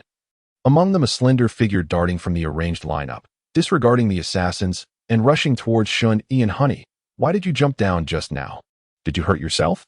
Yi said, her concern evident as she checked Shen Yan's injuries. "Darling, I was about to deliver a spectacular finale, and you interrupted me. Shun Ian pinched Yi Yu's cheek playfully. Honey, I'm so sorry.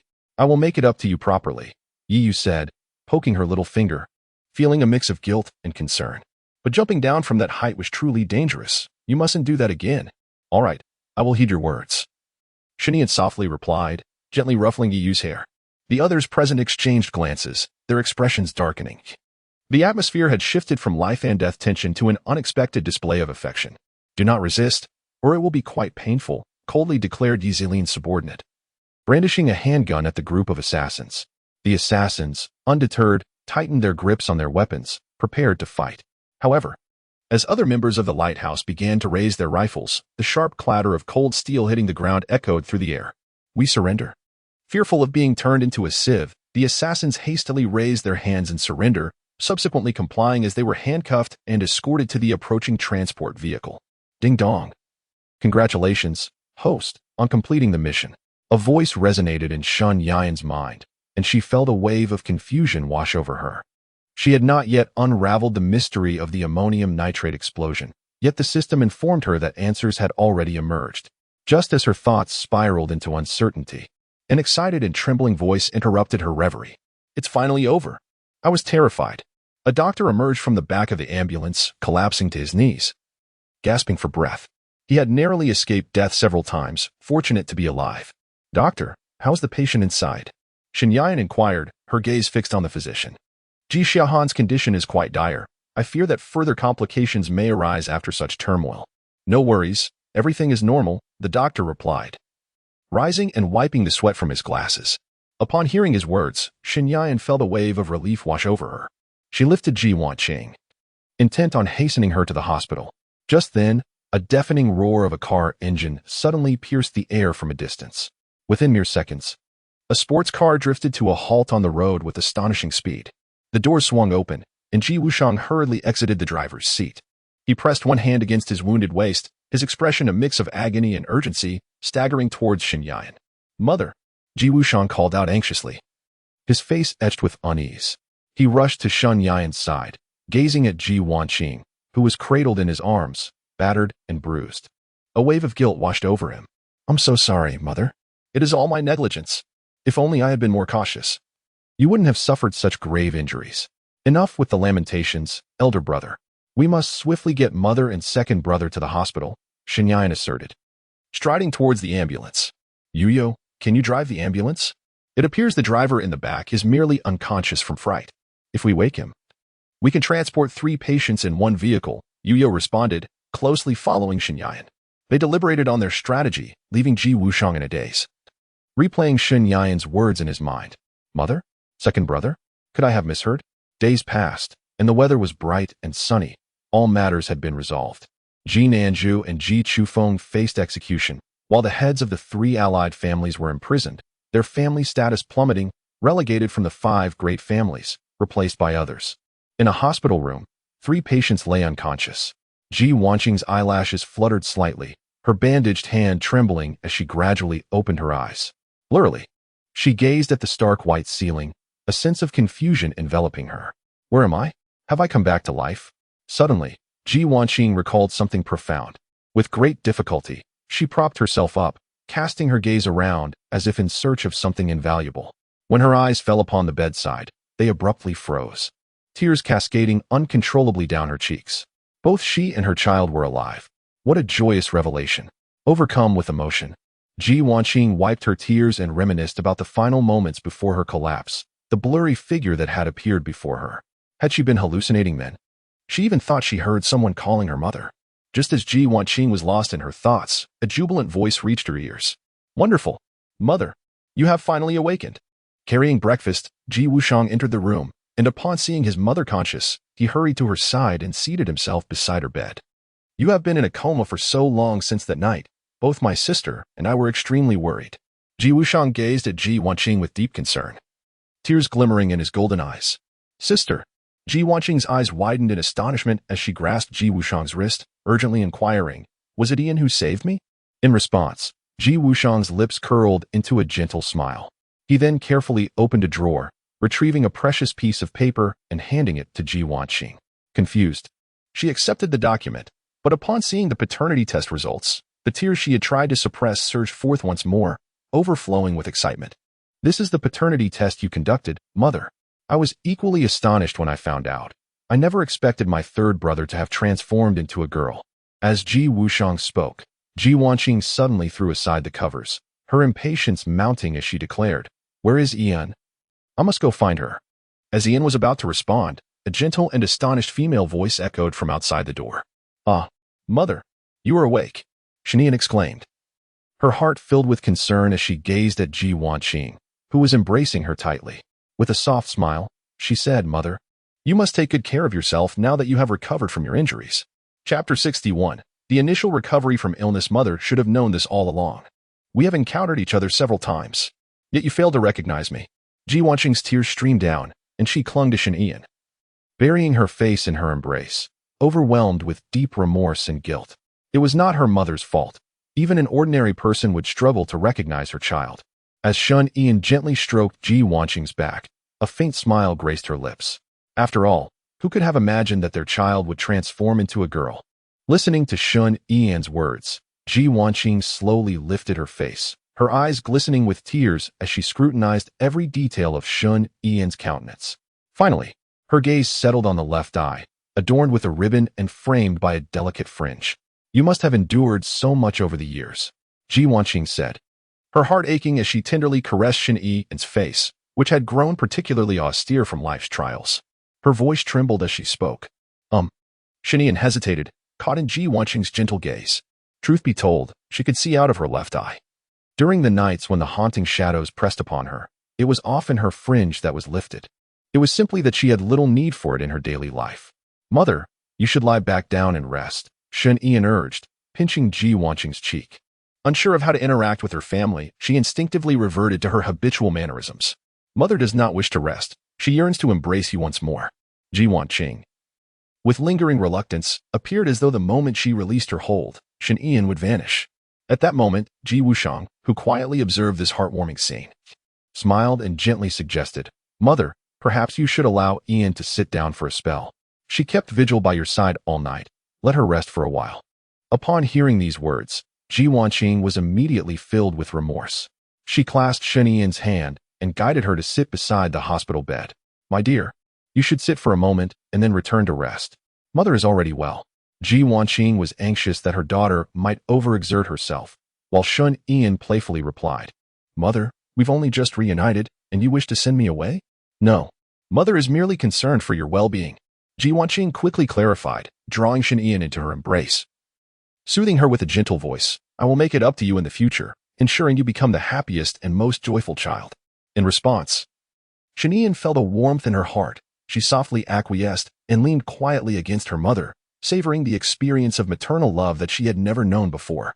Several days passed, and on a sunlit afternoon, Ji Wanqing had recovered and been discharged from the hospital.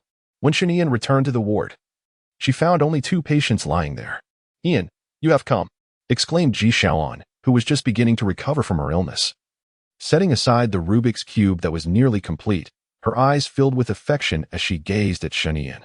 Upon his initial awakening, the revelation that Shin Ian was, in fact, his deceased third brother filled him with astonishment and joy for quite some time. At first, he was apprehensive about how to interact with his sister. Yet after a few days, he had entirely acclimated to the lifestyle of having a sister.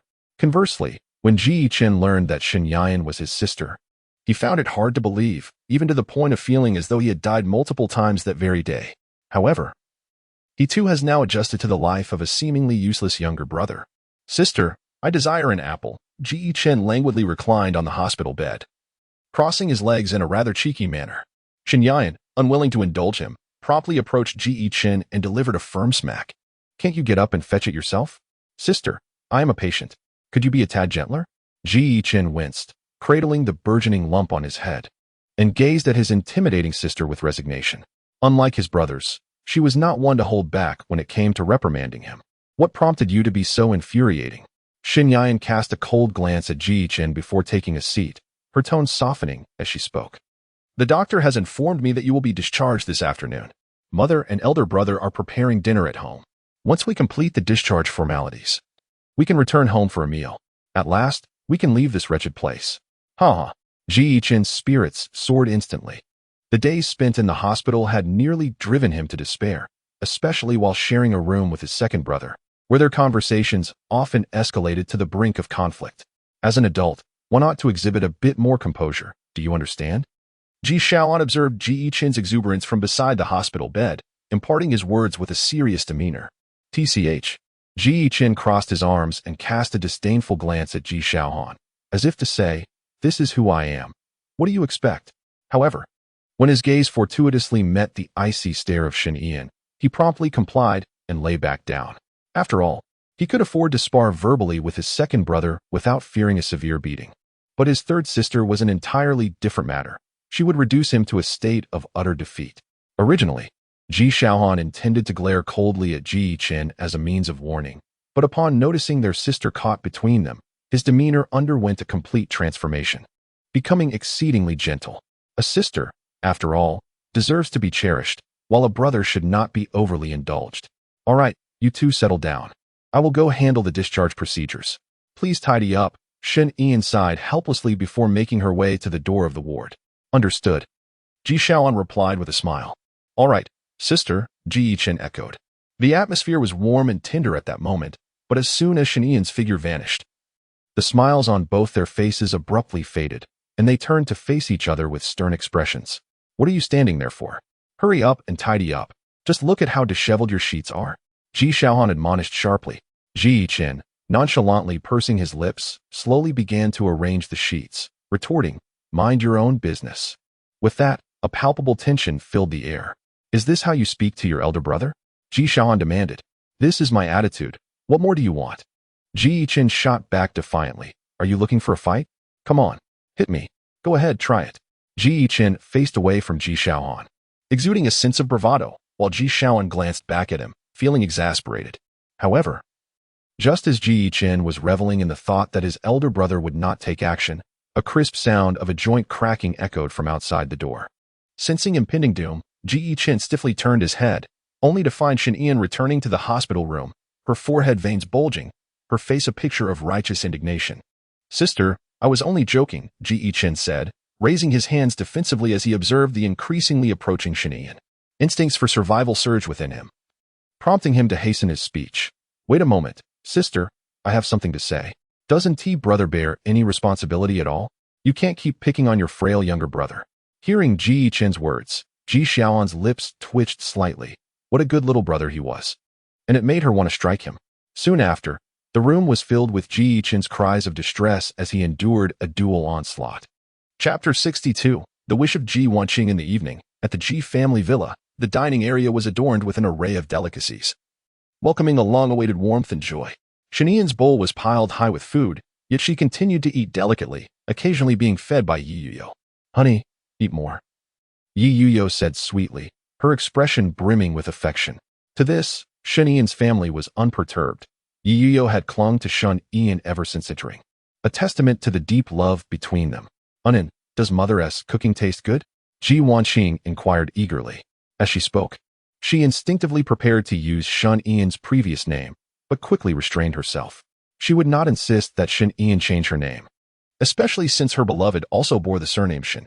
Hence, she resolved to address her as such. Yes, it's delicious, Shen Yan replied. She preferred lighter dishes, and her mother's cooking perfectly suited her taste. However, in comparison, she favored the meals prepared by Yu even more. Upon hearing that her daughter enjoyed her cooking, Ji Wanqing smiled, feeling a joy she hadn't experienced in quite some time. Then Anin should eat a bit more, Ji Wanqing said as she served more food into Shen Yan's bowl.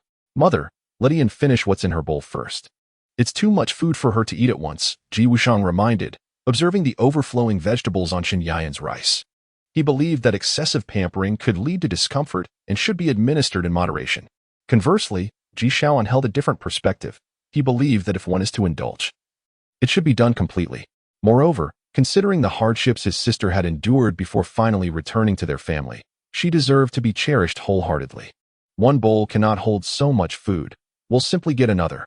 My sister must eat her fill, Ji Shaoan declared, picking up the serving chopsticks to add more vegetables to Shen Yan's bowl. As Shen Yan watched the towering mound of food grow once more after she had only just managed to reduce it, she felt quite stuffed. Under normal circumstances, Her straightforward nature would have compelled her to declare her inability to eat anymore. However, she sensed that this was perhaps the familial dynamic at play and chose to silently continue eating. At that moment, Ji Wushang noticed that Shen Yan was struggling to eat further, so he spoke up. Can Ian serve herself what she wishes to eat? Is it not redundant to get another bowl for her? Besides, doesn't Yu help and serve food? Although Ji Wushang was the eldest brother, he often found himself at odds with his siblings, yet he always expressed his opinions openly, without reservation. Indeed, he conceded. Ji Shaoan was rendered speechless. He found himself unable to refute the statement, and given that Ian had only just arrived in this household, it was hardly the moment to bicker with his elder brother. Observing the second brother's moment of defeat, Ji Chen, who had been silently engrossed in his meal, felt a surge of delight within and could not help but emit a sound of mockery, thinking to himself that Ji Shaohan had indeed been rendered foolish. Be quiet and eat your food, Ji Shaohan retorted coldly, seizing a large chicken leg to silence Ji Chen. However, Ji Chen, upon removing the chicken leg, was about to retort when he was abruptly quelled by an icy demeanor. All right, let us eat quietly without any fuss. Ji Wanqing's presence exuded a bloodline pressure that instantly transformed the three brothers into obedient children, focused on their meals. Yet, when she turned her gaze towards Shenian, a different aura enveloped her, one imbued with gentleness and a smile. Inan, make sure to eat more to grow strong. Especially since you've been tired these past few days, you need to replenish your energy. MMM, Shun Ian replied softly. She was still acclimating to the affection of familial bonds, but akin to nurturing the little treasure, Yi-Yu-Yo, she believed that everything would unfold in due course. With this thought, Shun Ian cast a tender glance at Yi-Yu-Yo, which instantly made the latter's eyes sparkle with affection, were it not for the presence of others at that moment, and it would have been savoring not merely the meal before her, but the delectable sight of herself.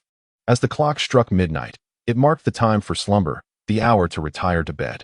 The air conditioning hummed a cool breeze as Shun Ian and Yi-Yu-Yo nestled under a cozy blanket, embracing one another while whispering sweet nothings. Honey, you have family to accompany you. Am I to be neglected from now on? Night Rain, you murmured softly, nestled against Shen Ian's gentle embrace, filled with concern and solitude. How could that be? I wish I could keep you by my side every single day, Shen Ian replied, tenderly caressing Night Rain's back. I will forever love you. Each word from Shen Ian was sincere and heartfelt. In her past life, she could not bear the loneliness and crumbled under its weight. In this life, she was determined to obtain what she longed for by any means necessary.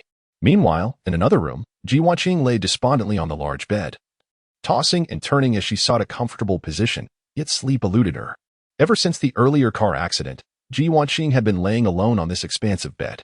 Whenever she found it hard to sleep and felt the urge to cry or seek companionship, she could only curl up in solitude, enduring the long, sleepless nights.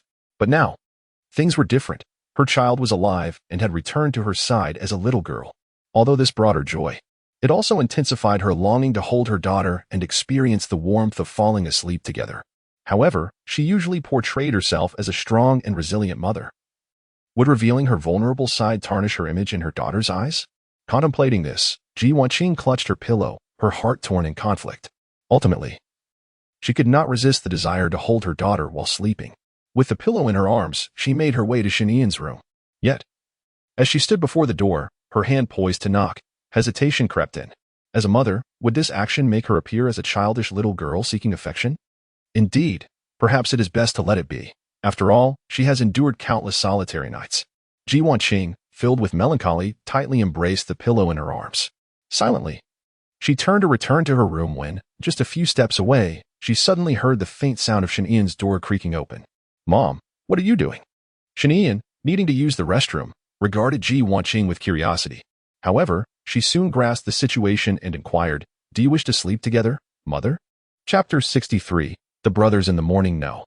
Ji Wanqing stammered, her cheeks flushed, inadvertently clutching the pillow tighter. Noticing her flustered demeanor, Shen Ian broke into a gentle smile. How uncharacteristically reserved. Just like her usual self, yet this trait of hers is quite endearing. Mom, let us sleep together tonight. Shen Ian stepped forward, took the pillow from Ji Wanqing, and grasped her hand, leading her toward the room.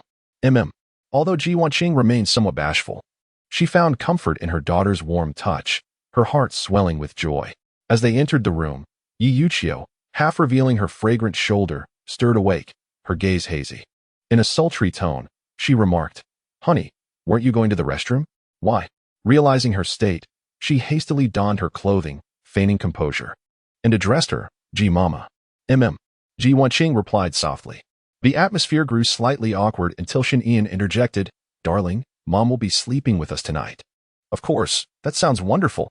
Yucho smiled as she made space for them. Shen Ian chose not to visit the restroom. Instead, lying in the center of the bed and gently addressing the bashful Ji Wanqing, "Mother, please hurry and come to bed so we can turn off the lights and sleep."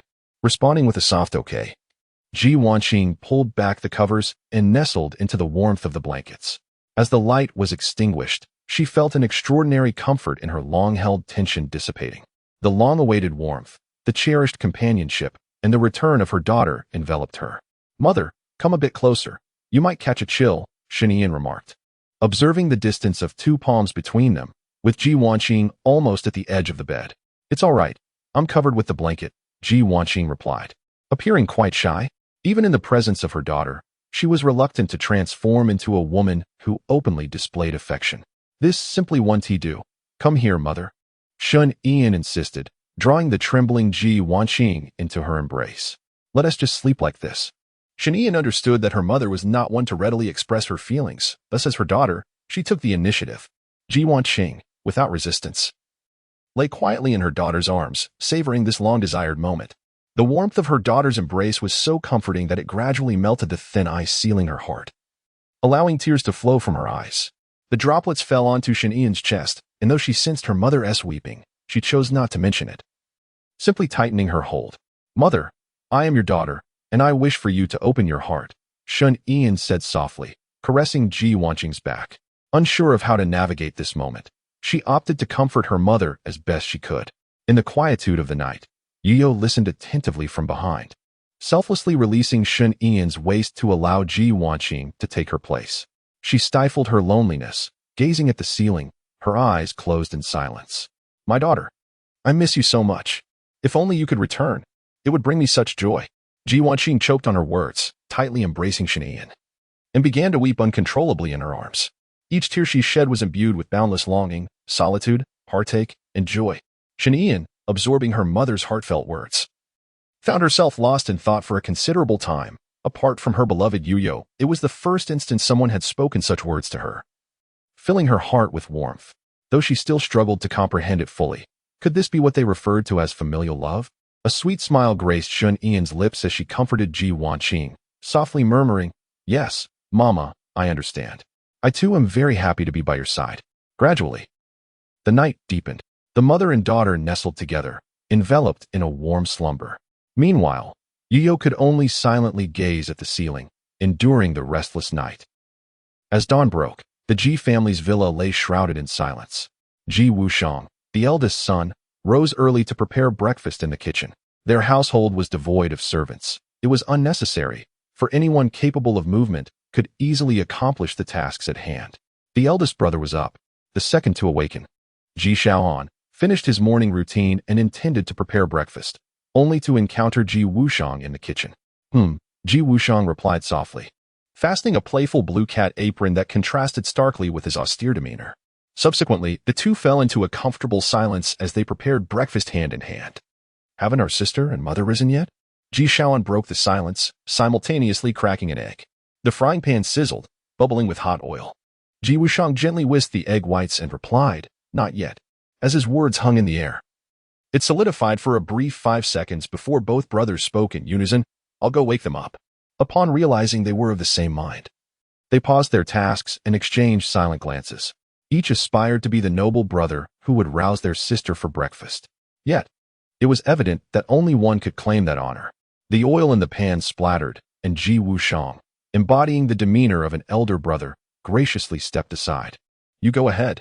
"Very well, big brother." Ji Shaoan beamed, handing over his task to Ji Wushang, filled with excitement and joy as he exited the kitchen, heading towards the bedroom. As he left, he thought how admirable his elder brother was for relinquishing such a splendid opportunity. Oblivious to the fact that Ji Wushang wore a triumphant smile, secretly relishing the moment. Foolish younger brother, unaware that girls cherish their slumber, and it is the brother who prepares a heartfelt breakfast who truly wins their affection. Ji Wushang couldn't help but chuckle though he quickly regained his composure, maintaining his aloof persona. At that moment, as Ji Yi-chin approached the kitchen, intending to inquire about the day's menu, he was startled by the sound of his brother's laughter and instinctively took a few steps back in trepidation. Once again, my elder brother has lost his composure. I hope he hasn't concocted anything peculiar for breakfast. It seems more prudent to dine outside. Meanwhile, Ji Shaoan, beaming with a smile, knocked gently on Shun Yan's door. Sister, it's time to rise for breakfast. After uttering these words, he stood outside, eagerly anticipating his sister's emergence to greet him with a good morning. However, a minute passed, and there was still no sound from within. Ji Shaoan, puzzled, wondered if his voice had been too soft to be heard. He then knocked with greater force and called out again, Sister, it's time to eat. After a few seconds, the door finally creaked open. Ji Shaoan instantly squinted his eyes and greeted her with a tender tone, Good morning, sister. Yet, this visage of warmth was short-lived, as he was soon enveloped by an icy and commanding presence, causing cold sweat to trickle down his brow and his expression to stiffen. Mother, good morning. Why are you? Before Ji Shaoan could finish his sentence, he was interrupted by Ji Wanqing's cold voice as she simultaneously shut the door. Let Ian sleep in, don't disturb her. All right. Chapter 64. Consumer perspectives at the dining table, a spread of steaming, lovingly prepared breakfast awaited. Shinyan cradled a warm cup of milk in her hands, gently blowing on it before taking a small sip. Did you make all this, brother? It's truly delicious. Shinyan believed that compliments were vital in nurturing familial bonds, thus she seized upon this topic to praise him. Is that so? If you enjoy it, then please eat well. Ji Wushan's face remained composed, yet inside he reveled in a sense of secret joy, unable to suppress a slight smile that tugged at the corners of his mouth. However, the hearts of others at this moment are filled with diverse emotions. Ji Wanqing mused, although my mother's breakfast is undeniably delightful, the feeling of lazily cuddling with my daughter in the morning is simply exquisite, so fragrant, soft, and warm. Yi Yuyo thought, it is clear that Inen can only enjoy the dishes I prepare. This Ji Wushang must be eliminated, absolutely eliminated. Ji Shaoan lamented, had I known, I would have sent my elder brother in the morning. I underestimated the situation. Ji Yichen pondered, is this egg male or female? After breakfast, Shinian eagerly offered to clear the dishes, but the task was taken over by her second brother, Ji Shaoan. Thus, she took Yi Yuyo by the hand and followed Ji Wanqing into the courtyard to bask in the sunlight. The Ji family courtyard is remarkably spacious, akin to the size of a golf course, adorned with lush lawns, green trees, fountains, and various decorative elements. Drinking a cup of coffee in the morning invigorates the spirit. Inen, Yuyo, do you enjoy it? Ji Wanqing said, settling into a chair and skillfully preparing coffee. I don't drink coffee, Mom. Shinian shook her head in refusal, captivated by the refreshing greenery before her. Without Yi Yuyo, she often found it hard to sleep at night, making coffee an unappealing option. Although it indeed has the power to awaken, for her, it serves no purpose and only heightens her anxiety. Yi Yuyo similarly declined, disliking bitter flavors unless they were sweetened by Inen's essence, which she would savor completely. Very well. Ji Wanqing set down the coffee pot, which she had intended to pour into a second cup, a flicker of disappointment in her eyes. Yet she felt a sense of joy in knowing that her daughter does not favor coffee. They have been apart for a considerable time, and now that her daughter has returned, she feels an earnest desire to understand her daughter's preferences, for this is the essence of being a commendable mother. What would you like for lunch, Inen? I can send someone to fetch it, or perhaps we could go shopping together in the morning. After Ji Wanqing spoke, she cast an expectant glance at Shinian. Since that fateful car accident, she had not indulged in a leisurely outing. Her days had been consumed by either managing affairs or lost in thought. All right, let us indeed go shopping in the morning, Shinian replied, turning her gaze towards the delicate figure of Yi Yuyo, who was resting her head on her shoulder. In a gentle voice, she added, however, Yuyo has class at 9:30, and I must accompany her to school then. Honey, I can take a leave of absence. Yi Yuyo chimed, wrapping her arms around Shun Ian's elbow and swaying playfully. What if I feel lonely while shopping? Who will satiate my desires? Absolutely not. You must attend your class. Be obedient. I promise to pick you up on time. Shin Ian replied, playfully pinching Yi Yuyo's tender cheek. She wished to prevent her from developing any poor habits. Although she had transformed the once aloof and composed young lady into a somewhat needy companion, it was paramount to maintain good daily habits. Otherwise, Yi Yuyo might find herself perpetually contemplating excuses to skip class. Just this once, Yi Yuyo insisted, throwing herself into Shun Ian's embrace and playfully whining. Ji Wanqing, seated across from them, observed this scene with mild astonishment. She had met Yi Yuyo before, and her initial impression was that of a cold and unyielding heiress. It was hard to fathom her now, so whimsically affectionate. However, if given the opportunity, she would very much like to indulge in a little whimsy with her daughter. Yet, such playful affection seemed futile. Obedience prevailed.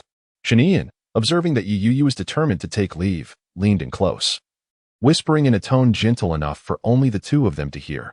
Be a good girl and attend your class, and I shall grant you a wish afterward. Any wish you desire, so long as it is from you.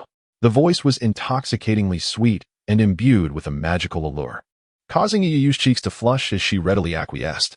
Such a good girl. Shen affectionately ruffled Yi Yuyo's hair.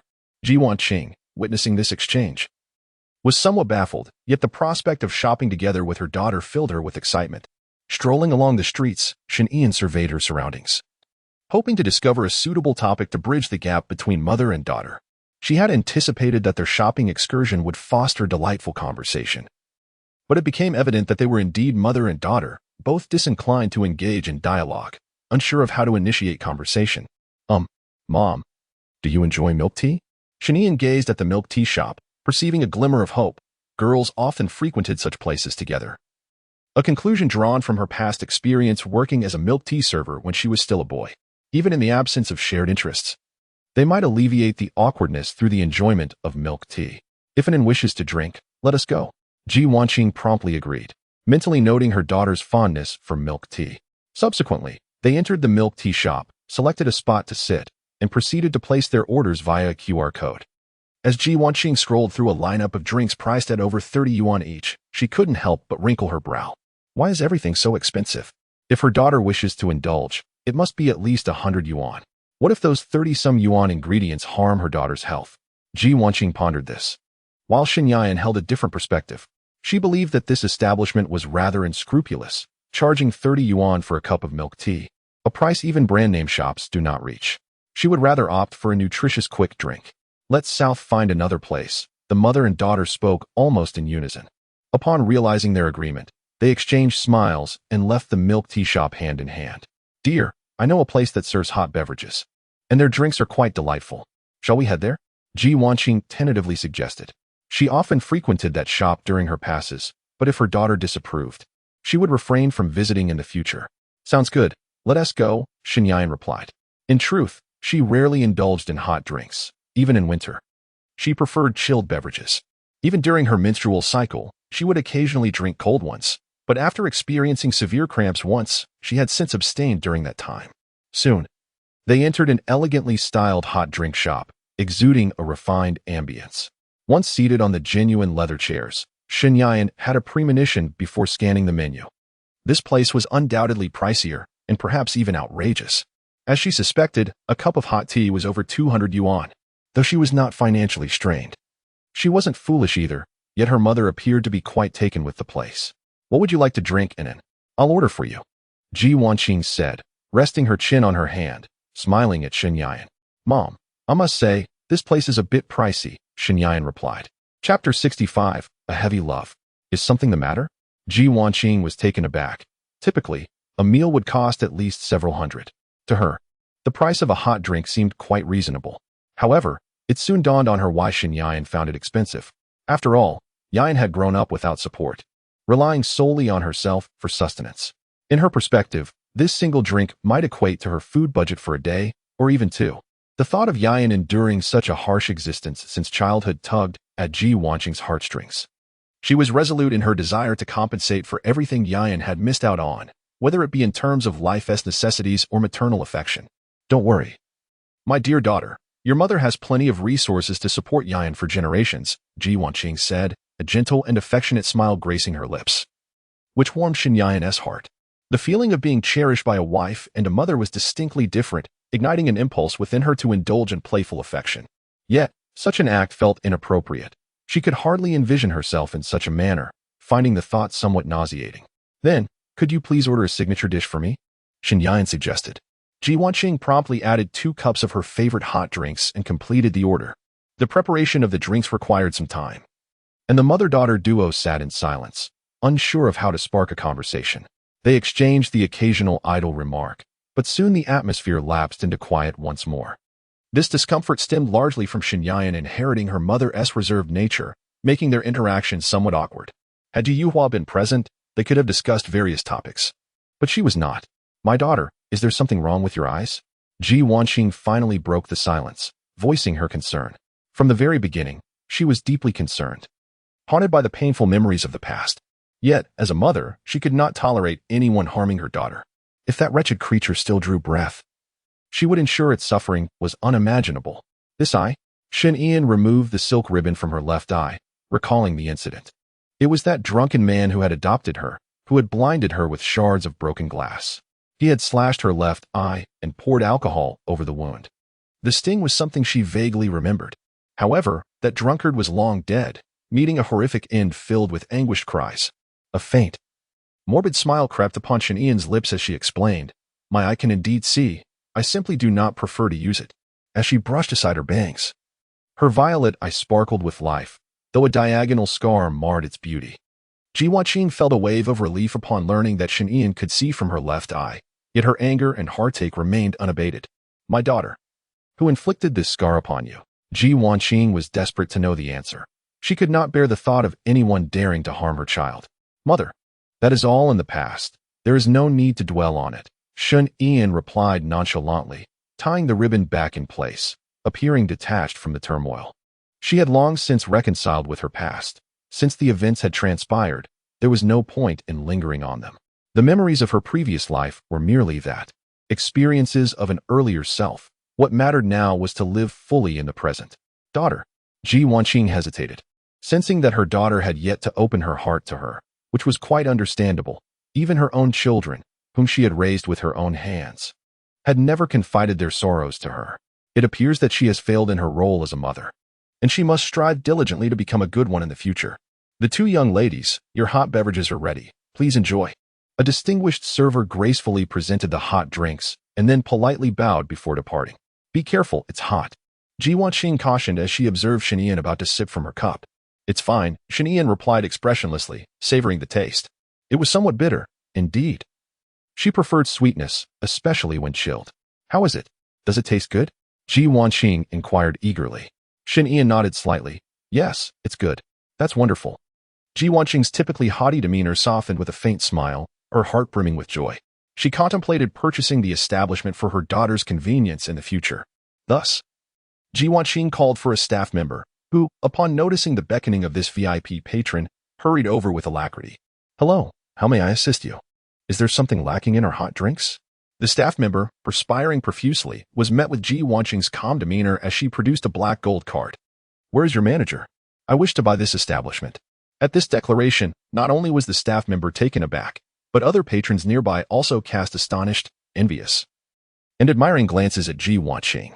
Who would he be enamored by someone so beautiful, well-endowed, and exceptionally wealthy? The staff member stood there, momentarily stunned and flustered, seeking help from another employee at the front desk. Meanwhile, Shen stirred her hot beverage and slowly spoke. "Mom, don't waste money. It's nothing, my dear. It's merely a small expense." Ji Wanqing smiled gently, indicating that it was of no consequence. She aspired to raise her daughter in affluence, regarding the money at hand as merely a drop in the ocean. As she spoke, those around her displayed a blend of envy and disbelief. Ji Wanqing possessed a curvaceous figure, her skin immaculate and devoid of any cosmetic trace, save for a single stroke of lipstick that rendered her astonishingly beautiful. Had she not mentioned it, none would have believed she was already a mother.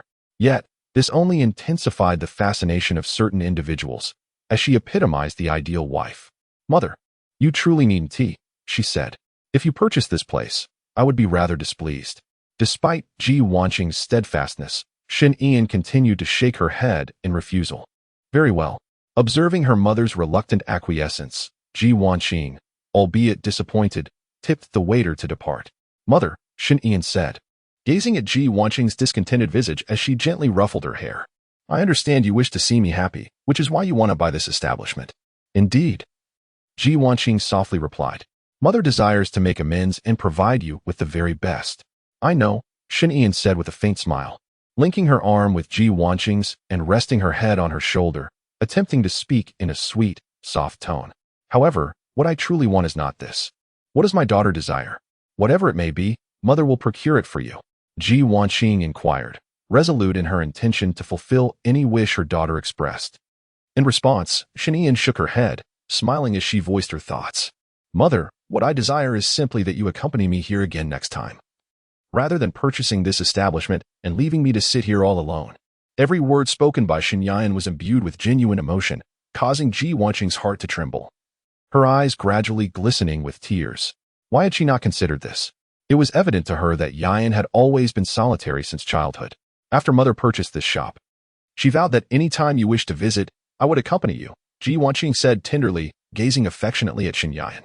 Upon hearing this, Xinyan was momentarily taken aback. Huh? Did I not explain myself clearly? Chapter 66. A change in style. Stepping out of her family's beverage shop, Xinyan sighed internally, realizing her mother had indeed made the purchase. For someone who had no fondness for hot drinks, it felt like a waste. However, the money had already been spent, and her mother's happiness was what mattered most. My dear, where else would you like to explore? Shall I take you shopping for clothes? Xinyan's wardrobe primarily consisted of simple, streamlined pieces, a mere handful of outfits. As a doting mother, Ji Wanqing naturally wished to help her daughter adopt a new style, perhaps acquiring more garments, such as dresses. Xinyan found the prospect of shopping rather cumbersome and initially intended to decline. Yet, upon noticing the subtle glimmer of anticipation in Ji Wanqing's expression, she acquiesced with a nod. Very well. Seeing her agreement, Ji Wanqing's demeanor remained as composed as ever, though a hint of joy graced her features. Subsequently, Xinyan was led into a high-end fashion boutique. The staff, upon encountering the mother and daughter duo, were first captivated by their striking beauty and poise, soon noting Ji Wanqing's million-dollar handbag, prompting them to extend a respectful welcome. After all, this was a tangible opportunity for sales. With the right persuasion, commissions would surely follow. Welcome, ladies. The staff greeted warmly. Ji Wanqing responded with a casual acknowledgement, her gaze drifting towards the youthful and vibrant clothing section, filled with anticipation. However, Xinyan cast a wary glance at the short skirts, feeling a sense of dread. Despite having lived as a woman for several decades, her wardrobe had predominantly consisted of androgynous attire. She had never donned a skirt or stockings. Mom, I believe a white shirt would suffice, Xinyan protested, her face reflecting her reluctance. Yet, Ji Wanqing firmly grasped her hand, leading her towards the women's section. That won't do, Anin. You are a girl. You must possess a few feminine outfits. Ji Wanqing paused, a gentle smile gracing her lips. Mother wishes to see you in women's clothing. And even if not for me, it would certainly delight you. Fine. Xinyan relented, recognizing that this was her mother's first explicit wish. And it could also serve as a reward for you. It was definitely not out of her own desire. Ji Wanqing, with an eye for style, quickly selected the classic ensemble favored by comic heroines, a white shirt paired with a black skirt. Anin, why not try this on? As Xinyan accepted the outfit, she initially found the white shirt acceptable. However, upon seeing the skirt, her acceptance waned. It was the length that bothered her. She often wore shorts that were equally short, but the look of anticipation in her mother's eyes compelled her to grit her teeth and step into the fitting room. After a moment, Xinyan emerged from the changing room, grasping the hem of the skirt tightly, pulling it down as she walked out. A look of resignation etched across her face. Now, she has transformed from the previous aloof and regal beauty into a figure that exudes a blend of sensuality and innocence. The salesgirl gazed at Xinyan's flawless silhouette and her exquisite, ethereal visage, feeling a pang of envy while her heart fluttered uncontrollably. This sensation caused her, a staunchly straight woman, to bend into an unreturnable circle, forever altered. Oh, I knew it. Sooner or later, I would be undone by a woman. The salesgirl lamented inwardly. Fully aware that a beauty of Xinyan's caliber was beyond her reach, she could only stand outside and wistfully admire. And it looks truly stunning in this outfit. Ji Wanqing observed the blushing Xinyan with uncontainable excitement. Truly, she is her daughter. No matter the style, she looks magnificent. Mother, is that enough?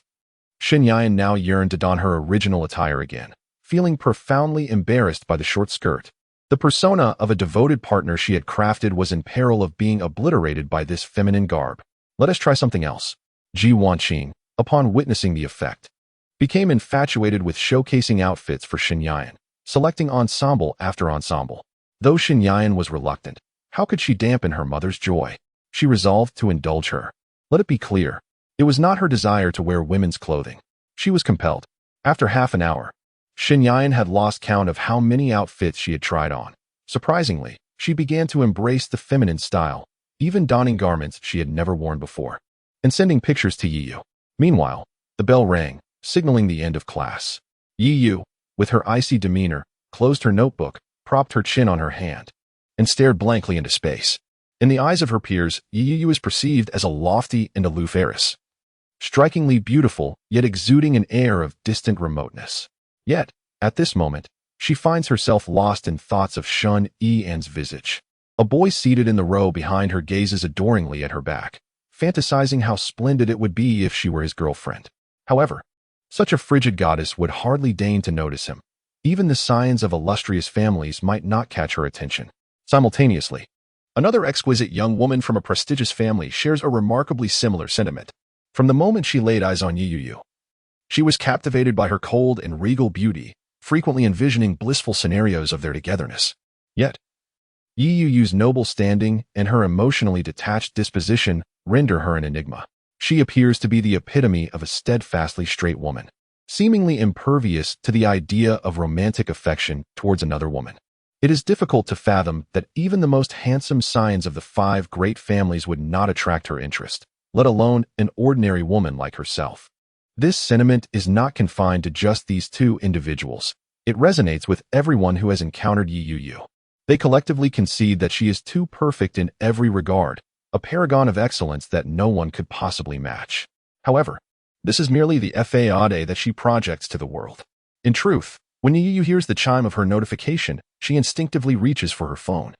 Upon discovering that the message is from Shinyan, a rush of exhilaration and joy surges within her, particularly as her curiosity compels her to open the message and behold the 2 pictures he has sent. An unexpected rush of blood escapes from her nose.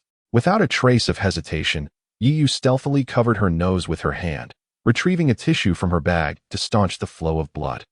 With an air of forced composure, she made her way to the classroom under the fervent gaze of the onlookers, her heart fluttering as she headed straight for Shinyan. Chapter 67. The starlit gathering tick-tock, tick-tock, tick-tock. After 20 minutes had passed, Shinyan, having tried on over 40 outfits, felt utterly disenchanted. As she gazed at Ji Wanqing, who was once again presenting another set of garments, she shook her head in refusal. "Mom, we've purchased enough already. I won't try anymore." "Very well. Let us just buy these few pieces then," Ji Wanqing replied, her satisfaction evident as she proceeded to the cashier, instructing the staff to deliver the items to their residence.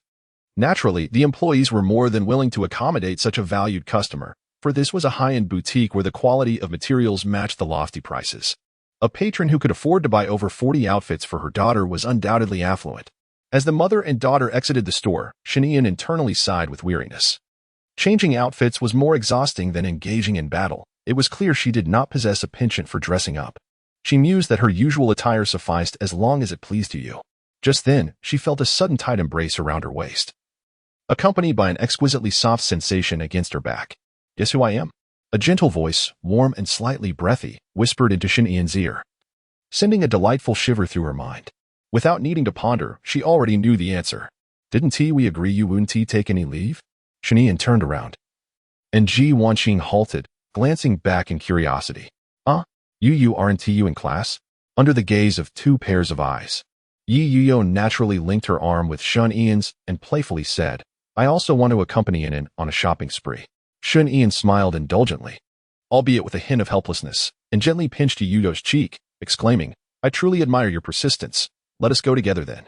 Consequently, Yiyu firmly occupied the space beside Shinyan, leaving Ji Wanqing at a loss for an opportunity to hold her daughter's hand, merely watching them converse with longing.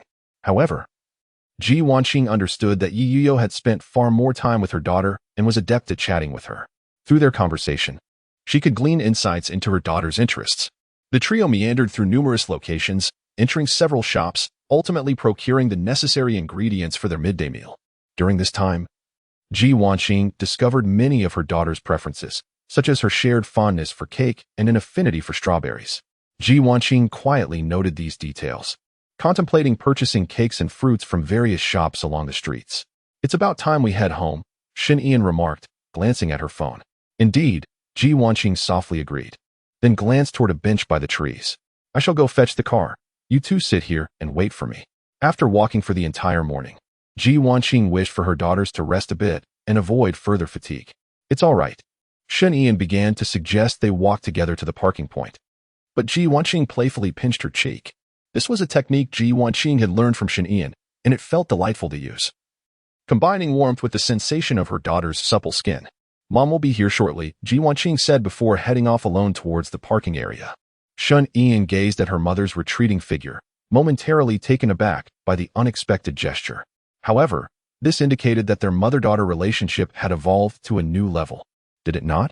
Once Ji Wanqing departed, Yuyo eagerly settled into a chair, leaning against Shen Ian's shoulder with anticipation, softly inquiring, "And what prompted you to wear a dress all of a sudden?" "It is my mother's wish, and thus I must oblige," Shen Ian replied. "Ugh," Yuyo pouted. A hint of dissatisfaction in her tone. In her previous life, it had taken much persuasion for Inen to don long skirts. "Inen, you treat us differently. Where's the disparity?" "The past is the past. This is a new beginning," Shen Ian teased, hoping to elicit a charming reaction from Yuyo. She was not disappointed. Yuyo responded by playfully shaking her arm and enticing her with a sweet, delicate voice. "You must grant all my future requests. No preferential treatment." A smile graced Yuyo's lips, her voice soft and melodic. Shen Ian, observing Yuyo's endearing demeanor, couldn't help but chuckle with a mix of exasperation and affection. All right, I understand. I shall comply with whatever you desire from now on." Shen Ian readily acquiesced, and Yuyo's excitement was palpable, her joy radiating like sunshine. "I knew Inen would be the best to me." Yuyo beamed, and Shen Ian gently patted her head, returning her smile with warmth as she softly caressed her hair.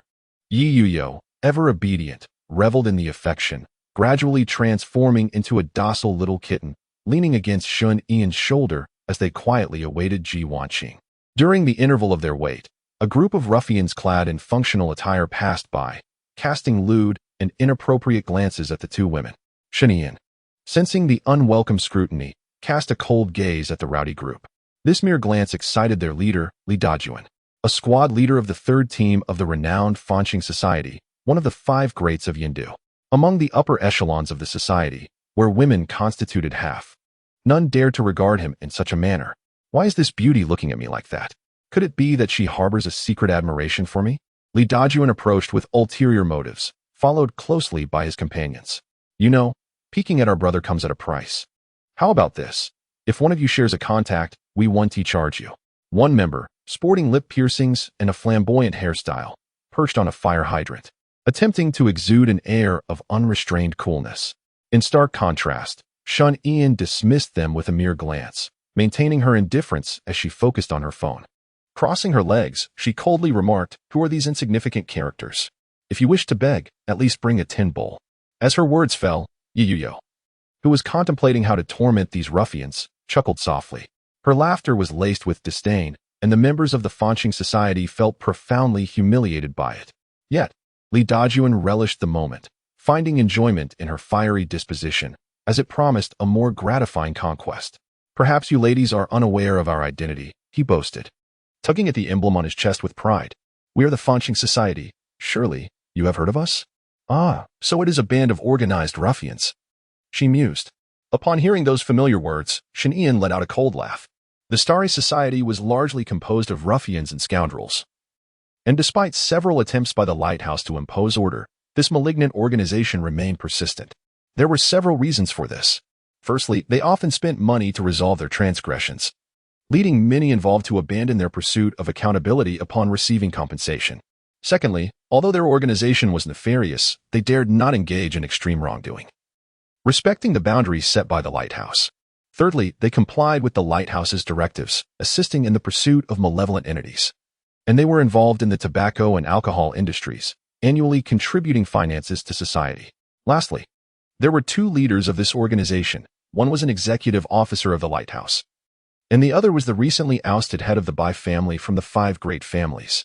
Chapter 68. Courage to resist evil forces. Shen Ian regarded these individuals as nothing more than tools for black-on-black crime, both laughable and pitiable, yet arrogantly self-important. It would be wiser to keep a dog than to harbor this swarm of vermin, for at least a dog would obey. "You, woman, I advise you not to be ungrateful. I am offering you an opportunity. Don't overstep your bounds. Li Dajuan's uncle, the executive officer, was accustomed to being domineering, and never before had a woman dared to look down upon him, let alone mock the starry society to their faces. In a fit of irrationality, Li Dajuan, with heated impulse, drew a handgun obtained from his aunt, concealing it with fabric. He slowly approached Shun Ian, aiming the ominous barrel at her and threatening. Do you see this? This is the real deal. You'd best comply with me, or I'll have some fun with your corpses. Li Dajuan wore a sinister grin, confident that these two beautiful women would value their lives, and he anticipated indulging himself later. However, Shun Ian and her companion had grown accustomed to this child's play, even contemplating where to bury Li Dajuan's lifeless body.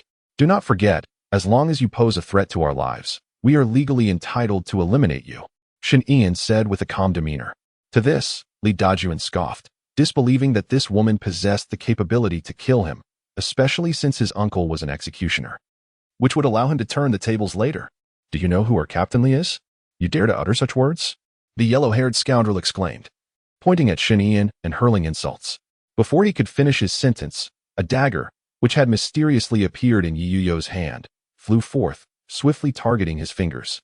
In the blink of an eye, the yellow-haired fool was left in shock, followed by a terrified scream. Ah! Ah! Ah! His severed finger bled profusely, splattering blood onto the equally stunned Li Dajuan. Who told you to point? Yi Yuyo coldly regarded the panicked onlookers, her expression one of disdain. Only she could dare to extend a finger towards an end. Do you comprehend the gravity of your actions?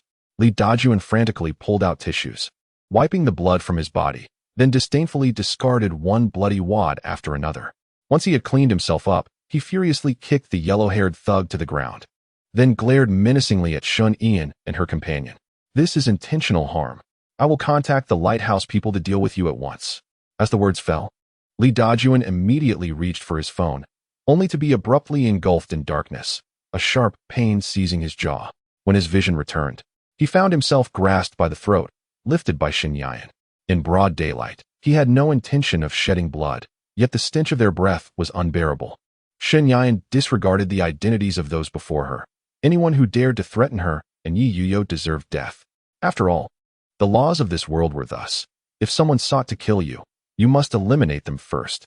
This was a decree issued by the lighthouse itself, one she had no choice but to adhere to. A palpable aura of murderous intent emanated from Shun Yan, chilling to the bone. While the other members of the Stars could only voice their protests, too fearful to intervene. They merely wished to display bravado, never contemplating the prospect of death. Li Dajuan, too, was taken aback that these two women would dare to take action. He kicked and struggled against Shen Yan, desperately attempting to free himself. Yet the sensation of suffocation grew increasingly oppressive. With a sickening crack, Li Dajuan's neck was brutally snapped. Witnessing this, the members of the Stars scattered in terror, and the blonde-haired one, disregarding his own wounds, fled in haste. Shen Yan, intent on pursuit to leave none behind, had scarcely taken a few steps when she noticed the fleeing individuals being apprehended. What transpired? Yi Zilin pressed the blonde-haired man down, glancing at his fingers before turning to Shen Yan with a question. He had fortuitously been on a mission with his team when he overheard passers-by remarking that the Stars were causing trouble again, bullying two young women. Indignant, he had rushed to deliver justice, only to arrive and discover they had walked into their own demise. As you can see, Shen Yan nonchalantly shrugged, casually kicking Li Dajuan, who was frothing at the mouth. He killed our captain Li, and look what he did to my finger. Huang Mao wept bitterly, his voice raised in lamentation. He hoped that Yi Zilin would take immediate action against Shen Yan and his companion, but Yi Zilin merely replied coolly, I'm not blind. So why are you making such a racket? You're disturbing my ears. After saying this, he glanced at the unscathed Shen Yan and his companion, then shifted his gaze to the prostrate Li Dajuan, who lay next to a handgun. Rubbing his temples thoughtfully, he calmly stated, It is commendable that you have the courage to stand up against evil forces. Yi Zilin's calm assertion nearly caused the members of the Starry Sky Society to choke in disbelief, and Huang Mao, in his fury, retorted, Our Captain Li's uncle is one of the executives. Are you just going to brush this aside? The mention of the executive seemed to fall on deaf ears for Yi Zilin, who only grew more serious. As a family member of an executive, you should absolutely not threaten two vulnerable, helpless girls with a firearm. Yi Zilin's reasoning resonated with his fellow team members, who unanimously agreed. Indeed, Sheriff, You really frightened us at that moment. Shen Yan feigned a pitiful expression, though it was a poor imitation. Yes, it was truly terrifying. Night Rain, too, played the delicate damsel, but both of their performances left much to be desired. It was this clumsy acting that incited the indignation of Yi Zilin's team, who scolded the detained members of the Starry Sky Society. Damn it. Do you only pounce when you see a pretty face? Damn it. Indeed, indeed. Another member of the lighthouse nodded in agreement. The members of the Starry Association were left speechless, unable to offer a reasonable rebuttal. All right, let's take some notes. We must review what transpired, Yi Zilin remarked, glancing at the surveillance camera. Although he held a deep trust in Shen Yan, there were times when matters must be handled with due diligence, and documenting the incident would assist in absolving Shen Yan of any blame. Naturally, Shen Yan was quite cooperative, especially since Li Dajuan had issued a prior threat. She began recounting the recent events, while Yi Zilin's subordinates swiftly examined the surveillance footage of the area. At that moment, Ji Wanqing, who had come to pick up Shen Yan, hurriedly approached, concern etched on her face. What happened? As the head of the Ji family, her voice carried an icy yet authoritative presence. Upon hearing her voice, Yi Zilin and the others immediately ceased their actions and turned their attention to the approaching Ji Wanqing, their expressions growing anxious. Something occurred, but rest assured, Madam Ji, they are unharmed. Yi Zilin, usually composed, found himself feeling the weight of nervousness speaking in proximity to Ji Wanqing. The other members of the lighthouse regarded her with utmost respect, fully aware that Ji Wanqing was not only the head of the Ji family, but also the mother of 2 executive sons, and that her late husband had been one of the foremost candidates. Chapter 69. The Flames of Revenge. Ji Wanqing approached Shen Yan directly, gently caressing her cheek as she anxiously assessed her condition. Unin, what transpired just now? Are you hurt? Jiang Wanqing spoke, casting a glance at Yi Yuyo, who stood docilely holding Shen Yan's arm. It's all right, Mama. Both Yuyo and I are perfectly fine. Shen Yan shook her head, seeking to allay Jiang Wanqing's concerns. She was not one to indulge in petulance or grievances, viewing Li Dajuan and his group as mere ants inadvertently crushed underfoot, of no consequence whatsoever. As long as you are unharmed, Jiang Wanqing sighed in relief, then coldly turned her gaze towards the members of the Starry Sky Society in custody. Were these the individuals who harassed my daughter? To be precise, they threatened her with firearms, forcing your daughter to resort to legitimate self-defense. Yi Zilin nervously rubbed the back of his head, offering an explanation. For reasons unknown, he found it difficult to maintain his composure in Jiang Wanqing's presence. This was a consequence of the inherent aura of intimidation she exuded. What is the identity of this group? Upon learning that these individuals had threatened her daughter with weapons, Jiang Wanqing's anger surged uncontrollably, and the frigid aura she emitted sent shivers down the spines of those present. As for this group, Yi Zilin patiently elaborated on their identities and the background of Li Dajuan. After hearing the entire account, Jiang Wanqing not only remained unconvinced but felt a rising urge for vengeance. Anyone who poses a threat to my daughter must not be spared, not even the executor. Jiang Wanqing thought to herself, while Yi Zilin seemed to read her mind and slowly interjected, head of the Jiang family. I understand your deep concern for your daughter and your fury, but we will handle this matter appropriately. We kindly ask for your patience. Yi Zilin cast a pleading glance at Shen Yan, seeking her assistance to defuse the situation. However, Shen Yan perceived the futility of it all. After all, the instigator, Li Dajuan, was deceased, and it was better not to squander their time. Contemplating this, Shen Yan took Ji Wanqing's hand, intertwining it with Yi Yuyo's, and urged them, Mother, let us await their outcome before we decide. We should return home first. Daughter. Ji Wanqing felt a pang of reluctance, yearning to personally torment those responsible. Yet, her daughter had taken the initiative to grasp her hand. How could she bear to relinquish it? Ultimately, under the watchful eyes of the perspiring members of the lighthouse, Ji Wanqing was led into the car by Shen Yan, gradually driving away. In the evening, within a lavish seaside villa, a woman adorned in gold and jewels clutched a death notice and a liability assessment with a mixture of grief and fury. Dajuan, it will surely avenge you. The woman ground her teeth, wishing nothing more than to dismember the one who killed Li Dajuan, along with the blind lighthouse members. However, the man beside her remained unperturbed, reclining with crossed legs, a cigar in hand, engrossed in the newspaper. There's nothing I can do. I've already saved that rascal Dajuan several times, yet he doesn't cherish it. I reviewed the surveillance footage. That little brat actually threatened someone with a gun. Yi Zilin and the others were merely doing their jobs, he stated solemnly. His name was Bai Lin, one of the enforcers, and also Li Dajuan's uncle by marriage. Nevertheless, the demise of Li Dajuan did not stir even a ripple in his calm demeanor. The woman beside him was Li Dajuan's aunt, Li Xueli. She raised Li Dajuan as her own son. How could she just let it go? Bai Lin, do not forget who saved your life. After Li Xueli spoke, Bai Lin merely indulged in a deep inhalation of his cigar, slowly exhaling the smoke while remaining indifferent to the newspaper before him. Bai Lin, Li Xueli suddenly kicked him and glared with indignation. Do not forget who rescued you back then. With her arms crossed, Li Xueli coldly reminded Bai Lin. It was my brother who risked his life to save you. Upon finishing her statement, she dramatically reached for a tissue from the box, feigning tears. How pitiful my brother and sister-in-law must be, trusting you with Dajuan before their demise, and yet you remain unmoved. You have truly chilled their hearts. Li Xueli continued her tirade, occasionally smacking Bai Lin's arm in an attempt to capture his attention.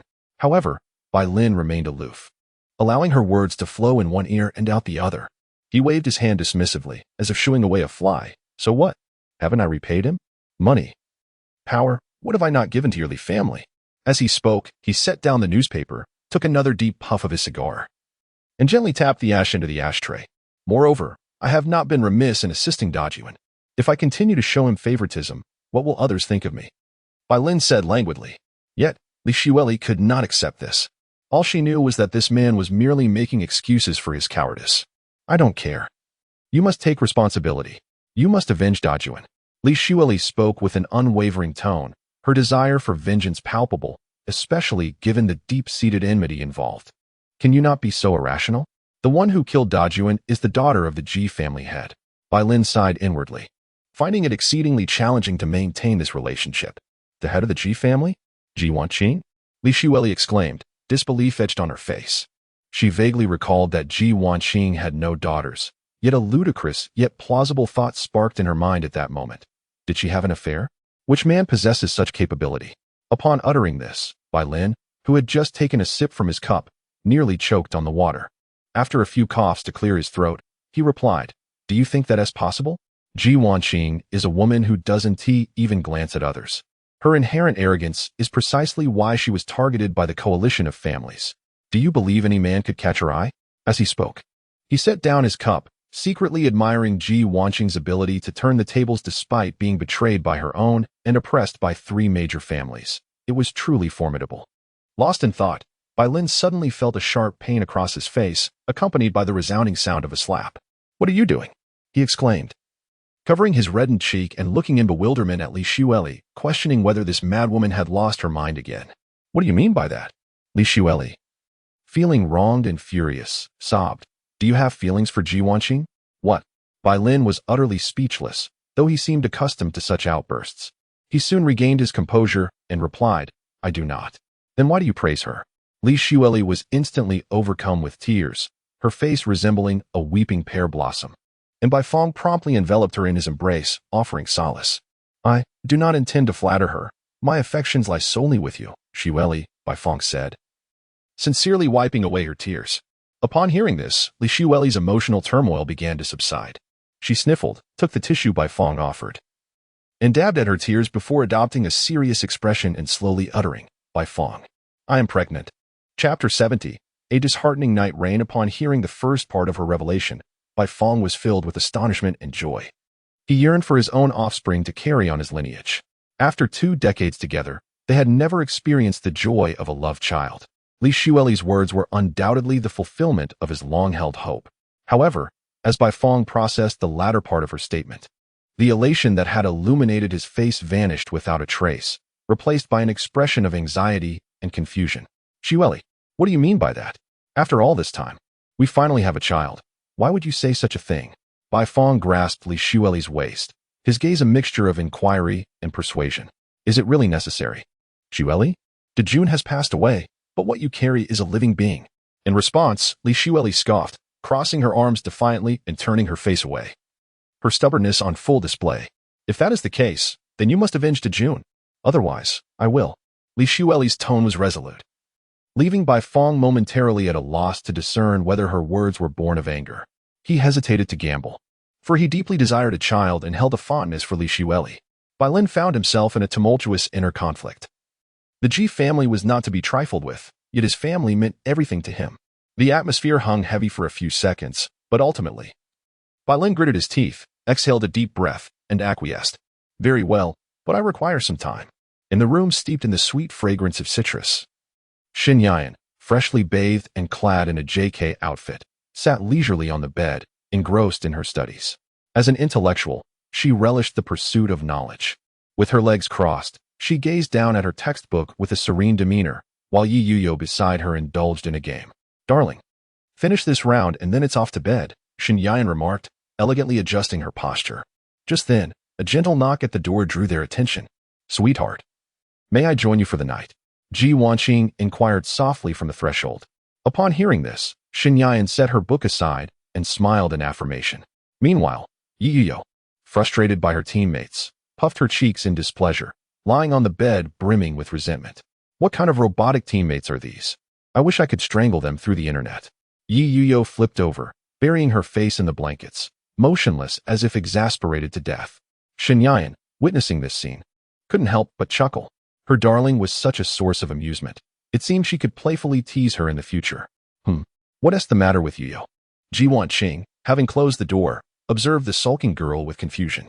It's nothing. She'll respawn shortly. Shanian sat beside Yuyu in the soft glow of the night rain, gently caressing the back of her head with a tender smile. Yuyu, feeling the soothing touch, experienced a wave of joy wash over her. She swiftly turned over, energetically lying on Shanian's lap, although a hint of melancholy lingered. Shun Ian's comforting embrace was sufficient to heal her troubled heart. Enough lounging around. Let's head to bed, Shun Ian said softly, pinching Yi Yuyu's cheek. Obediently, Yi Yuyu sat up, and then, together with Shun Ian and her mother, they shed their outer garments and nestled under the covers. With the lights dimmed, the three lay quietly together, Shun Ian still sandwiched in the middle, occasionally besieged by playful squeezes from the others. She glanced at the clock hanging on the wall. It was only 10:30, and neither she nor Yi Yuyu had classes the following day, allowing them the luxury of staying up a little longer. How about we watch a movie? Shun Ian suggested, propping herself up against the headboard while looking at her two beloved companions. Yi Yuyu and Ji Wanqing readily agreed. Not for the sake of the film itself, but simply to keep Shun Ian company. Soon, the enormous LCD television facing the bed illuminated the room with its vibrant Blu-ray quality. Holding the remote, Shun Ian pressed the buttons repeatedly, finally selecting a horror film amidst the overwhelming array of titles. Typically, horror films evoke fear, yet Shun Ian found herself growing drowsy. Ever since Yi Yuyu had started accompanying her, her sleep quality had remarkably improved as long as Yi Yuyu held her close. She easily drifted into a sweet slumber. In that moment, Yi Yuyu, nestled against her arm, emitted a sultry sigh, overcome by drowsiness. Shun Ian leaned precariously on Ji Wanqing's shoulder, her mind gradually succumbing to a hazy stupor. Daughter? Ji Wanqing paused for a moment, then turned to look. When she beheld her daughter peacefully asleep against her shoulder, her gaze softened with warmth and delight. How wonderful it was to have her daughter lean upon her. Ji Wanqing felt a surge of joy and wished to capture this moment in a photograph. However, fearing to disturb her daughter, she closed the television with a proud smile, placed the remote on the bedside table, turned around, and enveloped Shun Ian in her warm, tender embrace, gently soothing her. Good night, my darling. As dawn broke, sunlight streamed through the curtains, illuminating the dimly lit room. Shun Ian, her eyes still heavy with sleep, slowly opened them and rubbed them gently. She was awake, though not entirely so. Lying in a cocoon of warmth, she instinctively nestled closer, yet the sensation felt unusually different. My daughter, if you wish to sleep longer, do so, Ji Wanqing whispered softly, caressing Shun Ian's nape. She had awoken early, but her daughter remained cradled in her arms, and she could not bear to rise. Shun Ian responded quietly, resting contentedly for a moment longer, but soon she turned away from Ji Wanqing, seeking out Yi Yuyu. She had intended to drift back to sleep, yet the persistent sensation of gentle circles on her back revealed that Yi Yuyu, left alone throughout the night, had begun to feel neglected. Darling. Shun Ian wrapped her arms around Yi Yuyu's petite waist, calling softly, as the words fell from her lips. The previously despondent Yi Yuyu instantly revealed a smile of delight, tightly embracing Shun Ian, fearing that she might once again be taken away. Observing the two of them nestled together, Ji Wanqing, despite her reluctance, refrained from reclaiming her beloved daughter. She understood that Yi Yuyo had spent far more time with her daughter and had invested an equal measure of love. Thus, it was only natural for her daughter to seek solace in Yi Yuyo, compelling Ji Wanqing to strive even harder. With utmost care, Ji Wanqing descended from the bed, slipped on her slippers, donned the garments hanging on the rack, and quietly exited the room, gently closing the door behind her. The moment the door clicked shut, Yi Yuyo, who had been feigning sleep, immediately broke into a charming smile. She opened her eyes to gaze at the slumbering Shun Ian and playfully pinched her cheek. Last night, she had lain alone in the corner, restless and forlorn, feeling utterly pitiful. Chapter 71. An awkward scene. Yi Yuyo teasingly caressed Shun Ian's face, who, still in a deep slumber, awoke with a frown of discontent and, after a moment of silence, tenderly stroked Yi Yuyo's nape. It was only when Ji Wanqing called from outside the door that they finally arose, dressed, and stepped out. "What do you wish to do today?" Shun Ian inquired, glancing at the mirror, while Yi Yuyo, brushing her teeth beside her, responded in unison, their movements synchronizing perfectly after sharing the same bed for decades. Their expressions mirroring each other, embodying the essence of a couple's likeness. "I wish to accompany you," Yi Yuyo replied with an affectionate gaze, and after rinsing her mouth, she took a towel to dry her face and positioned herself behind Shun Ian, carefully gathering her hair with a black hair tie. "How utterly cheesy," Shun Ian remarked. Yet the smile gracing her face belied her words, revealing her delight. "I have no desire to venture outside. The brief respite granted by the school will soon come to an end the day after tomorrow, and I yearn to remain cocooned in the comfort of my home." Shun Ian was inherently lethargic.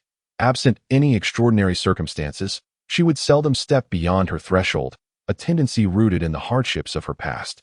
Previously, her afternoons post-school and weekends were devoted to laboring for sustenance, leaving no room for leisure. Now, with financial stability at her disposal, she wished to indulge herself and reward her former diligence. "Wonderful." Yuyo admired the neatly tied ponytail with a satisfied smile, then leaned in to leave a moist imprint on Shun Ian's cheek. "My dear, when shall we return to reside together?" Yuyo eagerly awaited Shun Ian's response. Although she found immense joy simply in Shun Ian's company, the need for personal space and intimacy lingered within the confines of their larger family. Certain expressions of affection were simply impractical. Nonetheless, she would not impose. Everything would unfold according to Shun Ian's wishes. "Indeed, that is a splendid question." After a moment of contemplation, Shun Ian gently patted Yuyo's head and provided her answer. "Once these 2 days have passed, we shall return to live together." Shun Ian believed that cohabitation would afford them greater privacy, while they could still visit home often. "Splendid!" Yuyo exclaimed, enveloping Shun Ian in a jubilant embrace. Reveling in the warmth of her affection, her heart raced at the prospect. This arrangement would grant her the freedom to indulge in her desires. "Now, let us proceed to dine." Shun Ian gently patted Yi Yuyo's back, but Yi Yuyo insisted, "Just hold me a little longer." Shun Ian smiled helplessly, indulging in their closeness. Meanwhile, Ji Wanqing, hidden by the bathroom door at the corridor's corner, wore a despondent expression, her face etched with loneliness and unhappiness. She understood her daughter needed space. Yet she could not bear the thought of separation. How she wished to cling to her daughter. Once she left, another sleepless night loomed ahead. But what could she do? Her daughter deserved her own life. She could not be so selfish. With those thoughts, Ji Wanqing turned listlessly and descended the stairs. At that moment, Shun Ian, leading Yi Yuyo out of the bathroom, caught sight of Ji Wanqing and instantly realized that their earlier conversation had likely reached her ears, thus accounting for her gloom. A wave of bitterness washed over Shun Ian. Throughout their recent interactions, she had come to see Ji Wanqing as a seemingly aloof yet endearingly vulnerable girl. With her husband gone, the years must have weighed heavily on Ji Wanqing, filled with exhaustion and solitude. Unlike others, her brothers and acquaintances, only she, as a daughter, could interact with her mother without apprehension. "And in Let Us Move Out next month," Yi Yuyo suggested softly, aware of Shun Ian's concerns and sympathizing with Ji Wanqing, thus choosing to take a step back. After all, their secret affection could still flourish, adding an element of thrill. "You are so wonderful," Shun Ian replied. Her heart warmed by Yi Yuyo's understanding. She resolved to spend quality time with her mother this month. Moving out could wait. In light of this, it seems that Inen deserves to be rewarded more generously. With a sweet, subtle smile, Yi Yuyo wrapped her arm around Shun Ian, resting her cheek against her shoulder. "Very well," Shun Ian replied, and together they descended the stairs at a leisurely pace. Upon reaching the dining table, They found a sumptuous breakfast meticulously prepared by Ji Wanqing. Eat while it's hot. It will cool down soon, Ji Wanqing said, concealing her melancholic emotions beneath a gentle smile. Thank you for your hard work, Mom, Shen Yan remarked, picking up a strawberry from the glass bowl and extending it towards Ji Wanqing's lips. Ji Wanqing was momentarily taken aback before joyfully biting into the strawberry, a moment unlike any since the passing of her beloved. Observing this scene, Yuyo felt a surge of jealousy but managed to suppress it, repeatedly reminding herself, this is my mother-in-law, my mother-in-law, my mother-in-law. I must not be jealous. Darling, you should have one too. Shen Yan noticed Yuyo's slight mood shift and sought to distribute affection evenly. As she tasted the strawberry, Yuyo's jealousy gradually transformed into sweetness, revealing a blissful smile. Shen Yan gazed at Yuyo, her lips curling into a tender smile, before picking up her knife and fork to slice into the steak.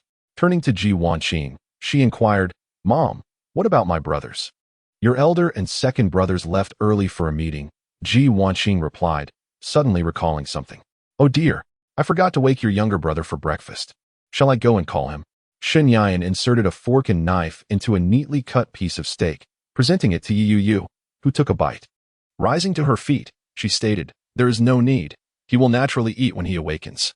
Ji Wanqing hurriedly urged Shen Yan to sit down, expressing her desire for her daughter to enjoy her meal, noting that a cold breakfast would be unappetizing. As for her fourth son, she deemed it best to let him fend for himself. I shall call for him, Shen Yan thought, initially considering her mother's words sufficient, but ultimately deciding that as the elder sister, it was her duty to summon her brother. As Shen Yan approached the staircase, Ji Wanqing called out to her, Go ahead, and make sure to eat well. No need, it won't take much time, Shen Yan replied, turning her head with a faint smile before ascending to the second floor. Upon reaching the door of Ji Chen's room, she lifted her hand and knocked. Chen, it's time to get up for breakfast. After her words echoed in the air, several seconds passed without a hint of movement from within. Shen Yan, puzzled, raised her voice and knocked more firmly, yet still received no answer. Consequently, she opted to send Ji Chen a message on her phone and prepared to head downstairs for her meal. Just then, the door creaked open, revealing a male voice inquiring, What is it? Upon hearing the unfamiliar tone, Shen Yan turned to look. The room, bathed in light as the curtains remained undrawn, was permeated by a strong scent of alcohol. Observing the man before her, who rubbed his eyes and yawned, she felt a sense of DJVU. Who are you? Shen Yan asked, bypassing the man and peering through the gap to see Ji Chen sprawled across the large bed, soundly asleep. Suddenly, she made a connection, and an awkward smile tugged at the corners of her mouth. Apologies for the intrusion, but I have seen nothing. Chapter 72, The Cunning Boy. Shen Yan feigned ignorance of the scene, gently closing the door while awkwardly stating, I shall keep this confidential. Though her expression remained composed, a tempest surged within her. Her brother was no longer a child. He had matured into a man, aware of his actions. While she could hardly fathom the image of two muscular men together, love transcends gender. Yet, she feared that Ji Chen, in a moment of drunken folly, might inadvertently engage with this man. She would find it difficult to meet her brother's gaze in the future. As Shen Yan pondered this, she was suddenly interrupted by an anxious voice. Wait, sister, it's not what you think. The man rushed in front of Shen Yan, hurriedly clarifying. Chen and I are merely friends. We just happened to sleep in the same room after a night of drinking. Shen Yan paused, bewildered, suspecting the man was attempting to evade responsibility. With a serious demeanor, she remarked, even inebriation is no excuse. You are both adults and must take responsibility for your actions. No, sister, the man exclaimed, frantically scratching his head. He then made a gesture of solemnity, insisting, I swear, we did nothing. I merely spent the night in his room. That's all. Oh, I see. Shen Yan's realization dawned upon her. It turned out she had overthought the matter. Their relationship was merely that of ordinary brothers. It seemed her darling had led her astray, filling her mind with unsavory notions. Upon realizing that Shen Yan finally understood, the man exhaled a sigh of relief. He had already faced such rumors in the outside world. If he were to be misunderstood again today, his reputation would be irreparably tarnished. Furthermore, he had come here with a specific intention and could not afford to lose the favorable impression he sought to create. Hello, Ian. You may not recognize me. So allow me to introduce myself, the gentleman said, placing one hand upon his chest and bowing gracefully. I am from the Bai family, and my name is Bai Xiaoqing. With a demeanor marked by a refined smile, Bai Xiaoqing's heart, however, harbored ulterior motives. His invitation to Ji Yichen for a drink the previous night was a calculated move to gain access to the Ji household, allowing him the opportunity to win Shen Yi's affection. From the moment he laid eyes on her, he had been consumed by thoughts of her, neglecting both food and rest. Eager for another chance to encounter her and secure her heart, Bai Xiaoqing wore a facade of sorrow. Feigning deep regret as he spoke, "I feel profoundly ashamed of the actions taken by my family, and I sincerely apologize. However, those were merely the deeds of our uncle, of which my mother and I were entirely unaware, and we abhorred his conduct." His performance was heartfelt, and he confidently believed that his words would elevate Shen Yin's regard for him.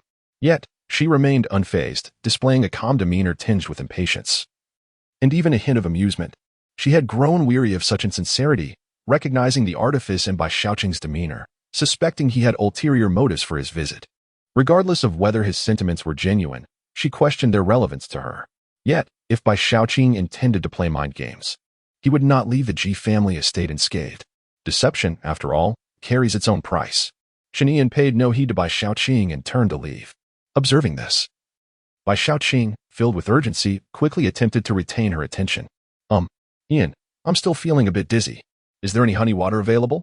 As a member of a prominent family, Bai Xiaoqing was well aware that the Ji family must possess some remedy for hangovers. If Shen Yin could procure it for him, he could seamlessly steer the conversation, perhaps even daring to brush against her hand. Lost in his fantasies, he couldn't help but salivate, yet quickly composed himself, adopting an innocent demeanor. Meanwhile, Shen Yin did not glance back, but coldly replied, "I don't know." These three simple words struck Bai Xiaoqing like a sharp blade. He was perplexed. As a guest in the household and having committed no faux pas, why did Shen Yin treat him with such frosty disdain? Could it be that he was unattractive?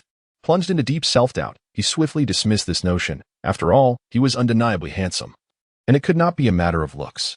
As he pondered, a look of sudden enlightenment crossed his face. Shen Yin must be the type who, despite her outward aloofness, harbored a passionate heart within.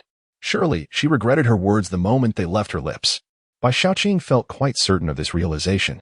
Thus, he resolved to find a way to stay at the Ji residence for a few days, envisioning the myriad of side stories that could unfold with Shen Yin.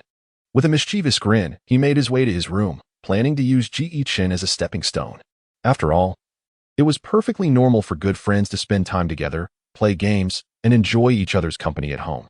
Shen Yin had taken her seat at the dining area when Yi Yu finally returned, presenting her with a piece of perfectly sliced steak on a fork. Ji Wanqing, noticing her prolonged absence, inquired, "Is Yi Chun in a bad mood?" "No," Shen Yin replied, shaking her head and conveying the truth of the situation. Upon hearing this, Ji Wanqing's expression darkened. "This insufferable boy truly brings anyone home. I shall have a word with him shortly. Let us first observe what Bai Xiaoqing intends. If he genuinely comes with the intention of befriending Yi Chen, sending him away might provoke Yi Chen's ire."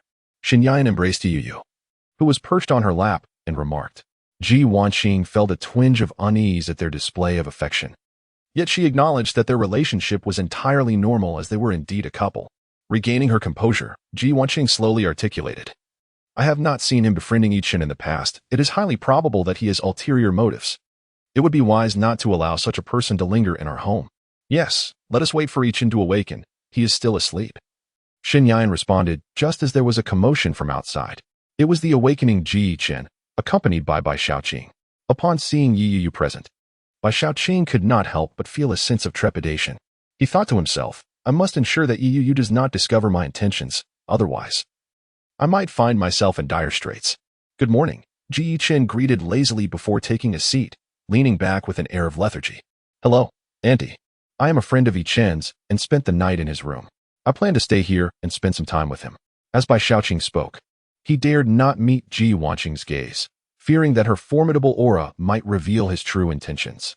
Ji Wanqing cast a cold glance at Bai Xiaoqing before turning to Ji Yichen, questioning, "Did you drink yourself into a stupor last night?" Ji Yichen stammered, hesitant to respond, apprehensive of a potential reprimand. "I was in a foul mood last night, so I invited Yi Chen to drink with me. He claimed he drank so much merely to keep me company." Bai Xiaoqing interjected, attempting to extricate Ji Yichen from the predicament. He believed that in order to win the heart of Shen Yin, he must first gain favor with her family.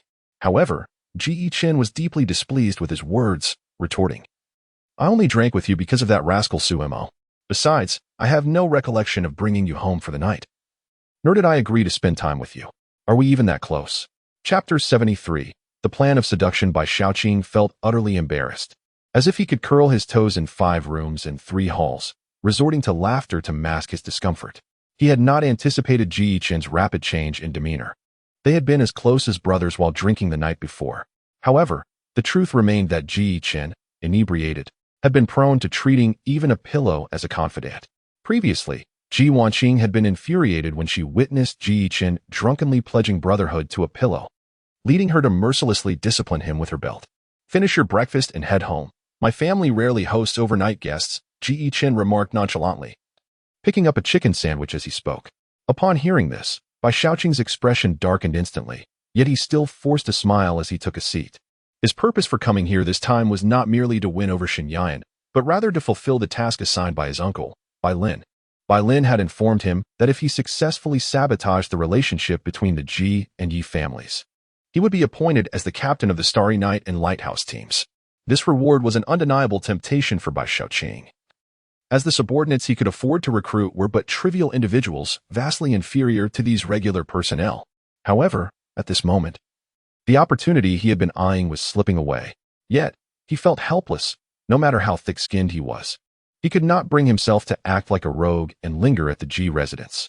Although he harbored feelings for Shen Yan, with Yi Yuyo present, he feared for his life and well-being. Contemplating this, Bai Xiaoqing stood up with a forced smile after only a few bites of food and said, Yicheng, I'm full now, so I shall not disturb you any further. Until next time. Oh, Ji Yicheng replied blandly. Shen Yan and the others responded out of courtesy with brief acknowledgments. Subsequently, Bai Xiaoqing feigned calmness as he swiftly exited the Ji residence. And once he was 100 meters away, he made a phone call. Hello, Uncle Lin. I have failed. Bai Xiaoqing reclined in the driver's seat, his legs propped on the steering wheel, his voice feeble. What? How could you be so useless? I even reimbursed you over $1 million for meals yesterday. Did you feed it to the dogs?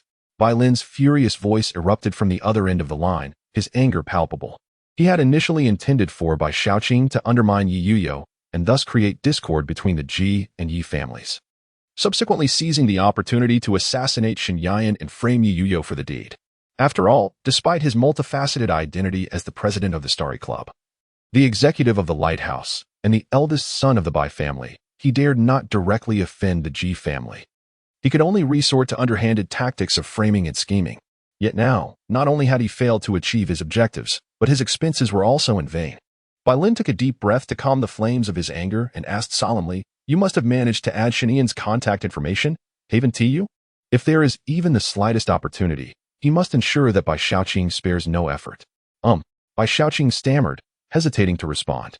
If his uncle were to discover that he hadn't even managed to add her contact before being shown the door by the Ji family, it would be utterly humiliating. I don't have Shen Yan's contact information. She usually communicates through letters. Bai Xiaoqing's expression turned serious. Upon hearing this, Bai Lin's lips twitched slightly, and he crushed the cup he held tightly in his hand. From now on, do not dare to say you know me. Do not call me uncle again. Get lost. Bai Lin was seething with rage, and Bai Xiaoqing could sense the intensity of his fury even through the screen. The call was abruptly terminated, and Bai Xiaoqing tossed his phone onto the passenger seat, reclining in his seat with a resigned sigh, muttering to himself, as if I want to pursue Shen Yan. Meanwhile, Bai Lin, still fuming, swiftly blocked Bai Xiaoqing and then sat on a sandalwood chair, closing his eyes in contemplation. It seemed that Shen Yan was likely interested in women, and the girl, Yi Yuyu, appeared to be rather frigid, surely lacking in charm when it came to romance. Thus, he decided to seek out a vibrant and spirited beauty or an alluring and sophisticated woman to entice Shen Yan. After all, human nature is inherently drawn to desire. He refused to believe that Shen Yan would remain impervious to his charms. A sinister smile played upon the lips of White Phosphorus, who subsequently tasked her associate with seeking out seasoned scholars within her female classmates' circle. Days passed, and Shen Yan had returned to the cadence of campus life. At this moment, she found herself perched on a bench by the fountain, her legs crossed, indulging in a casual mobile game while patiently awaiting Night Yu's conclusion of class. The match 3 game proved tedious, and she felt a wave of drowsiness wash over her. However, as someone with limited gaming prowess, she opted for such leisurely pastimes, knowing that in competitive games, she would either be a mere pawn or swiftly meet her demise. With a yawn escaping her lips, Shen Ian exited the game, stowed her phone away, and leaned back against the bench, her gaze wandering absently over the water feature. There remained over 20 minutes until Night Yu's class ended, a stretch of time that felt interminable for her. Lacking any particular hobbies, she seldom engaged with short videos. Merely longing to embrace Night Yu or rest against her, relishing the simplicity of the day. Lost in her reverie, a sudden, intoxicating floral fragrance invaded her senses. It bore an alluring quality, reminiscent of the essence that only a mature woman could possess. Yet, compared to the refreshing scent that enveloped her beloved, this aroma fell short. "Hello," a soft, sultry voice whispered in Shun Ian's ear. Slowly, she turned towards the source, discovering a woman clad in a white, short-sleeved dress, who approached her with a delicate gait. The woman possessed a strikingly beautiful face, exuding a mature and intelligent aura as she settled beside Shen Ian, her ample bosom swaying gently. "Hello, I've injured my foot. Could you assist me to the infirmary?" The woman spoke with a gentle lilt, deliberately revealing her injured ankle to Shen Ian. The woman, adorned in high heels, possessed skin as fair and delicate as porcelain. Any ordinary person encountering such exquisite feet would likely be compelled to reach out and touch them. However, Shen Ian did not spare them a glance, calmly stating, "I am occupied. Seek assistance elsewhere." The woman was momentarily stunned. Logically, one would expect a helping hand, especially from someone as beautiful and graceful as herself. Yet, she perceived Shen Ian's beauty and poised to surpass her own. As a seasoned huntress, simply sitting beside Shen Ian stirred emotions within her that she had never experienced before. Yet, her feet truly ached, and she could scarcely move, especially in her high heels. "Please, could you assist me?" she implored, her tone sweet and soft, her expression one of pitiful vulnerability. Upon hearing this, Shen Ian glanced at the woman's ankle and fell silent for a moment. The woman, witnessing this, felt a surge of triumph. It seemed even Shen Ian, with her preferences, could not resist her charms. However, Shen Ian, with an impassive expression, withdrew her gaze and coldly remarked, "Can't you simply remove your shoes and walk?" Though Shen Ian found the situation tedious, she had no desire to play the role of a benevolent Samaritan, much less squander her time accompanying the woman to the infirmary. Chapter 74. The Woman's Scheme, huh? The woman was taken aback, convinced she must have misheard. Would anyone genuinely respond in such a manner? Thus, she adopted a seductive demeanor, gazing at Shen Ian with a beguiling expression, and sweetly pleaded, "Sister, please help your elder sister. I promise to repay you later." As she spoke, she attempted to ensnare Shen Ian's arm with her substantial, pliable slime. Shen Ian disdainfully evaded the woman, scoffing at her behavior. The woman exuded an air of superficial purity, yet her heart seemed rife with promiscuity. Shen Ian was not narcissistic, but she sensed that the woman harbored malevolent intentions. She was no innocent. Rising to her feet, Shen Ian sought to distance herself from this woman. Observing her retreat, the woman was plunged into deep self-doubt. Could there be something amiss with her attire today? After all, this very outfit had garnered her countless admirers, so that seemed unlikely. "Wait, little sister, could you please direct me to the infirmary? I beg you, my ankle is sprained, and I truly cannot walk." The woman shamelessly persisted in her entanglement with Shen Ian. Seasoned in the art of seduction, she understood that some individuals possessed a proud disposition, and with just a few more invitations, they might relent. At that point, she could intentionally create moments of bodily contact to incite a blush in Shen Ian, which would be swiftly followed by sweet nothings and tender treatment. The woman indulged in her beautiful fantasies. Upon hearing the woman's words, Shen Ian halted, turning her gaze back, her expression devoid of emotion as she regarded the woman, the corners of her mouth curving into a derisive smile. "If you cannot walk, then you may crawl." Such women were not unfamiliar to Shen Ian from her past life in the Nisha organization. Their seductive tactics were all too similar, often accompanied by alluring perfumes. They were the type to fall for anyone they encountered. This flagrant disregard for love repulsed her, prompting her to eliminate every last one of them in her previous existence, who proclaimed her as a paragon of pure love. The woman found herself paralyzed by the murderous intent emanating from Shen Ian, akin to a wolf that had been stalking its prey, only to discover that the sheep had risen, now transformed into a fearsome goat. The woman dared not utter another word. She was acutely aware that Shen Ian belonged to the Ji family, initially intending to play both sides. But now she feared provoking Shen Ian's wrath. The atmosphere thickened, laden with an icy tension. It was only after Shun Ian had departed that the woman exhaled, a cryptic smile gradually curling her lips. Luring Shun Ian was merely one of her objectives. Her primary mission was to sow discord between Shun Ian and her beloved. Have the photos been captured? She inquired, glancing toward a concealed figure lurking in the shadows, a girl with a camera slung around her neck. Yes, these images will suffice. The girl affirmed with a nod. Their scheme had long been orchestrated. One would engage, while the other would find the perfect angle for photography. Even in the absence of physical contact, they could create an illusion of intimacy through visual deception. Very well, the next steps are in your hands. Do keep me informed, the woman stated as she rose and began to depart. At this moment, her gait had returned to normal, devoid of the awkwardness she exhibited upon arrival. As the bell rang, students streamed out of the classroom. Yi Yu, clutching her bag, was impatient to meet Shin Ian when suddenly, a girl intercepted her. Miss Yi, I have something to report to you, the girl said cautiously, feigning reluctance to speak. Night Yu cast a cold glance at the girl, choosing to disregard her as she continued on her path. Miss Yi, wait, this matter pertains to your reputation, the girl hastily called out, stammering, this afternoon. While I was photographing the school, I discovered that your girlfriend. She hesitated, feigning difficulty in articulating her thoughts. What did you say? In an instant, Night Yu turned around. Her expression transformed into one of unprecedented seriousness and chill. The girl remained silent, awkwardly retrieving several photographs from her pocket and timidly offering them to Night Yu.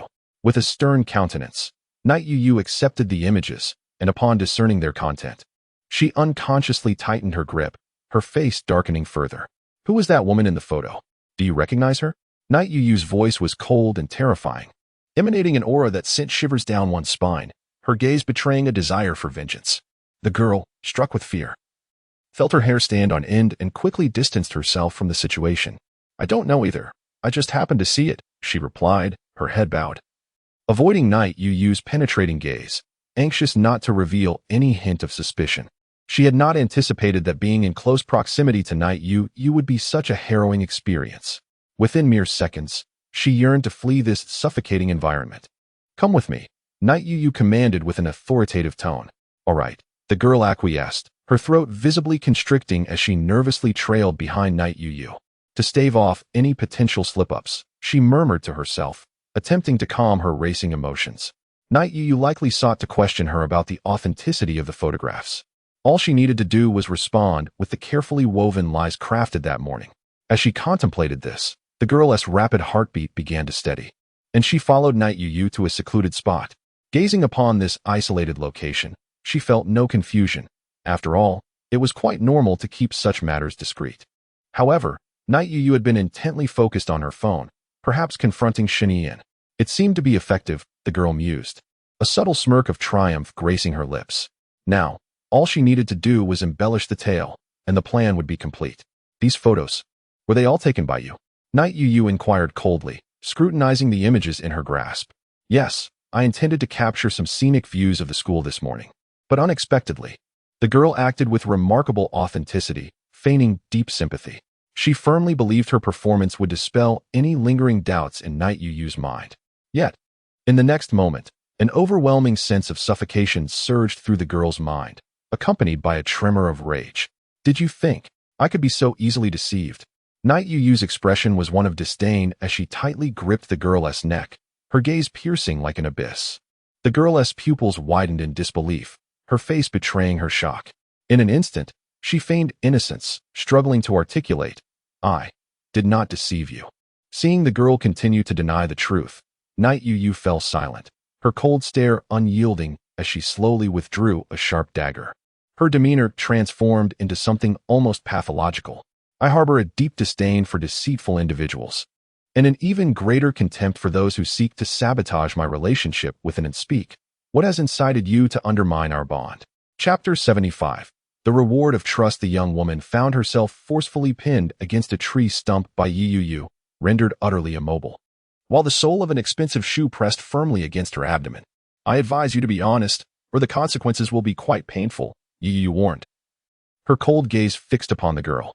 With a brutal motion, she pried open the woman's mouth and slowly brought a dagger closer to her crimson tongue.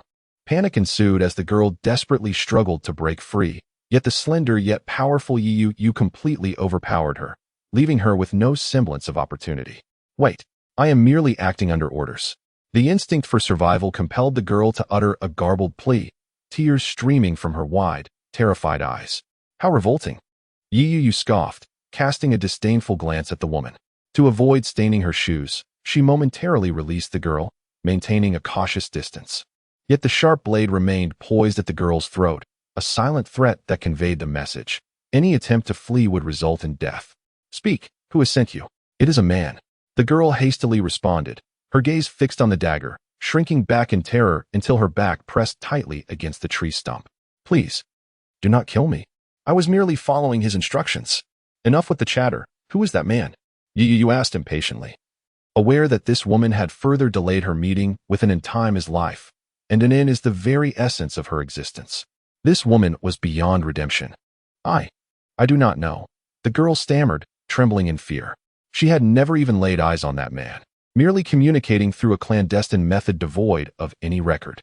Her call to halt Night Rain was merely a desperate attempt to buy herself some time to survive. Are you jesting with me?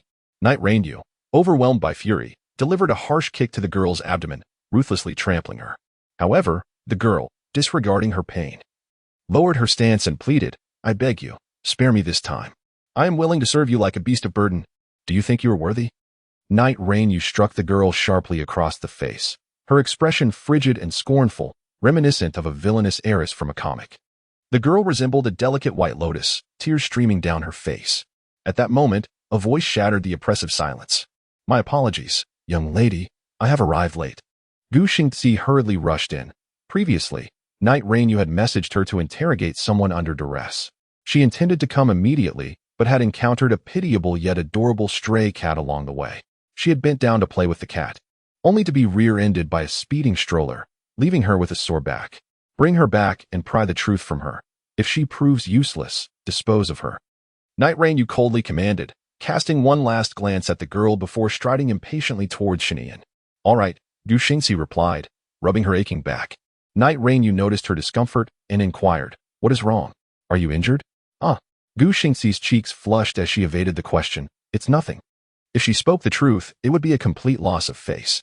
Night Rain observed the reaction of Lonely Star Ci, as if she had suddenly recalled something. With a delicate cough, she slowly remarked, while engaging in such activities brings great joy, it is essential to maintain a balance between work and rest. Lonely Star Ci inquired, perplexed. Why is the young lady suddenly mentioning this? Just as she cast a puzzled glance towards Night Rain, she realized that Night Rain had already distanced herself. In the evening, within the living room, Shun Ian reclined leisurely on the sofa, propping her snow-white long legs atop the table, indulging in strawberries while relishing the soothing massage from Night Rain. And I have already apprehended the person attempting to undermine our relationship, subjecting them to rigorous interrogation, Night Rain announced, her expression yearning for praise. Shinian smiled gently, affectionately ruffling Night Rain's hair as a sign of approval. Indeed, you truly are my darling, such unwavering trust in me. It brings me immense joy, of course. How could I ever doubt in it? Night Rain replied, leaning against Shun Ian's shoulder, turning her head to lock eyes with her deeply. No matter what happens, I will unconditionally trust you.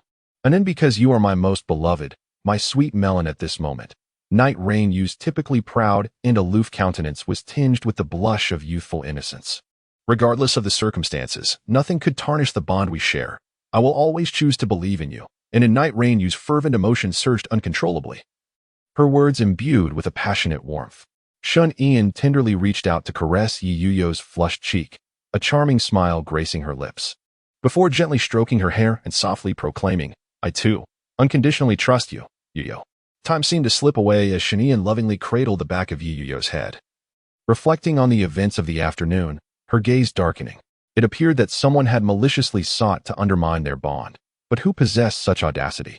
Woe betide them if she were to uncover their identity, for no amount of torment would suffice to quell the fury within her heart. Meanwhile, upon learning of the mission's failure, Bai Lin involuntarily shivered, his face a mask of frustration as he lit a cigar. What a waste of his resources and energy. Not only had he failed to accomplish his objective, but he had likely also aroused Shun Ian's suspicions. As he pondered his next steps, whether to persist or to relinquish the endeavor, an anxious female voice broke through his thoughts.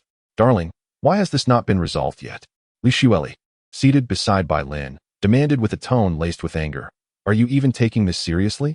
If you feel wronged, I shall assist Dajuan in seeking vengeance. Her voice trembled with emotion as she pounded her fists against Bai Lin's chest. Exasperated, Bai Lin extinguished his cigar and replied impatiently, Be quiet. I'm trying to think. However, his words only fueled Li Xueli's ire. Do you find me bothersome again? Very well, I shall leave with the child this instant. Li Xueli stood up in excitement, her entire face twitching. Bai Feng looked at her and quickly stepped forward to offer comfort. That is not what I meant. I am indeed trying to find a way. Bai Feng gently embraced Li Xueli, urging her to sit down.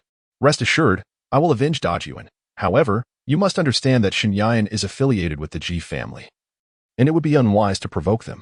We can only resort to strategy. I don't care. You must avenge Dajuan before the 7th day. Li Xueli crossed her arms defiantly, not even glancing at Bai Feng as she threatened him. Otherwise, you can await the 7th day. Bai Feng, taken aback by her fervor, found himself at a loss for words. Yet, who could argue with a spouse of over 20 years? Moreover, he was keen to protect the life growing within Li Xueli. Let me think it over. You can be assured, Xueli, I will do everything in my power to avenge Dajuan. Chapter 76. The love of the night reigned. After a long period of reflection, Bai Feng still could not devise a feasible plan. It was inconceivable that he could confront the Ji family alone, fearing that Li Xueli's escalating emotions might jeopardize the health of their unborn child. He decided to placate her for the time being. Xueli, why don't you rest for now? I already have a strategy in mind and will send someone to deal with Shenyan. No sooner had Bai Feng finished speaking than Li Xueli pressed him with questions. What strategy? Tell me about it. Bai Feng faltered, his mind racing. Suddenly, in that pivotal moment, he recalled an incident from years past and shared it with Li Xueli. Wasn't Ji Wanqing's husband killed in an ammonium nitrate explosion? His formidable presence was overwhelming, turning everything to dust, let alone his daughter. Bai Phosphorus wore a serious expression, pondering the pros and cons of the situation with great deliberation. Transporting ammonium nitrate required a permit, which he had the authority to approve. If an accident were to occur, the worst consequence would merely be the loss of his position as an executor. However, the ammonium nitrate explosion had once made the entire Yindu tremble, resulting in not only substantial losses, but also a death toll exceeding 100. Was he truly willing to commit such a ruthless act for the sake of avenging a reckless scion? Forget it, Xueli. For now, consider my previous words as unspoken. This plan is untenable, absolutely untenable. Bai Phosphorus immediately dismissed his earlier proposal, deeming it unworthy, particularly for a mere Dajuan. The repercussions would be more severe than offending the Ji family. Listening to Bai Phosphorus, Li Xueli appeared contemplative, her demeanor shifting to one of understanding as she replied, All right. Then devise another plan. Following her statement, she slowly rose, her expression curiously tranquil. I shall take a bath. We can think of the plan tomorrow. Very well. Bai Phosphorus responded, harboring no suspicions. He simply lifted his cup, feeling a sense of joy at Li Xueli's comprehension. Yet at that moment, with her back turned to him, Li Xueli stepped into the shadows, caressing her burgeoning belly, her lips curling into a sly smile. As long as she could assist Dajuan in exacting revenge, she cared not for the lives lost. In the living room, the television played on, while Shun Yan and another leaned against each other, enveloped in sweet contentment. They initially planned to return to their shared abode for a brief respite, to tidy up the space, and then head back to the Ji family residence. However, time slipped away unnoticed, and before they realized it, evening had fallen, accompanied by a gentle drizzle outside. Consequently, they decided to postpone their return to the Ji household until the following day. Clad entirely in shades of black, Yi Yuyo resembled a clingy little kitten, nestled closely against Shenyan. Not only was Yi Yuyo astonishingly beautiful, but she also exuded a delicate fragrance that was utterly enchanting, captivating all who were near. Her figure was equally alluring. Standing at a height of 176 centimeters, she possessed a slender waist, an exquisite back, and a defined abdominal line. Moreover, her breathtaking features required no cosmetic enhancement, eclipsing many celebrities who relied solely on their looks for fame. Apart from Shenyan, it was rare to encounter anyone whose beauty could rival hers. Particularly notable was the natural scent that lingered around Yi Yuyo, which surpassed even the finest perfumes by countless measures. Unlike those heavily made-up women who doused themselves in fragrances that often provoked sneezes, Shenyan, too, possessed innate charm. And in that moment, They simply wished to embrace each other and savor this blissful interlude. My dear, if only we could enjoy moments like this every day, Yi Yuyo said, her face aglow with happiness.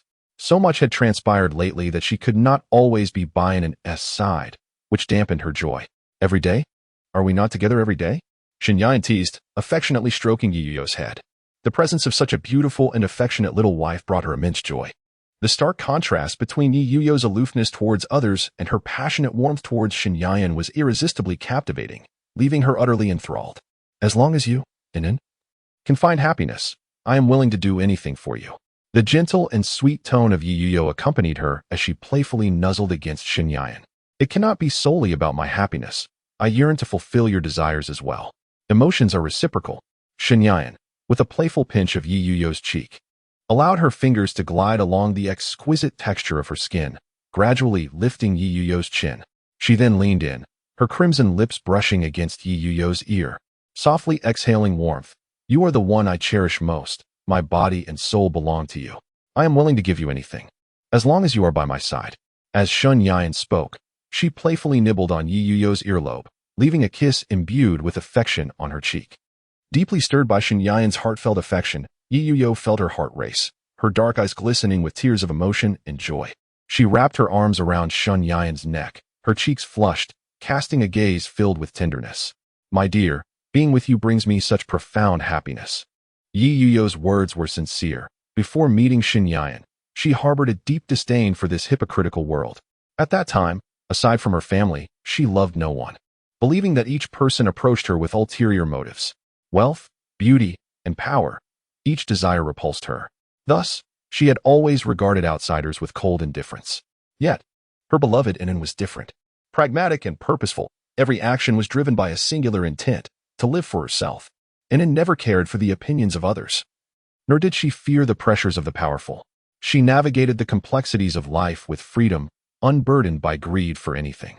From the very first moment she laid eyes on Inen, her heart fluttered. However, at that time, her affection was one-sided, for she believed that Inen lived solely for herself and was incapable of loving anyone. Yet, after spending countless cycles together, she discovered that Inen was strikingly similar to her, outwardly aloof, yet inwardly starved for love. Upon realizing this, her feelings for Inen deepened profoundly.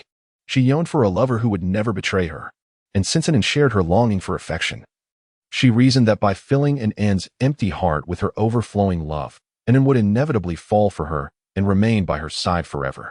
Thereafter, she devoted herself entirely, employing warmth and tenderness to gently guide Inen into loving her. However, during this process, it was not Inen who succumbed first, but rather herself. Her love surged so fiercely that she found herself ensnared, unable to extricate herself from the depths of her own affection for Inen. As long as she could be with Inen, she felt blissfully content. Embracing Shen Yan amidst the night rain, Yi Yuyo reminisced about the past, her cherry lips curling into a beguiling yet haunting smile. She longed, oh, how she longed, to continue this happiness with Inen indefinitely, regardless of what others might say. As long as they could be together forever, nothing else mattered. Honey, it's still early. Let us watch a movie together. Chapter 77. A Promise the Following Morning. The alarm clock had rung countless times, yet Shen Yan remained nestled in the soft bed with Yi Yuyo, showing no signs of wanting to rise. They had lost track of time the previous night and had stayed up until dawn, having only just succumbed to slumber. Last night, they intended to watch a movie and then retire for the night. Little did they know that this film comprised 7 captivating installments. Suddenly, the alarm clock rang, its persistent chimes breaking the tranquility.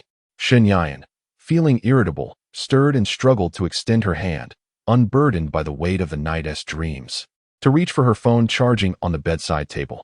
The annoying sound ceased, allowing Shen Yan to reclaim her serene repose. However, it wasn't long before she abruptly opened her eyes, lifted her head, and unplugged the charger. Grasping her phone in a moment of realization, she had almost forgotten about her classes today. What to do? She still felt overwhelmingly tired. Dragging her weary body to class would only result in dozing off. Driving was out of the question, and even taking a taxi posed the risk of succumbing to slumber mid-journey. Shen Yan lay on her side, gazing at her phone screen, torn over whether to request a day off. Just then, the enchanting and languorous night Yuyo stirred from her slumber, releasing a soft, sultry whimper as she tightly embraced Shen Yan's slender waist, resting her cheek against her affectionately. Darling, can we take a day off today? I don't want to get out of bed. Night Yuyo's voice was sweet and soft. As she spoke, she lifted her gaze, gazing at Shen Yan with an irresistible pout. You can't get up, or I'll be lonely. All right, I promise you. Faced with her adorable wife's coaxing, Shen Yan promptly set her phone aside after securing their leave from the dean, who happened to be related to Night Yuyo, making the process quite effortless. However, her reason for taking a leave was merely to accompany her clingy little treasure. Yuyo, please help me drift back to sleep, she murmured softly. Shen Yan reached out to pinch Yuyo's cheek, eliciting a gentle response from her. Yuyo lifted her face from Shen Yan's embrace and weakly shifted her body closer. She wrapped her arms around the back of Shen Yan's head, tenderly stroking her back. Is this all right? Yuyo asked in a soft voice. Shen Yan responded with a gentle hum, holding Yuyo's waist tightly as they gradually fell into a peaceful slumber. By midday, the sun blazed outside, and the curtains in the room were drawn, replacing the dimness with a warm glow.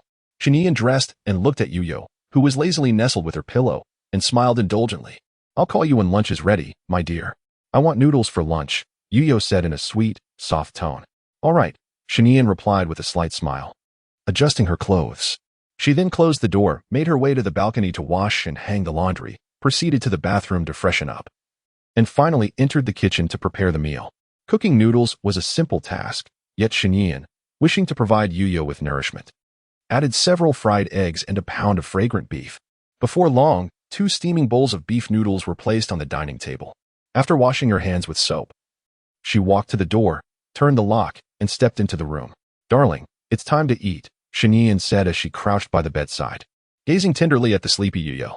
Will you carry me out of bed? I can't get up, Yuyo said, throwing off the blankets and opening her arms in a playful manner, resembling a child seeking affection. Then you should get dressed first. Shen Yan walked to the wardrobe and retrieved an outfit that Yi Yuchio often wore, a white shirt paired with a black skirt. Yi Yuchio obediently donned the attire, stretched lazily, and opened her arms, fully dressed. Shen Yan's lips curled into a subtle smile, and with a soft sound of approval, she bent down to let Yi Yuchio wrap her arms around her neck before lifting her up and carrying her to the bathroom to freshen up. After a considerable time, the two finally emerged from the bathroom and sat down at the dining table for lunch. Yi Yuchio had a modest appetite, managing to eat only half of the large bowl of noodles, leaving the remainder for Shen Yan to finish. "Inen, I love you so much," Yi Yuchio suddenly declared, leaning against Shen Yan's shoulder. Shen Yan smiled joyfully, picked up a piece of beef, and offered it to Yi Yuchio. "I love you too." Her voice was light and airy, lacking the sugary sweetness of youth, yet it resonated with genuine affection. Yi Yuchio savored the beef, entwined her arm around Shen Yan's, and smiled warmly, her eyes brimming with love. "Darling, we will be together forever, right? Of course, you will always belong to me." Shen Yan set down her chopsticks and turned to gaze deeply into Yi Yuchio's eyes. "And I will always belong to you. Then let us make a pinky promise," Yi Yuchio suggested, extending her pinky finger. "How childish. Do you still believe in that?" Shen Yan teased, yet she extended her own pinky with a gentle smile. "A pinky promise lasts a lifetime. A liar is a fool." Their pinky fingers intertwined, not only pledging their promises but also firmly binding their hearts together. Shen Yan gently released his thumb, playfully pinching Yi Yu's cheek as he affectionately inquired, "Is it all right now?" With a contented hum, Yi Yu beamed with joy. Although such declarations resembled childish games, her feelings for Shen Yan were deeply sincere, devoid of any pretense. "Let us return to my mother's house this afternoon. After this month, we shall continue to indulge in our sweet moments together," Shen Yan proposed. Yi Yu readily agreed. "All right, I shall follow your wishes." Noticing her obedient demeanor, Shen Yan tenderly ruffled her hair, exclaiming, "Such a good girl. This month, my dear, I will need you to be a bit more magnanimous." His lips curved into a charming smile as he added, "If there is anything you desire, do not hesitate to tell me. I will strive to fulfill your wishes. I shall not let my precious one suffer." "Good. I knew you would be the best to me, Inen," Yi Yu replied, her heart brimming with delight. Though she possessed no particular desires, as long as Shen Yan was by her side, that was enough for her. After finishing their lunch, Shen Yan began to tidy up the dishes.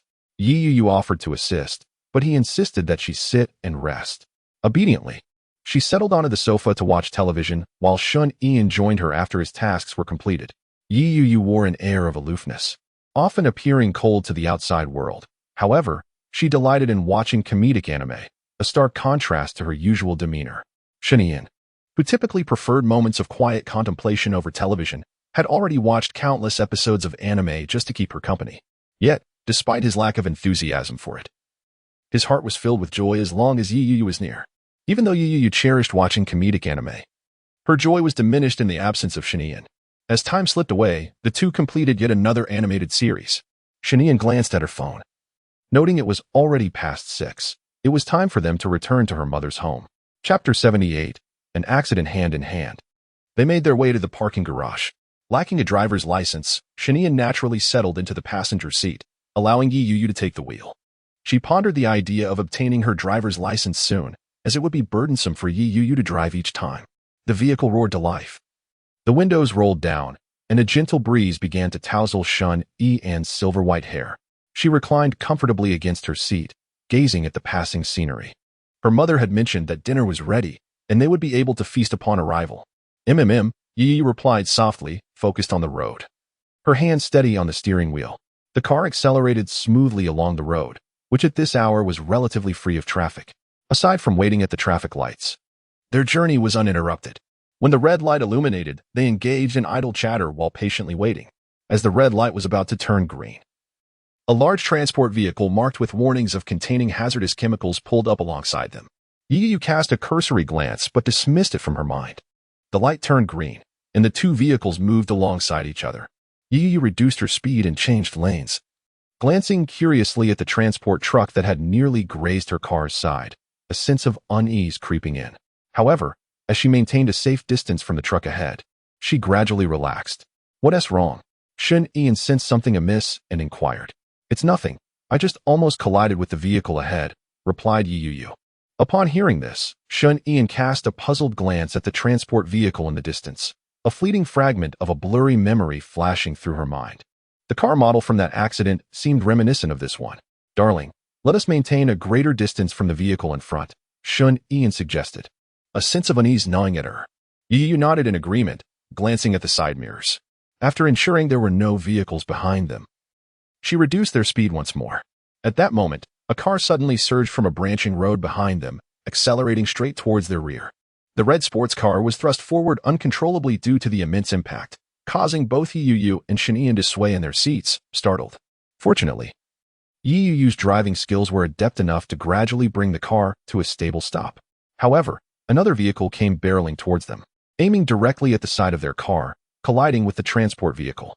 This unforeseen series of collisions instantly alerted the two women to the peril they were in. Shinian internally summoned the system, desperate for an immediate relocation, but the system remained unresponsive. The sports car flipped violently, slamming into the cargo compartment of the transport vehicle. The front windshield shattered with a resounding crash, and the airbags deployed in unison. Smoke began to billow inside the car as Shun Yi, dazed and frantic, turned to her side, where Yi Yu appeared bewildered, blood seeping from her forehead. With deep concern, she called out, "Yi Yu, are you all right?" Yi Yu did not respond. Blood continued to trickle from her forehead, her gaze vacant and lost, as if she had slipped into unconsciousness. Upon witnessing the scene, Shun Yi's heart tightened with anxiety. She hurriedly unfastened her seatbelt, yearning to awaken Yi Yu.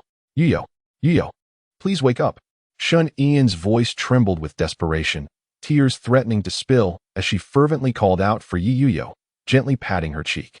Under the persistent calls of Shun Yi Yu gradually regained consciousness, her lips parting as she whispered faintly, "An." The sound of Yi Yu's voice filled Shun Yi with immense relief. "Do not be afraid, Yi Yu. I am here. Everything will be all right." As she comforted Yi Yu, Shun Yi inwardly implored the system to transport them to a safe haven. Yet, the system remained unresponsive, as if it had vanished into thin air. Flames erupted from the sports car, while the cargo truck they had collided with, laden with ammonium nitrate, began to lose its protective integrity, teetering on the brink of catastrophe. Inside the car, Yi Yu wept, engulfed in guilt. "I am so sorry I didn't drive properly." "It's all right, Yi Yu, we will be safe soon." Shinian's voice radiated warmth, providing solace to Yi Yu. "Okay," Yi Yu replied with a smile, her demeanor obedient. In this perilous moment, she relied heavily on Shinian. As long as Shun Yi was by her side, she felt a profound sense of security. As the raging flames blazed, Yi Yuyo extended her trembling, bloodied hand toward Shen Yan. Shen Yan reached out in return, wishing to grasp her tightly, to comfort her, to lead her to safety. But just then, a thunderous roar erupted, a deafening sound piercing through Shen Yan's eardrums. Struck by a violent impact, Shen Yan felt darkness envelop her, and then she completely lost consciousness. Gradually, rain began to fall from the sky, softly pattering onto the devastated road. The force unleashed by 40 tons of ammonium nitrate affected areas up to 2 kilometers away from the freight truck. This tremendous commotion drew the attention of other citizens and the media alike. By 7 o'clock, the news channel reported this sudden incident as breaking news. Ji Wanqing anxiously paced in front of the television, dialing Shen Yan's number repeatedly. Just moments ago, she had been overwhelmed by an inexplicable feeling that weighed heavily on her heart, stirring a sense of unease. This sensation had also gripped her before her husband's accident, making this coincidence all the more worrisome. "Mother, have you reached Ian?" Ji Wushang asked, glancing at the unanswered message box with growing urgency. "No. I can't get in touch with her, nor can I with you." Ji Wanqing shook her head, her anxiety palpable. Meanwhile, Ji Yiqin, fixated on the television, suddenly widened his eyes and exclaimed while pointing at the surveillance footage, "That vehicle, could it not be Yu Yuhong's? The license plate is identical." At this revelation, Ji Wanqing felt as if struck by lightning, her body trembling as her legs weakened, causing her to sway. Ji Wushang swiftly supported her, offering reassurance. "Mother, my younger brother is already investigating this matter. Perhaps Ian and the others are unharmed. He will provide us with answers soon." As Ji Wushang spoke, a heavy gloom settled over him, accompanied by a dull ache in his heart. He could hardly believe that his sister, whom he had only recently recognized, might once again be taken away from them. The atmosphere in the Ji family grew unbearably heavy as they awaited news from Ji Shaohan. Meanwhile, on a rooftop somewhere, drenched by the rain, Shen Yan suddenly opened her eyes. She gazed at the gloomy sky, shrouded in pouring rain, initially filled with confusion, but then exhaling in relief. "System, you nearly gave me a heart attack." Shen Yan was grateful that the system had timely assisted in their escape, yet remnants of anxiety lingered. She had almost feared that she could not protect Yi Yuyo, but thankfully, she had survived. "Rescuing the host is the system's duty. Thus the host can place her trust in me," the system chimed in a cheerful feminine voice. "Thank you," Shen Yan expressed her heartfelt gratitude. Although she found the system rather bothersome, it proved to be quite useful in critical moments. With this thought, Shen Yan struggled to rise and scanned her surroundings, hoping to find traces of Yi Yuyo. After all, with such heavy rain, and considering that Yuyo had hardly rested the previous day, her immunity was quite low, making her susceptible to illness if she remained drenched. Shen Yan resolved that upon returning, she would hold Yuyo close to ensure she did not catch a cold. However, after circling the area several times, she found no sign of Yi Yuyo. In an instant, a wave of intense unease washed over Shen Yan. And just as she was about to question the system, it spoke up first in an innocuous tone. "My duty is to rescue the host, not Yi Yuyo." Chapter 79, A Heart Like the Grave. The system's voice was laced with mirth, as if the matter bore no consequence to it. Shen Yan appeared as though her very soul had been wrenched from her, her mind a desolate void, leaving her utterly bewildered and helpless. Her heart twisted in excruciating pain. Akin to being cleaved by a dagger, tears streamed down her anguished face as she convulsed in a fit of despair. "Why do you not save her? You, as the system, should surely be capable of this." Shen Yan demanded with indignation, yet the system responded with an air of indifference, stating, "Indeed, I could intervene, but it is not within my purview. I have previously mentioned that my existence is intertwined with that of the host, and the fates of others do not concern me." Aha! The unfeeling words were delivered with a mocking tone, and as Shen Yan was gripped by sorrow and fury, the system added, "My purpose is to transform the host into a paragon of perfection. Initially, I believed that Yi Yuyo would be a catalyst for change. However, she has led the host into despondency and a lack of self-control, which starkly contradicts my original intent. Therefore, there is no need for Yi Yuyo to remain by the host's side." Listening to the system's words, Shen Yan's gaze grew increasingly dim, resembling a profound abyss filled with seething rage, enveloped in silence. "What must be done for you to resurrect her?" Shen Yan's expression was devoid of emotion, yet her spirit felt utterly extinguished. "Ah, resurrection? An impossibility," the system resolutely replied in an endearing tone. Upon hearing this, Shen Yan's lips involuntarily twitched in anger. Yet she suppressed her fury and gritted her teeth, demanding, which insect orchestrated this scheme? The system had not finished its response when Shen Yan coldly interrupted. Speak. Shun Ian's emotions had spiraled out of control, prompting the system to reveal everything. Does the host recall the earlier murder of Li Dajuan? It was orchestrated by his aunt, Li Xueli, along with his uncle, Bai Lian of the Bai family. The host should be familiar with Bai Lian, not only as the president of the Starry Society, but also as one of its executives. With this revelation, Shen Yan wore a grim expression and remained silent for an extended period. She retrieved the Yin Luo mask from the system's space, holding it in her hands as she gazed into the water's reflection, reminiscing about the past. For her, Yiyuhua was everything, her guiding light and the very essence of her existence. Without Yiyuhua, she felt like a mere shell of her former self, devoid of the will to live.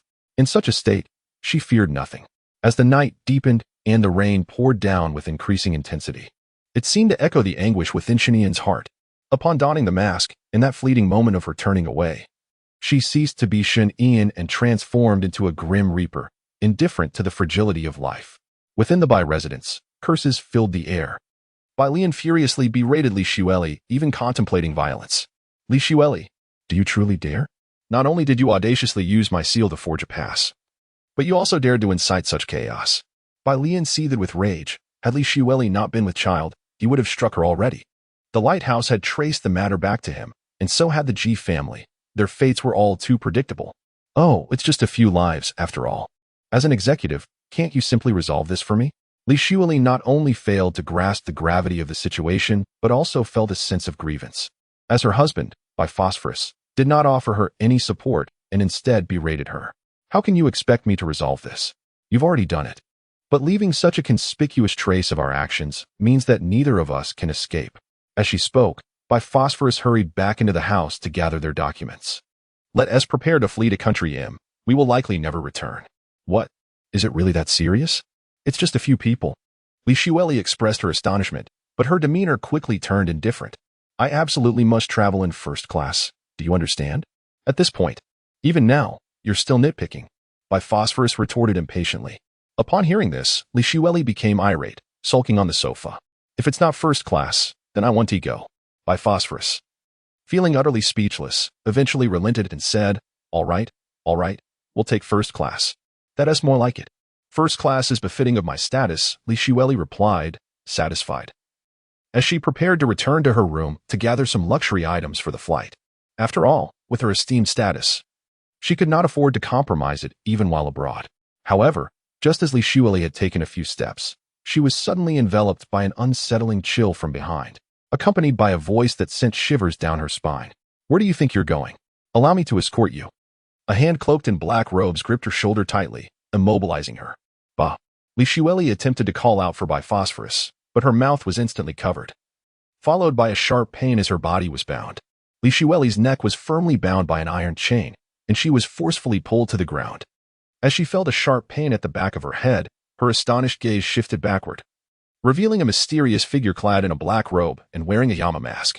At that moment, Bai Lin, alerted by the commotion, cautiously emerged from the room, gun in hand, and directed it at the disguised Shen Yan, demanding, "What do you want? Let my wife go." In silence, Shen Yan raised his foot and forcefully stomped on Li Xueli's face. She let out a painful groan, desperately calling for Bai Lin to rescue her. The more she cried out, the more agitated Shen Yan became. The chain around Li Xueli's neck tightened inexorably, contorting her features until she could no longer emit a sound. Witnessing this, Bai Lin's heart ached profoundly, and he implored, "Let her go. I will give you whatever you desire." Beneath the mask, Shen Yan's maniacal laughter echoed as he pressed his foot against Li Xueli's face, gripping the taut chain, and looked disdainfully at Bai Lin. "What a Navi insect you are. Do you really believe the child she carries is yours?" "What did you say?" Bai Lin exclaimed in disbelief, staring at Shen Yan and then at Li Xueli.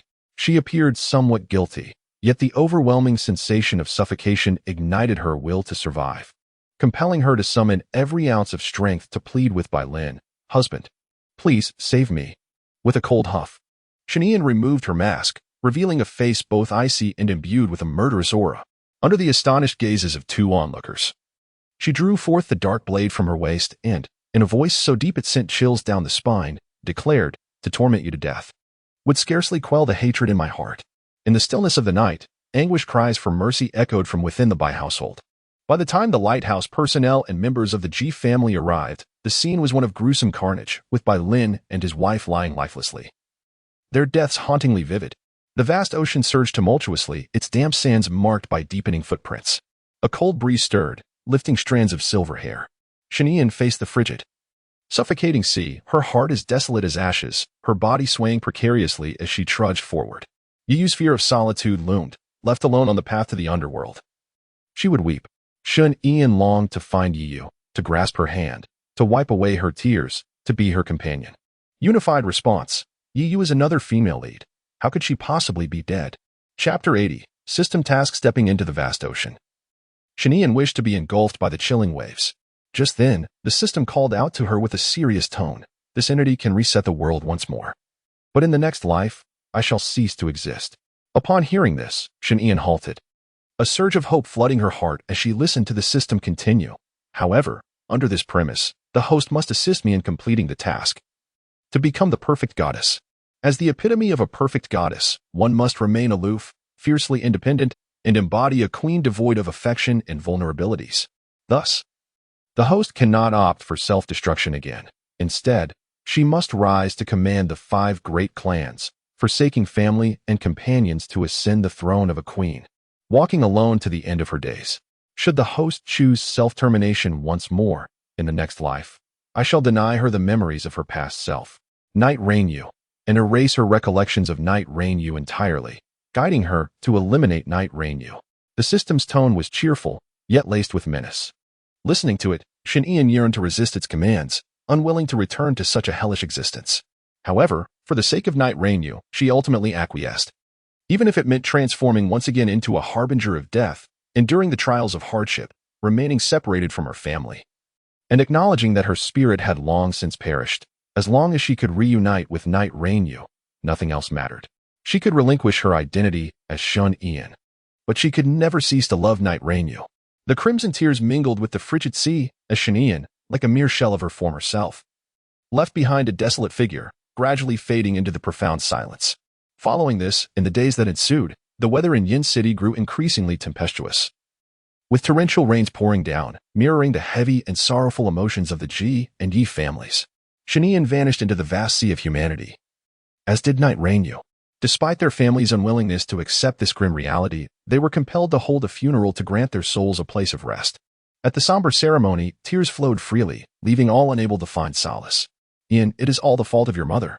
Had she dealt with those 2 beasts in a timely manner, you would not have met your tragic end. Ji Wanqing knelt before Shun Ian's grave, engulfed in profound sorrow. Since learning of Shun Ian's death, she has been unable to sleep or eat in peace. Overwhelmed with guilt, she loathes herself. Despite being the matriarch of the Ji family, wielding immense power, she could not protect her own kin. Observing Ji Wanqing's torment, Ji Shaoan, who sheltered her from the rain with an umbrella, felt a pang of anguish within. His sister had once saved his life, yet he could not even preserve her remains. Sister, may your journey be peaceful. I shall surely burn incense for you, wishing you a better rebirth. Ji Chen, who was known for his stoicism, wept openly, tears and snot flowing freely. Ji Wushang, with a sorrowful expression, patted his shoulder in a futile attempt to provide comfort, only to swallow his words. After all, he too was consumed by grief. How could he console another? Ji Wushang gazed up at the heavily clouded sky, furious at the heavens for mocking him twice, with partings and reunions that ended in loss, truly infuriating. In a bid to ensure that Shanian and Yi Yuyo could continue their bond in death, both families chose to bury their graves in proximity. The Yi family, standing before Yi Yuyo's tombstone, seethed with rage amidst their sorrow. They yearned to unearth the bodies of the Bai Ling couple and those hired henchmen, to subject them to relentless punishment. Yet, those wretched souls had already been reduced to ashes, and even if they could exact such vengeance, it would not alleviate their deep-seated hatred. Their beloved ones would never return. In this heavy atmosphere, it was not just the 2 families gathered here. Yi Zilin and Xiao Xiao stood together in mourning, expressing their sorrow. Although their interactions with Shun Yan had been limited, their feelings resembled that of close friends. The merciless cold wind swept through, stirring the crystalline tears of the crowd, causing Shin Yan, who was secretly observing from a distance, to feel a deep pang of heartache. Witnessing this scene, Despite her overwhelming reluctance and desire to share her grief with them, she turned away with a heavy heart and departed silently. She could not look back, only continuing down the path she had initially chosen until its end. In the realm of Yin, there are 5 major guilds: Jiuyo, Fanqing, Nishang, Heilong, and Fanqing. Jiuyo had already fallen to Xinyan, while Fanqing still had a leader to confront. Xinyan resolved to first address the area infested with the most pests. As night descended, Fanqing was hosting a grand banquet filled with revelry. The leader of Fanqing, Zhou Jiuge, surveyed his many subordinates with a beaming smile. Previously, the authority of Fanqing had been held by Bai Lin, but with Bai Lin now deceased, Zhou Jiuge stood as the sole leader of the guild. Let us feast and drink to our heart's content. Tonight, we shall indulge until we are inebriated. Zhou Jiuge's voice rang out, inciting fervent cheers from his followers. Our leader is invincible. He will inevitably conquer the other guilds and bring them under our banner. Indeed, leader, we all stand behind you. In time, we shall envelop the other 4 guilds. We should first subdue Nishang. There are so many beautiful women there. We will surely be blessed. The members of Fanqing were filled with ambition, and Zhou Jiuge shared their aspirations. Though the Starry Club was a chaotic assembly of individuals, its numbers were formidable. Previously, Phosphorus had prevented them from engaging in conflicts with other guilds, but now he needed to devise a meticulous plan. As Zhou Jiuge contemplated this, a smirk of disdain crept upon his lips. Just as the atmosphere reached its zenith of revelry and excitement, the grand entrance of the banquet hall was forcefully kicked open. Barreling towards Zhou Jiuge, who was elegantly holding a glass of red wine. Zhou Jiuge's expression shifted to one of astonishment as he raised his hand to shield himself. Pushing the splintered door aside with a display of fury, his gaze locking onto the enigmatic figure adorned in a Yama mask and clad entirely in black. Who are you? How audacious! Zhou Jiuge demanded coldly, his posture exuding an air of authority. Before he could finish speaking, the other members of the Starry Club quickly armed themselves. Gathering together with fierce expressions, their eyes trained with murderous intent upon the uninvited guest. Countless glares, brimming with malice, were directed at Xinyan. Most individuals would have been paralyzed with fear in such a scenario, but Xinyan remained unfazed. She lifted one foot, resting it upon a chair before her. Gripping a black blade in one hand while casually resting the other upon her knee, leaning forward with an air of arrogant disdain, as if the world around her were beneath her notice. From this moment forth, the Starry Club shall be renamed Entropy, and any trivial entities shall not be tolerated. As her words fell, Xinyan forcefully kicked the chair aside, instilling fear into the hearts of the 100 present as she strode forward, step by deliberate step. She would sustain injuries, yet she would not perish.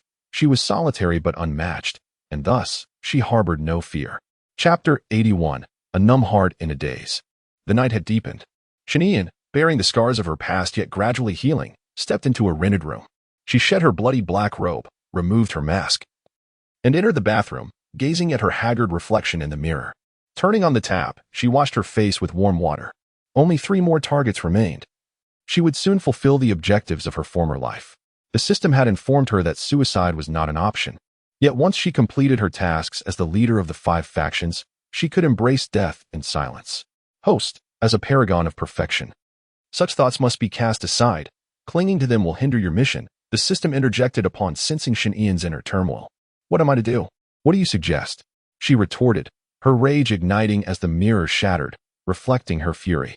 Yet, the system remained silent, no longer seeking answers from it. Xinyan tended to her glass-cut hand under the water, striving to calm her tumultuous emotions. Weary, she made her way to the living room and collapsed onto the sofa, lost in thought. Without the comforting presence of Yu, she found sleep elusive. Even medication offered little relief. She could only hope for a moment of natural slumber. As she closed her eyes, memories of her past with Yu flooded her mind. They had experienced discord and separation, yet their shared moments were filled with joy and beauty. She longed for Yu's embrace, for her warmth, tenderness, fragrance, voice, everything about her. Simultaneously, a deep-seated hatred brewed within her for a world that had wronged her, for the insects that had taken away her beloved, for the system's cruelty, and for her own powerlessness. Xinyan's mood grew increasingly agitated, punctuated by an unsettling, bitter smile. In her past life, after her suicide, Night Rain, you must have felt similarly. At that time, she was selfish and self-centered, consumed by her own grievances, never once contemplating the feelings of Night Rain you. Night Rain you departed out of love for her, while she merely sought to provoke guilt in Night Rain you. choosing to end her own life as a means of inflicting pain. Perhaps this was her punishment, compelling her to experience the anguish that night Rain felt in the wake of her departure. The overwhelming guilt and remorse tangled Shen-Yi's thoughts into a chaotic mess. She rose like a soulless entity, even as her wounds remained unhealed, resolutely leaning once more against the face of the Lord of Hell. She did not comprehend the prerequisites for becoming a flawless goddess. She only knew that she needed to command the 5 great clans, and that she did not wish to linger, wanting instead to bring this ordeal to a swift conclusion. After all, she would not perish. Thus, she would view all this suffering as a penance for abandoning Night Rain in her previous life. The long night dragged on, the rain incessantly pouring, washing away blood and discontent, leaving Shen-Yi's heart even colder. She lifted her hand, wielding the knife, becoming numb and cruel. She lost count of the scars inflicted upon her, but one truth remained clear: Night Rain was waiting for her. I concede. Spare my life. Beneath the glint of bloodied steel, the leader of the Black Dragon Society lowered himself, begging for mercy, while behind him lay the fallen members of his organization. He could not comprehend how this enigmatic figure had erupted into a frenzy of lethal strikes while he slept, but that was of little consequence. The crux of the matter was that this mysterious individual wielded blades with deadly precision, rendering it almost inconceivable that she was human. Overlooking the kneeling supplicants, Shen-Yi indifferently withdrew his blade, silently turning away, leaving behind a solitary silhouette and a chilling proclamation: I am Yin Luo, your future president. Very well, President Yin. The Black Dragon trembled as he raised his head, only daring to exhale once Shen-Yi had completely departed, casting a glance at the fallen members behind him. And inwardly lamenting, it appears that the situation in Yindu is poised for a significant upheaval. With this utterance, the name of Yin Luo reverberated throughout Yindu in the aftermath of that night, gaining formidable renown. It was rumored that Yin Luo, relying solely on his own strength, had single-handedly incorporated the 2 major factions the previous evening, a testament to his formidable prowess that was nothing short of terrifying. Not only did Nizhang and Fanqing take heed, even the lighthouse regarded this matter with utmost seriousness. Within the lighthouse headquarters, the executive meeting room was filled to capacity. There were 12 executives in total, and the deceased Bai Lin had been succeeded by the emerging talent Yi Zilin. It seemed his ambition was to consolidate the 5 major factions. This Yin Luo indeed harbored grand aspirations. Yi Zilin spoke up: we cannot afford to let him be. A person of such capability, if allowed to flourish, would become uncontrollable. Executive 11 interjected, and the executives voted, resulting in 9 votes in favor, 2 abstentions, and 1 dissenting vote. The dissent came from Yi Zilin, who was intrigued by Yin Luo and wished to make his acquaintance. The abstentions were from the Ji brothers, still engulfed in sorrow, their minds elsewhere.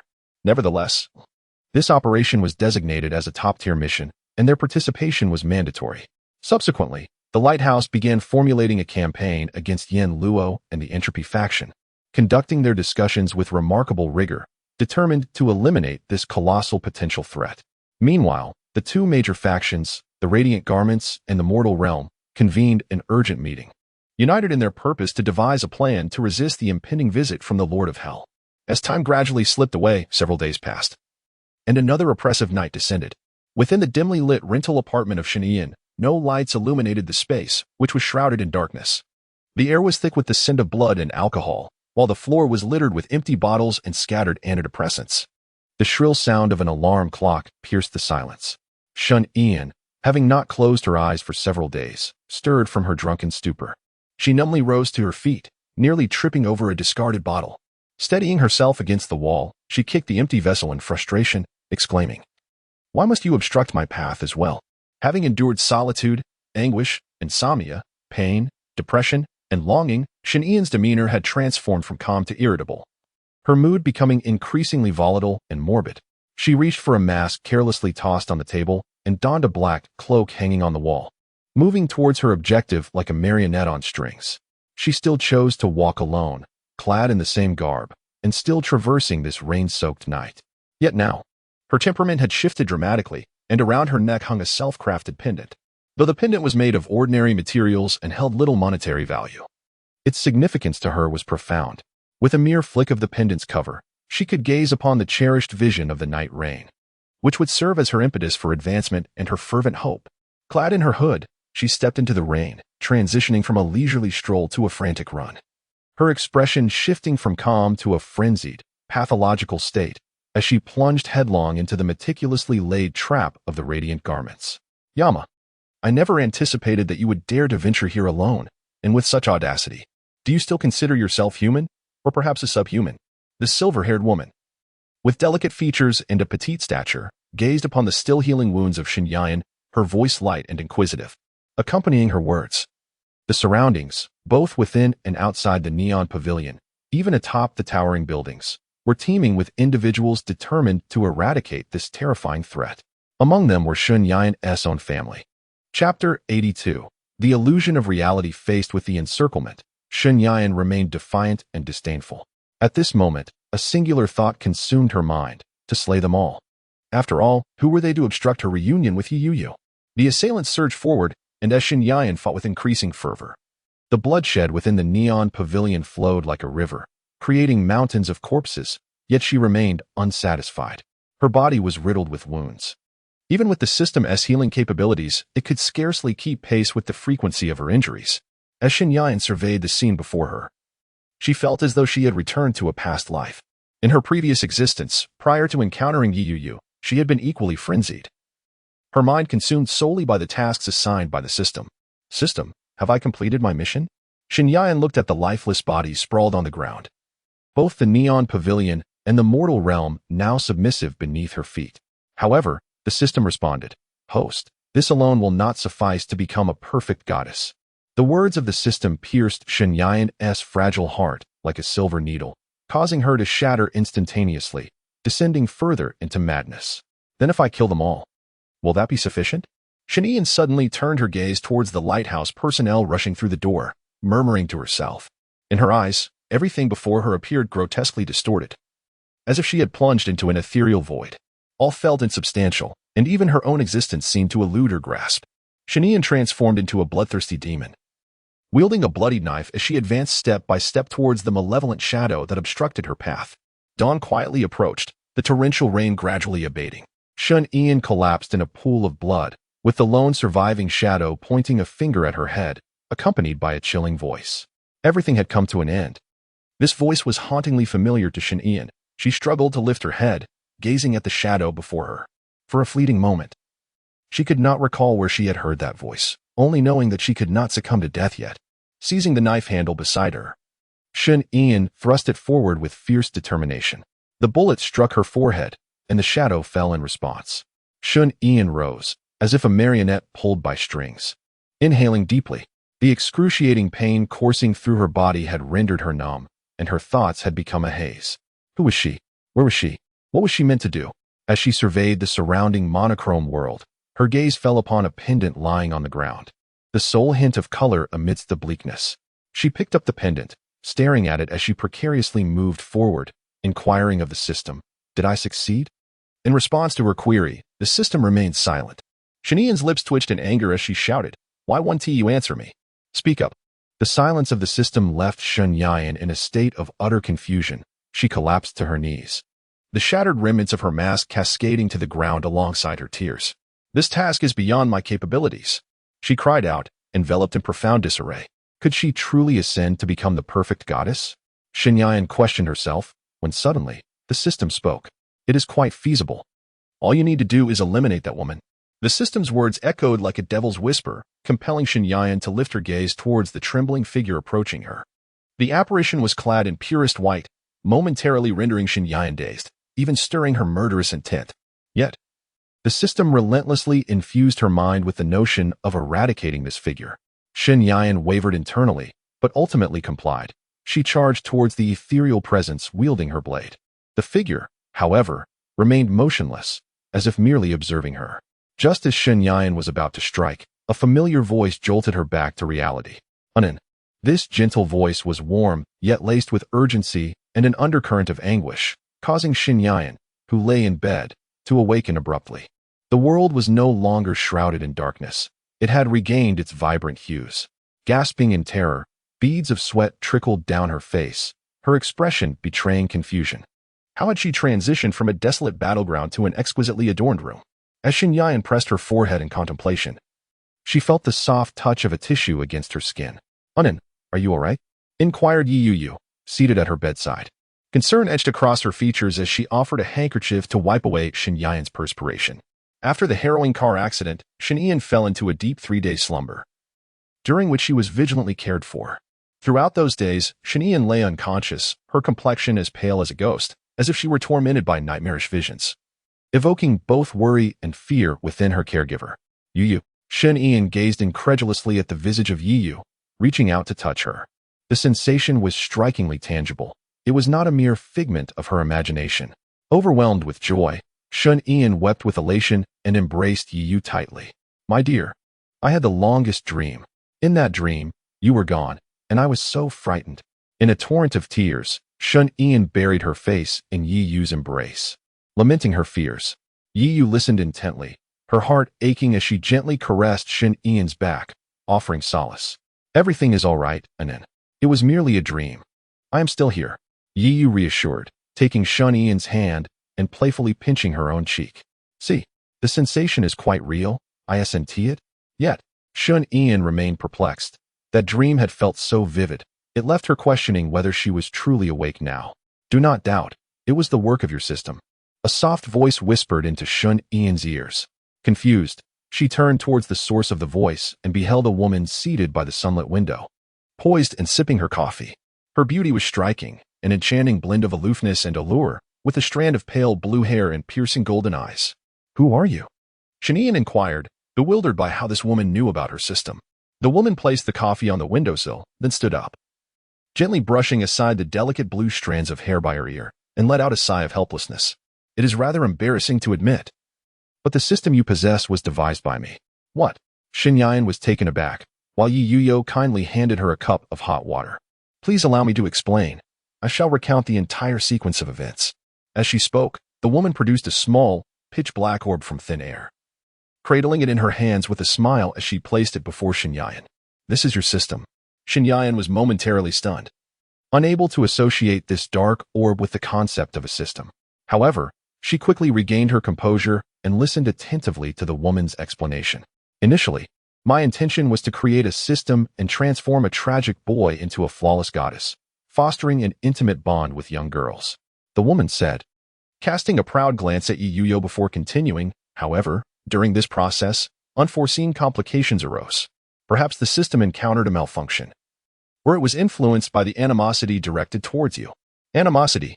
Shen Yian found this difficult to comprehend, as she could not recall having any significant disputes with the system. Indeed, animosity. In your past life, you took your own life, and as a system, it was compelled to save you. Yet, in your despondency, it could not succeed and was left with no choice but to expend its original energy to reset the world. Just imagine, after years of dedicated nurturing, you anticipate your student to flourish, only for them to suddenly succumb to despair and take their own life. What would your feelings be? As the woman spoke, Shen Yian felt a wave of guilt and self-reproach wash over her. Indeed, as the woman had articulated, in her previous life, she had wronged many. This was undoubtedly intertwined with the flaws in the directives given. I instructed it to transform you into a flawless goddess. Yet perfection, in truth, is an unattainable ideal. The erroneous command, your tragic demise, and the influence of your own emotions culminated in the system's vengeful reaction during that fateful accident. The visions you experienced were illusions, crafted from the system's intrinsic energy, strikingly vivid and real. The woman continued, firmly pinching the cheek of the dark orb. Her intentions were clear, purely an act of retribution. Chapter 83. A sincere apology. Upon hearing the woman's words, Shen Yian was engulfed in remorse. She glanced at the dark orb, then turned her gaze to Yu, tears of regret streaming down her face. It was only after experiencing that dreamlike state that she comprehended the profound anguish of losing a loved one. I am so sorry. It is my selfishness in my past life that prevented me from cherishing life properly, and I failed to consider your feelings. She sobbed. Wiping her tears, her voice trembled. Yu, feeling her pain, embraced her gently and comforted her with soothing words. Inan, do not blame yourself. The past is behind us. We are both living well now, and we shall always stand by each other. Yu. Shen Yian clung tightly to Yu, burying her face in her embrace. Weeping freely, she was deeply frightened, terrified of the events that had unfolded in her dream.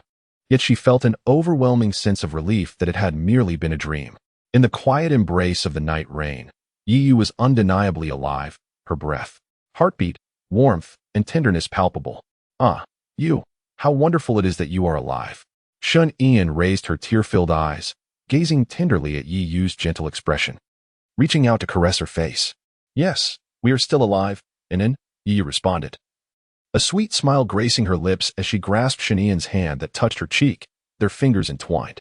The onlooker, moved by this tender scene, squeezed the small black creature in her hands with a mix of reproach and relief. Though this dream tormented Shun Ian, it illuminated the profound anguish of losing a loved one. The woman patiently awaited the conclusion of their affectionate exchange, when soon a clear, yet gentle female voice resonated. Darling, breakfast is ready. With that voice, a strikingly beautiful woman with long, straight black hair entered, her demeanor both cool and captivating, exuding an aura of distinct charm. Shun Ian glanced from the woman by the door to the one by the window, suddenly realizing that they too were a couple.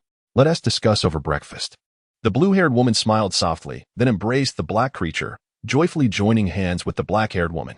Observing this, Shun Ian rose from the bed, following Yiyu. As they settled at the dining table, they encountered a curious sight.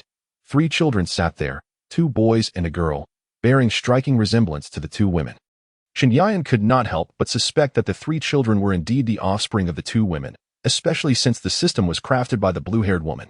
As Shun Ian pondered this, the blue-haired woman took a seat, a gentle smile gracing her lips as she softly introduced herself. Allow me to present myself. I am Feng Mushi, and beside me is my beloved, Jiang Shihan. As Feng Mushi spoke, she cast a doting gaze upon the 3 well-behaved children sitting nearby, proudly declaring, "And as you can see, they are our own flesh and blood."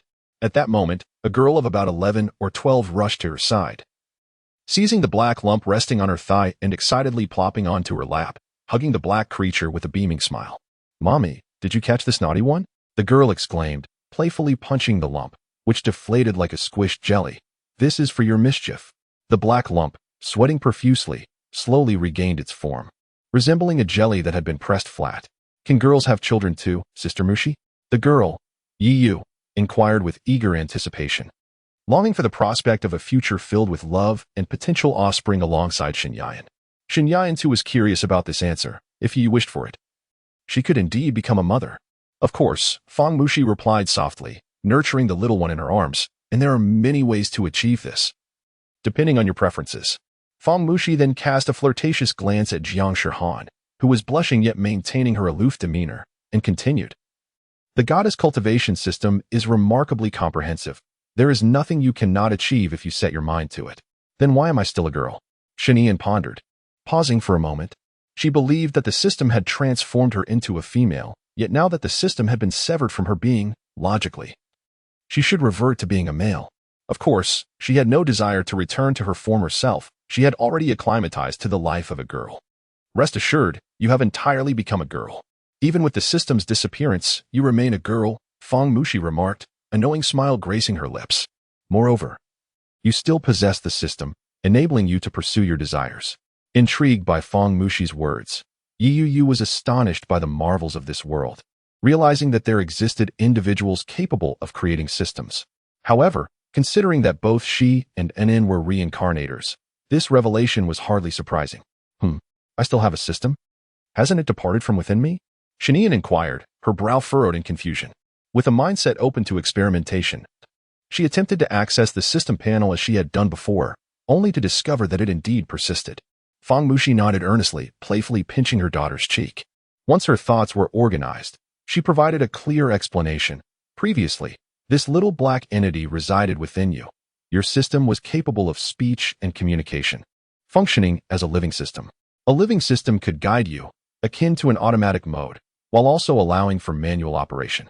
Now that it has detached from your being, your system has transformed into a dead system.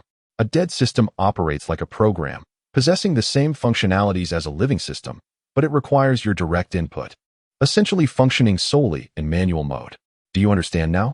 Feng Mushi spoke with confidence, her explanations clear and comprehensible.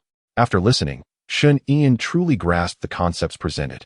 However, a question lingered in Shun Ian's mind, one filled with both confusion and anticipation. Sister Mushi, why have you chosen to bestow this system upon me? Shun Ian's inquiry was straightforward, To which Feng Mushi responded with a gentle smile. It is not I who have gifted it to you.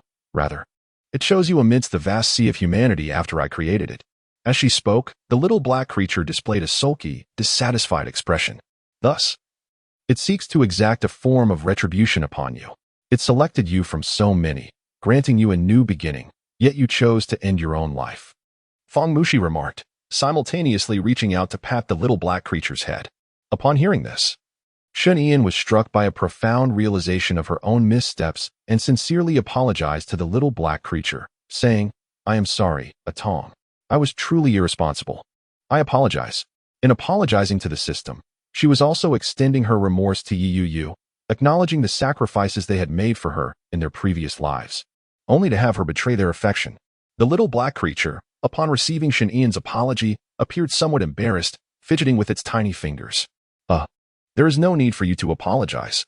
I too have made significant mistakes. Chapter 84. Shun Ian's desire for change both recognized their errors and offered heartfelt apologies. Observing this, Feng Mushi tenderly patted her daughter's head and smiled warmly. First, let us fill our stomachs. After we eat, we shall embrace life fully. With that, she playfully pinched the little black creature's cheek. From now on, you shall stay by my daughter's side, allowing Ian to share some private moments with Yu. The round black creature nodded in agreement, for Feng Mushi was its creator.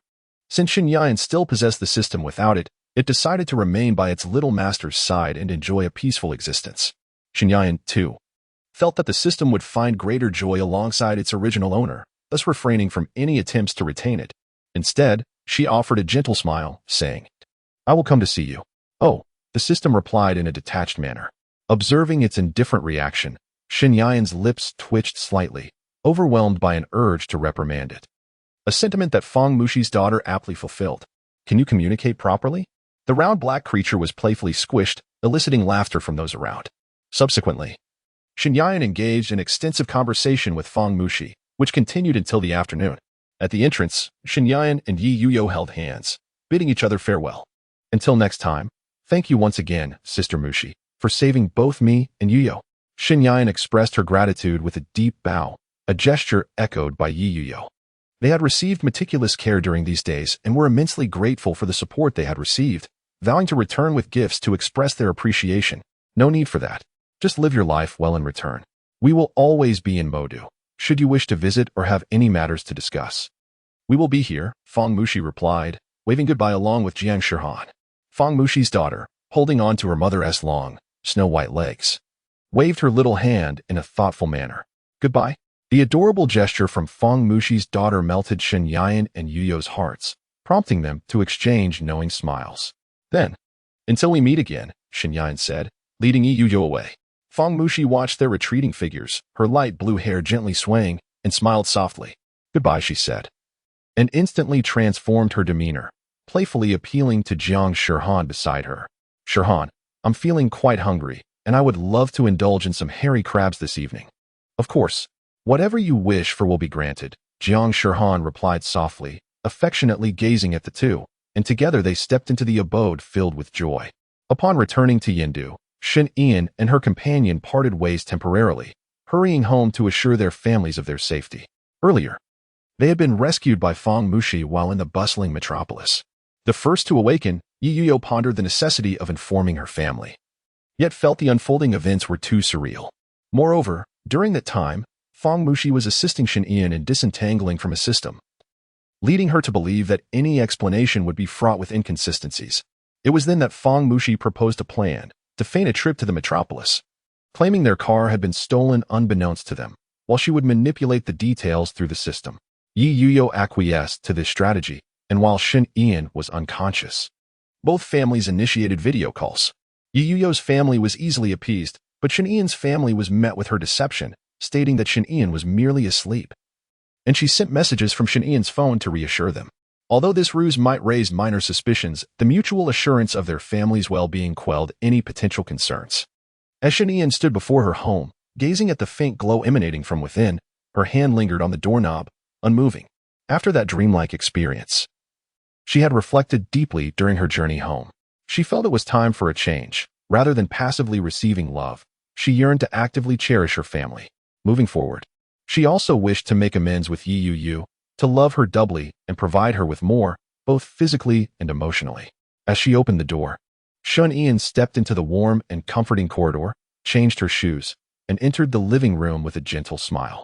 The room was quiet, with only one figure seated in a melancholic solitude, her mother, Ji Wanqing, who longed for her daughter. Though she had learned that her daughter was unharmed, her heart could not rest until she saw her, making it impossible to eat or sleep. Guess who I am?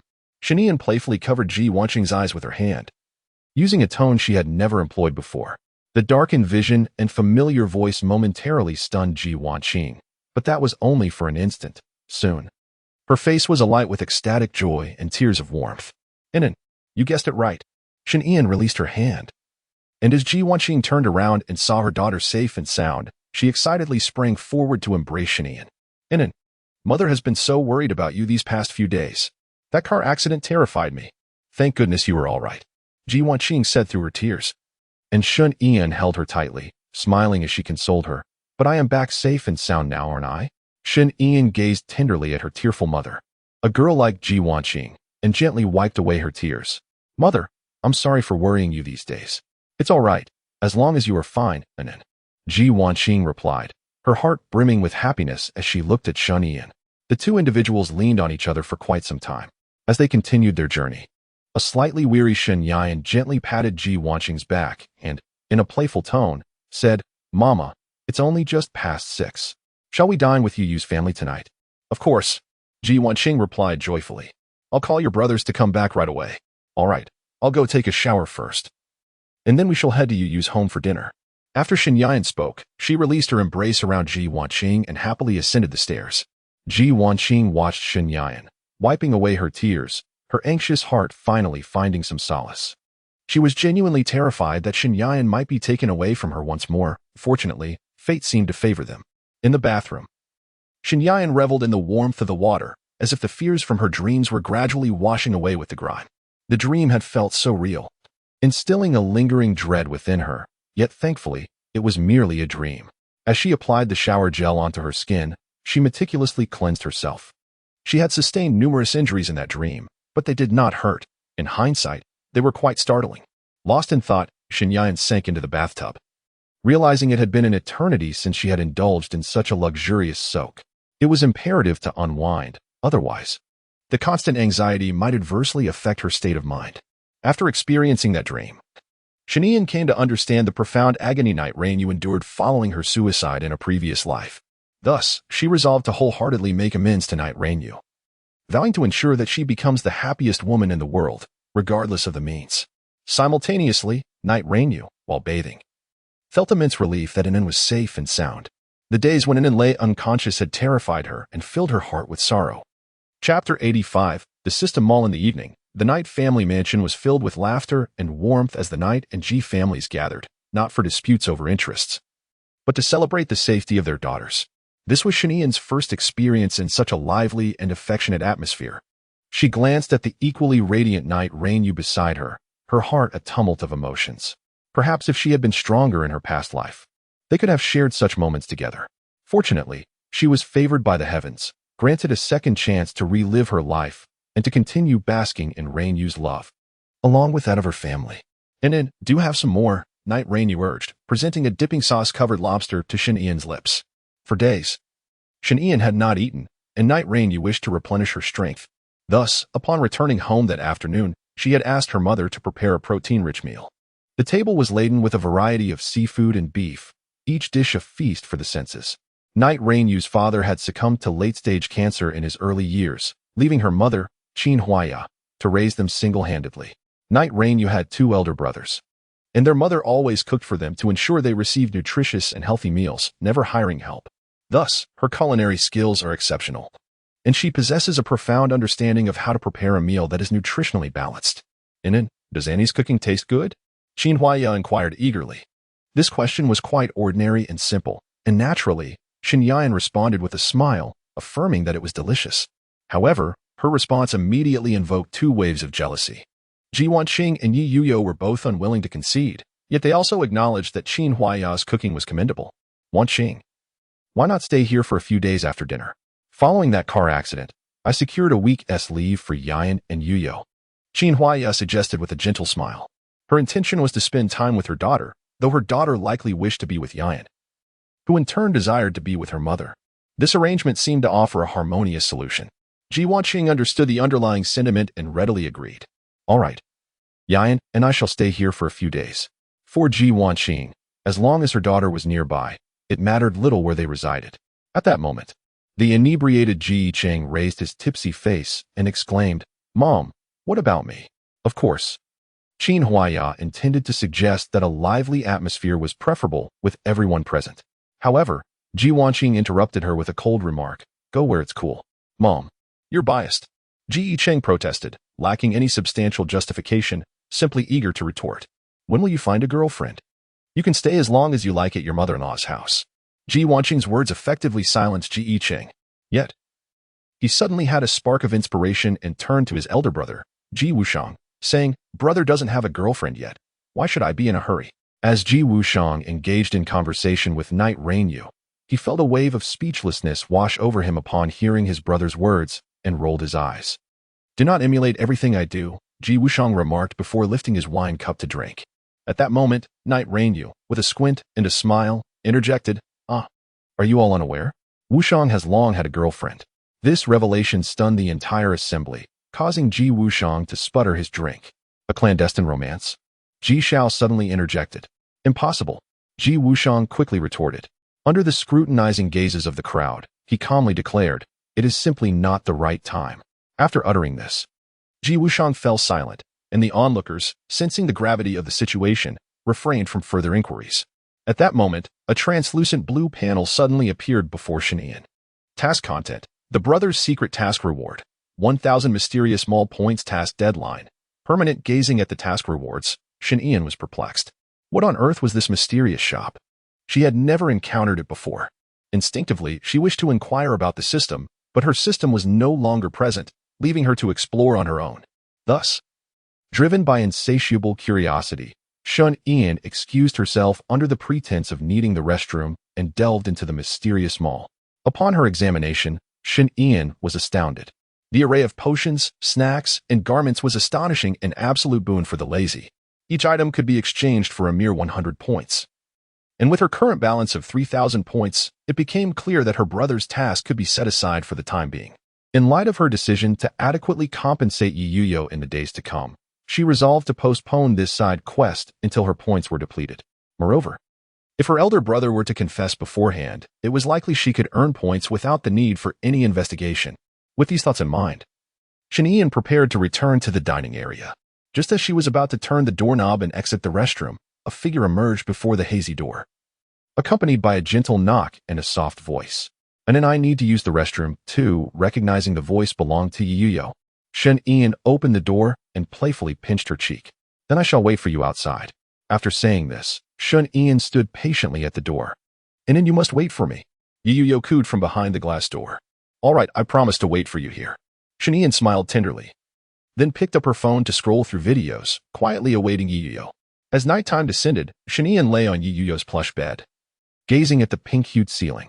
She reached out to embrace Yuyo, who was seated at the head of the bed, sipping hot water from a cup. Darling, do you have any place in mind that you wish to visit tomorrow?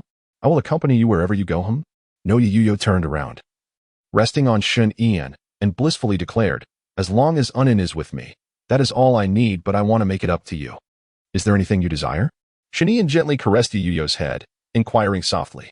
I desire nothing but your companionship. All I need is your love, and nothing else matters. Yuyo lifted herself, sitting upright, her hands cradling Shun Ian's flushed cheeks, their gazes intertwining with profound affection. Truly, Shun Ian was deeply moved. She reached out to caress Yuyo's face, her tone laced with tenderness. Your words bring me joy, yet they also evoke remorse. In my past life, I failed to cherish you as I should have, and for that, I am sorry. Any absence of affection is solely my fault. Yuyo gently urged Shun Ian not to burden herself with guilt, asserting that the fault lay with her instead.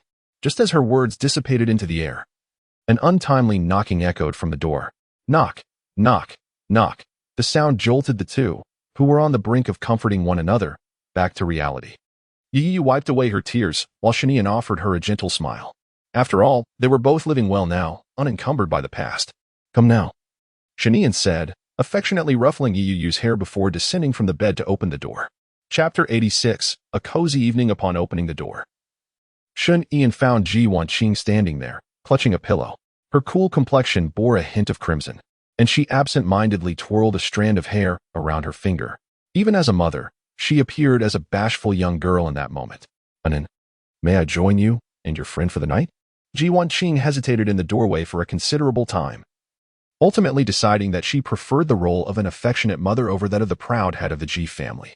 "Of course," Shanian replied softly, taking Ji Wanqing's hand and leading her into the room. Upon seeing Ji Wanqing, Yuyo set aside her grievances and welcomed her with a smile. "I apologize for intruding." Although Ji Wanqing had shared a bed with her daughters, she still appeared somewhat shy and reserved. "It's perfectly fine, mother. Please hurry and get some rest." Shanian lay down beside Yuyo, gently patting the space next to her. With her words, any lingering awkwardness dissipated from Ji Wanqing, who naturally removed her outer garments, revealing her translucent skin to the cool air. Having crossed the threshold of 40, her figure remained remarkably flawless, boasting a trim waist, alluring curves, and a youthful visage that could easily be mistaken for a woman in her early 20s. Unbeknownst to others, should she walk alongside Shanian, they might assume she was her elder sister. Nevertheless, she exuded the unique charm of a married woman, accompanied by a subtle, enchanting fragrance. As Ji Wanqing lay beside Shanian, she felt a warmth and comfort that had long been absent in her solitary existence. The joy of sleeping next to her daughter was a welcome reprieve. When the room was enveloped in darkness, Shanian did not rush to sleep. Instead, she leaned against her pillow and opened a game that Yuyo frequently played, the very one she had previously deactivated her account for. Although she had no desire to play, she wished to keep Yuyo company. Thus, she registered a new account. Her username remained the same, the invincible cosmic thunder dragon god. Observing Shanian immersed in her favorite game, Yuyu joyfully wrapped her arms around Shanian's, propping herself up and resting against her fragrant shoulder clad in a silk camisole, silently guiding her with her fingers. Being mindful not to disturb Ji Wanqing's slumber, she refrained from uttering a sound. Ji Wanqing, who had initially wished to snuggle with Shanian, noticed that both her daughters were still awake and thus rose to watch Shanian play. "Is the screen too bright, Mom?" Shanian gently inquired, glancing at Ji Wanqing, who was leaning against her other shoulder. She assumed the screen's brightness might be affecting her mother's sleep. However, Ji Wanqing shook her head and softly replied, "No. I merely wish to see what games Anan enjoys." She believed that as a mother, understanding her daughter's interest was a vital aspect of nurturing their bond. In this modest screen, the warmth of three souls coalesced. A faint smile graced Shanian's lips, as she felt a surge of joy from her triumphs in the game of life. Yet, within the game, she remained a novice, not only falling victim to low-level monsters but also being humorously labeled as a noob by the system. Witnessing this, Yuyu could hardly remain passive. She eagerly clicked on the recharge button, selecting the 648 tier and adding a quantity of 100. She then took out her phone, ready to scan and assist Shanian in purchasing a game currency. However, Ji Wanqing was quicker, promptly scanning to make the payment for Shanian, her face beaming with pride. As a mother, she aspired to provide her daughter with a life of abundance and luxury in reality, and naturally, she wished to extend that experience into the virtual realm as well.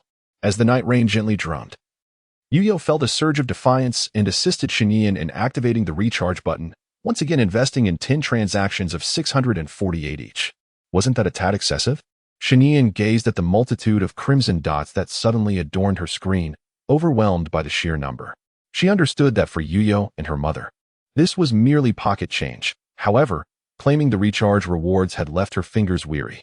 Yet, in the spirit of the open-world MMO game, fortified by the enhancements of in-game purchases, Shanian, albeit still a novice, found herself capable of triumphing even against seasoned players with automated support. It seemed she had truly become formidable.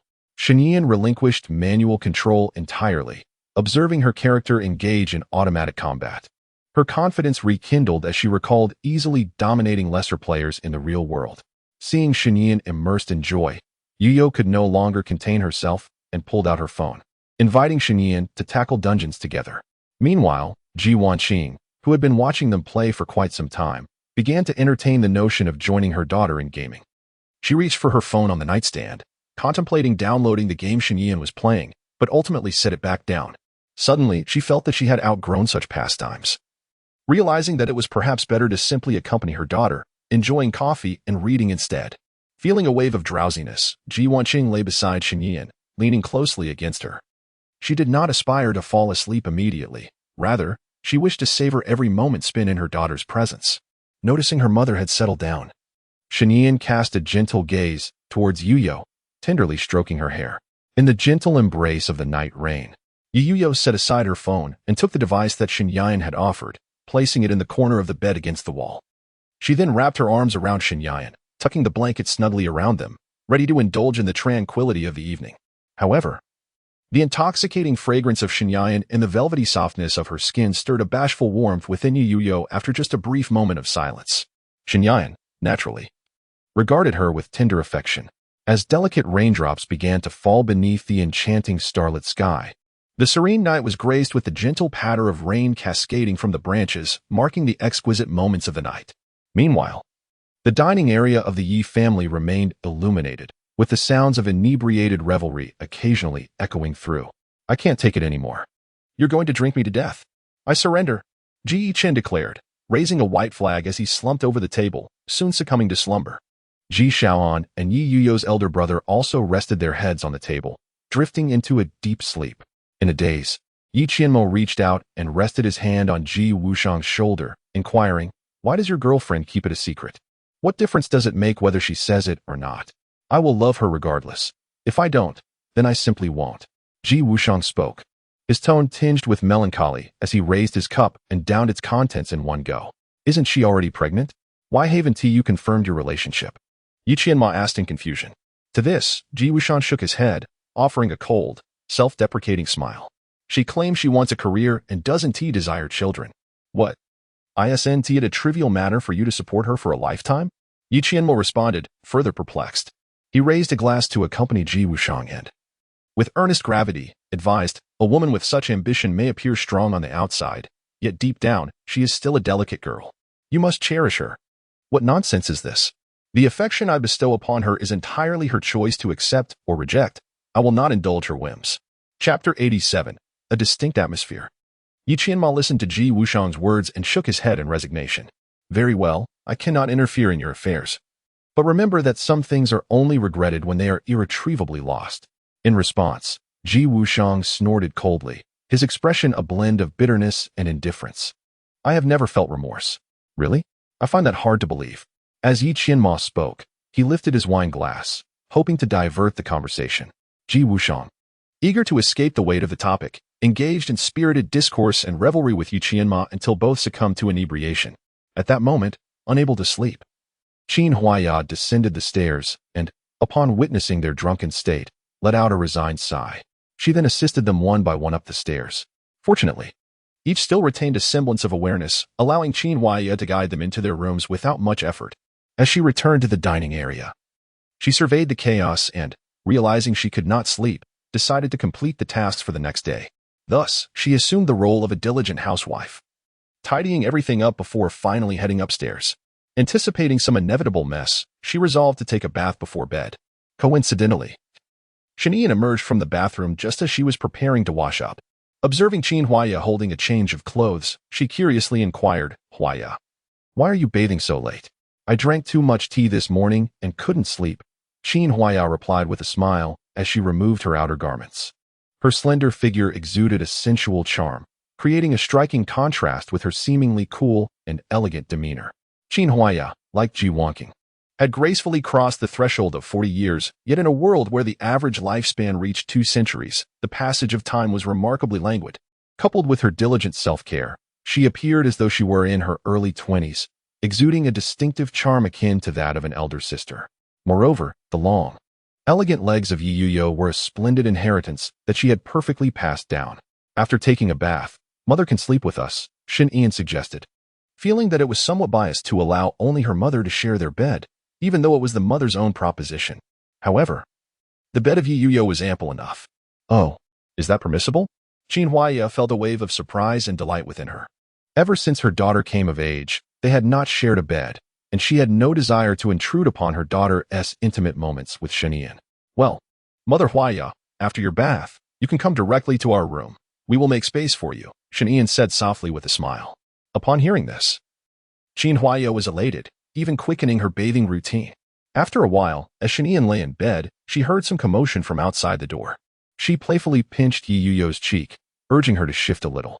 Yi Yuyo willingly cleared a corner of the bed, discreetly donning her undergarments. Qin Huaya quietly closed the door and tiptoed onto the bed.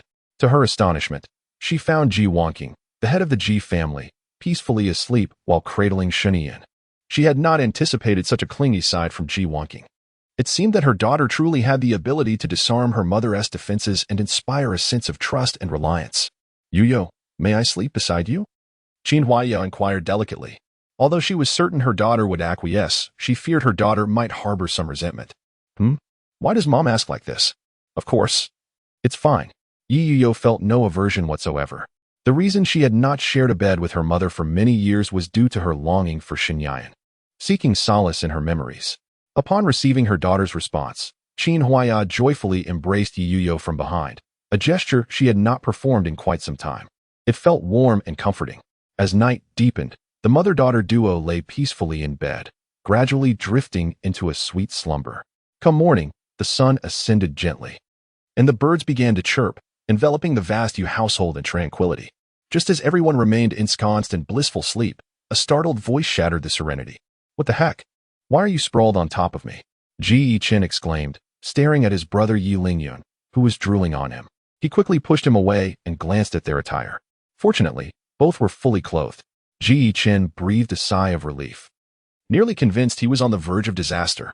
Ouch! What was that for? Yi Lingyun grumbled, slowly rising from the floor while nursing his forehead. My apologies. My apologies. I was nearly frightened to death, Ji Yichen said, scratching his cheek awkwardly. As he spoke, a sudden commotion beside him caused him to glance over, startling him once again. What the heck? Can you all keep it down? It's early in the morning. Ji Shaoan, who had been sleeping next to Ji Yichen, irritably tugged at the blanket and turned away, completely unaware that his foot was resting on Yi Qianma's waist. Ji Yichen observed the scene before him, a frown forming on his forehead, nearly convinced that a brotherly drama was about to unfold. As he contemplated this, he resolved to indulge in a brief slumber.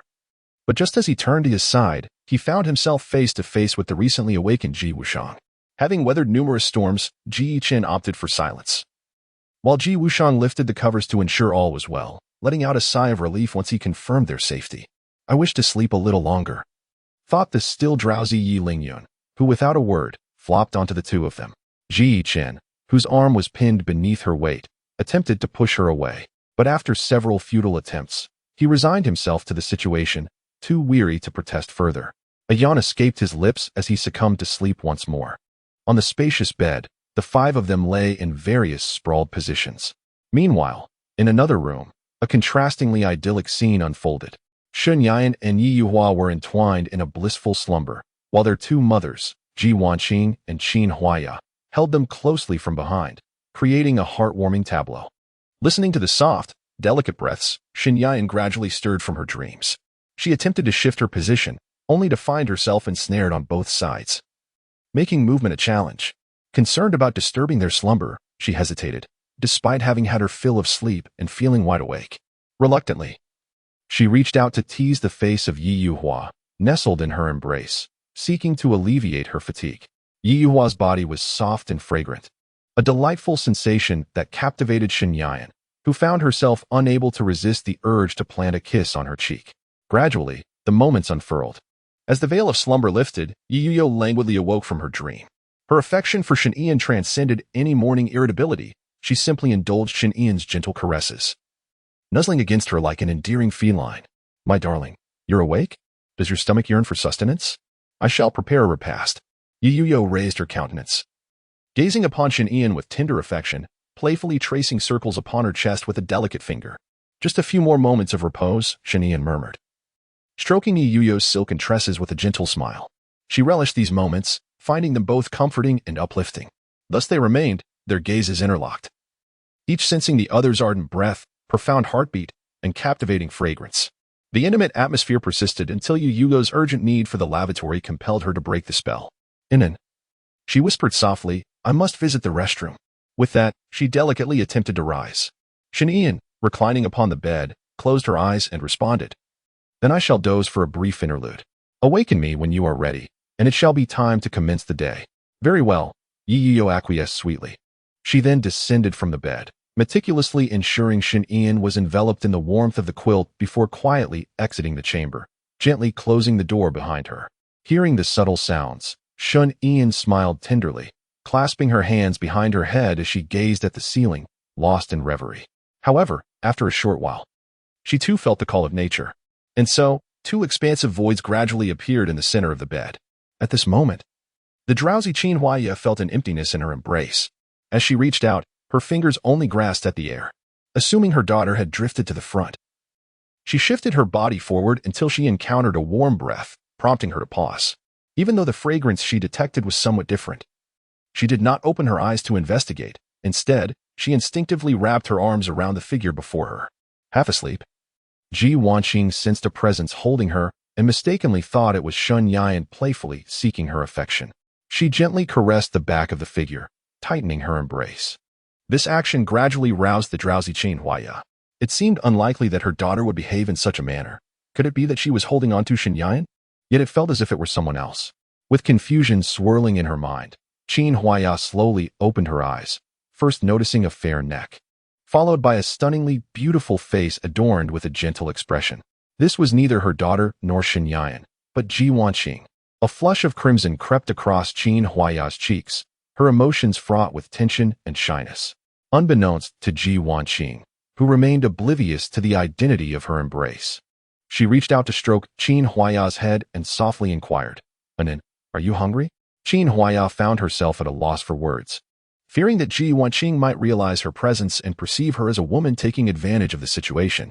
Yet, even in her silence, Ji Wanqing gradually sensed something was amiss. The sensation and fragrance were distinctly different, suggesting this was not her daughter. With a perplexed expression, Ji Wanqing opened her eyes, and upon recognizing that it was Qin Huaya in her arms, her composure instantly faltered. "Huaya, how come you?" Ji Wanqing quickly released her grip. And at the same moment, Qin Huaya also let go, turning away in embarrassment, her back to Ji Wanqing as she feigned composure and explained, "I was half asleep just now. I thought it was Yuyo." "Oh, I apologize. I too mistook you for Yan," Ji Wanqing replied, gradually regaining her composure upon understanding the situation. It seemed to be merely an unfortunate accident. However, where had her daughter gone? Could it be that she had risen to prepare breakfast? If so, as a mother, she had failed in her duties by not waking early to make her daughter a heartfelt meal. She tossed aside the covers and slowly got out of bed, saying, "Yan and the others should be awake by now. If you wish to continue sleeping, I will take care of breakfast." As Ji Wanqing spoke, she sat at the head of the bed, donning her clothes and tying up her hair. "It's all right. I am no longer tired," Qin Huaya replied as she dressed and folded the blankets. Subsequently, the two exchanged awkward glances and, without a word, stepped out of the room together. While walking side by side, Qin Huaya remained preoccupied with the earlier incident, yet Ji Wanqing chose not to comment, considering it perhaps a rather ordinary mishap. "Mom, you're awake." After finishing her morning routine, Shen Yan appeared, holding on to Yu Yuyo and meeting her mother's gaze. Ji Wanqing looked at Shen Yan with warmth and inquired, "What would you like for breakfast this morning?" "I shall prepare it for you. Mom, don't worry about us. Yuyo and I'll handle breakfast," Shen Yan smiled as she replied. "All right then," Ji Wanqing softly acquiesced, feeling quite eager to sample the heartfelt meal her daughter would create. Qin Huaya shared this sentiment, having not enjoyed her daughter's breakfast for quite some time. After a brief conversation, Shen Yan guided Yu Yuyo from the third floor down to the kitchen on the first floor, embarking on the preparation of breakfast. "How many of us are there in total?" Shen Yan inquired, gazing at the eggs laid by the doves. "One fried egg for each person will suffice," replied Yu Yuyo. As she began to showcase her culinary skills, Shen Yan stood by her side, assisting her. Although she initially intended to cook by herself, Yu Yuyo insisted on helping, wishing to spare her from exhaustion. However, given the number of people in their household, it would be quite taxing for Yu Yuyo to manage alone. As Shen Yan lent a hand, she also took the initiative to prepare beef sandwiches. Ultimately, the table was adorned with fried eggs, sandwiches, steak, and fruit salad, complemented by steaming cups of milk. Shen Yan had heard from Yu Yuyo that this particular brand of milk was delightful, brimming with a rich, creamy aroma. Although Shen Yan had never tasted it, she remained unconvinced, for nothing could compare to Yi Yuyo's essence. Our daughters are truly remarkable, exclaimed Qin Huaya, who had just come downstairs after freshening up, admiring the sumptuous breakfast spread. Ji Wanqing, upon seeing the steaming dishes on the table, echoed her sentiments. It smells wonderful. It looks absolutely delectable. As the two mothers settled down, Shen Ian poured hot milk into their cups and then set the milk jug aside, saying, I will go wake them up. No need. They likely won't get up anyway. Let them fend for themselves. If there's nothing to eat in the morning, they can have lunch instead, Qin Huaya gently replied. Ji Wanqing concurred. Just sit down, and they will rise when they are hungry. They're not children anymore. Although Ji Wanqing spoke casually, had Shen Yan been indulging in a leisurely slumber, she would undoubtedly have tenderly brought breakfast to his room, personally serving him. Very well. Shen Yan took a seat and began to slice the steak for Yi Yuyo. She feared that rousing them might lead to an encounter with an embarrassing scene, one that could be quite distressing to behold. However, had her brother and younger siblings possessed such masculine charm, she would have readily accepted it. Just as Shen Yan was lost in these thoughts, the phone left on the table by Ji Wushang the previous night began to ring. She picked it up and glanced at the screen, noting a contact named Shiya. Shen Yan hesitated to answer, concerned that it might invade her brother's privacy. Yet the ringing persisted a second time. Sensing a potential urgency, she decided to take the call. Wushang, I've thought about this a lot. Shall we get married? The voice on the other end delivered shocking news, leaving Shen Yan momentarily stunned. Wushang, are you still angry with me? The woman inquired. He is still asleep, Shen Yan finally managed to reply. Just as she finished speaking, she was met with the woman's fervent questioning. Who are you? How do you have Wushang's phone? Where is he? Shen Yan found herself at a loss for words. Chapter 89. Ji Wushang's girlfriend, I am his sister. Shen Yan replied calmly. She had anticipated that the woman's misunderstanding would be cleared, yet, to her surprise, the woman responded with a frosty tone. How come I didn't know he had a sister? Have him come to the phone. He is still asleep, Shen Yan reiterated. Upon hearing her words, the woman lying in bed on the other end of the line immediately sat up, her voice trembling with excitement. No. I have already told you I am his sister. A sister cannot. You misunderstood. I am in the kitchen while he is still asleep in the bedroom. You even prepared breakfast for him. Shen Yan found herself at a loss for words. It seemed that the more she explained, the more tangled the situation became. Consequently, she ascended the stairs, making her way to Ji Wushang's sleeping quarters. Upon opening the door, she entered the room and beheld 5 men sprawled across the bed. Her gaze fixated on Ji Wushang, who remained lost in slumber. She approached him and pinched his nose until he was roused from his dreams. Your girlfriend is calling, Shen Yan announced, handing her phone to the bewildered Ji Wushang, before casually exiting the room and closing the door behind her. As she was descending the stairs, she could still hear the woman on the other end, her voice laced with tears, questioning loudly. In response, Shen Yan let out a resigned sigh, contemplating that she would refrain from answering calls for others in the future to avoid such misunderstandings. Upon returning to the dining area, she had barely settled into her chair when Yi Yuyu placed a slice of sandwich at her lips. And you must eat quickly, it will get cold. Shen Yan bit into the food on her fork and affectionately patted Yi Yuyu's head. At that moment, Ji Wanqing set down her cup of hot beverage and, looking at Shen Yan with a puzzled expression, inquired, What happened? Was it his girlfriend who just called your brother? Upon hearing the recent conversation, Ji Wanqing surmised that the individual in question was likely her eldest son's girlfriend. However, she sensed a hint of naivety or perhaps an excess of sensitivity in the matter. She held no particular expectations regarding her son's partner. Attributes such as physical appearance, the integrity of their limbs, family background, or gender were inconsequential.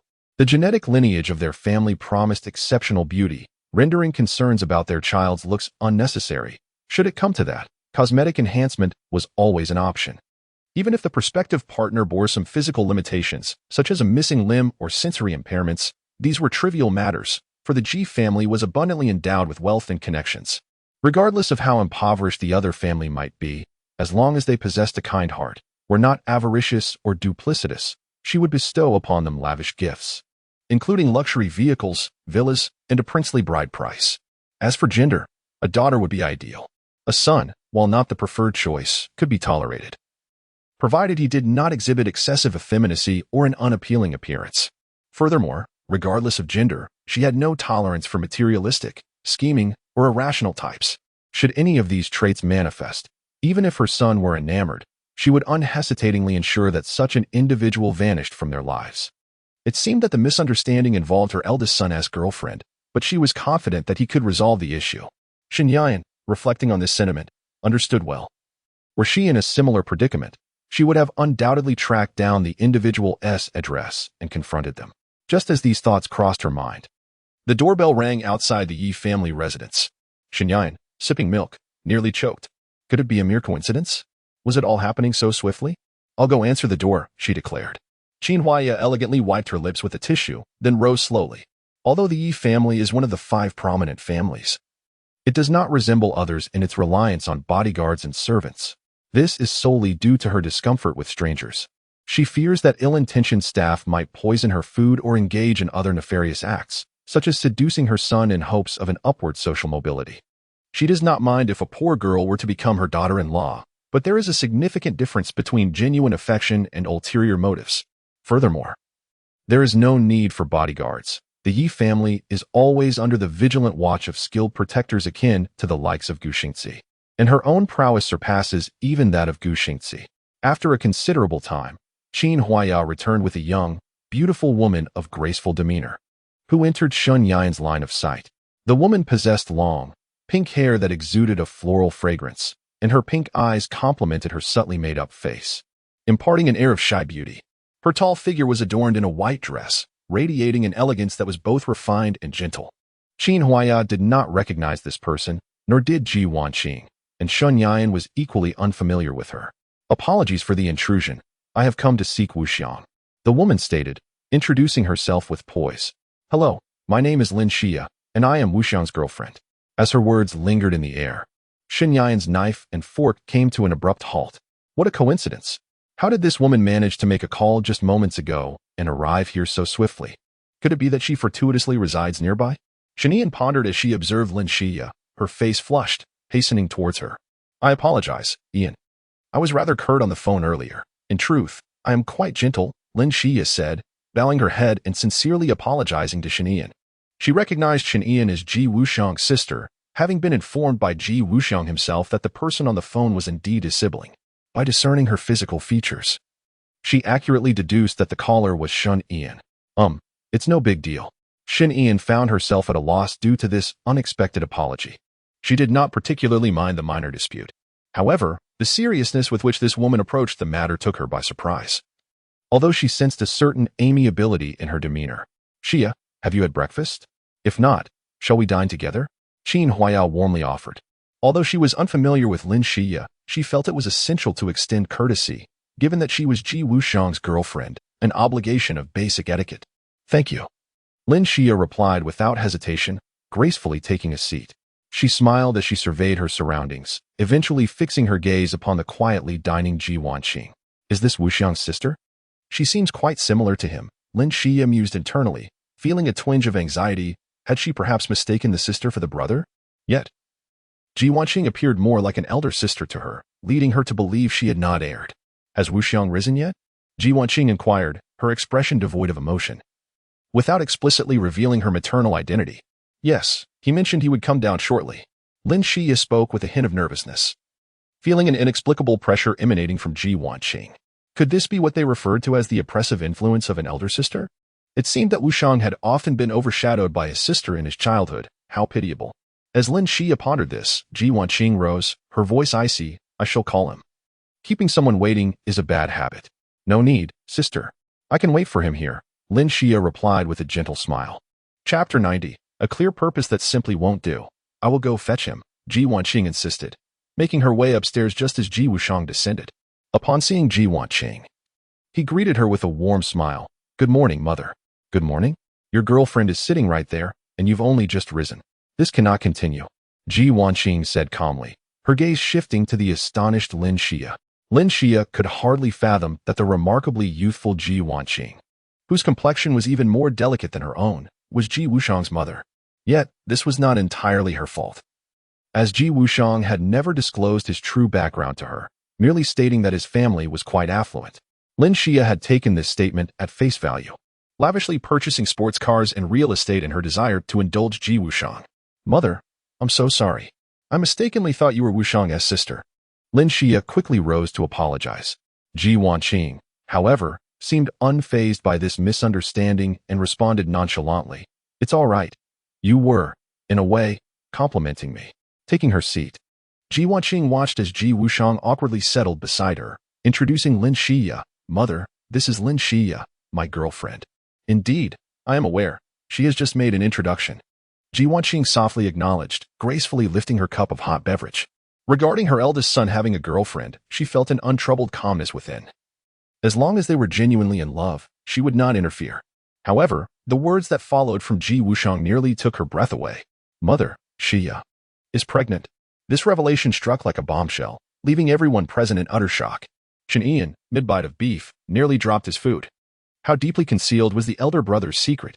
Ji Wanqing intended to reprimand Ji Wushang for revealing their relationship only now, especially with Lin Xia's pregnancy.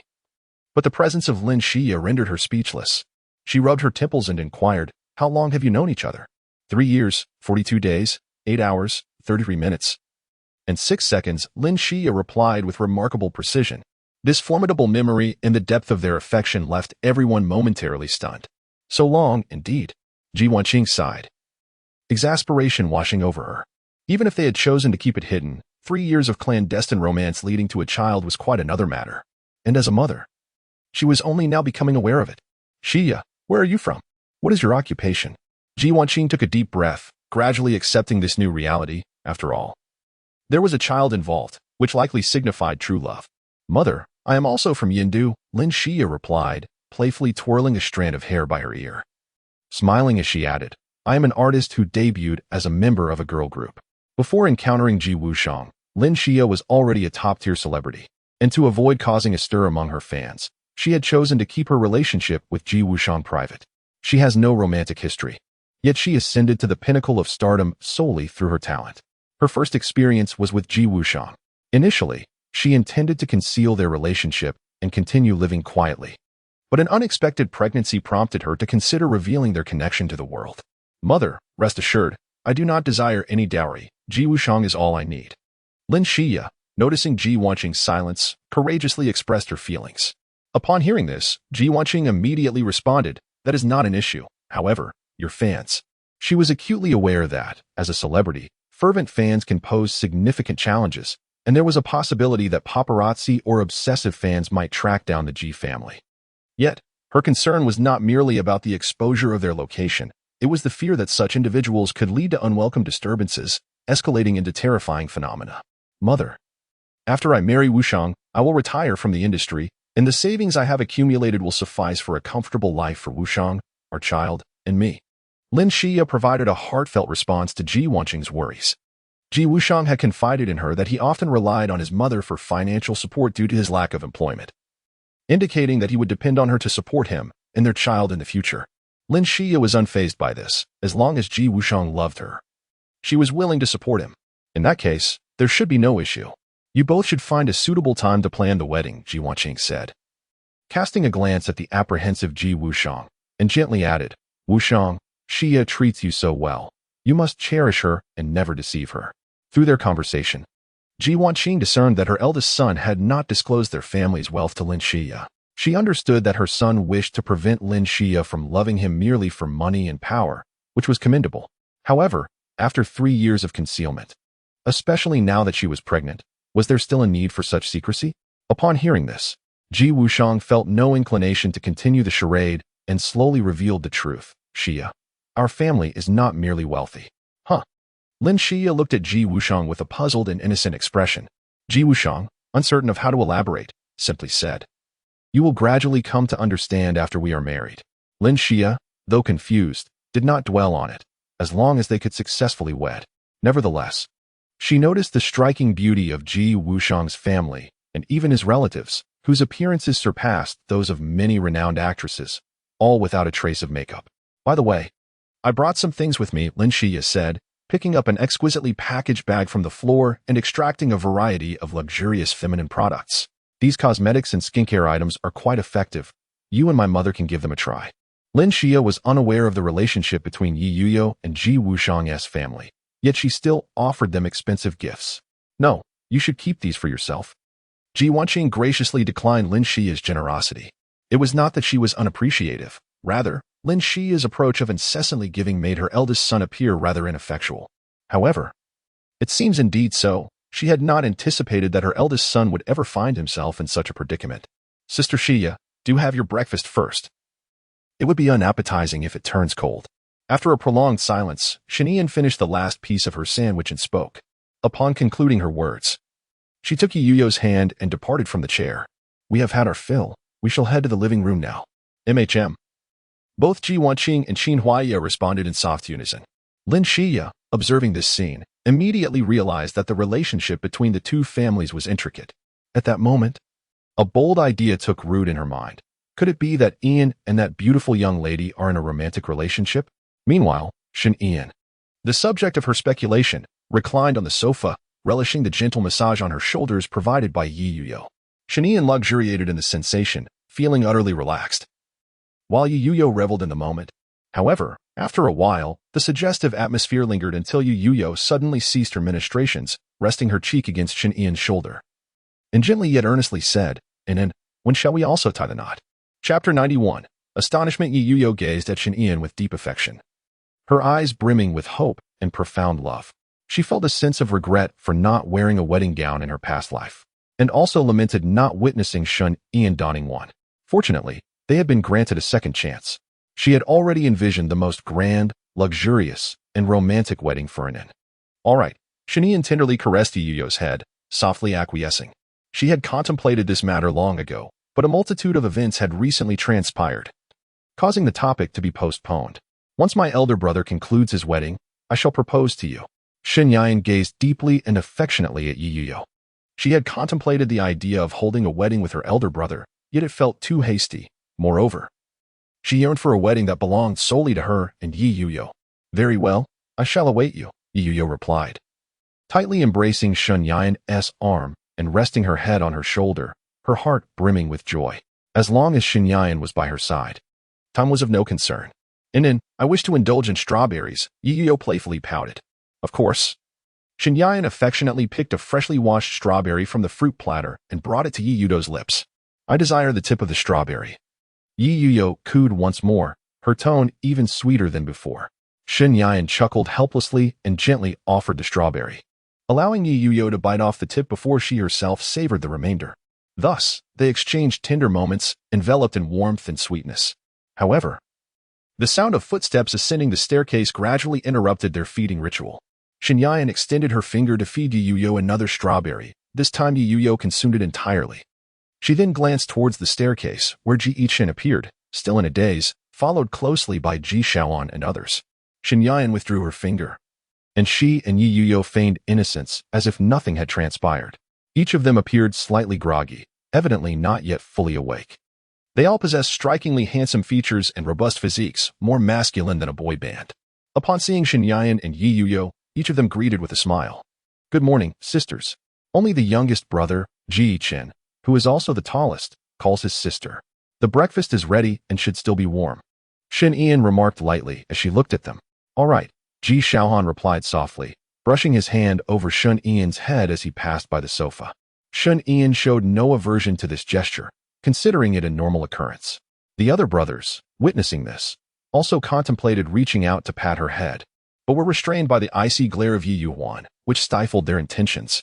As for the younger brother Ji Yichen, he naturally refrained from touching his sister's head, fearing the consequences of a swollen crown or a painful rear end. Just as they were about to enter the dining area, Ji Wushang emerged with Lin Xia. Ji Shaohan was the first to be taken aback. He had been wondering why Ji Wushang had risen quietly that morning, only to realize he had come to greet his sister-in-law.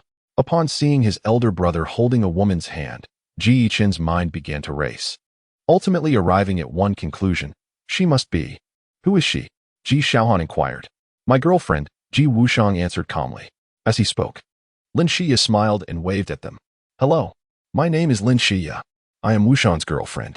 Lin Xia had heard Ji Wushang mention that he had two younger brothers and a sister.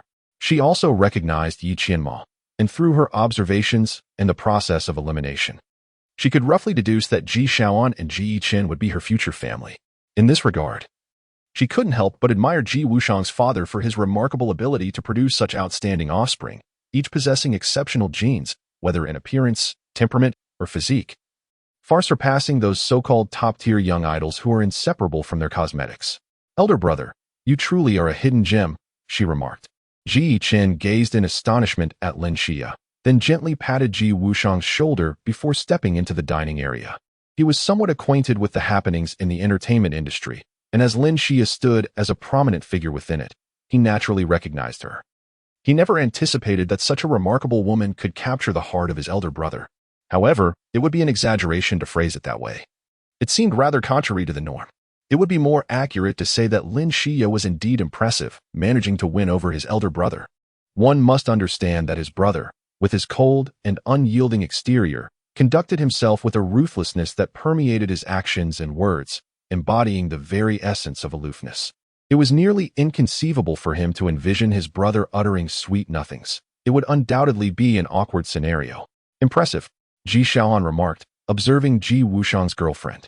However, his praise was not merely for his brother bringing a partner, but rather for Lin Xia's extraordinary capability to penetrate the icy facade of his elder brother's heart. The thought was so unfathomable that he wondered if his brother might still be under the influence of alcohol. With disbelief, Ji Xiaohan proceeded into the dining area. Meanwhile, Lin Xia noticed their reactions seemed to reflect sheer shock, leading her to believe they might have seen her on television and were now taken aback to discover that their sister-in-law was indeed a celebrity. She regarded this as a common occurrence among people, yet she felt a sense of astonishment, as she had not anticipated that Ji Wushang's family possessed such exceptional genes. Upon reaching this point, she discovered that the residence was indeed a villa, estimated to be worth no less than 10 million. This indicated that Yi's girlfriend's family was quite affluent, and given that Ji Wushang and Yi Qianma shared a friendship, she speculated that when Ji Wushang mentioned having a little money, it likely referred to his own definition of modest wealth. Furthermore, Ji Wushang had just previously remarked that their family was not merely somewhat wealthy. All these signs suggested that Ji Wushang had not been entirely forthcoming with her. Lin Xia realized this but chose not to reveal her understanding. She recognized that perhaps Ji Wushang wished to conceal the truth to ensure she was not drawn to him for his status or wealth. "Xia, please take a seat on the sofa," Qin Huaya said as she entered the living room, addressing the two who were momentarily taken aback. "All right. Thank you." Lin Xia intended to express her gratitude with a respectful title, yet she had not fully grasped the relationship between the Ji and Yi families, leaving her uncertain about how to address them. She feared a repeat of the incident where she mistakenly referred to Ji Wushang's mother as sister. Ji Wushang guided Lin Xia to sit on the sofa, coincidentally placing them directly opposite Shun. Yi and Qin Huaya warmly attended to them, preparing tea. Yet the atmosphere remained thick with silence, as none of them were particularly adept at conversation. "What a lovely day it is today," Lin Xia remarked cheerfully, attempting to break the silence. "Yes, quite nice," Shinian replied curtly, causing the atmosphere to lapse back into awkwardness. However, as a seasoned veteran in the entertainment industry, Lin Xia soon found another topic to discuss. "Ian, are you and Yu good friends?" Lin Xia has already deduced that Shun Ian and Yi Yuyo are in a romantic relationship, yet she still inquired subtly. Chapter 92. The Self-Inflicted Consequences of Qin Huaya. As Shun Ian leaned against Yi Yuyo's shoulder, she smiled gently. Yi Yuyo felt elated by her calmness, affectionately ruffling her hair. "I was correct in my assumptions. You two indeed appear to be a match made in heaven," Lin Xia remarked with a slight smile, admiring their courage. After all, some outsiders might find same-sex relationships difficult to comprehend, much like the female celebrities she knew who faced unbearable online backlash after their same-sex romances were exposed. "Thank you for the compliment," Shin Ian replied politely, unfazed by others' opinions. "Ian, do you wish to become a star? If so, I would be willing to assist you," Lin Xia offered, taking a seat beside Shin Ian. "With your looks, you would surely attract countless admirers." "And what about Yuyo? Do you wish for that as well?" "Not at all," Shin Ian and Yi Yuyo harmoniously declined. They simply desired to spend each day peacefully together, unrestrained and free, eventually marrying and raising a family in blissful harmony. "Xia, please do not involve my sister in such a chaotic industry," Ji Wushang interjected, taking a sip from his teacup. He had witnessed the nature of the entertainment world, filled with individuals who indiscriminately sought to exploit others. However, he had managed to mitigate the prevailing atmosphere in the industry with his actions. "Rest assured, I will protect Ian and Yuyo. Should anyone dare to harm them, I will ensure that such a person faces severe consequences." Lin Xia made a promise, exuding confidence. As a scion of a powerful underworld family, she had been untouchable since her entry into the entertainment industry, firmly opposing any form of coercion or temptation. Well, didn't Ian and the others say they wouldn't become stars? Ji Wushang remarked, leaning back against the sofa. Upon hearing this, Lin Xia felt a pang of regret. After all, with the striking looks of Shen Ian and her companions, attaining top-tier status would be effortless.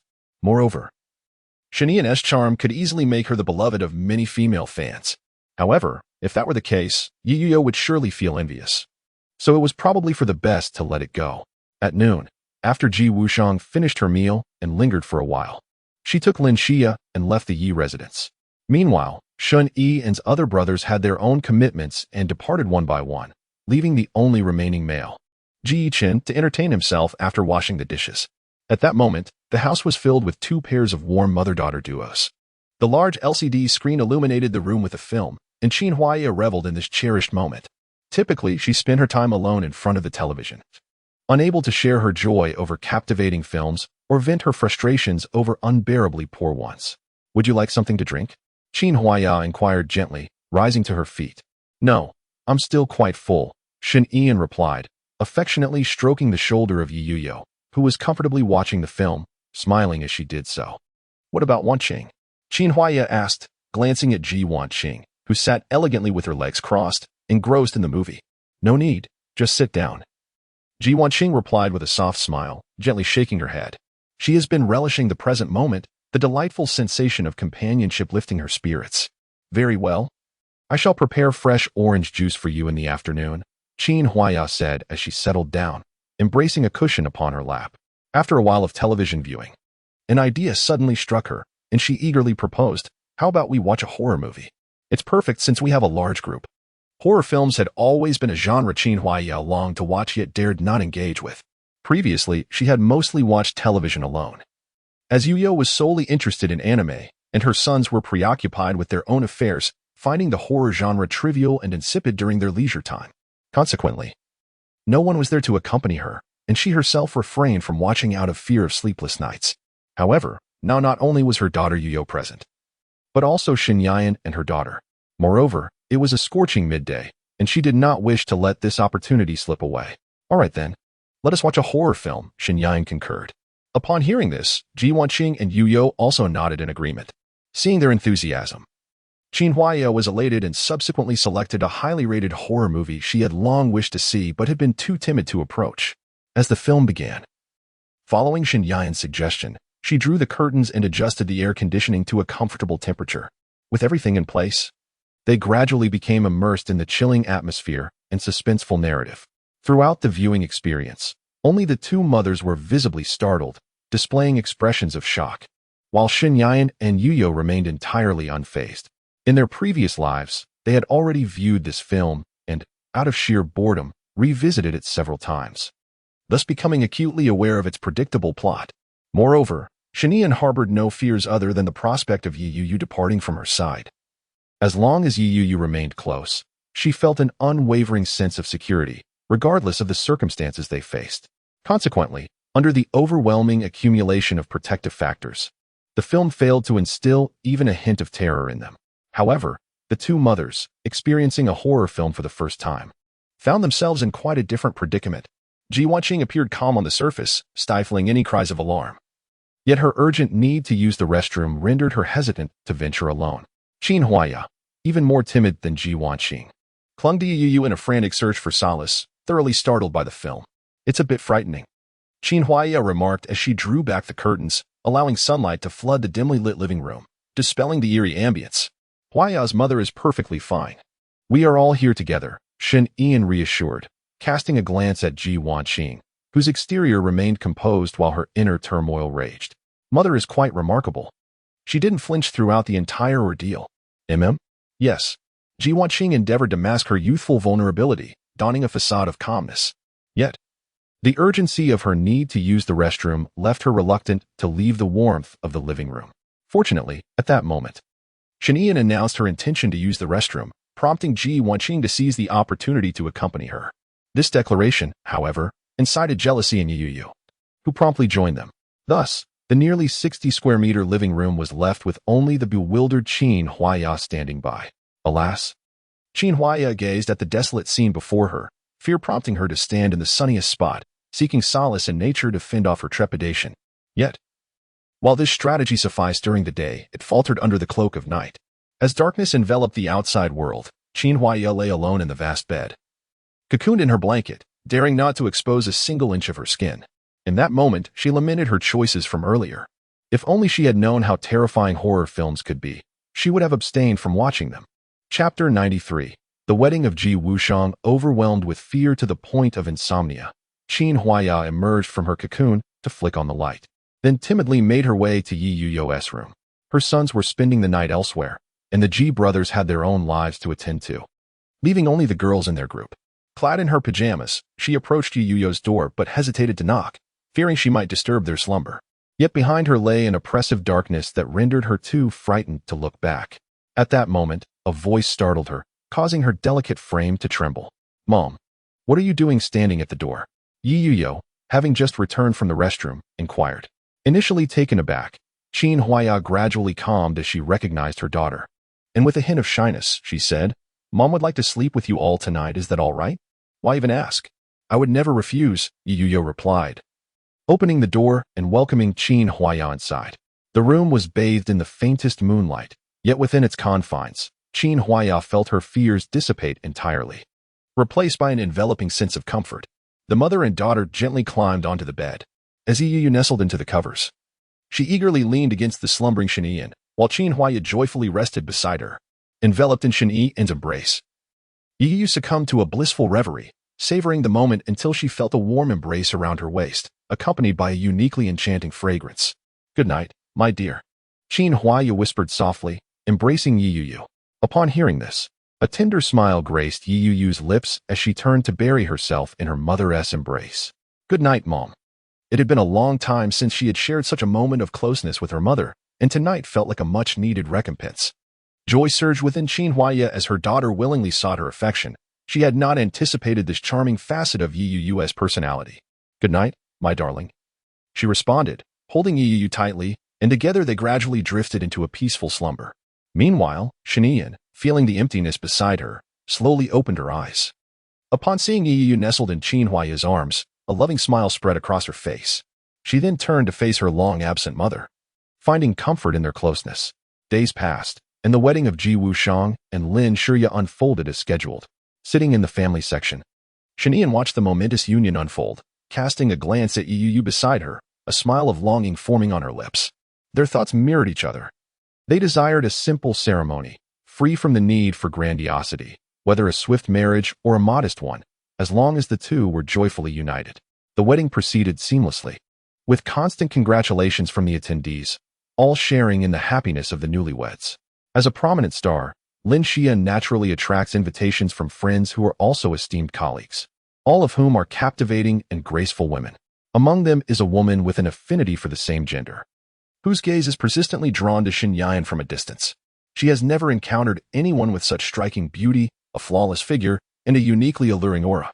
Even amidst a crowd of female celebrities who often gain attention for their looks, she has never felt such a stirring attraction. Moreover, Shen Yan possesses an ethereal beauty that exudes both charm and confidence, perfectly aligning with her longing for a delicate partner.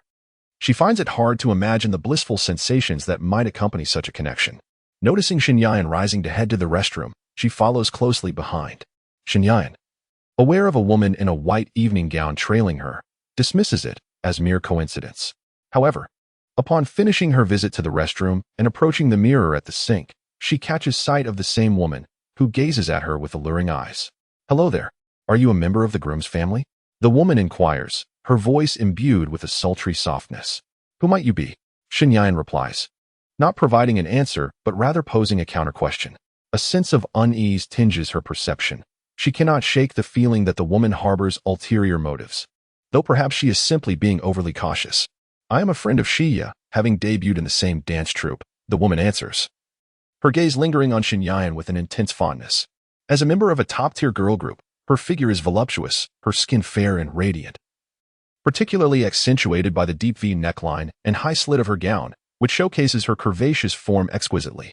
Oh, Shinyan responds, feeling a sense of indifference upon learning that the woman is not affiliated with Lin Shiya's family, and she promptly turns to leave after washing her hands. However, upon witnessing this, the woman promptly pursued her, attempting to ensnare her arm with a slime. I am Snowcur. Might we become friends? Snowcur, unwilling to forfeit any opportunity, took the initiative with unwavering confidence. As a star, her contact information was highly sought after, and perhaps Shinyan was feigning ignorance of her identity, concealing a bashful heart. As long as you are friends with Sister Shirya, that suffices, Shinyan politely declined. Apart from her family, her contacts included only her counselor. She refrained from adding anyone else. Of course, there were exceptions, such as Xiao Xiao and Yi Zilin. The mere thought of Xiao Xiao brought back memories of a tragic fate. Currently, there was no remedy for amyotrophic lateral sclerosis. In her previous life, she had desperately pleaded for assistance, yet the system had refused to help her save Xiao Xiao. However, circumstances had changed. Thanks to Sister Mu Shi, she now wielded control over the system. The system's marketplace featured a product known as the Universal Medicine, which required a certain amount of points for redemption. Previously, she had completed the secret task of her brother without investigation. Initially, she intended to exchange for other high-tech items, but upon seeing the Universal Medicine, she conceived the idea of accumulating points. Yet, last night, she discovered that she could modify those points, obtaining them without completing tasks, effectively allowing her to acquire items from the marketplace at no cost. Reflecting on this, Shen Ian disregarded Snow Kur, who incessantly sought to engage her in conversation, and returned to her seat. Observing Shun Ian's indifference, Snow Kur felt a pang of disappointment and frustration, yet she could not approach her again. She could only return to her position and await another opportunity. What have I failed? The renowned woman observed the dejected Shue Kur returning, feeling quite surprised. She was well aware of Shue Kur's prowess, capable of effortlessly captivating a naive heart. Yet, the expression on her face betrayed a sense of defeat.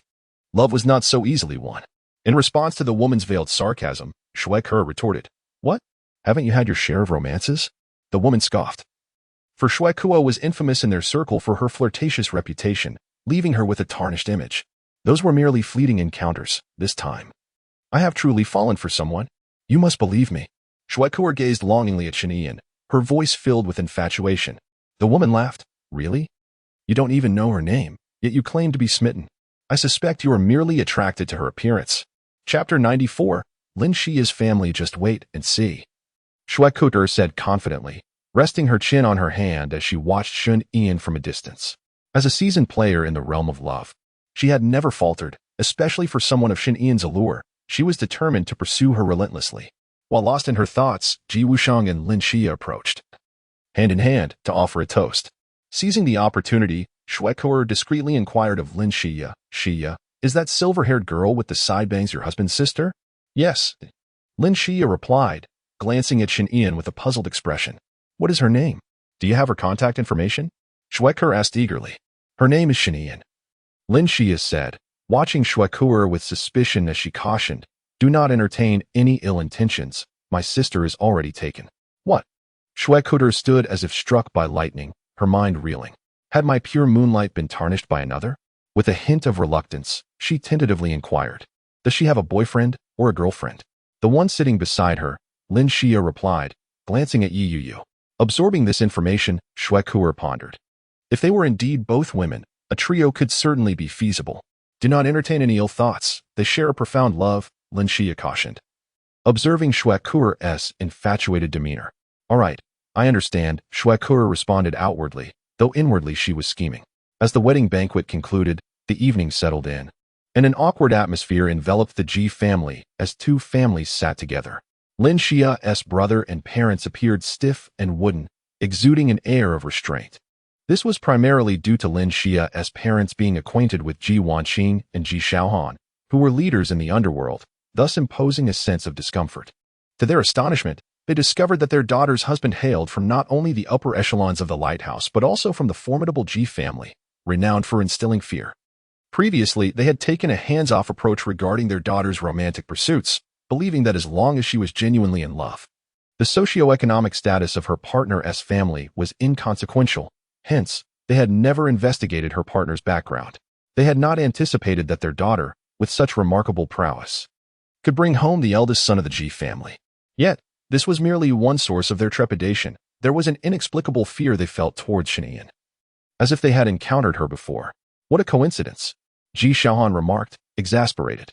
Recently, the lighthouse has set its sights on the 5 great families, seeking to diminish their influence. Unbeknownst to them, the elder brother's wife happens to be the daughter of 2 prominent underworld leaders, despite their familial ties as executives. The waters between them are anything but tranquil. How fortuitous. Lin Xia's mother awkwardly scratched her cheek. As a mother, she bore the visage of a youthful girl, her stature delicate. Her husband resembled a refined assassin, donning spectacles and speaking with an affable demeanor. Ha ha ha. Indeed, who would have thought we share such a connection? Huh. Mom and Dad, do you know Brother Xiaoan? Observing their familiarity, Lin Xia inquired. To some extent, yes, Ji Xiaoan replied while brewing tea. Upon hearing this, Lin Xia's parents nodded in agreement. Witnessing this dramatic scene, Shen Yan nearly burst into laughter.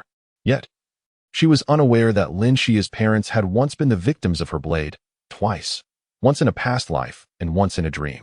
However, they remained oblivious to this truth, and it would forever elude their understanding. Mother-in-law, your children possess splendid genes, especially your Yan, so remarkably beautiful. Lin Xia's mother attempted to shift the conversation, hoping to foster a more harmonious atmosphere. Indeed, my Yan is quite beautiful, and Xia is not lacking either. Ji Wanqing, who seldom engaged warmly with others, even the heads of prominent families, found herself at a loss for words and could only continue the conversation along the same vein. Yet, after her remark, silence once again enveloped the gathering. The parents of both parties found themselves at a loss for words, while Ji Wushang, inebriated, and his 2 brothers, accustomed to their usual aloofness, remained silent.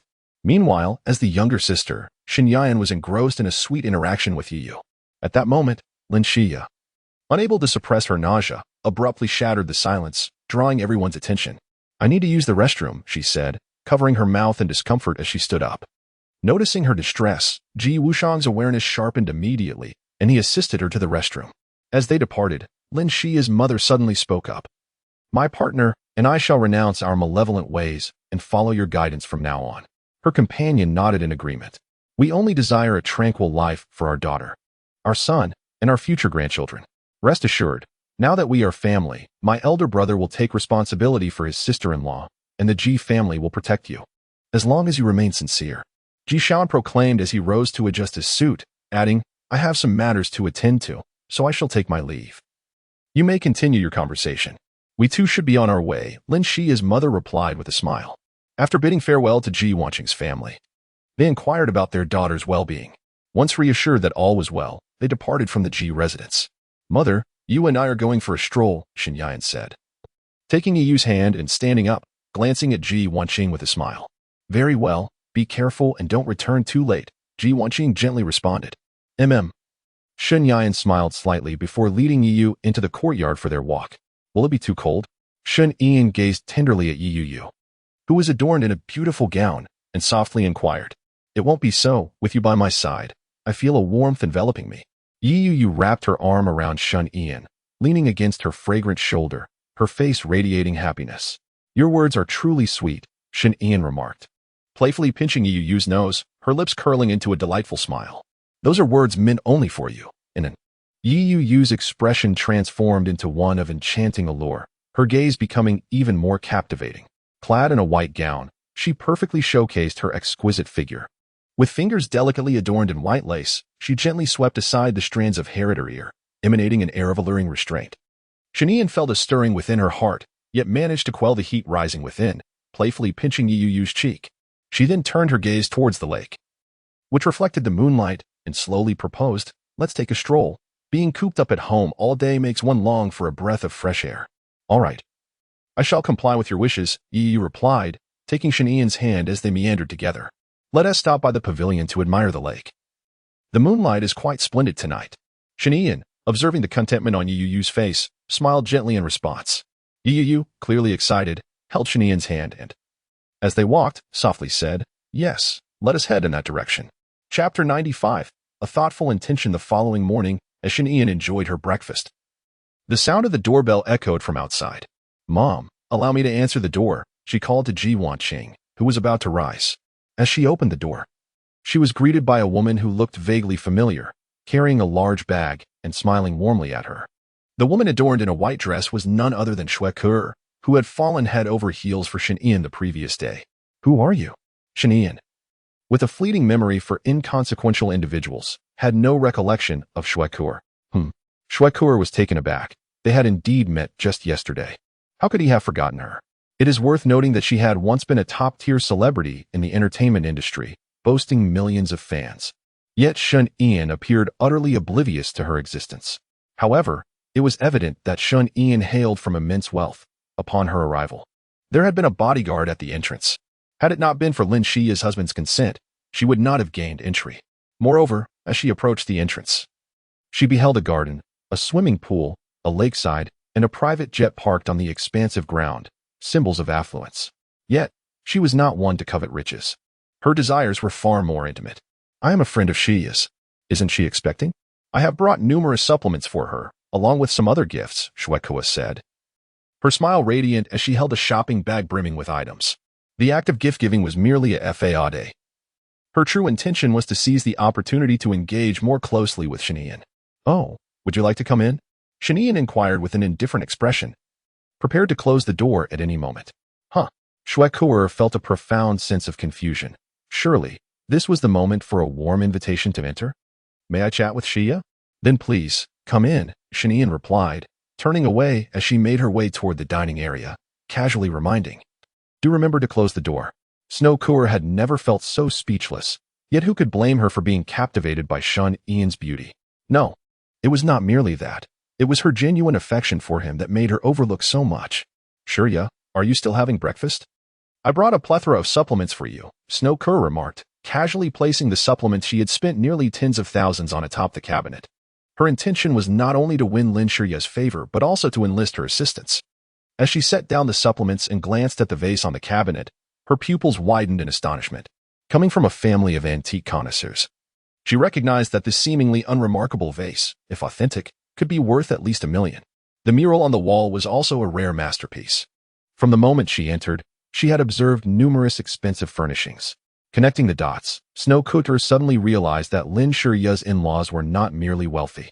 Their affluence was on an entirely different level. In light of this, the supplements she had brought, valued in the thousands, seemed rather trivial. "Just come as you are. There's no need to bring so much," Lin Shiya said warmly, inviting Shuekur to sit down. Naturally, Shuekur accepted with delight, opting to sit beside Shen. As she took her seat, her gaze inadvertently drifted towards Yu, who was quietly enjoying her breakfast, causing a wave of emotions to surge within her. Filled with ceaseless associations. One on the left, one on the right, front and back. Just thinking about it filled her with happiness. Shuekur amused to herself, her cheeks slightly flushed and her lips curving into an uncontrollable smile. "What's wrong with you?" Lin Shiya inquired. "Oh, it's nothing really. I just didn't rest well last night, and I'm a bit tired today. I momentarily lost my train of thought." Shuekur hurriedly clarified her intentions. As she spoke, the members of the Ji family cast her icy glares. Ji Wanqing, as the head of the Ji family, possessed a keen perception of character. Observing Shuekur's behavior since her arrival, she found it rather peculiar, suspecting that Shuekur had ulterior motives, though the specifics eluded her. Ji Shaoan and Ji Wushang, serving as the lighthouse executives, also exhibited a sharp awareness in this regard. They discerned from Shuekur's gestures and subtle expressions that her visit was not a genuine gesture of goodwill. "Mother, Yuyo and I are heading to school," Shen announced, taking a piece of bread and grasping Yuyo's hand as they prepared to leave the dining table. "Wait a moment, sister. I'm coming too," Ji Chen exclaimed, hastily putting on his coat as he followed behind. Upon seeing Shen depart, Shuekur lost her composure. Her primary aim for today's visit was to engage more with Shen, and she was taken aback that Shen was actually going to school. "Wait, Yan. Let me accompany you." Shuekur quickly stood up, directing her words toward Shen's retreating figure. However, Shen and Yuyo ignored her, continuing on their way as if they hadn't heard. Ji Chen, on the other hand, glanced back and, with an impassive expression, remarked, "Auntie, if you didn't rest well last night, it would be best not to drive. We are concerned." With that, Ji Chen strode away, leaving Shuekur staring at the empty space, her face twitching slightly in disbelief. "Auntie, am I really that old?" "Don't be upset, Kur. Chen is just joking with you," Lin Shiya said with a smile. "Haha, I am indeed aware of that. Shuekur forced a smile, feigning indifference, and then, as if engaging in casual conversation, inquired, are Ian and the others attending the same school? Yes, they are all at Yindu University, Lin Xia replied. As they conversed, Ji Wanqing had already departed from the dining area, watching as Shanian and the others headed to school, while Ji Shaoan listened to their dialogue. Engrossed in a newspaper.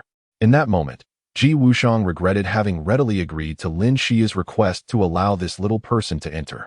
The way Shuekur looked at her sister, her reactions, and her words subtly indicated that she likely harbored ill intentions towards her sibling. In the future, Xia should interact less with such individuals, or perhaps cease all association altogether. For Xia's well-being, our family is about to embark on a thorough cleaning. So you may want to come another day to avoid any inconvenience, Ji Wushang gently suggested, considering Shuekur was a friend of her beloved. Upon hearing this, Shuekur did not dwell on it, especially since Shun Ian had already left. All right then, I shall return another day, she said, rising to take her leave. Just then, Ji Wushang called out to her, do not forget to take your belongings, Xia does not lack for supplements. And I have already arranged a dietary plan with a nutritionist for her. Oh, this. Even the simplest of minds could perceive Ji Wushang's underlying implication. She was genuinely trying to usher her out. Had her little schemes been uncovered? Yet, even so, such treatment was unwarranted. After all, she was Xia's friend. It's all right. Let her stay.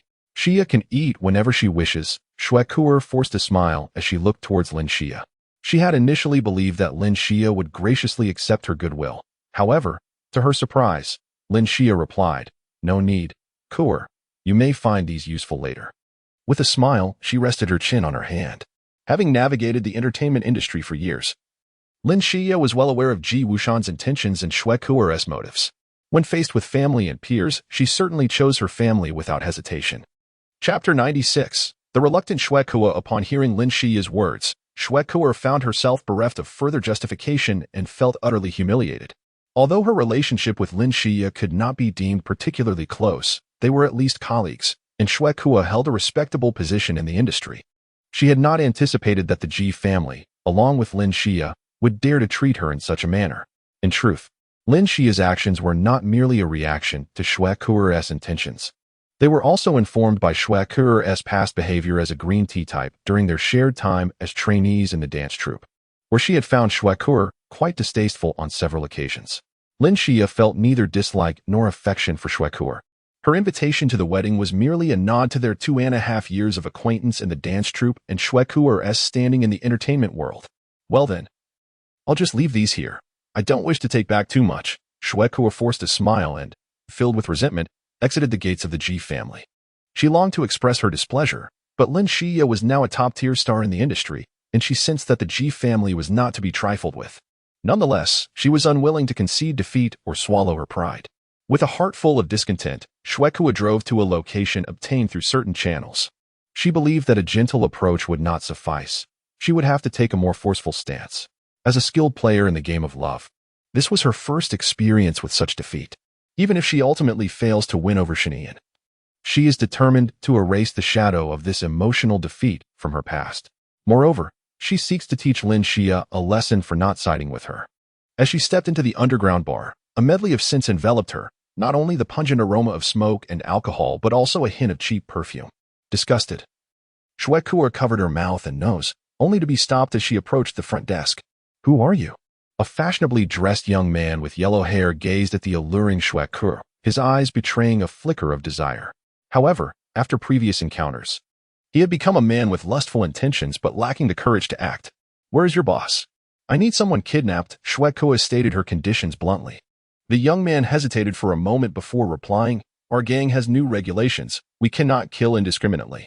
We can only knock someone out and take them to the hotel. Upon hearing this, Shuekur quickly added, I can offer a reward. I'm open to a price within the range of several tens of thousands. All right. The young man agreed. They were currently in a tight spot financially, and kidnapping someone was not a significant issue for them. With that, he led Shuekur into a private room. The music inside the room blared loudly, a crude DJ's beats assaulting Shuekur's ears. Fortunately, the young man stepped forward to turn off the music, only to receive a slap in return. Are you trying to get yourself killed? Joyo Club's president, Joy, scolded the young man. President, someone has come to make a request, the young man said, covering his face, looking utterly aggrieved. After hearing this, Zhui's expression quickly returned to calm as he stood up and turned his gaze towards the stunned Shueku. Zhui's visage was excessively fierce, and his stature was remarkably imposing, exuding an aura of malevolence that inevitably instilled a sense of fear in Shueku. However, as the client present, she believed she would encounter no significant issues. "What do you intend to do?" Zhui asked, his arms crossed, his icy gaze fixed upon Shueku. His dominating presence made her stammer as she spoke. I need you to bind someone." "Who? When? What do you require us to do?" "We do not engage in outlandish requests. We have principles," Zhui inquired with relentless curiosity. Without waiting for Shueku to respond, he added, "Let me make this clear. We will not undertake anything that crosses our bottom line, regardless of compensation." Upon hearing this, Shueku felt a tinge of confusion. Previously, she had been informed that the Jiu family would undertake any task, ranging from cleaning toilets to committing murder. Why then was their utmost limit merely to bind someone? Nevertheless, this was inconsequential. Her sole requirement was to have them restrain Xinyan, after which she would personally administer a drug to him. Consequently, even if Xinyan were reluctant, he would inevitably flush with embarrassment. "I shall offer you 150,000 for the binding. The individual to be restrained is Xinyan from the Ji family. If you are unaware of him, you may investigate." Upon hearing her words, Zhu's expression shifted dramatically, and the man beside him, known as Huang Mao, trembled as if he had encountered the king of hell, gripped by terror. "Who did you say to bind?" Zhui asked incredulously. "Xinyan from the Ji family." Shueku assumed that Zhu had not heard her clearly and raised her voice in response. "The female?" Zhu inquired again. "Is she the one with silver hair and a side fringe, with a ribbon tied around her left eye?" He spoke, swallowing hard. "How do you know? Do you have a grudge against her?" Shueku pondered, feeling a wave of relief wash over her. If they were indeed adversaries of Shen Yian, things would be much simpler. She did not dare to hope for a relationship with Shen Yian. She merely desired a fleeting encounter, to capture a video, and savor the memory in the days to come. As these thoughts coursed through her mind, an overwhelming sense of suffocation suddenly engulfed her. She widened her eyes in terror, gazing at the furious Jiu Yi, her discomfort manifesting in a sound. What are you doing? You think I want to harm you?" The mere recollection of the near obliteration of his gang by Shen Yian and her crew sent chills down Jiu Yi's spine. He had no intention of courting disaster again. "Get lost." Jiu Yi coldly hurled Shueku out the door. Coughing, she rubbed her sore neck and, looking at Jiu Yi in confusion, inquired, as members of a gang, "Why are you so afraid of a mere woman?" "Damn, the woman you speak of is relentless in her pursuit." Jiu Yi slammed the door shut, stunned by his words. Shueku stood there, incredulous. She could not fathom Shen Yian's true identity, one that even the Jiu society feared. Driven by curiosity, Shueku slowly rose to her feet, a morbid yet fervent desire surging within her heart. The more unattainable something was, the more she yearned for it.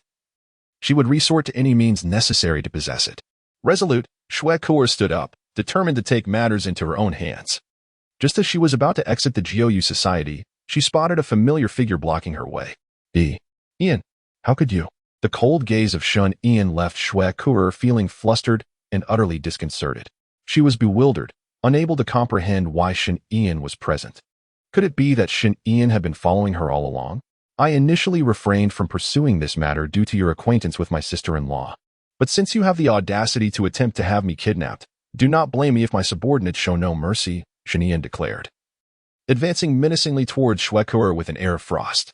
Having encountered numerous troublesome situations, her instincts were finely attuned to impending crises. The moment she laid eyes on Shueku that morning, she sensed malevolence lurking beneath the surface. Thus, she resolved to sever the source of trouble before it could manifest. Of course, she could not be certain that Shueku posed a genuine threat, but her intuition proved correct, and the scheming Shueku was destined for a grim fate. Chapter 97. Displaying affection, the heart-wrenching screams persisted for an extended period as Shen Yian emerged nonchalantly from the underground bar of the Jiu Society. Having endured a bloodthirsty nightmare previously, she was reluctant to stain her hands again. Therefore, she refrained from delivering a fatal blow to Shueku, but had no intention of allowing her to escape unscathed. After subjecting Shueku to a torturous ordeal, she administered a vial of wound-healing elixir and procured from the system store a potion labeled Memory Impairment Serum, which she compelled Shueku to drink.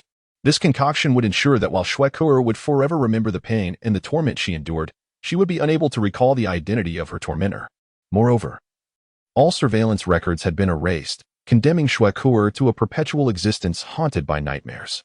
Shun Ian emerged from the dimly lit alley, gazing at the bustling crowd outside, then at the myriad of shops, ultimately allowing her gaze to rest upon a charming cake shop. The establishment was thriving, teeming with patrons, ordinarily. Shun Ian would opt to pass by without delay, yet her fondness for the strawberry cake from this particular brand compelled her to join the queue, wishing to procure some to share with Yu and her mother. Thus, she dutifully fell in line. As she proceeded forward in the queue, passers-by were captivated by her striking beauty and ethereal demeanor, not to mention the way her shirt gracefully accentuated her figure.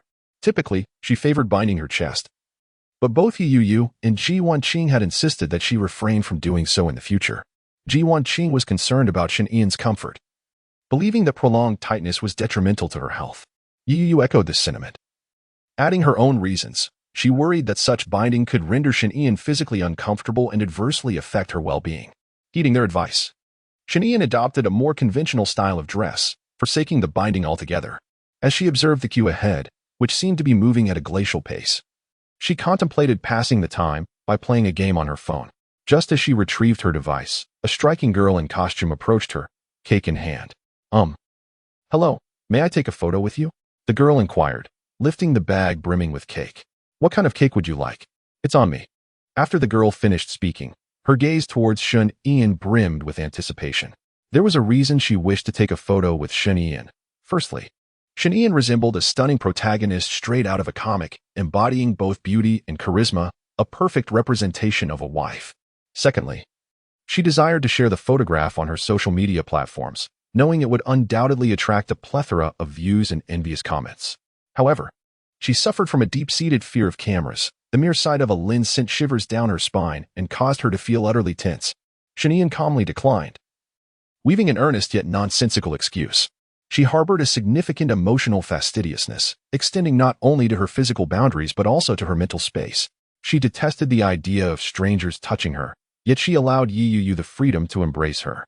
She could pose for wedding photos with Yu, but the notion of taking a picture with a passerby, even without showing her face, was utterly unthinkable to her.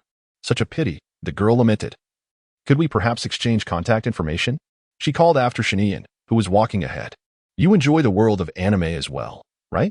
We could explore the comic convention together in the same city, the girl remarked, eyeing the anime-themed charm hanging from Shun Ian's waist.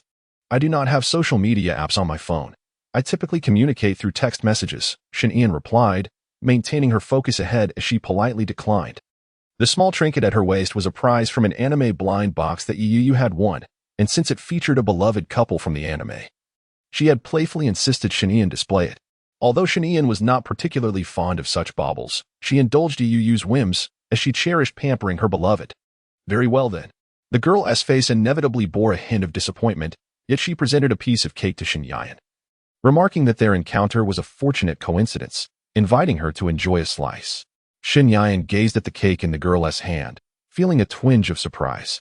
Drawing from her experiences across 2 lifetimes, she had anticipated that the girl would act in a manner akin to the abstract beings of her past, becoming upset when denied. The girl's sudden normalcy left Shun Ian momentarily at a loss. However, perhaps the world is predominantly inhabited by ordinary and benevolent individuals. No, thank you, Shun Ian replied, a gentle smile gracing her lips as she waved her hand in refusal. Her smile sent the girl's heart racing, her cheeks flushing crimson with the thrill of infatuation. Yet, as she reveled in her emotions, Shun Ian had already entered the store, disappearing from sight. At midday, within the cozy confines of their shared abode, Shun Ian and Yu finally embraced a long-awaited life together. With no classes scheduled for the afternoon and their proximity to school, they opted to return home first before heading to the G family for dinner. Open-wide, Shun Ian tenderly held a slice of strawberry cake, feeding it to Yu. The latter blissfully took a bite, relishing the sweet flavor that lingered in her mouth, contemplating that nothing could compare to the delightful desserts prepared by her beloved wife. Shall we go shopping this afternoon? Shun Ian inquired, as she took a bite of one remaining small cake while offering the other piece to Yu's lips. Reluctantly, Yu shook her head, then took a bite of the last small cake, allowing it to melt with warmth in her mouth. She reached for another piece and held it to Shun Ian's lips. Shanian smiled indulgently, took a bite of the cake Yu Yao offered, and after savoring it, softly remarked, "As expected from my darling's cake, it's sweeter than ever. You should indulge a bit more, my dear, to replenish your sugar." As Yu Yao spoke, she picked up another piece of cake and lovingly fed it to Shanian. They continued this delightful exchange of feeding each other until, unbeknownst to them, all the small cakes in the box had been devoured. Was it delicious? If so, I shall procure more next time, Shanian gently inquired, caressing the lustrous, dark locks in front of her. Delicious, Yu Yao replied, a look of bliss illuminating her face. That's wonderful to hear. Shanian teasingly extended her finger, twirling a strand of hair by Yu Yao's ear. Her voice was soft and alluring, her demeanor equally enchanting, instantly captivating Yu Yao. During the languorous afternoon, the two sat on the sofa, engrossed in the television, basking in sweet affection. In this moment, there was no trace of the aloof, sophisticated persona. Instead, Yu Yao resembled a beloved girlfriend in need of tenderness, a role Shanian wholeheartedly embraced. However, soon they finished watching a drama series, and thus, they mercilessly passed on channels featuring anime, movies, documentaries, sports, and games alike. Ultimately, Yu Yao, feeling bored, drifted off to sleep on the sofa, while Shanian tenderly covered her with a small blanket and poured herself a cup of hot water from the kettle, savoring a warm sip. During her drinking break, Shanian picked up her phone that had fallen into the corner of the sofa. A glance at the screen revealed that it was now nearly 7 in the evening, having started at around 12:30. She was surprised that so much time had elapsed. However, they had indulged in numerous family dramas. Observing several unread messages and missed calls in her notification bar, Shanian sighed. She had become somewhat engrossed. It seemed returning home for dinner was no longer an option. Though she wasn't tea-tired, her lazy companion, Yu, would likely struggle to rise and might even wish to take a leave of absence in the morning. "Mom, tonight you and I are having hot pot near our new home. We want to be coming back." She sent the message, adorned with love and heart emojis. Mere moments after dispatching her text, she noticed Ji Wanqing had sent several messages. "All right, it's going to be quite chilly tonight. Remember to cover yourself well. Is your living allowance sufficient? Make sure to eat well when dining out. I'll transfer you some money." Before Shanian could respond to these two messages, a notification popped up indicating a deposit of 5 million into her bank account. "Mom, there's no need to transfer so much." Just as she was about to send this reply, another message from Ji Wanqing arrived. "If that isn't enough, remember to tell your mother or get a family card linked to her account. You may use all of her funds." Upon reading this, Shanian silently deleted her previous response and typed instead, "Love you, Mom. You're the best." Shanian is no longer the naive girl she once was. She has learned much over time. She is financially secure and is aware that her mother is as well. Therefore, what her mother truly desires at this moment is not news of refunds, but rather the joy emanating from her daughter. This could be termed emotional value, perhaps? Although she lacks experience in familial interactions, she understands that Ji Wanqing loves her deeply, and she cannot betray her mother's affection. Upon receiving Shanian's message, Ji Wanqing felt an overwhelming joy, her lips curving into an uncontrollable smile. "Mom loves you too," she thought, as she accompanied her message with a cute anime sticker that contrasted with her usual aloof demeanor. In response, Shanian sent back a sticker that Night Rain you often shared with her. Thus, their conversation was filled with delightful stickers until it concluded with Shun Ian's simple good night. Setting her phone aside, Shanian carried Night Rain you back to her room for a restful sleep, then ventured into the kitchen to prepare dumplings. She wished to create a nutritious meal for the two of them, though she felt a touch of laziness. Ordering takeout seemed unappealing. She found it unsanitary and feared that Night Rain you might suffer from an upset stomach. During her time as a male, she had worked as a delivery driver and had witnessed many unsightly kitchen environments that could easily provoke nausea. While she did not wish to generalize, she was unwilling to risk her beloved's health, as the thought of Night Rain you in discomfort would cause her great distress. In a pot, dumplings were boiling as Shun Yan returned to the living room to turn on the television, then headed back to the bedroom. She gazed at Yu, who was sweetly sleeping with a pillow in her arms, and a mischievous smile crept across her face as she approached the bedside. "Darling, it's time to wake up," Shin Yan whispered softly in her ear. However, despite her efforts, Yu remained unresponsive, merely letting out a comfortable sound of laziness. Thus, Shin Yan escalated her actions, playfully tickling her. It was well known that Yu was particularly sensitive to tickling. Gradually, she opened her eyes, bleary and weary, turning her head to look. "Darling, rise and have breakfast before returning to sleep," Shinyan said, gently pinching Yuyu's cheek. Just a little more sleep? Yuyu murmured, nuzzling Shinyan's palm with her cheek, adorably. Shinyan's heart melted at her sweet voice, and she replied, all right, I shall call you again shortly. With that, she turned to head toward the kitchen, but at that moment, Yuyu gently grasped her hand and, with a soft voice, implored, will you stay and share a little more time in bed with me? It feels so cold and lonely to sleep alone. As she spoke, she alluringly opened her arms. Come here for a hug, sweetheart. All right, Shinyan readily agreed, sliding back under the covers to embrace Yuyu. It's quite warm under the covers. How could it be cold? Shinyan gently stroked Yuyu's head, her voice soothing. It is cold. I need a hug, Yuyu insisted, tightly wrapping her arms around Shinyan's waist, fearful of her leaving. Indeed, I shall comply with your wishes. Shinyan relished the blissful moments she shared with Yuyu, cherishing every aspect of her being, her breath, heartbeat, fragrance, as well as her exterior and inner self. They embraced one another, surrendering to warmth and slumber once more. Upon waking, however, Shinyan was greeted by the acrid scent of something burnt wafting through the slightly ajar door. Ah, I forgot about the dumplings. She inhaled deeply, hastily throwing off the covers and dashing to the kitchen. Lifting the pot lid, she was met with a charred mass, prompting a resigned sigh. If only I had set a timer. Regretful, Shinyan contemplated preparing a nourishing feast instead. After all, it seemed fate had decreed that the dumplings would go uneaten, thus it was prudent to indulge in something delightful. What's the matter, my dear? A gentle voice reached Shun Ian's ears, and she turned to see Yuyu gazing at her with concern. Despite her sleepy appearance, Yuyu hurried in, anxious about Shinyan's well-being. It's nothing. I merely forgot to set a timer for the dumplings. You should rest well. We'll eat later. Shun Ian reassured as she approached Yuyu, tenderly caressing her cheek. All right, just a light meal this evening. Don't tire yourself too much, Yuyu replied, planting a quick kiss on Shun Ian's lips before contentedly making her way to the living room. Put on some clothes. The air conditioning is on in the living room. Don't catch a chill, Shun Ian cautioned with care. I know, I'm not foolish. Yuyu retorted playfully as she returned to her room to dress before settling onto the sofa, legs crossed, engrossed in an anime.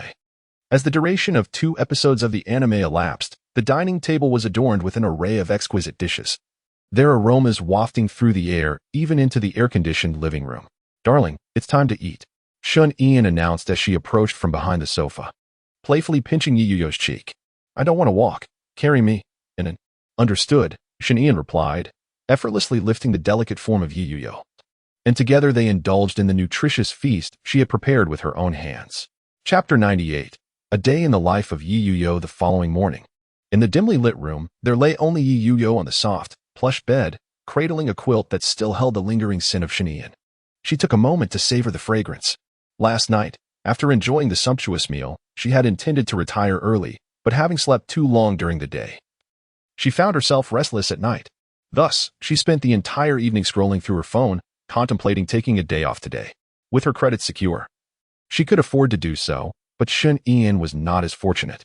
She had to prepare for her subject examinations and accompany Lin Xia for a prenatal checkup at the hospital, returning only in the evening to keep her company. Yuyu, feeling lethargic, extended her hand to retrieve her phone and glanced at the time. It was 11:25 and 35 seconds. Approaching midday, yet she felt no hunger. Having skipped breakfast, perhaps it was a result of her late-night indulgence, leaving her merely parched and in need of water rather than food. She reached for the thermos on the floor, grasped it in her hand, unscrewed the lid, and slowly sipped the contents. The water was pleasantly sweet, enhanced with red dates and other traditional herbs, proving to be quite beneficial for her well-being. After replenishing her hydration, Yuyu gently bent down to place her cup aside, then lifted the covers and leisurely rose from her slumber. Slipping into her slippers, she first made her way to the wardrobe, rummaging for attire, before donning a chic black 2-piece ensemble. Upon stepping out of her room, her first action was to activate the air conditioning in the living room, as it was the peak of summer's sweltering heat. The contrast between the refreshingly cool bedroom, which had enjoyed the embrace of air conditioning throughout the night, and the stifling warmth of the living room was stark. Yuyu tossed the remote onto the couch and, drawn to its inviting embrace, intended to recline. Still groggy from her recent awakening and feeling somewhat lethargic due to the absence of breakfast, she settled into the softness of the sofa. Closing her eyes to restore her energy, time slipped by unnoticed, her concerns for the hour dissipating, especially since she had taken the day off. All she needed to do was patiently await her partner's return home. After a considerable interval, Yuyuyo's phone emitted a buzzing ringtone. At the sound, her languid demeanor transformed into alertness, spurred by joy. She answered the call with a sweet, soft voice. "Darling, what's wrong? Have you eaten well?" inquired Shinyan from the other end. "Not yet," Yuyuyo replied honestly. "Then hurry and eat. There's lunch I prepared for you in the thermos. Just take it out and enjoy," Shinyan admonished, embodying the role of a concerned mother. Okay. And then, don't be harsh with me," Yuyuyo responded playfully. Upon hearing her words, Shinyan on the other end couldn't help but smile indulgently. "I did not scold you, my dear. I merely feared you might go hungry. If you are upset with me, when I return, you may do as you wish. Is that enough for you to forgive me?" "All right." Yuyuyo, filled with joy, straightened up and declared, "I shall go eat now. Indeed, I have simmered some soup in the pot, set on a timer. It should still be quite hot now. Be cautious when lifting the lid, lest you burn yourself. If you get hurt, I will be truly distressed. Do you understand?" Shinyan spoke gently and considerately, worried that this little fool, Yuyuyo, might inadvertently harm herself. "I know. I am not that clumsy," Yuyuyo replied with a smile as she headed to the kitchen. After a brief moment of affection shared with Shinyan, she ended the call. Shinyan's cooking was delectable, and Yuyuyo left not a morsel behind. Embracing her role as a homemaker by washing the dishes and tidying up, by the time she completed her tasks, it was already 1:30. She felt tired again. But out of habit, she preferred to sleep in a clean environment, so she made her way to the bathroom for a shower. The warmth of the water was invigorating. It not only cleansed her of the day's grime, but also refreshed her spirits, although she still felt a bit drowsy. Returning to her room, Yuyuyo switched on the enormous immersive LCD television mounted on the wall. Their room was spacious, measuring at least 50 square meters, accommodating a wardrobe, a computer desk, a television, a water dispenser, and even a swing. Although sleeping alone felt somewhat empty, Shinyan was always willing to devote much time, even every moment, to be by her side. Their relationship was reciprocal, and it adored her deeply and showered her with affection, and she, in turn, cherished it, willing to give everything for her. Yuyuyo enjoys watching humorous and healing anime, preferring them over intense and intellectually demanding genres. Primarily, she relishes the experience of watching anime while engaging in video games. However, at present, she wishes to listen to the sounds of the television and take a nap. Although sleeping too long during the day may lead to restlessness at night, whenever she finds it difficult to fall asleep, Shun-Ian always soothes her into slumber. Nestled in Shun-Ian's embrace brings her an immense sense of security, and the warmth and subtle fragrance emanating from Shun-Ian serve as exquisite remedies for sleep. Yuyuyo never sets a timer for her afternoon naps while listening to the television, as she detests waking up late to find the world outside cloaked in darkness, with the room enveloped in an unsettling silence. This sensation becomes particularly oppressive, especially in a spacious room, which seems to amplify the discomfort. However, when her beloved wife is present, the atmosphere shifts entirely. In her wife's company, Yuyuyo cherishes the tranquil moments, for they allow her to hear her wife's heartbeat and breath. Clutching her small, blue cat-shaped pillow, Yuyuyo gradually drifts into a dream. Upon awakening, she finds the room still bright, indicating that not much time has passed. She glances at her phone and realizes it is only a little past 2 o'clock, mistakenly believing she had slept for a long while.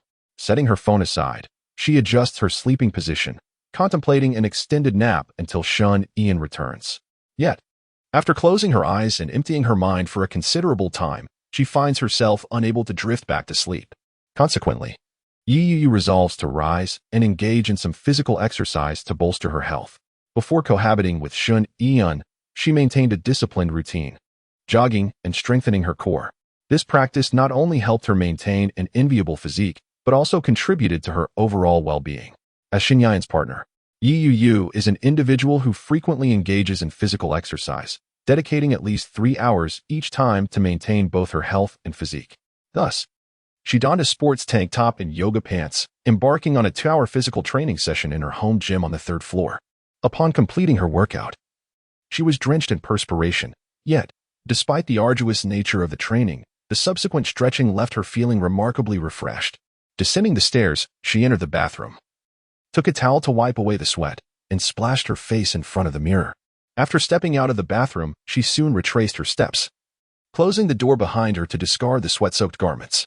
Initially, she had planned to enjoy a relaxing bath with Shinyan that evening, but considering her current state, she wished to avoid any unpleasant odors, preferring instead to approach Shinyan with a fragrant aura. Just as Yu was about to indulge in a shower, she abruptly halted, remembering that dinner had yet to be prepared. She did not want Shinyan to return home, weary, only to find herself burdened with the task of cooking. Rather, she envisioned a scene where Shinyan would be greeted with a table adorned with delicious dishes, showering her with compliments. Yet, the act of cooking would inevitably lead to the absorption of food odors, prompting her to resolve to bathe only after completing the meal. With this thought in mind, she prepared to head to the kitchen on the first floor. However, as she reached for the vegetables to chop, another concern arose. She did not wish for Shinyan to toil over washing the dishes. After washing the dishes herself, she would undoubtedly carry the sin of the kitchen, necessitating yet another shower, and she was reluctant to have Shinyan embrace her with the lingering aroma of sweat. After a considerable internal struggle, Yu resolved to take 2 showers that afternoon. With remarkable culinary skills and adept knife techniques, she prepared dishes with ease. However, her current expertise belied her past, where her cooking was so poor that it had led to Shinyan suffering from food poisoning. Following that unfortunate incident, she committed to purchasing substantial quantities of ingredients daily and dedicating ample time to hone her culinary abilities. Driven by the desire to avert a repeat of the tragedy and to delight Shinyan with exquisite meals, to ensure they both received ample nutrition, Yu prepared not only Boston lobsters, king crabs, and abalone oysters, but also ribs and steaks. Naturally, alongside the main courses, she included an array of vegetables and fruits, such as strawberries, bananas, apples, and oranges, along with nourishing soups, both black chicken soup and rib soup. Yu diligently cooked every dish. But just as she was halfway through preparing her menu, the sound of someone entering the living room caught her attention. Eagerly, she set aside her tasks and rushed towards the door, exclaiming, "Inin, you're finally back. I felt so lonely waiting for you." Yu joyfully intended to embrace Shinyan, who was changing his shoes, but she hesitated, recalling that she had yet to shower. "What's wrong?" Shinyan inquired gently, noticing her desire to hug him falter. "Is there something on me? Or are you upset with me?" He thought back to their earlier phone call, where his tone had been somewhat firm when inviting her to lunch, and he worried that he had unwittingly caused her distress. Upon hearing Shinyan's words, Yu quickly clarified, "No, it's just that I exercised this afternoon, so I have a scent of sweat, and I've also picked up some aromas from the kitchen. It's all right. I need to take a shower anyway. Besides, how could I possibly find you distasteful?" With a gentle smile, Shinyan took the initiative to embrace Yu, softly soothing her back. "No matter what, I cherish every facet of you, so please, do not have any reservations. All right, you are the best, my dear." Yu nestled her face against Shinyan's shoulder, relishing the moment. However, after a brief interlude, she suddenly raised her face and exclaimed, "I almost forgot that I still have dishes cooking. I must attend to the kitchen. You should rest for now, Anin." As she made to leave, Shinyan grasped her hand. "I will join you. It is too taxing for you to cook alone. Working together will expedite the process. It's quite all right, Anin. You can simply wait and enjoy the meal. I still have several dishes to prepare, and we should be able to dine in about half an hour." Yu replied with a smile, wishing to spare Shinyan from fatigue and hoping she would relish the delightful anticipation of a meal served effortlessly. "I am not weary. I simply wish to stay by your side and assist you. If you do not permit me to help, I would be at a loss as to what to do." Shinyan insisted, still holding Yu's hand as they proceeded to the kitchen. Listening to her words, Yu softened her stance and together they set about preparing a sumptuous dinner. Thanks to their harmonious collaboration, they managed to have the remaining dishes ready in less than half an hour, adorning the table with a feast of culinary delights. "It seems rather excessive. I doubt we can finish it all," Shin-Ian remarked, gazing at the array of dishes spread across the table. They both relished fresh meals and seldom indulged in leftovers, especially in the sweltering heat where overnight food could spoil. "Not to worry, we can have it as a midnight snack. Anin, you don't have classes tomorrow, do you?" Yu said, offering a peeled lobster to Shun-Ian's lips. "I have no classes. I can take you out for some fun tomorrow," Shin-Ian replied, her expression becoming enchanting as a sweet smile graced her lips. "Of course. However, if you prefer to stay in, we could spend the entire day at home watching television, playing games, or simply sleeping.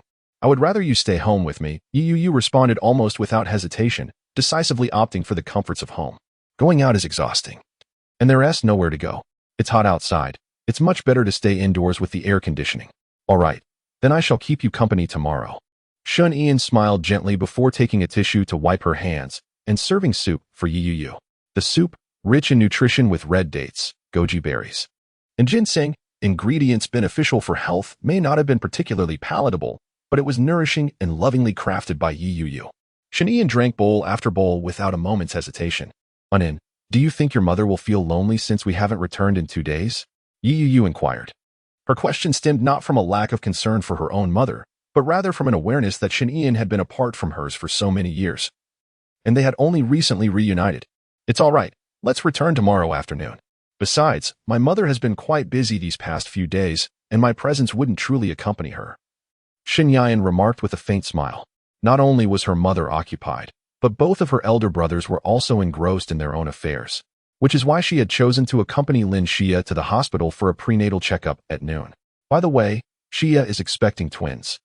It will be a perfect pair of dragon and phoenix, Shin Yan casually added. Hearing this, Yu felt a surge of happiness for Lin Xia, her gaze turning wistful as she looked at Shin Yan. They are so fortunate, she said gently, her demeanor enchanting. In response, Shin Yan reached out to caress Yu's cheek, a smile playing at the corners of her lips. I only desire you, Shin Yan declared, pausing momentarily, then leaned closer to Yu's lips, delicately wiping away the remnants of food from the corner of her mouth with a tissue. However, anything you desire, I shall provide. Anan, you are truly wonderful, Yu replied, enchanted by Shin Yan's sweet words, her laughter melodious and captivating. All right, let us eat quickly before it turns cold, Shin Yan urged, playfully pinching Yu's cheek in a comforting manner. Chapter 99. The sudden storm. The two enjoyed their dinner in a tender exchange, after which Yu made her way to the bathroom for a soak. Shin Yan, meanwhile, reclined on the sofa, leisurely scrolling through videos on her phone. As Xiaoshui strolled along the dimly lit street, an unusual sound suddenly echoed from a concealed alleyway. I have been reborn as a dog. The truth is unveiled. When humans refrain from drinking water, they feel thirst. When hunger strikes, they crave food. When their phones run low on battery, they seek to recharge. Fatigue beckons them to slumber. Survival necessitates breathing. A burn from fire elicits a searing sensation. Consuming icy water can induce nerve pain. Shin Yan gazed at this video, utterly perplexed. Yet, astonishingly, this seemingly nonsensical video garnered over 3 million likes and more than 600,000 comments. It appeared that the online community had lost their bearings. But perhaps this slight madness was beneficial. It rendered the world less suffocating. Contemplating this, Shin Yan reclined and continued to scroll through videos for quite some time. My dear, I have finished washing up. You may take your shower now, Night Rain, you softly remarked, gazing affectionately at Shin Yan after donning her attire and drying her hair. I will go shortly. I just want to lie down a bit longer. Shin Yan felt somewhat addicted to watching videos, rendering him lethargic and reluctant to rise. All right, darling. Do hurry along. You can continue watching videos while lying in bed. When sleepiness overtakes you, you may drift off at any moment. Sleeping on the sofa may lead to catching a chill, Night Rain, you said with a gentle smile, then sat beside the sofa, playfully pinching Shin Yan's cheek. Very well. Shin Yan softly acquiesced, setting aside his phone. He then rose and made his way to the bathroom. Thus, Night Rain, you waited on the sofa for approximately 15 minutes before Shin Yan emerged. Given the recent heat, the air conditioning in the living room was on, enveloping the space in a cool breeze. Upon seeing Shin Yan clad in a bathrobe with damp hair, Night Rain, you promptly turned off the air conditioning and approached to help dry his hair. After a while, Shin Yan reopened the air conditioner, settled onto the sofa, and turned on the LCD television in the living room. Leisurely, she reclined and inquired, what shall we watch today? Perhaps a horror film? Her voice was enchanting, almost magical, compelling Yu, who had intended to play games, to obediently rush to her side and sit next to her, exclaiming, with my darling beside me, anything is fine. Upon hearing this, Shin Yan smiled gently, yet she too was uncertain about what to watch. Thus, she randomly selected a program to enjoy alongside Yu. Gradually, Yu leaned against Shin Yan's shoulder and drifted off to sleep. Observing this, Shin Yan tenderly stroked her head with a delicate touch that brought comfort to the slumbering Yu. The fragrance emanating from Shin Yan added to the serene atmosphere, filling her with tranquility. However, this delightful moment did not last long. Fearing that Yu might catch a cold, Shin Yan softly roused her. suggesting that she return to her room to rest. All right, time to get up. Let us go back to your room, she gently urged while caressing Yi Yu's face. Although slightly dazed, Yi Yu complied, sitting up and taking Shanian's hand as they walked together into the room. As soon as they reached the bedside, Yi Yu languidly reclined on the bed, pulling the covers over herself, and softly murmured, "Inin, good night. Hurry and sleep." "Okay, just a moment," Shanian replied. She closed the door, sat on the edge of the bed, took a sip of hot water, and then turned off the light. Finally, she lay down, embracing Yi Yu, and gradually succumbed to the embrace of slumber. The following morning, what should have been a sunlit day in Yindu turned unexpectedly gloomy. Ominous clouds gathered, and a fierce wind arose, prompting pedestrians to hastily return to their homes. Gradually, the sky unleashed a torrential downpour accompanied by howling gales. The sound of rain battering against the glass roused Xinyan from her slumber. Clutching Night Rain-Yu in her arms, she turned her gaze toward the window, where the floor-to-ceiling curtains had been drawn. Suddenly, an idea struck her, and she quickly got out of bed, slipped on her slippers, and dashed toward the living room. As she had anticipated, the area by the window was drenched with rainwater, having been left unattended. Xinyan hurriedly shut the window and, placing her hands on her hips, surveyed the wet floor with a sigh of relief. Fortunately, there were no electronic devices nearby. A simple mopping would suffice. However, the weather was indeed peculiar. Just yesterday, the sun had shone brightly, and today it was besieged by a storm. Raising her eyes to the wall clock, which was worth over 1,000, she noted it was still early and decided to return to her room for a bit more rest. "Baby, come here and hug me quickly. I'm cold." Night Rain-Yu, who had awakened, pouted playfully, feeling the emptiness in Xinyan's embrace. "I'm coming," Xinyan replied, closing the door behind her, slipping off her shoes, climbing back into bed, and pulling Night Rain-Yu into her warm embrace once more. It's raining outside, but thankfully, only the living room window was left open. Xinyan remarked, savoring the fresh scent emanating from Night Rain-Yu. "This year's weather is truly strange. It keeps raining," Night Rain-Yu said, stretching and shifting into a more comfortable sleeping position. "Nevertheless, since we have no outdoor activities planned for today, it matters little whether it rains or not. Moreover, a rainy day during a holiday tends to evoke a sense of comfort." Xinyan responded softly, then reached behind her to retrieve her phone. While gently caressing Yi Yu's back, she opened the device to check her messages. It seems there had been a typhoon warning issued a few days ago. However, the news indicated that it was expected to arrive the day after tomorrow. Today's rain was merely a fortuitous early arrival of the storm. Xinyan began to recount the news of the day as she gazed at her phone. Shortly thereafter, a notification from Yindu University appeared in the chat window. The content indicated that, due to the impending typhoon, the university would be closed for 3 days, and everyone was advised to take note. Upon reading this message, a subtle smile graced Xinyan's lips as she put her phone away, wrapped her arms around Yi Yu's slender waist, and playfully remarked, "Darling, I have both good and bad news for you. Which would you like to hear first?" "The good news," Yi Yu replied, her eyes filled with curiosity as she gazed at Xinyan. "The good news is that we have a 3-day holiday," Xinyan teased, gently pinching Yi Yu's cheek. "And what about the bad news?" Yi Yu asked softly. "The bad news is, I was just teasing you. There is no bad news," Xinyan exclaimed with a triumphant smile. Yi Yu puffed her cheeks, looking at her without a trace of anger, instead offering a faint smile. Just as she was about to speak, the ringtone of Xinyan's phone chimed. "Wait for me a moment, darling," she said, glancing at the illuminated screen, realizing it was a call from her mother. Before answering the call, she shifted her position, picked up a pillow to place it at the head of the bed, and then leaned back against the pillow as she sat on the plush mattress. "Hello? Mom, what is wrong?" "Dear, you didn't attend class today, did you?" "No." Chapter 100. Ji Wanqing returns home. Xinyan, while answering the phone, rose from the bed and inadvertently bumped her knee against the corner of the table. "What happened?" Ji Wanqing asked with concern upon hearing Xinyan's exclamation. "It's nothing. I just bumped into the table corner while walking." Xinyan glanced at her reddened knee, feigning indifference, while inwardly she felt disgruntled with the nightstand. How infuriating it was for that nightstand to trip her. "Does it hurt? Be careful while walking. You might want to apply some safflower oil," Ji Wanqing said, her maternal worry evident upon learning of her daughter's injury. "Yes, I understand. It's just a slight bump. It doesn't hurt much." Seated at the edge of the bed, Xinyan watched as Yu, ever considerate, got off the bed and retrieved the safflower oil from the cabinet to apply it to Xinyan's knee. After finishing her statement, Shanian heard Ji Wanqing pause on the other end of the line before she spoke again. Mom is currently downstairs at your building. After explaining her reason, Ji Wanqing added, I just finished my errands and happened to pass by here. I bought some breakfast to bring for you.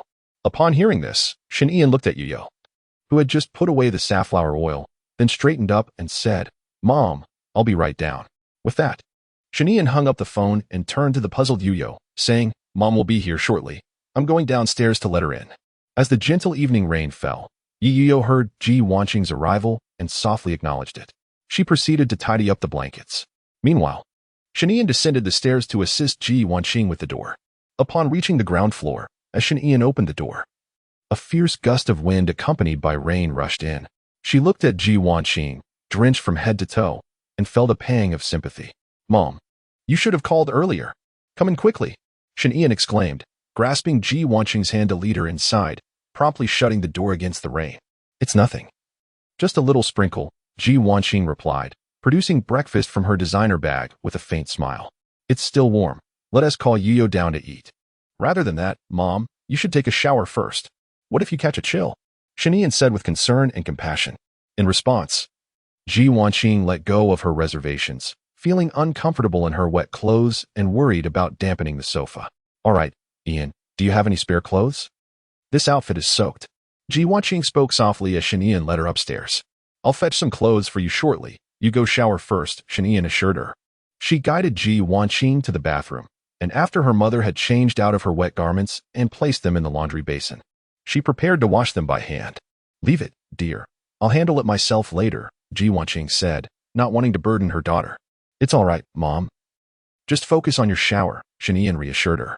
Shinyan smiled gently, separating her intimate garments from her outerwear as she placed them into a washing basin, subsequently setting them aside at the laundry sink. She then proceeded to another bathroom to freshen up before entering the room to select an outfit for Ji Wanqing. Has Mom arrived? Inquired Yi Yu, who was hastily tidying the room and glanced at Shinyan as she approached, dressed in her clothes. Yes, she is completely drenched and is currently taking a shower. I will bring her a change of clothing, replied Shinyan, as she rummaged through the wardrobe for suitable attire for Ji Wanqing. Yu, please hang this set on the rack beside the bathroom door while I attend to the laundry. All right, Yu complied, taking the garments and walking obediently towards the bathroom, while Shinyan made her way to the laundry sink to wash their clothes. Once she had finished washing and securely pinned the items to the drying rack on the balcony, Ji Wanqing emerged from her shower, carrying the freshly laundered clothes. Mom, let me hang these out to dry, she offered. No need, dear. You should go sit in the living room, Shinyan replied, taking the clothes Ji Wanqing held and methodically hanging them up, fastening them with clips. Given the tempestuous weather, with strong winds accompanying the downpour, even garments sheltered under the eaves could easily be swept away or fall to the ground. Thus, it was essential to secure the clothes firmly.